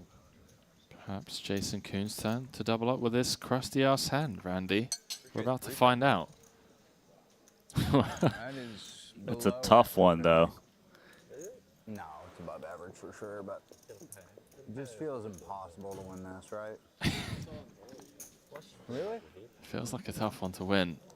And especially on that. Is that just too many outs, Randy? 46%, 1 card to go. Well, I just got to fade every card in the deck. I can do Pair it. the board. Ace for a board pair. No dice. He knew. Green hearts giving Whichever way you want to beat me there, dude. Lee the nut flush. Well, Electric stuff. not the nut flush, actually. With that, eliminating Jason Kuhn. Going to be heading to the rebuy desk. And where are we headed to? Chris Brewer, David Benefield. Chip Count brought to you by Poker Stake. Robert Flink leading the pack over here, but is Stephen Chidwick leading the field up to 34 entries with 3 players looking to re-enter. And as Randy mentioned earlier on, re-entry, or late reg rather, open until level 9. End of level 9 tomorrow. So plenty of time as we welcome you back to the break desk. Randy, can I tell them now? Can I? Like, I know we had some really cool short deck hands, but can you just tease them some more? About the short deck hands? Or No. Not ca- about the short deck. The cash game content, finally. We can tease them about the teaser. Yes. About the 6-figure pots, And when about are the we 7-figure showing the pots. teaser, like, now? August 11th, August 12th. We've got nosebleed cash game. We're talking 7-figure pots with some of the biggest names on the Triton Super High Roller Series. And we're going to give the viewers around the world a little tease as to what one can expect from that content. Again, that's going to be released in just a couple of days' time when we wrap things up here. Randy and I are going on break. Do not skip this break because you do not want to miss some of this high-stakes cash game action. We'll see you very shortly.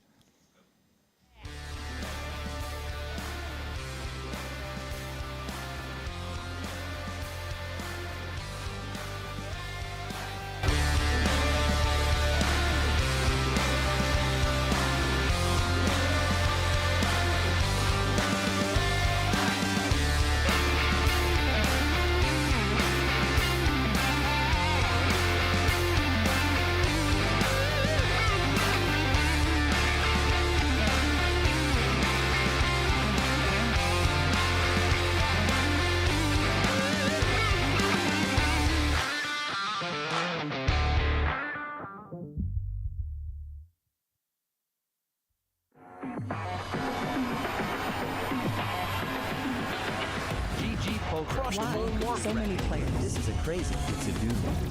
GG Poker. Broke the Guinness World Record. Welcome to the World Series of Poker the biggest poker site. Larger than all of GG Poker's casting traffic reaches all-time high. Jump, jump, jump, jump.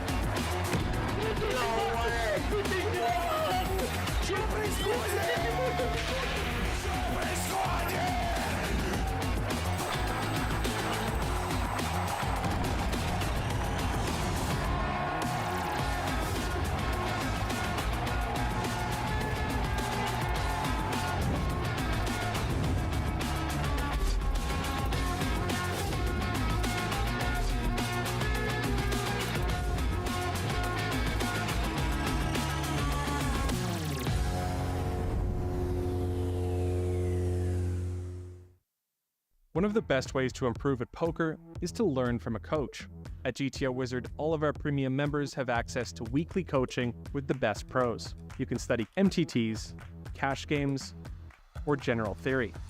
Scroll through, pick your favorite coach, and see their previous videos.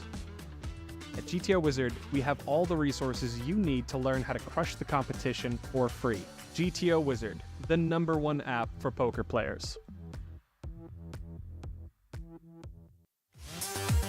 Introducing the all-new BetACR.eu, the premier destination for sports enthusiasts. What sets BetACR.eu apart is our exclusive offering of live-action prediction options on the Triton series. Experience the excitement as you predict the action while watching your favorite players live. But that's not all. By opening your account now, you can take advantage of our incredible offer. Receive a generous 15% free play on your first top-up, up to $250. Become a part of BetACR.eu and elevate your live sports engagement experience.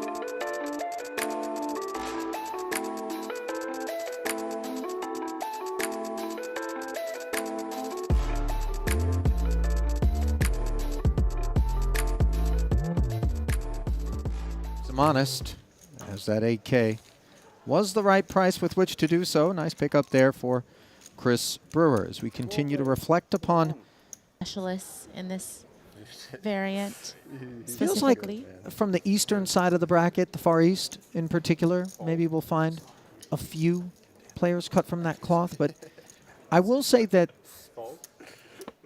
the eastern contingent at Triton is far more likely to be playing the long deck side than Western players are to be playing the short deck side. It's my hunch, it's my feeling that there are more Western players not playing short deck than there are Eastern players not playing long deck.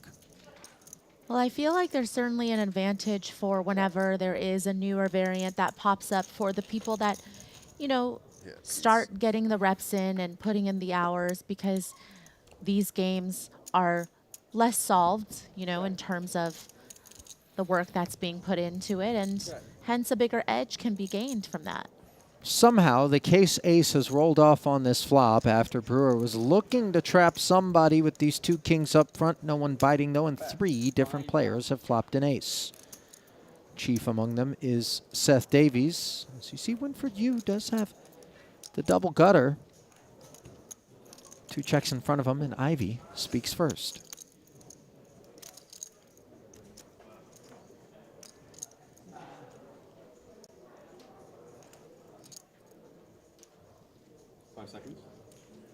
DeVoris doesn't like his prospects of getting to showdown cheaply. Of course, a lot of straight draws possible. You know, hands like 10-9, Queen 10, King Queen. He did was good too. He'll be in the mix. He's just killed it this trip. What was the other one where everyone was Board pairs, as you see both of the other aces finding the muck, including the one that was best. Here it would have been a chop situation as Ivy's kicker improves. upon the 8 pairing. I told you not to talk to me. Yeah, I told you. He's not done betting after a second check from Winford. He's fucking great. He's had a few good ones with me too. He had one where he's like talking about How about it? spike ball. And I'm like, Winford hanging in there and binking the straight.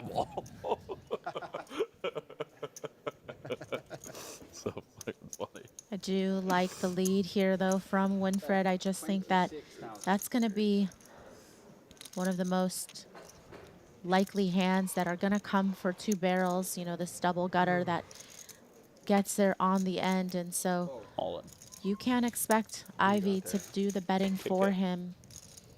Isn't going to get Ivy to call either, but still, I think a lead is going to be the way to go in that spot. Synced up with the delayed broadcast is that app. And just an incredibly robust source of information in real time, obviously, for the players as they're out there cobbling away. Great too. Yeah. that one killed me. Video archives of prior Triton festivals, all the stats your heart could desire, and all the hand your heart could desire here for Mezhenkov as he limps and Ivy rips in his final 48,000. Suddenly Davies with one that could keep him interested, ace-king. 47,500. Not quite the same sort of fire breather in short deck as it is in long. All in? Oh. 3 players all in. Oh, 19. Davies jamming over the top of Ivy, and it's all music to Mezhenkov's ears as his aces are the best hand. But just take a look at the Queen Jack's performance. 31% equity. Yeah, you got to be happy with that multi-way. Gonna get to see all 5. No, he covers me. Yeah. He covers me. Yeah, I'm all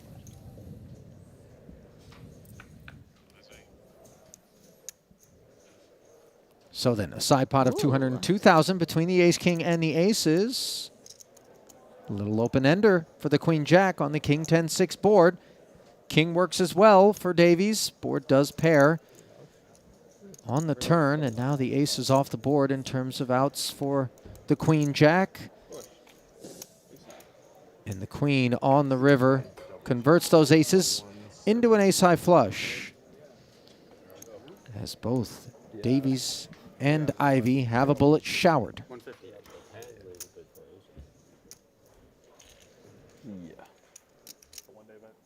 Yeah, I feel like Carrie is somebody who has always loved the game and has, in fact, made more time for it in the last few years. It feels like he's less concerned with, you know, perhaps all of the other pursuits and hobbies he might have, and has now solely focused on poker as his one and true passion. And the results are there. Well, he's focused on a couple of queens for the time being as he limps. Looks a bit irritated that nobody wanted to raise and give him a chance to come back over. Perhaps even more irritated now that he sees a king on this flop, in which Mezhenkov has made top pair. Dvoris from the button has the open-ender. Checked around, and in comes that open-ender, but it does deliver the diamond draw and a gut shot to Mezhenkov's tabletop.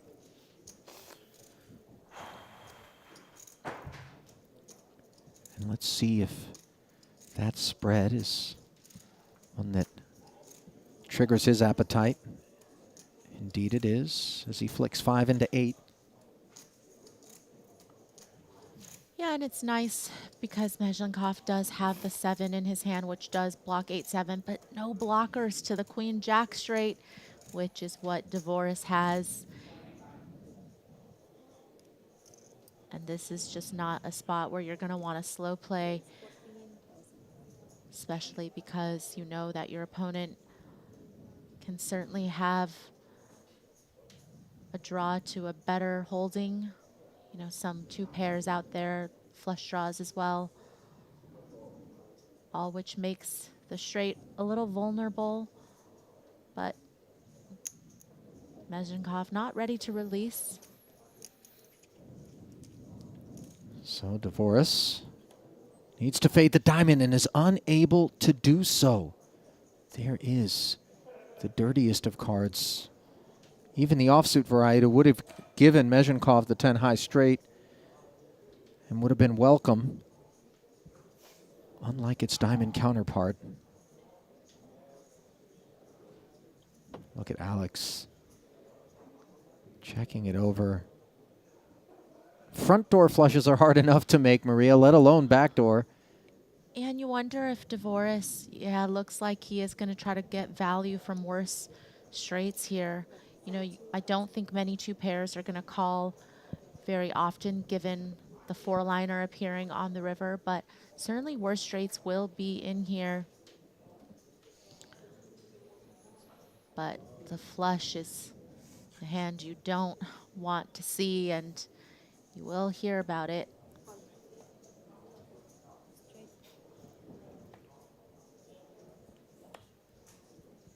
Flat call from Mezhenkov of the 32K bet, and A little bit of caution, I assume, against the bigger sizing there with the flush getting there. Perhaps he's in this one. Jack 8 suited. Carries V-pip, continues to be high, and nothing higher than a couple of aces to look down at. As Winfred seeks a little revenge.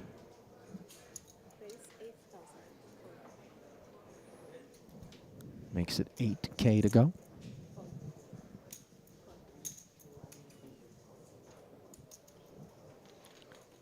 So far, Carey's putting up a lot of resistance.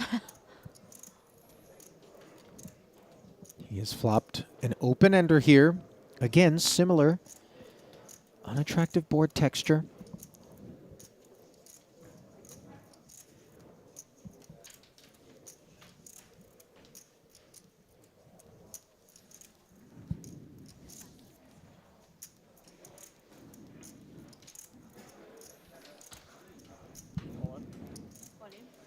And Carey just gonna move all in front of Winfred.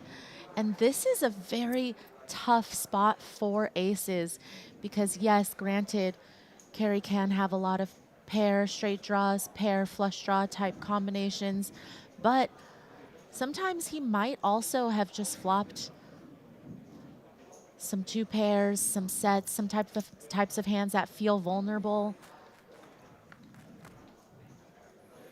But the limp call of the extra 6K, obviously we saw him do it last time with 10-6 suited, but that didn't end up at showdown.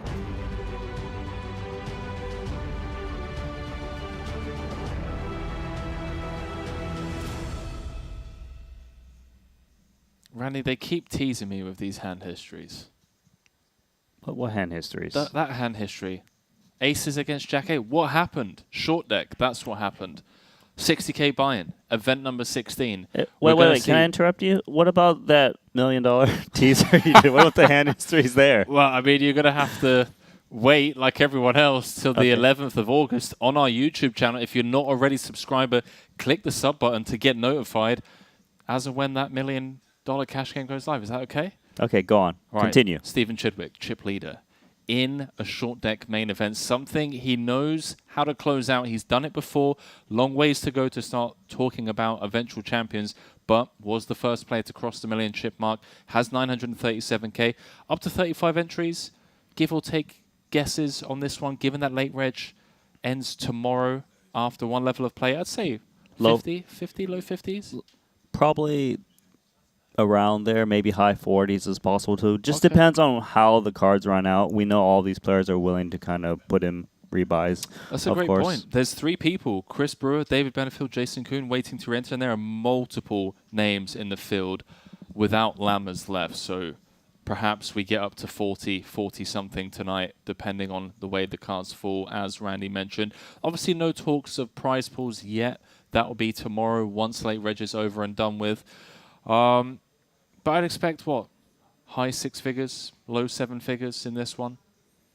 Honestly, I'm not really good with the whole payout thing. I'll wait until those are released. 100 squared. If you want to talk about strategy, then you can come to me. You are the man that I rely on to carry that load here from the JW Marriott. We're going to throw it down to the floor for one last frame, 2 more levels until we wrap things up on day 1 of this short deck main event. It is Stephen Chidwick leading the field. And look at that, he's got 2 bullets spare as well. How about this for a table? Daniel Dvoris, Bads, Yong, KCG, and Jason Koo. Lines, or antes rather, 4K, 8K. Let's go, ladies and gentlemen. Penultimate day of coverage from this Triton Super High Roller Series here in London. I London feel Park like... Lane. What do you feel, Randy? Talk to me. Is this the 3rd entry for Jason Kuhn? Wow, don't put a man's news out there like that, but perhaps you're right. Let's have a look. Triton Poker Plus app. It is indeed. So just in for 180. Cool. Could be more. Well, it could, right? You never know. We're always joking about the main events. Unlimited re-entries. That 125K main. Was a $500K buy-in for some. It happens.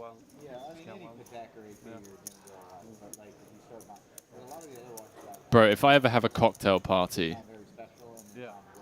You inviting that man KCG? You know it, dude. You know he's just going to rock up with the button-down shirt, glass of the vino in hand. Several buttons down. Fantastic. Just love to see it. Uh-oh. Bats against Jitters. Bats came 2nd in the short deck main in Cyprus.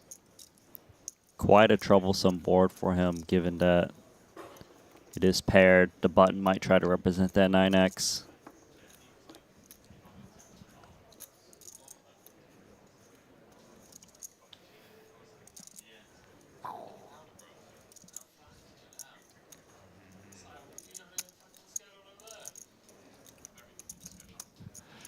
Queen 9-9, 2-tone, a lot of straight draws out there.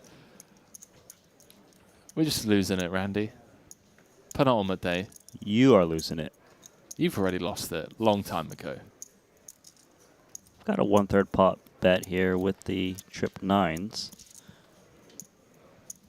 Makita needs to keep his opponent honest for now with this top pair.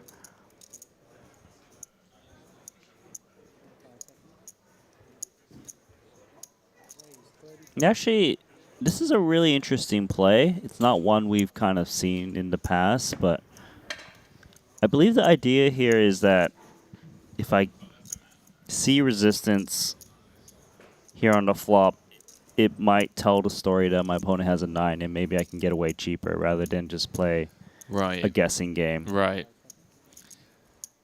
Does it open the door to get outplayed, though? Occasionally it Chidwick? does. When it bricks out, and then you're not sure if your opponent's on like a Jack 10 or busted clubs. Right. It feels like all of the gut shots, the Jack 8s, the 10 8s, the King 10s, given the price, given that it's short deck, those straight draws, those gut shots coming in a lot more often. I hear you. No, completely agree. So you're saying that I should reg the next short deck event? Yeah, I thought I knew everything about a short deck. Take a look at my short deck profile. Serious. Hey, variance, everyone in Randy. the chat, take a look. Look at how Variance. much cash earnings I have in Triton series with short deck. No, I'm not a quick one to judge, okay? I understand variance. Trip 9s here. So the old check raise check. Our neighbor's kid, he's like, I mean, fuck, he's like not our age, but he's like early 20s or something. And sizing he's like a down. Huberman fan. Looking for crying calls. We're just like both out in the backyard, it's like psychos at 8 in the morning, just standing there topless like this, staring at the sun. But it's nice having someone Boss like that as a neighbor, 'cause then getting you know, sucked like out a on bar. by Tang on the outer table. Ace 9 against Ace Queen. Like go out in shorts and Boss flip-flops, down to his just final get some lammer. cold exposure in the morning. Jason Kuhn back in the saddle, as you'd expect. There's like snow outside, obviously. And yeah, it's nice to. Well, Jack 10 does now get there, as do front door clubs. You know. Sure, Makita's hand improved, but it's actually quite a bad river card for him. Yeah, I wish I was that. I mean, it was Jack 10, like you said, the clubs, and still fearing the 9x. Great free information about everything, so you can't really be hard on ourselves. It's a little different now. Not the greatest card for Chidwick either. Could definitely see his opponent having some clubs. Ordered a cold plunge, should be there when I get back. I think his kicker is so good, but playing cautious. Should be there when I get back. Pretty pumped about it.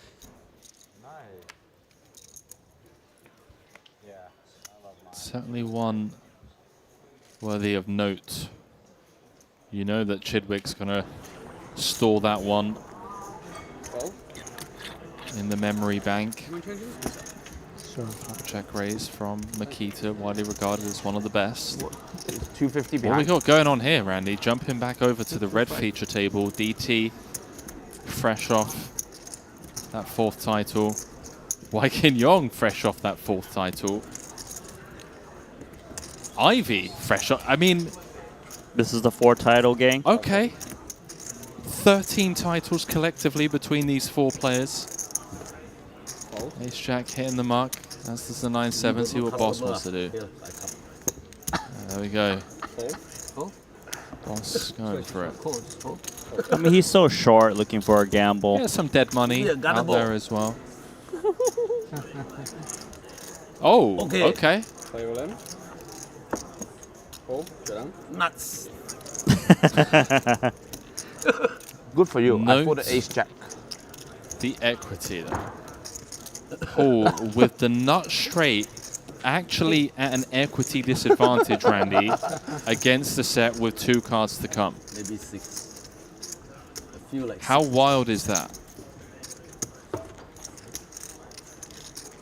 Still good. Set equity favorite against the flop straight. Boss back up to 228. Someone that we won't be seeing for the rest of this series, Mr. Patrick Antonius, as he does not play short deck, but is the proud owner and creator of the First Land of Poker, the app where you can revolutionize your live poker journey. And of course, for the PM, you can power up your poker room with Flop PM. Benefits the poker room's operations for managers, increasing player traffic and profitability through AI solutions. Check out more at firstlandofpoker.com. We can rebuy to level 10. Just because of that, I'm not rebuying. Sure, don't rebuy. Oh. 57. Probably half the field want to bust it though. Probably half the field want to bust it. Like 10 people want to bust it. But then it's not.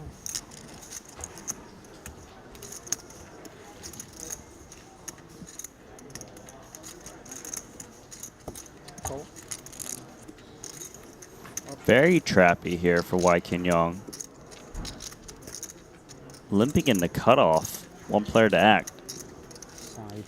Haxton might take the bait with this ace-9, thinking that he usually will be able to take this down. Simon. Uh-oh. Snapped off. Perfectly played. This feels very similar to small blind v big blind traps in Hold'em for the newcomers that perhaps haven't experienced the Triton short deck. Somewhat analogous, as Waikin does flop top. Haxton inside straight draw. Now the 10 would of course chop it. Beautiful turn card for Waikin Yong as he gets the double up to 416,000 now. Makes sense how he won the last tournament. That was a pretty Nice play there where some players get a little greedy and raise.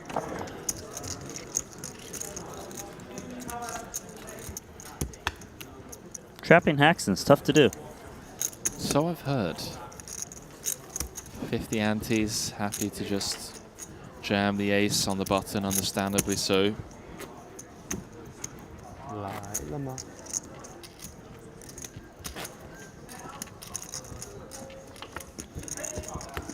Up to 36 entries in this one.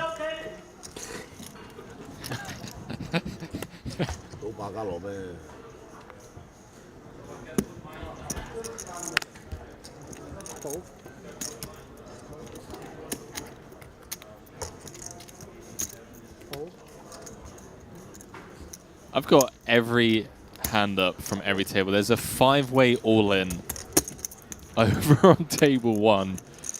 I'm sweating along the Triton Poker Plus. Davey says Jack 10 of spades. Kat says Ace Queen O.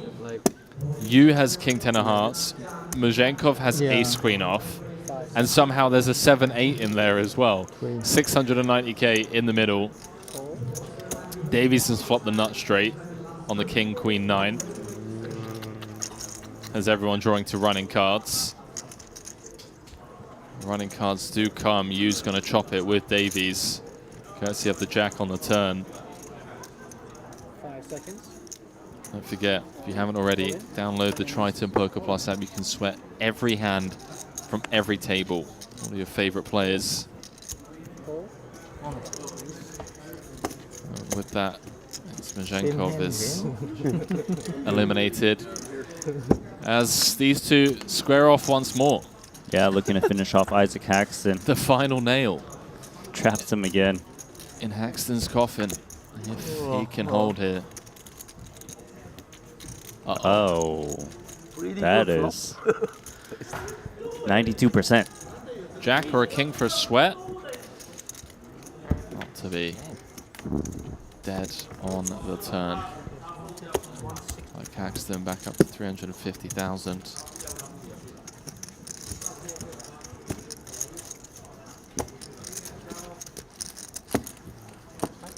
It's still cold. It's still cold.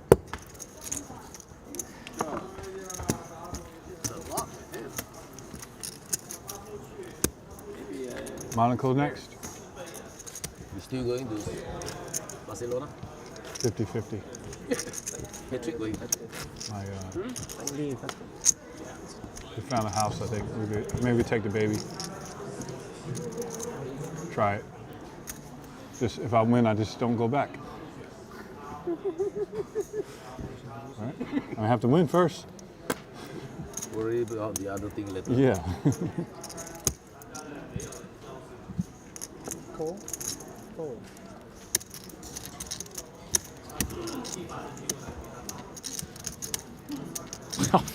What is going on this table, Randy? He's upgraded Ace Queen, now Ace King.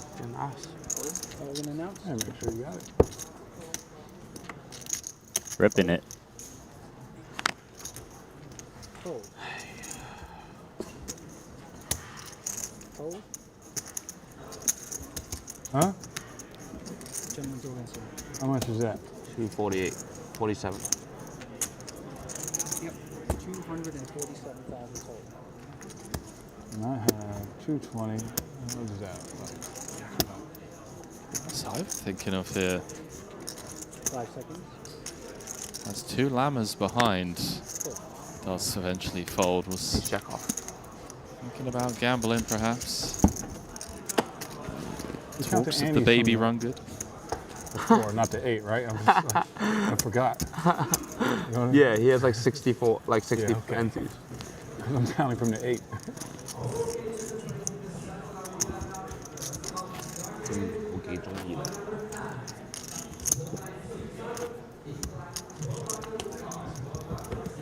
This game just loosens everyone up.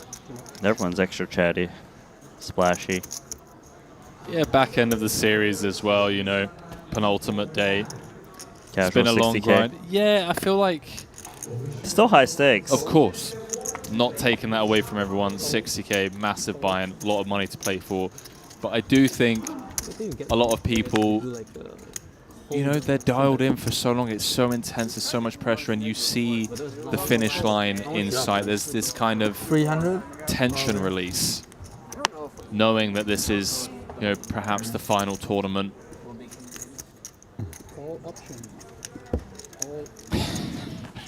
Casual. Nope. Drop the stack in, Ivy.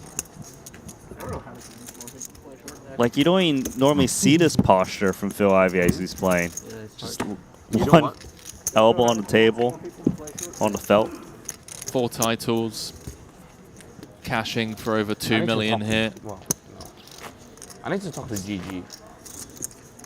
They need to have more short deck tournaments, like low stakes, low to mid stakes. Get more of these like Ukrainian guys slowly come. You know? The best way is find a couple of fish or VIP, and we run like tournaments, online tournaments every day. That's the best way to have it. Bring back Fun Ocean. Yeah. Fun Ocean Triton. Fun Ocean. That's like 4 years ago. We have like 10 VIPs on it.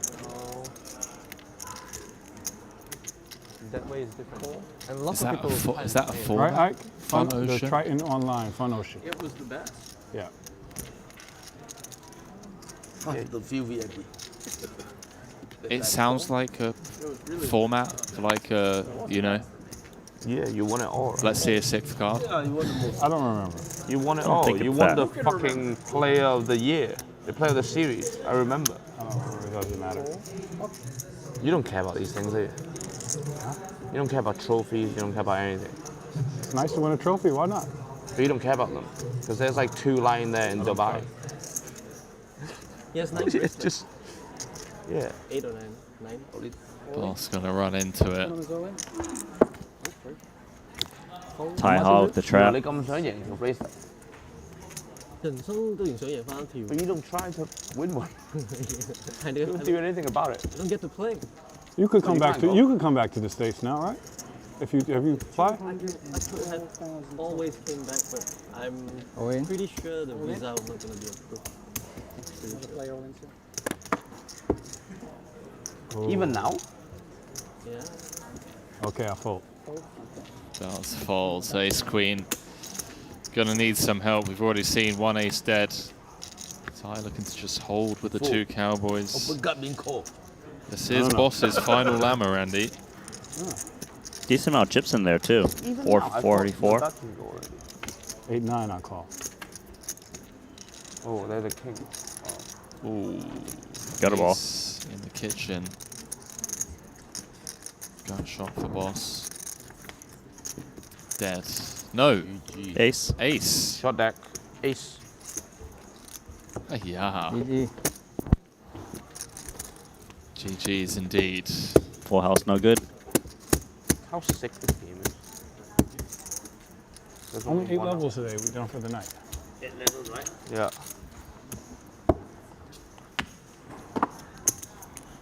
Players appreciating the shortish day.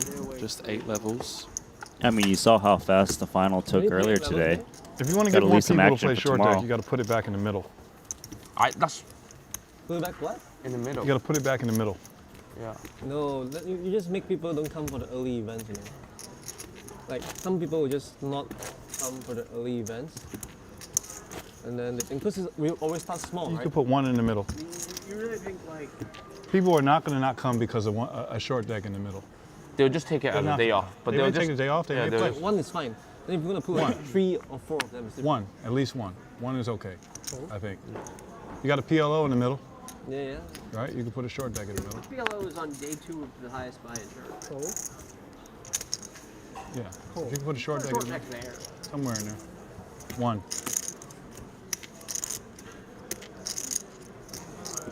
Used to be short deck and then no limit, right? Yeah, you call option. Alternate, right? Yep. It's a good cast of That's characters better, but if I win 1 short deck, I can play the no limit. to speculate over the No. tournament structure. Yeah, but Give there's some only one player. opinions. I can play more no limit. Check. 50,000. Ivy recommending that in order to get more people interested in the game, to bring short deck towards the start of the series, or at least the middle. Yeah, they've kind of tinkered of where to put the short deck. I'm sure they'll figure out an ideal situation. For now, though, we do have the pair of 8s betting into the what is now double gutter.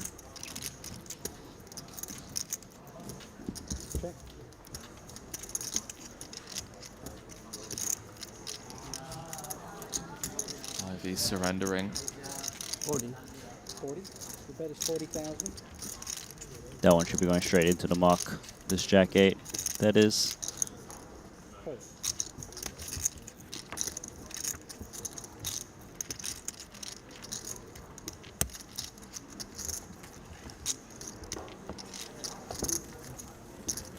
Wykin Young, fresh off title number 4. First short deck title for him. Straight back in the saddle.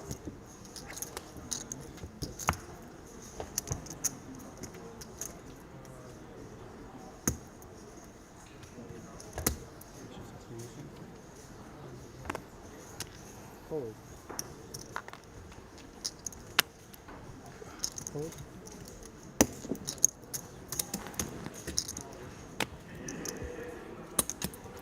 Forward.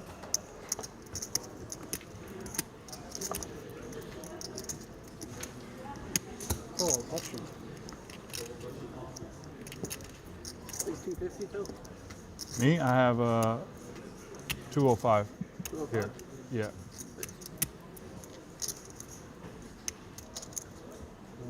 Davies' second bullet going much better. Round these up to 600k now. No lammers. No lammers. Replay. But up to 6th in chips. That's Wykin. There's an 85% lock on the hand. Yeah, but it's Phil Ivey that's the one betting up front. The idea here is that without the late position raises pre-flop, they are perceived to have less ace-x, and also jack-x doesn't necessarily peel the flop a lot. Wykin going to try to charge gutter balls with this raise. Look at the call from Phil Ivey. Is this just expecting Wykin to wave the white flag on a lot of turns? I would think so. Not on that turn though, Randy. The ace of diamonds, daily quads. A lot of reason for Wykin to check. To kind of let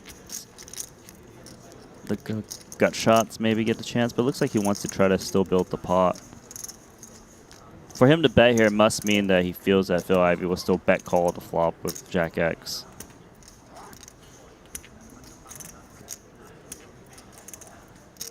Ivy's just going to be playing a guessing game on every river. He might feel this is an ace or nothing situation.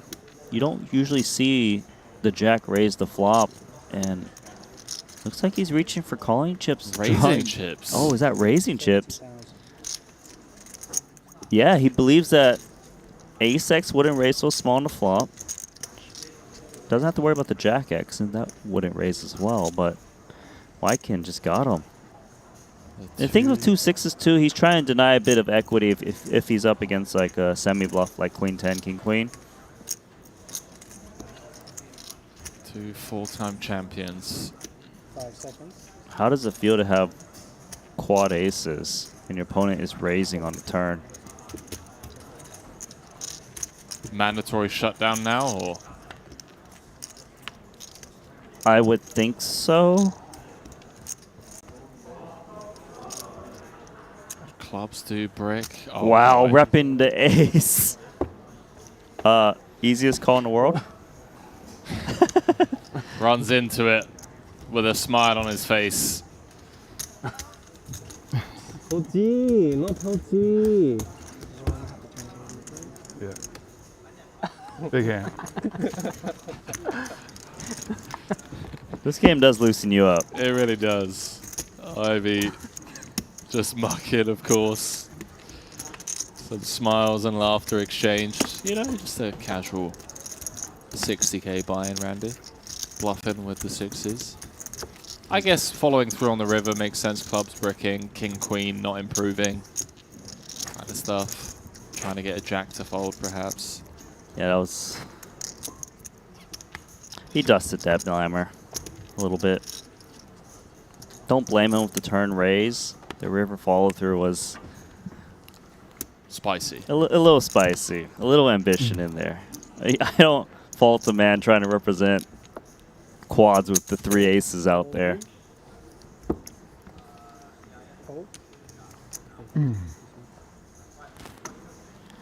Instant all-in with this 100k Lammer.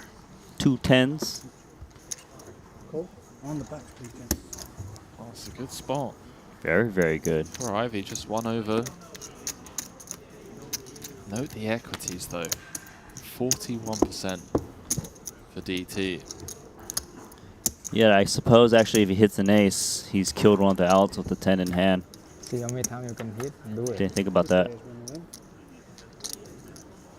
So far, so good for the 4-time champion. That's where you meant to say which one. Oh, that one? That one. I know how many times you can do Why it. you laugh? How Stop many laughing. times can you do it? Don't laugh. Don't laugh, Ivy's right next to you. Every time 3 out.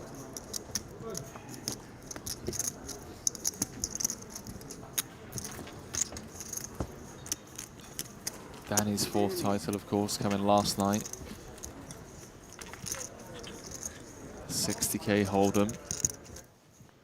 Taking that one down for 1.6 million. Beating Bruno Volkmann. Heads up. Jason Kuhn was over there as well. Came 4th. KCG 3rd earlier on today in the 30k short deck.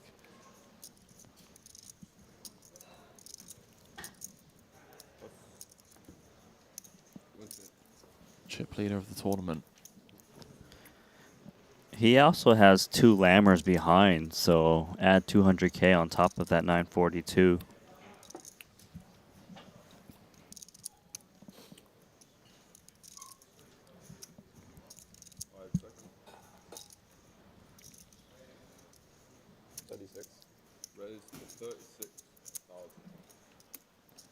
Yeah, pretty plain sailing for the top 3 so far. Robert Flink also has 2 Lammers, as does Daniel Dvoris, who's in 3rd. Top 3 stacks just cruising along.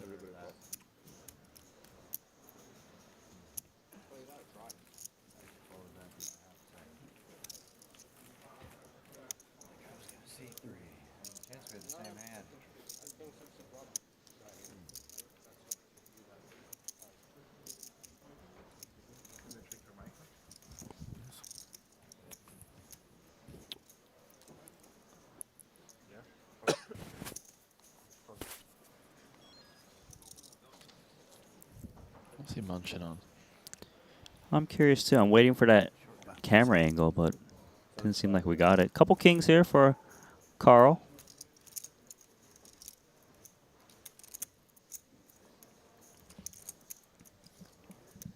Starting to hand with 67 antes. No Lammers behind. An outright raise to 34k. Trapsky. Yeah, a little different in the UTG position.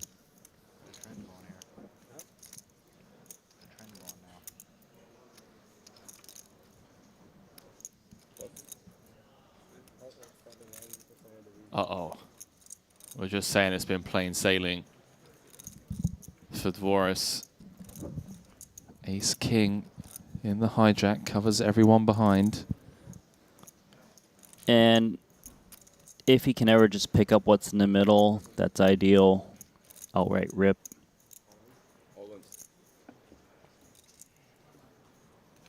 And Ace King doesn't really perform too bad against the 2 kings, actually. It's just very different than long deck. As you can see, the Ace King has 43%. Blocks one of the outs in case the ace does come of the 2 kings. The old one chip flicking You're better. You're better.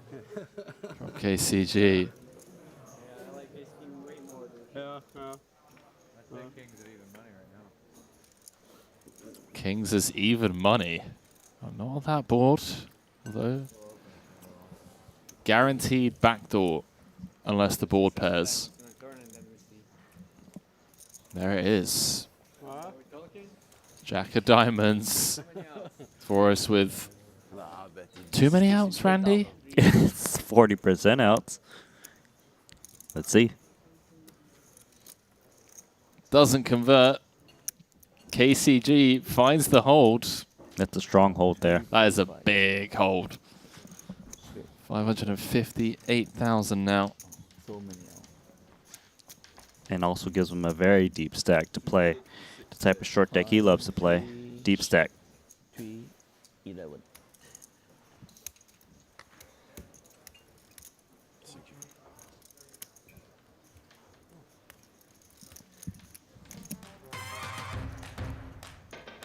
Chip counts brought to you by our title sponsor, GG Poker. Randy, did you hear that the viewers around the world can qualify into upcoming Triton events over on GG Poker? For as little as $25, we had, I believe, 10 qualifiers for this Triton Super High Roller Series in London. All one packages over on GG.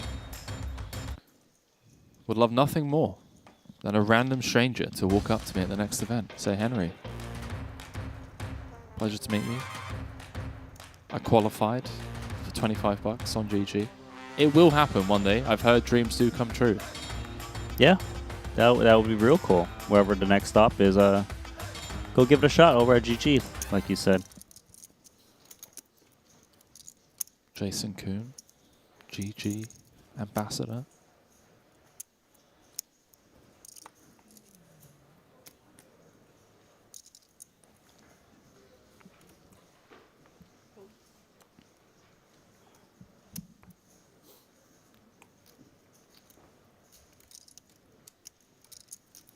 Stephen Chidwick, most decorated player in the history of the game from the UK. Third on the all-time money list, overtaking Daniel Negreanu earlier on this series.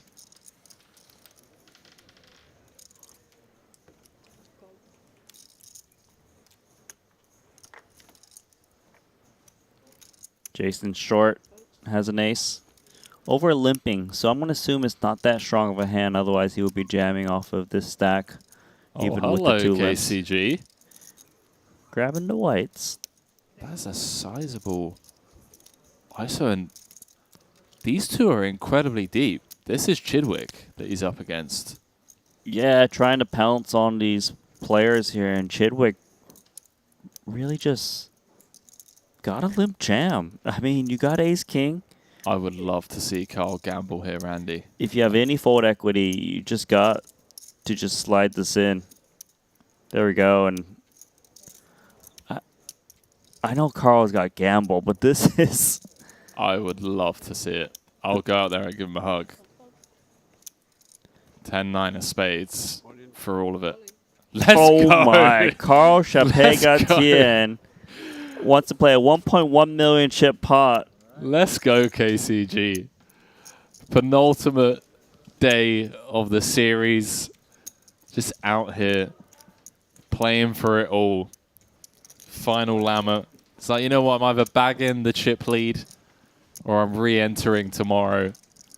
Love the heart on this guy. 5 cards to come. Wow. Note the equities, Randy. Jeez. A flip. Nah, Still good some stuff, hope. guys. Ace 9, 7. Some backdoors. Potentially on the turn, and that is one of them. It's a good one. 8, 9, or a 10. And heart. Needed for KCG as he finds it. Oh my God. On the river. The 10 of diamonds giving him 2 pair. And with that, giving him the chip lead of the tournament. Is that a real pot, Henry? I mean, that's sick, dude. Love to see it. Love the gamble. Oh, that's gotta hurt for Steven Chidwick. Just gets hit with some of the sickest beats. It's been a rough series for Chidwick for sure. We see final tabling, that main event. 13th in the Luxon Invitational, 14th in the 30K Turbo, 30 in the Mystery, 7th in the 30K short You leg. have to remember, he was also the guy who had Ace King against J&T's Aces when the Kings folded with the auto turn jam. Or go one step further, back to the Mystery Bounty, where three-handed with Chidwick, Ivy, and Espen. It was just a back and forth, like anyone could have won. He was a chip leader too. Insane. Insane spot. 16K from Danny Tang, a limp jam. Gets it done for Haxton. Haxton seemed annoyed. Danny made it 16K and then folded. Look, you're never not happy when you just take it down pre in this now game. you're confused. By the way, I say rough series for Chidwick. He's cashed for over 2 million. But it just feels like it should be better. Right. Given the beats he's been taking. 3 final tables. 13th in the Luxon Invitational. What?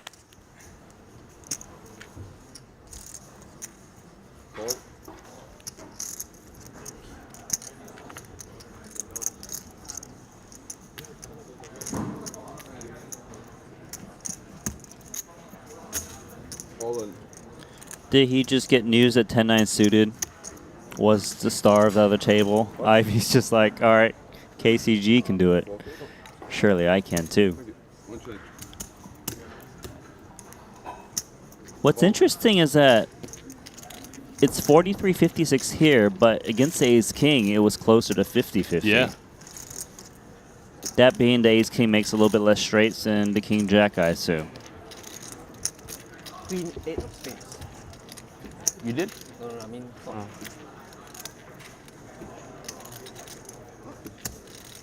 Open ender for Danny is actually a favorite. Yeah. With just king high. Now they're going to switch equities. Ace, king 9 needed. There it is.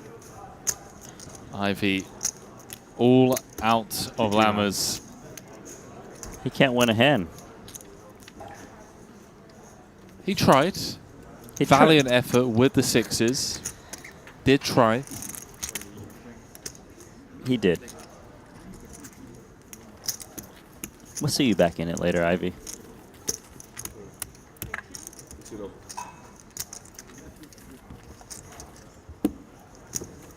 Up to 39 runners now. It's KCG leading the field. Davies absolutely flying in the out table. Now up to 800K. Can you imagine Santosh? Santosh, you cannot expect him to play, you know. He just say... He also always say he play the cash game, then he don't play. Yeah, maybe.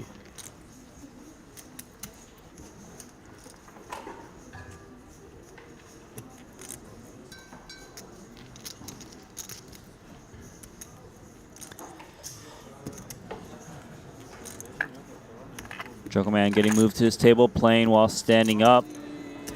Hold on. Hold on. Why can't I look him up with his 2 10s here in position?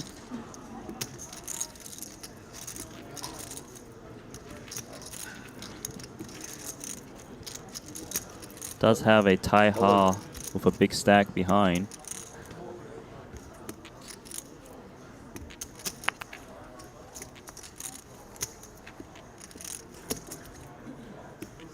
Flip. Flip. Where's yours? Oh. Send. Ish.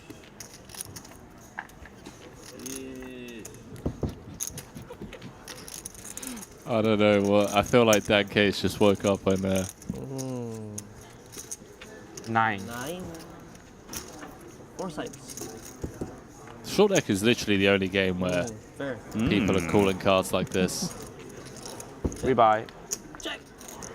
Oh! Oh no!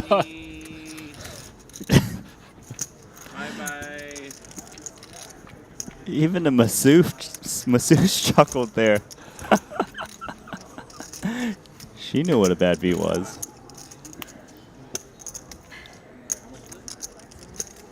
You have no bullets? Oh. Rebuy. No. You can go buy some bullets. I'm doing you a favor. Yeah, I know. Good job. I was reading for you. I said 9. And then rebuy. You did. Good. I think it'll be close. It'll be a sweat. Probably close. I don't think it'll be close. Like, people that are still playing, it's gonna be deep, you know. You think it's over 50 by the end of the night or no? No. You think you can get 50 in one level? Like 10 entries in one level? I mean, perhaps there's 1, 2, 3, 4, 5, 6, 7, 8, 9 people out of Lammers. 3 people currently waiting to re-enter, so it could happen. If these runouts keep happening, yes, of course. Could definitely happen. Danny Tang with the pocket aces gets a walk. Mandatory show? Has to be. Come on, up. There we go. Black aces. Best kind of aces. Not discriminating against red aces, of course, but give me that ace of spades any day of the week. Cool. Cool. Cool. Richard Young, 2-time champion. Took down another short deck event just a couple of months back in Cyprus.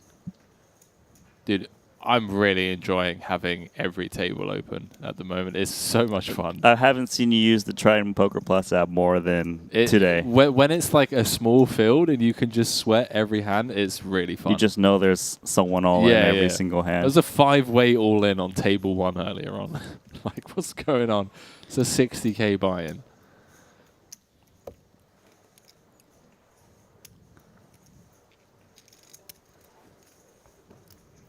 Got a 5-way affair here. See if these hands collide. Certainly could happen.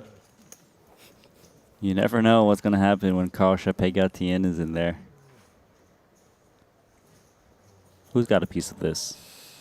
Oh, an open-ender for Richard Young and Daniel Dvoris. Mr. Wu. He's got a king-high flush draw. Might just win this. There's so many straight draws out there, but only the king-queen is knotted. The queen-9 is tricky too because some of your outs brings a flush. The king might give someone else like a full house of king-jack. Really don't mind that fold there from the queen-9. But Mikita Badzikuski, open-ended. He's not out.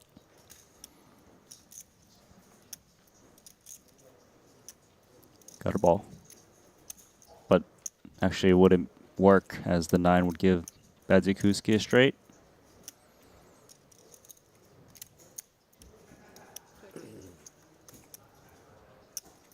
Let's see if Mr. Wu here wants to be aggressive. Does not. Hello. Third nuts.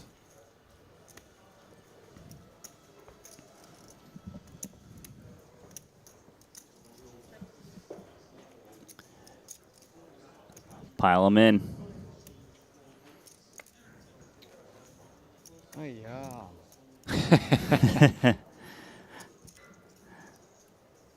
Bats with the shades up. Big sight. 9. No. Flush. No. Oh, he does have a flush.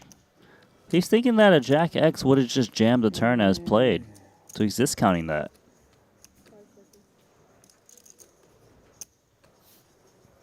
What is it? How much is it?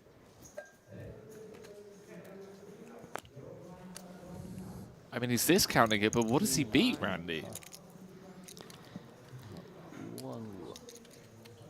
Like 10x, turning it to a bluff doesn't really make sense. Queen 9 jamming doesn't make sense. Queen 10. I mean, he's played with Mr. Wu before and thinks he's got enough bluffs. You're welcome to show that you got him beat now, Mr. Wu. I think Wu knows it's on him.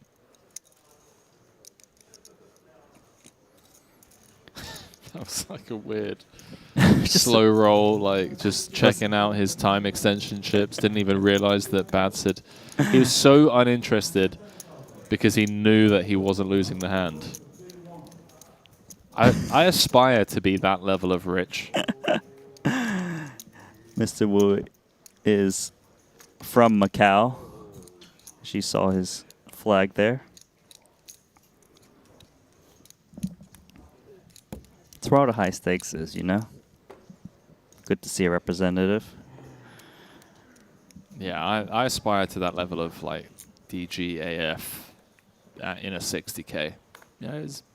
You cool, it's all over, baby. Take your time. Jason, happy to run it. Sliding half his stack in there. Oh, let's go. Oh, this guy's already my favorite poker player. Let's go. KCG and Wu, we need him. We need him, Randy, at the same table. That's what we're here for. The speed at which he just got in there with that ace jack. Give this man 500K.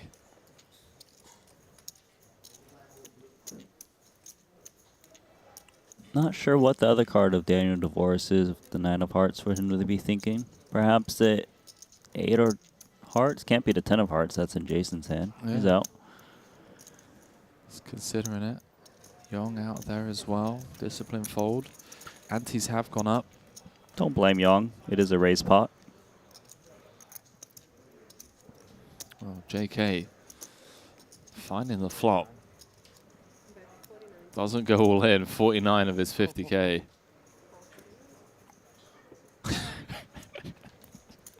It's a no showdown until at least the turn, Randy.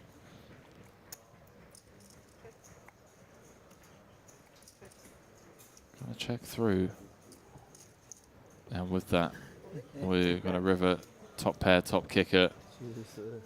Jason up to 217K now.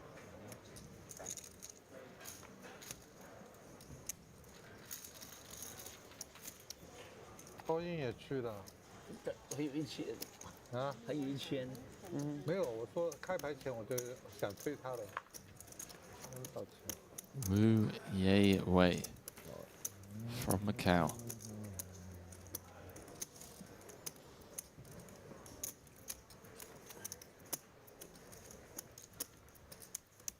What we got, Randy? I see you're checking it out. Yeah, he showed up to our previous events. Jeju, I recognize him in 2019. Okay. London, Madrid. Back to London again. Primarily plays short deck. Just 2 other entries were no limit hold'em. Looks like we got a fresh stack joining. I'm not sure who yet. About to find out. Well, whoever it is, it's I think it might be Brewer. It's Dynamite. No, it's Machenkov. Yeah. Okay, because Brewer has re-entered as well. This is a table where you either run up a stack or you're going to go straight to registration desk one more time. Carl's been rather aggressive. Jack 10 offsuit.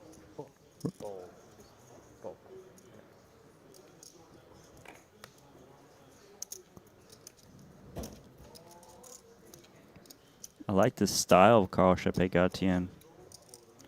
Open raising up front, giving gamble, so players gotta fear the variance. King Queen suited, definitely a hand he could defend with.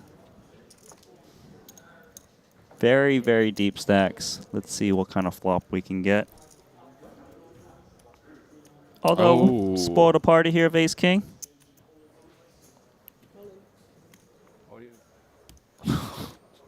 The snap limp jam, no respect to the 549K behind for Daniel Divorce. KCG is just a legend. Look at the equities again. 50-50 against the ace-king. He already did the ace-king dirty earlier of Stephen Chidwick. Good luck.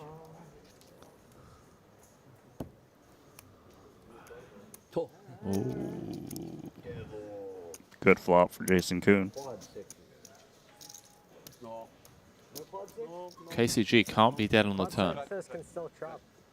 Oh, hello. Oh, 7 up. It's the fade, the ace, king, 6.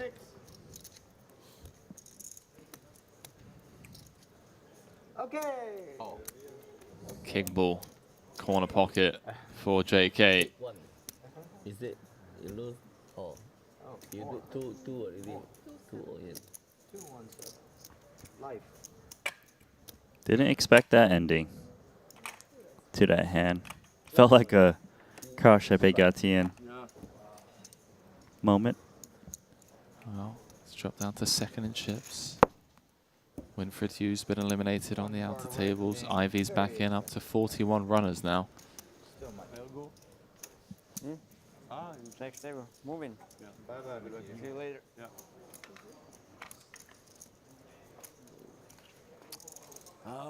Where am I going? Me too, me too. Enfin, no, I've been unlucky actually, but yeah, I've been lucky before. Yep.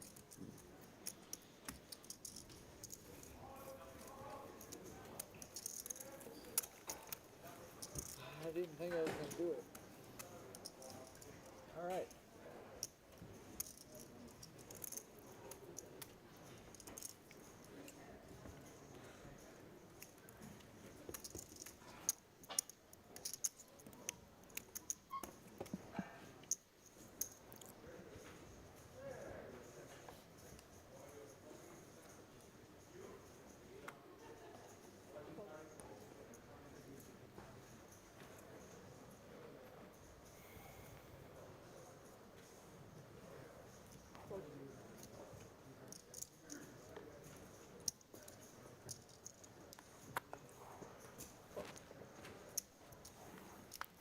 Richard Young with the ace-jack of hearts into hijack. 2 players act right behind him. Starting the hand with 60 antes. Trying to scoop this one up pre-flop. Jason Kuhn, very playable 8-7 suited. Really nice to play against the raise pot, as you can maneuver and post flop pretty well. Well, actually laying it down, that's a big laydown. Perhaps doesn't really want to play this 3 ways, as Carl-Shepard-Gatien would have had a nice price.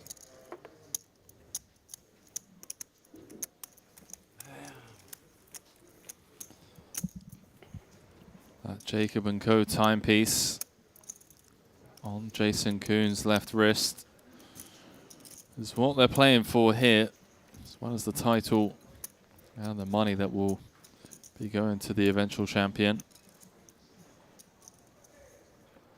Jacob & Co. obviously dishing out collaborative timepieces to the main event champions. Timothy Adams getting his hands on 1 in the No Limit Hold'em main. Took that down for $4,185,000 for a career best cash.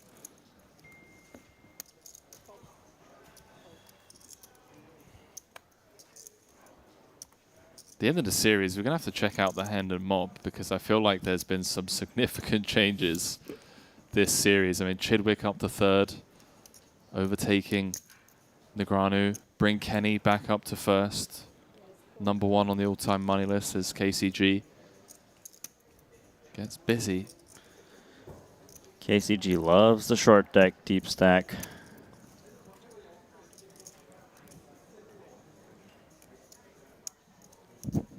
Don't fault the King 10 going out in the raise pot. Easily dominated. Not sure where you're at.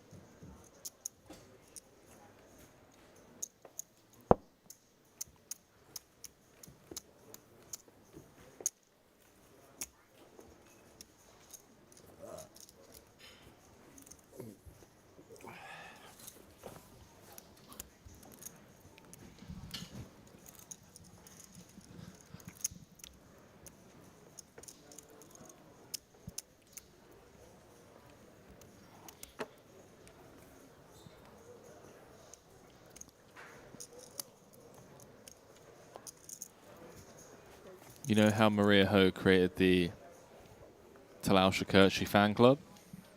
I actually did not, but go on. Yeah.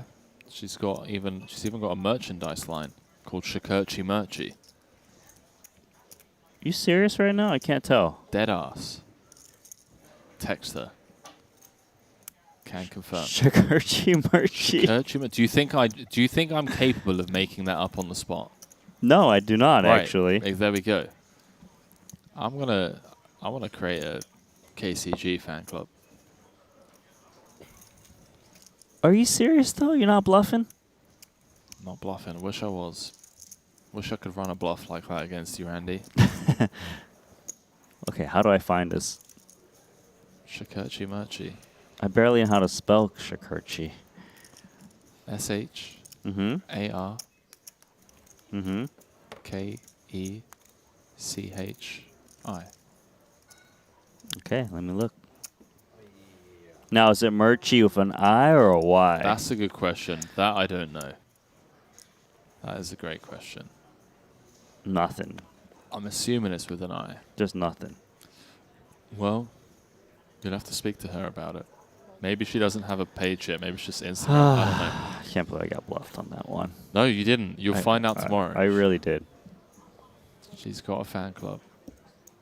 Who's in it? Her and Lara Nisi. Are you? I'm a fan. Am I walking around with Shakurchi Merchy merch? Not quite. We've got it all in here from Mazhenkov. Mr. Wu going to come along with his ace-10. Wu Ye Wei. Already a legend in my mind. This guy's got the gamble. And I'm here for it.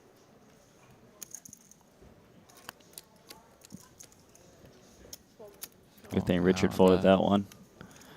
Dominating two ways.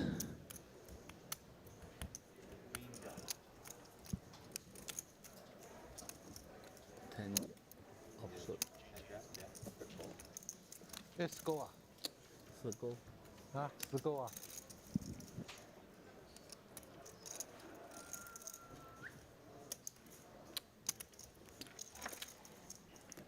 Same amount of outs. That's not true. He had 6. Now he has 5 with 1 card to come. Drills it. The rivers in London have been brutal, Randy. Short deck is one of those tough games to hold. Short deck giveth, short deck taketh away. Is there a way where you can just like request no rivers? It just ends on the turn. Best 5-card hand there. Yeah, I like that. Instead of the llamas, you just get like 2-3 chips where you get to pull that, like your magical Uno card. No Uno cards over on GG Poker though.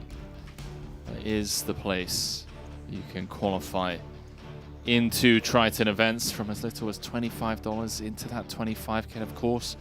Home of the most prestigious online poker series of 2023, WSOP Online, where you can become the next WSOP champion for as little as $1. Also home of the GG Millions leaderboard. We'll find out at the end of 2023 who's going to be crowned number 1. VIP.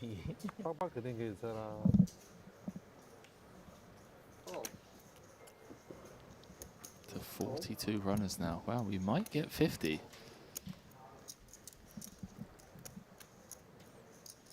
Ace-7 of clubs here.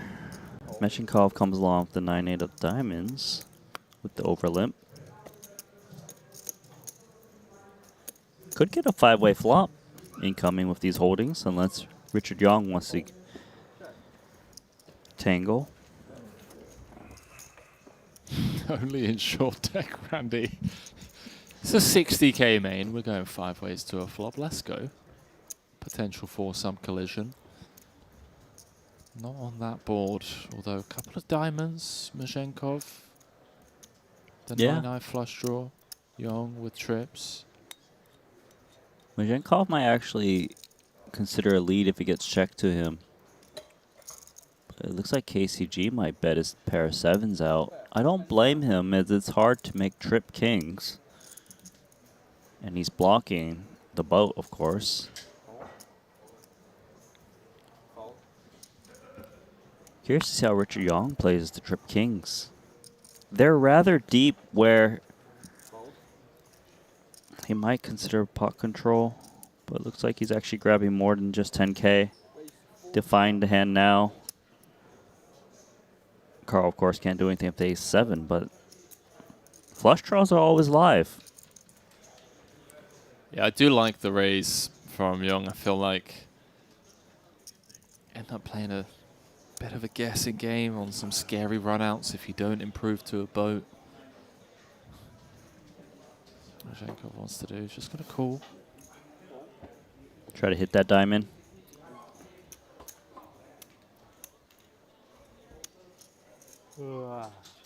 Doesn't find the diamond, Randy, but improves to an open ender now as well to go along with his flush draw. All of his outs are live.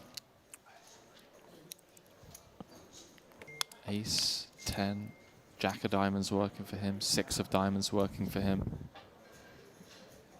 Richard Young trying to decide how often this is a better king. And usually it's just king, queen. He beats the king 10, of course, the diamonds he needs to charge against. And look at this. An all-in denies the equity of 9-8 suited unless he wants to gamble. Yeah, this is really a sign of an experienced short deck player, right? Understanding just how much of an equity denial game this is and how difficult it is to get value across 3 streets. Because Majenkov was looking to check call any bet on the turn, 100%. But maybe not this sizing, the one sizing. Well, he's actually getting the right price on a call. But does he want to gamble his tournament life? That's the big question. These are the questions that we need the answers to, Randy. I think if he could see the cards and could see that all of his outs are live, make the call. Right, because sometimes the straight is no good if your opponent's got king 7 or pocket 7 or king 6. I see where you're coming from. He's also in for 1 bullet already. Doesn't want to put it in with a draw, perhaps. Likes taking it to the streets and trying to outplay, outmaneuver players post-flop. Short Deck Pro. Join us in Cyprus exclusively for the short deck events. Yeah, getting 2-1 on this call, and equity-wise, better than that. There we go. 8K, 8K, no, 8-9. That is good news for Majenkov. Ace, 10, diamond, working for him. 13 outs in short deck. That is a lot of outs, Randy. Doesn't find it. Did the gamble. Just gambling, though. Sometimes you don't hit. Gamble, no future. Leave it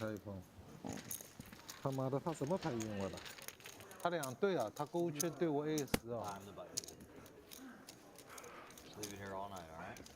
Actually, not in this game. Give me the cutoff.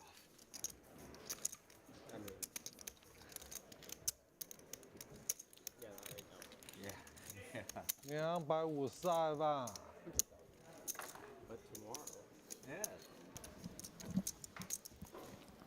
Young took down his 2nd title in Cyprus. Finds the hold against the monster draw here. Has 1 llama left, as well as a 600k stack now, up to 6th.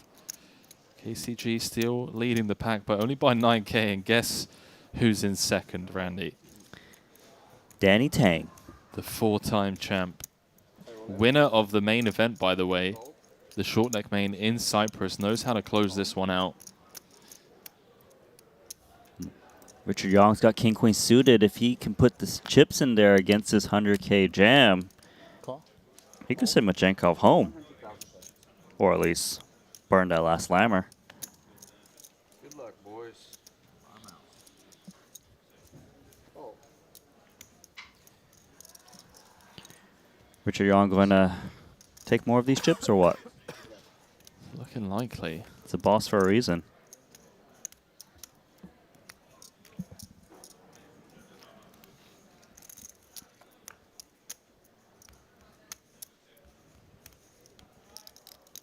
Looking good on the ace, king, 8. Perhaps a chop. Maybe. 23% of the time. Looking for an 8 or a 10 for a chop. Queen for the win for Mazhenkov. Doesn't find it. Queen plays. Yong up to 737k now.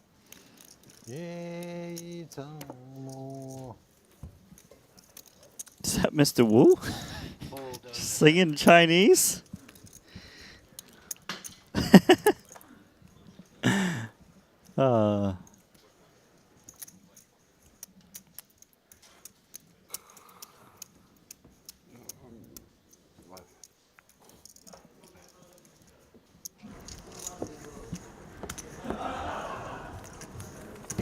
Masashi's just in the mix on the gold table. 745k pot between him and Flink. We'll keep you updated. He's on his final lammer. He's got Queen Jacko against Flink's Ace King. And he's managed to double up the new timer. The new timer? The newcomer. Newcomer. Old You timer. really are the ultimate railbird when you got the Triton Poker I Plus love it, set. man. This is the tournament that this was designed for. This is just beautiful. I got all 4 tables. Sweating every hand. Seeing big pots. 57.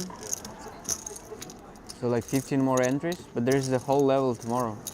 If we have 5 people that come tomorrow, you have a chance at Yeah, if 5 new people, then 5 new people. Elton.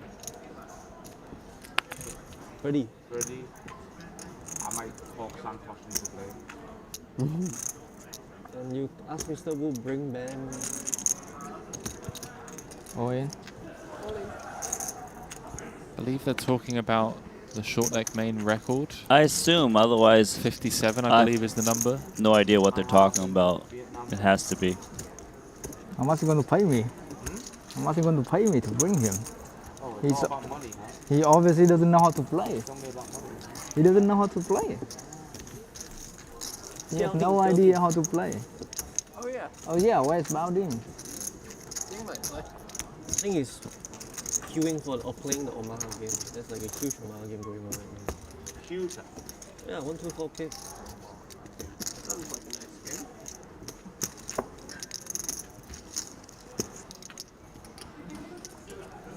Don't think I've ever been so close to dropping in a A lot of like explicit weird faces I've never seen before. live on air. I don't know who they are. 1, 2, 4.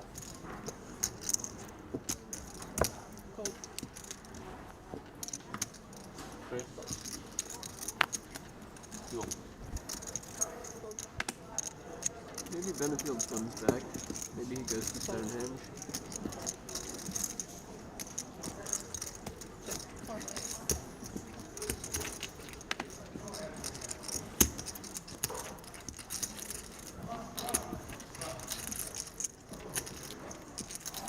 Two players making top pair, but Danny Ting way out in front with the 2 jacks.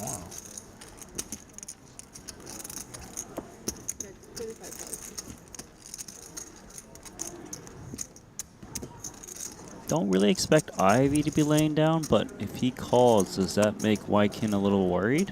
No, Ivy quickly folding correctly, and now Wykin might be the one that gets in trouble with that incredible laydown. Old 1 chip flick in. Terrible turn card for Yong. One of the few blanks in the game. Yeah. Because even the 7 brings in Jack 9. Double hand shuffle, one hand red, one hand blue. Red pill, blue pill. Well, we know which one he chose. Quickly laying down to king 10 wisely.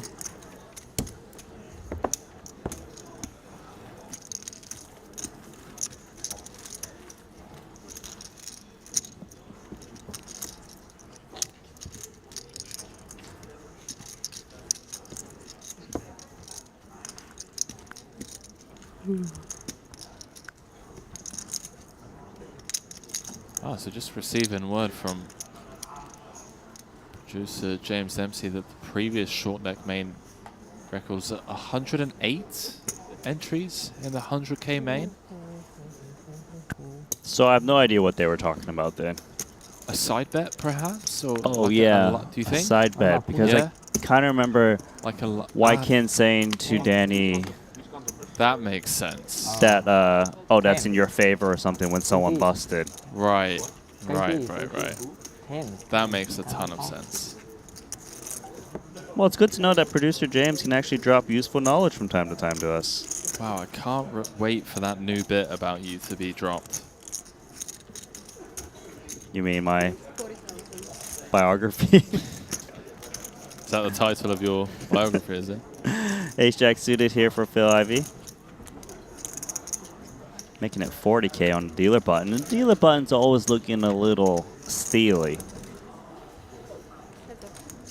Danny Ting, the lone player to keep him honest for now. 105 in the middle.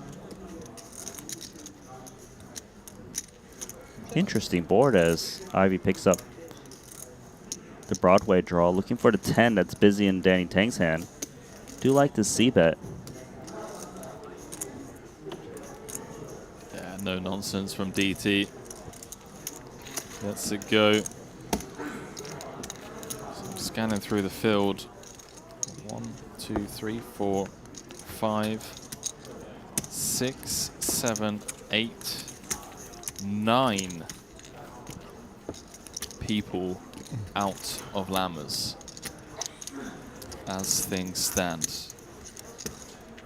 There's Danny Tang, chip leading the field with Dan Cates, David Benefield, the only players that have been eliminated thus far that have not re-entered.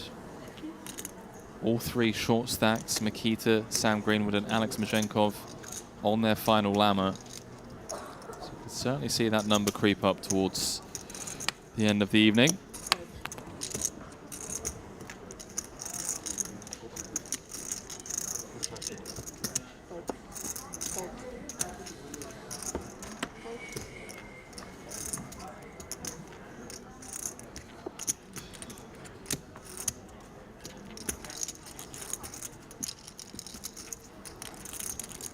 Wykin Young, dealer button, ace queen. Gonna look to clear the field a bit as he touches some white chips. Oh, super clear. I love how they find these spots, man. I'm always, you know, I'm on the button with ace queen O. And I feel like everyone else that's limped before me is sus. Like, you've limped a monster, you've limped a monster. Wykin, not scared of the monsters under the bed. It's about trying to deduce like which stack sizes will still continue to limp rather than attack. It's tricky.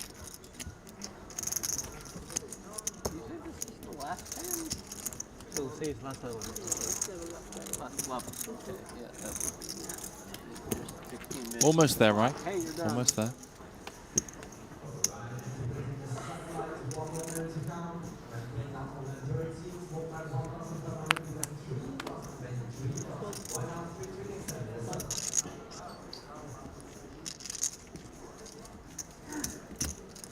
Offsuit paint here for Danny Tang, coming up the limp. Makita got that jamming stack, doesn't he? 178, 5K ante. It's also out of Lammers. Oh, low. Uh-oh. Bambino with the ace king. Ivan's been a bit unlucky, though, with the previous buy-in. This bullet's going a little bit better as things stand. See a dead jack in Danny Tang's hand. Chop it up. Wait. See, I'm getting used to short deck, Randy. He has already collected his chips and put it back in his stack. He's expecting a chop. Will be hard to chop this one. It's gonna be difficult.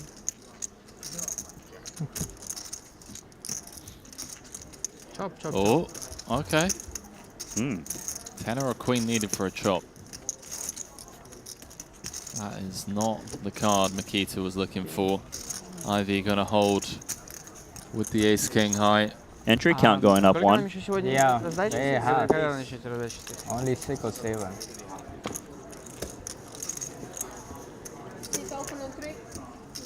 Yeah, it was. It's only a 6 or a 7. That's crazy.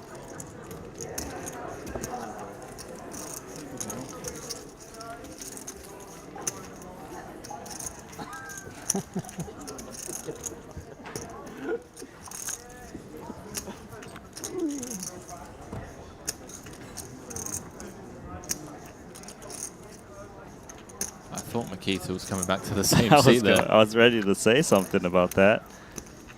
What, I requested a new seat. But yeah, sorry, Luca. This one didn't really didn't really work out for me. Yeah. Look at us, Randy, finishing each other's sentences. Oh. After a year of kicking it together.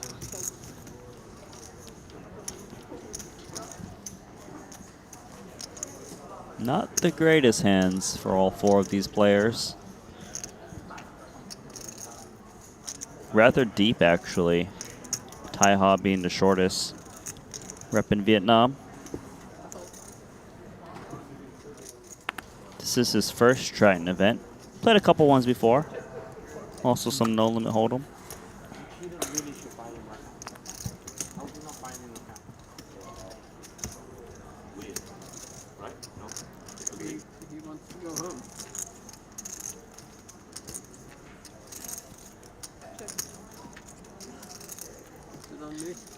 I think Makita's allowed to take some time, since the day will end soon, not to rebuy immediately. I don't think he's allowed to.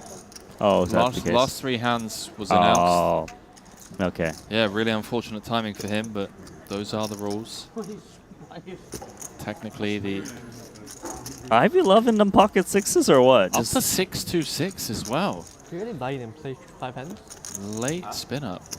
But that's still, I mean, that's still better than putting all in at once, I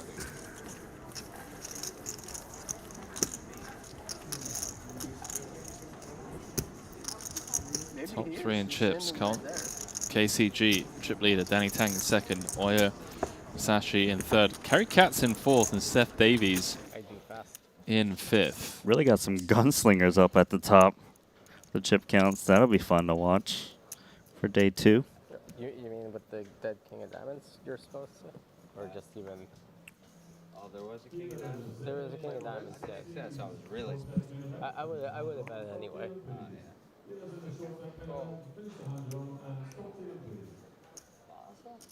So it's 65,000.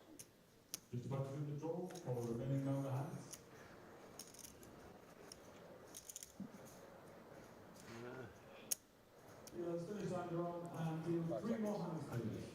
This is Mashenkov's last bullet.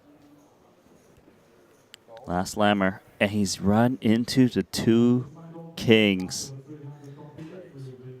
Just been a disaster day for him. I mean, what is the equity going to be? No, thank you. All right. I got the Cowboys. Yeah. That's rough. Brutal.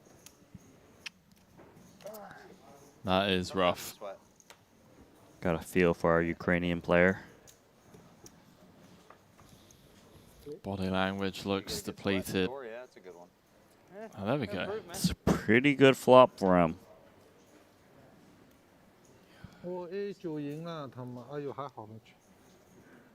Doesn't really change anything. Still looking for a jack. Doesn't find it. DJ, bro. Jason. How many more hands are we playing? 3 more hands. Up to 664,000. Mazhenkov. Bullet number 2 going just as badly as bullet number 1. Seat open, table 2.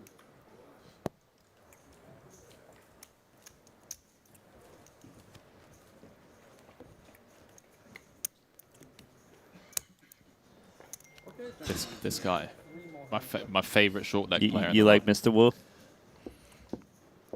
This is my guy. First of the last 3 hands. The first of the last 3 hands. 刚才我拿7、8的组了一手这个牌。 That's it. Tell him. 概率。 Tell him how it is. 3 more hands. 3 more hands. Yeah. Hold. Hold. Hold. Check question. Okay.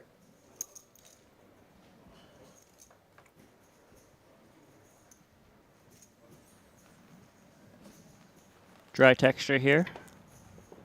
Jason Kuhn first to act, and it's going to attack the super wide range of our button.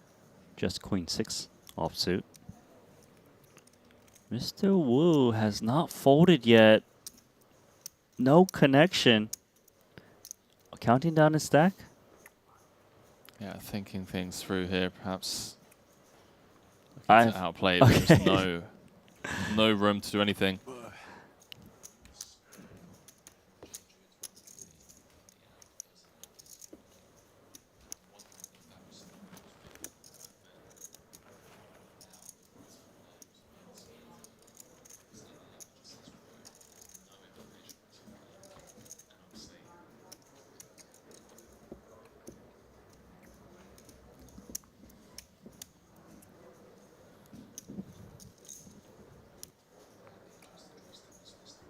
Second to the last 3 hands, guys. Hey. Second to last hand. Why do I feel like Randy, given the way this day's gone, I mean, it would be rude not to. Hello, right? Mr. Wu, and hello, Big Slick.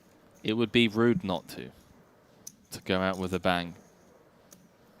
Shall we bang all these chips in there? There we go.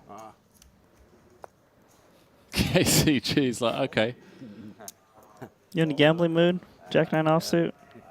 Don't think so. All right, last hand of the night, ladies and gentlemen. We're wrapping things up. Day 1 of the 60K short deck main.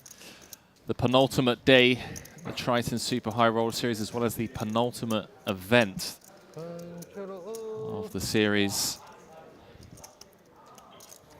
Absolute stacked field here in this short deck main. All right. JK gonna try and get a cheeky limp through. Wants to see a flop. Ace Queen. Mr. Wu, baby. 筹码扔掉，被我扔。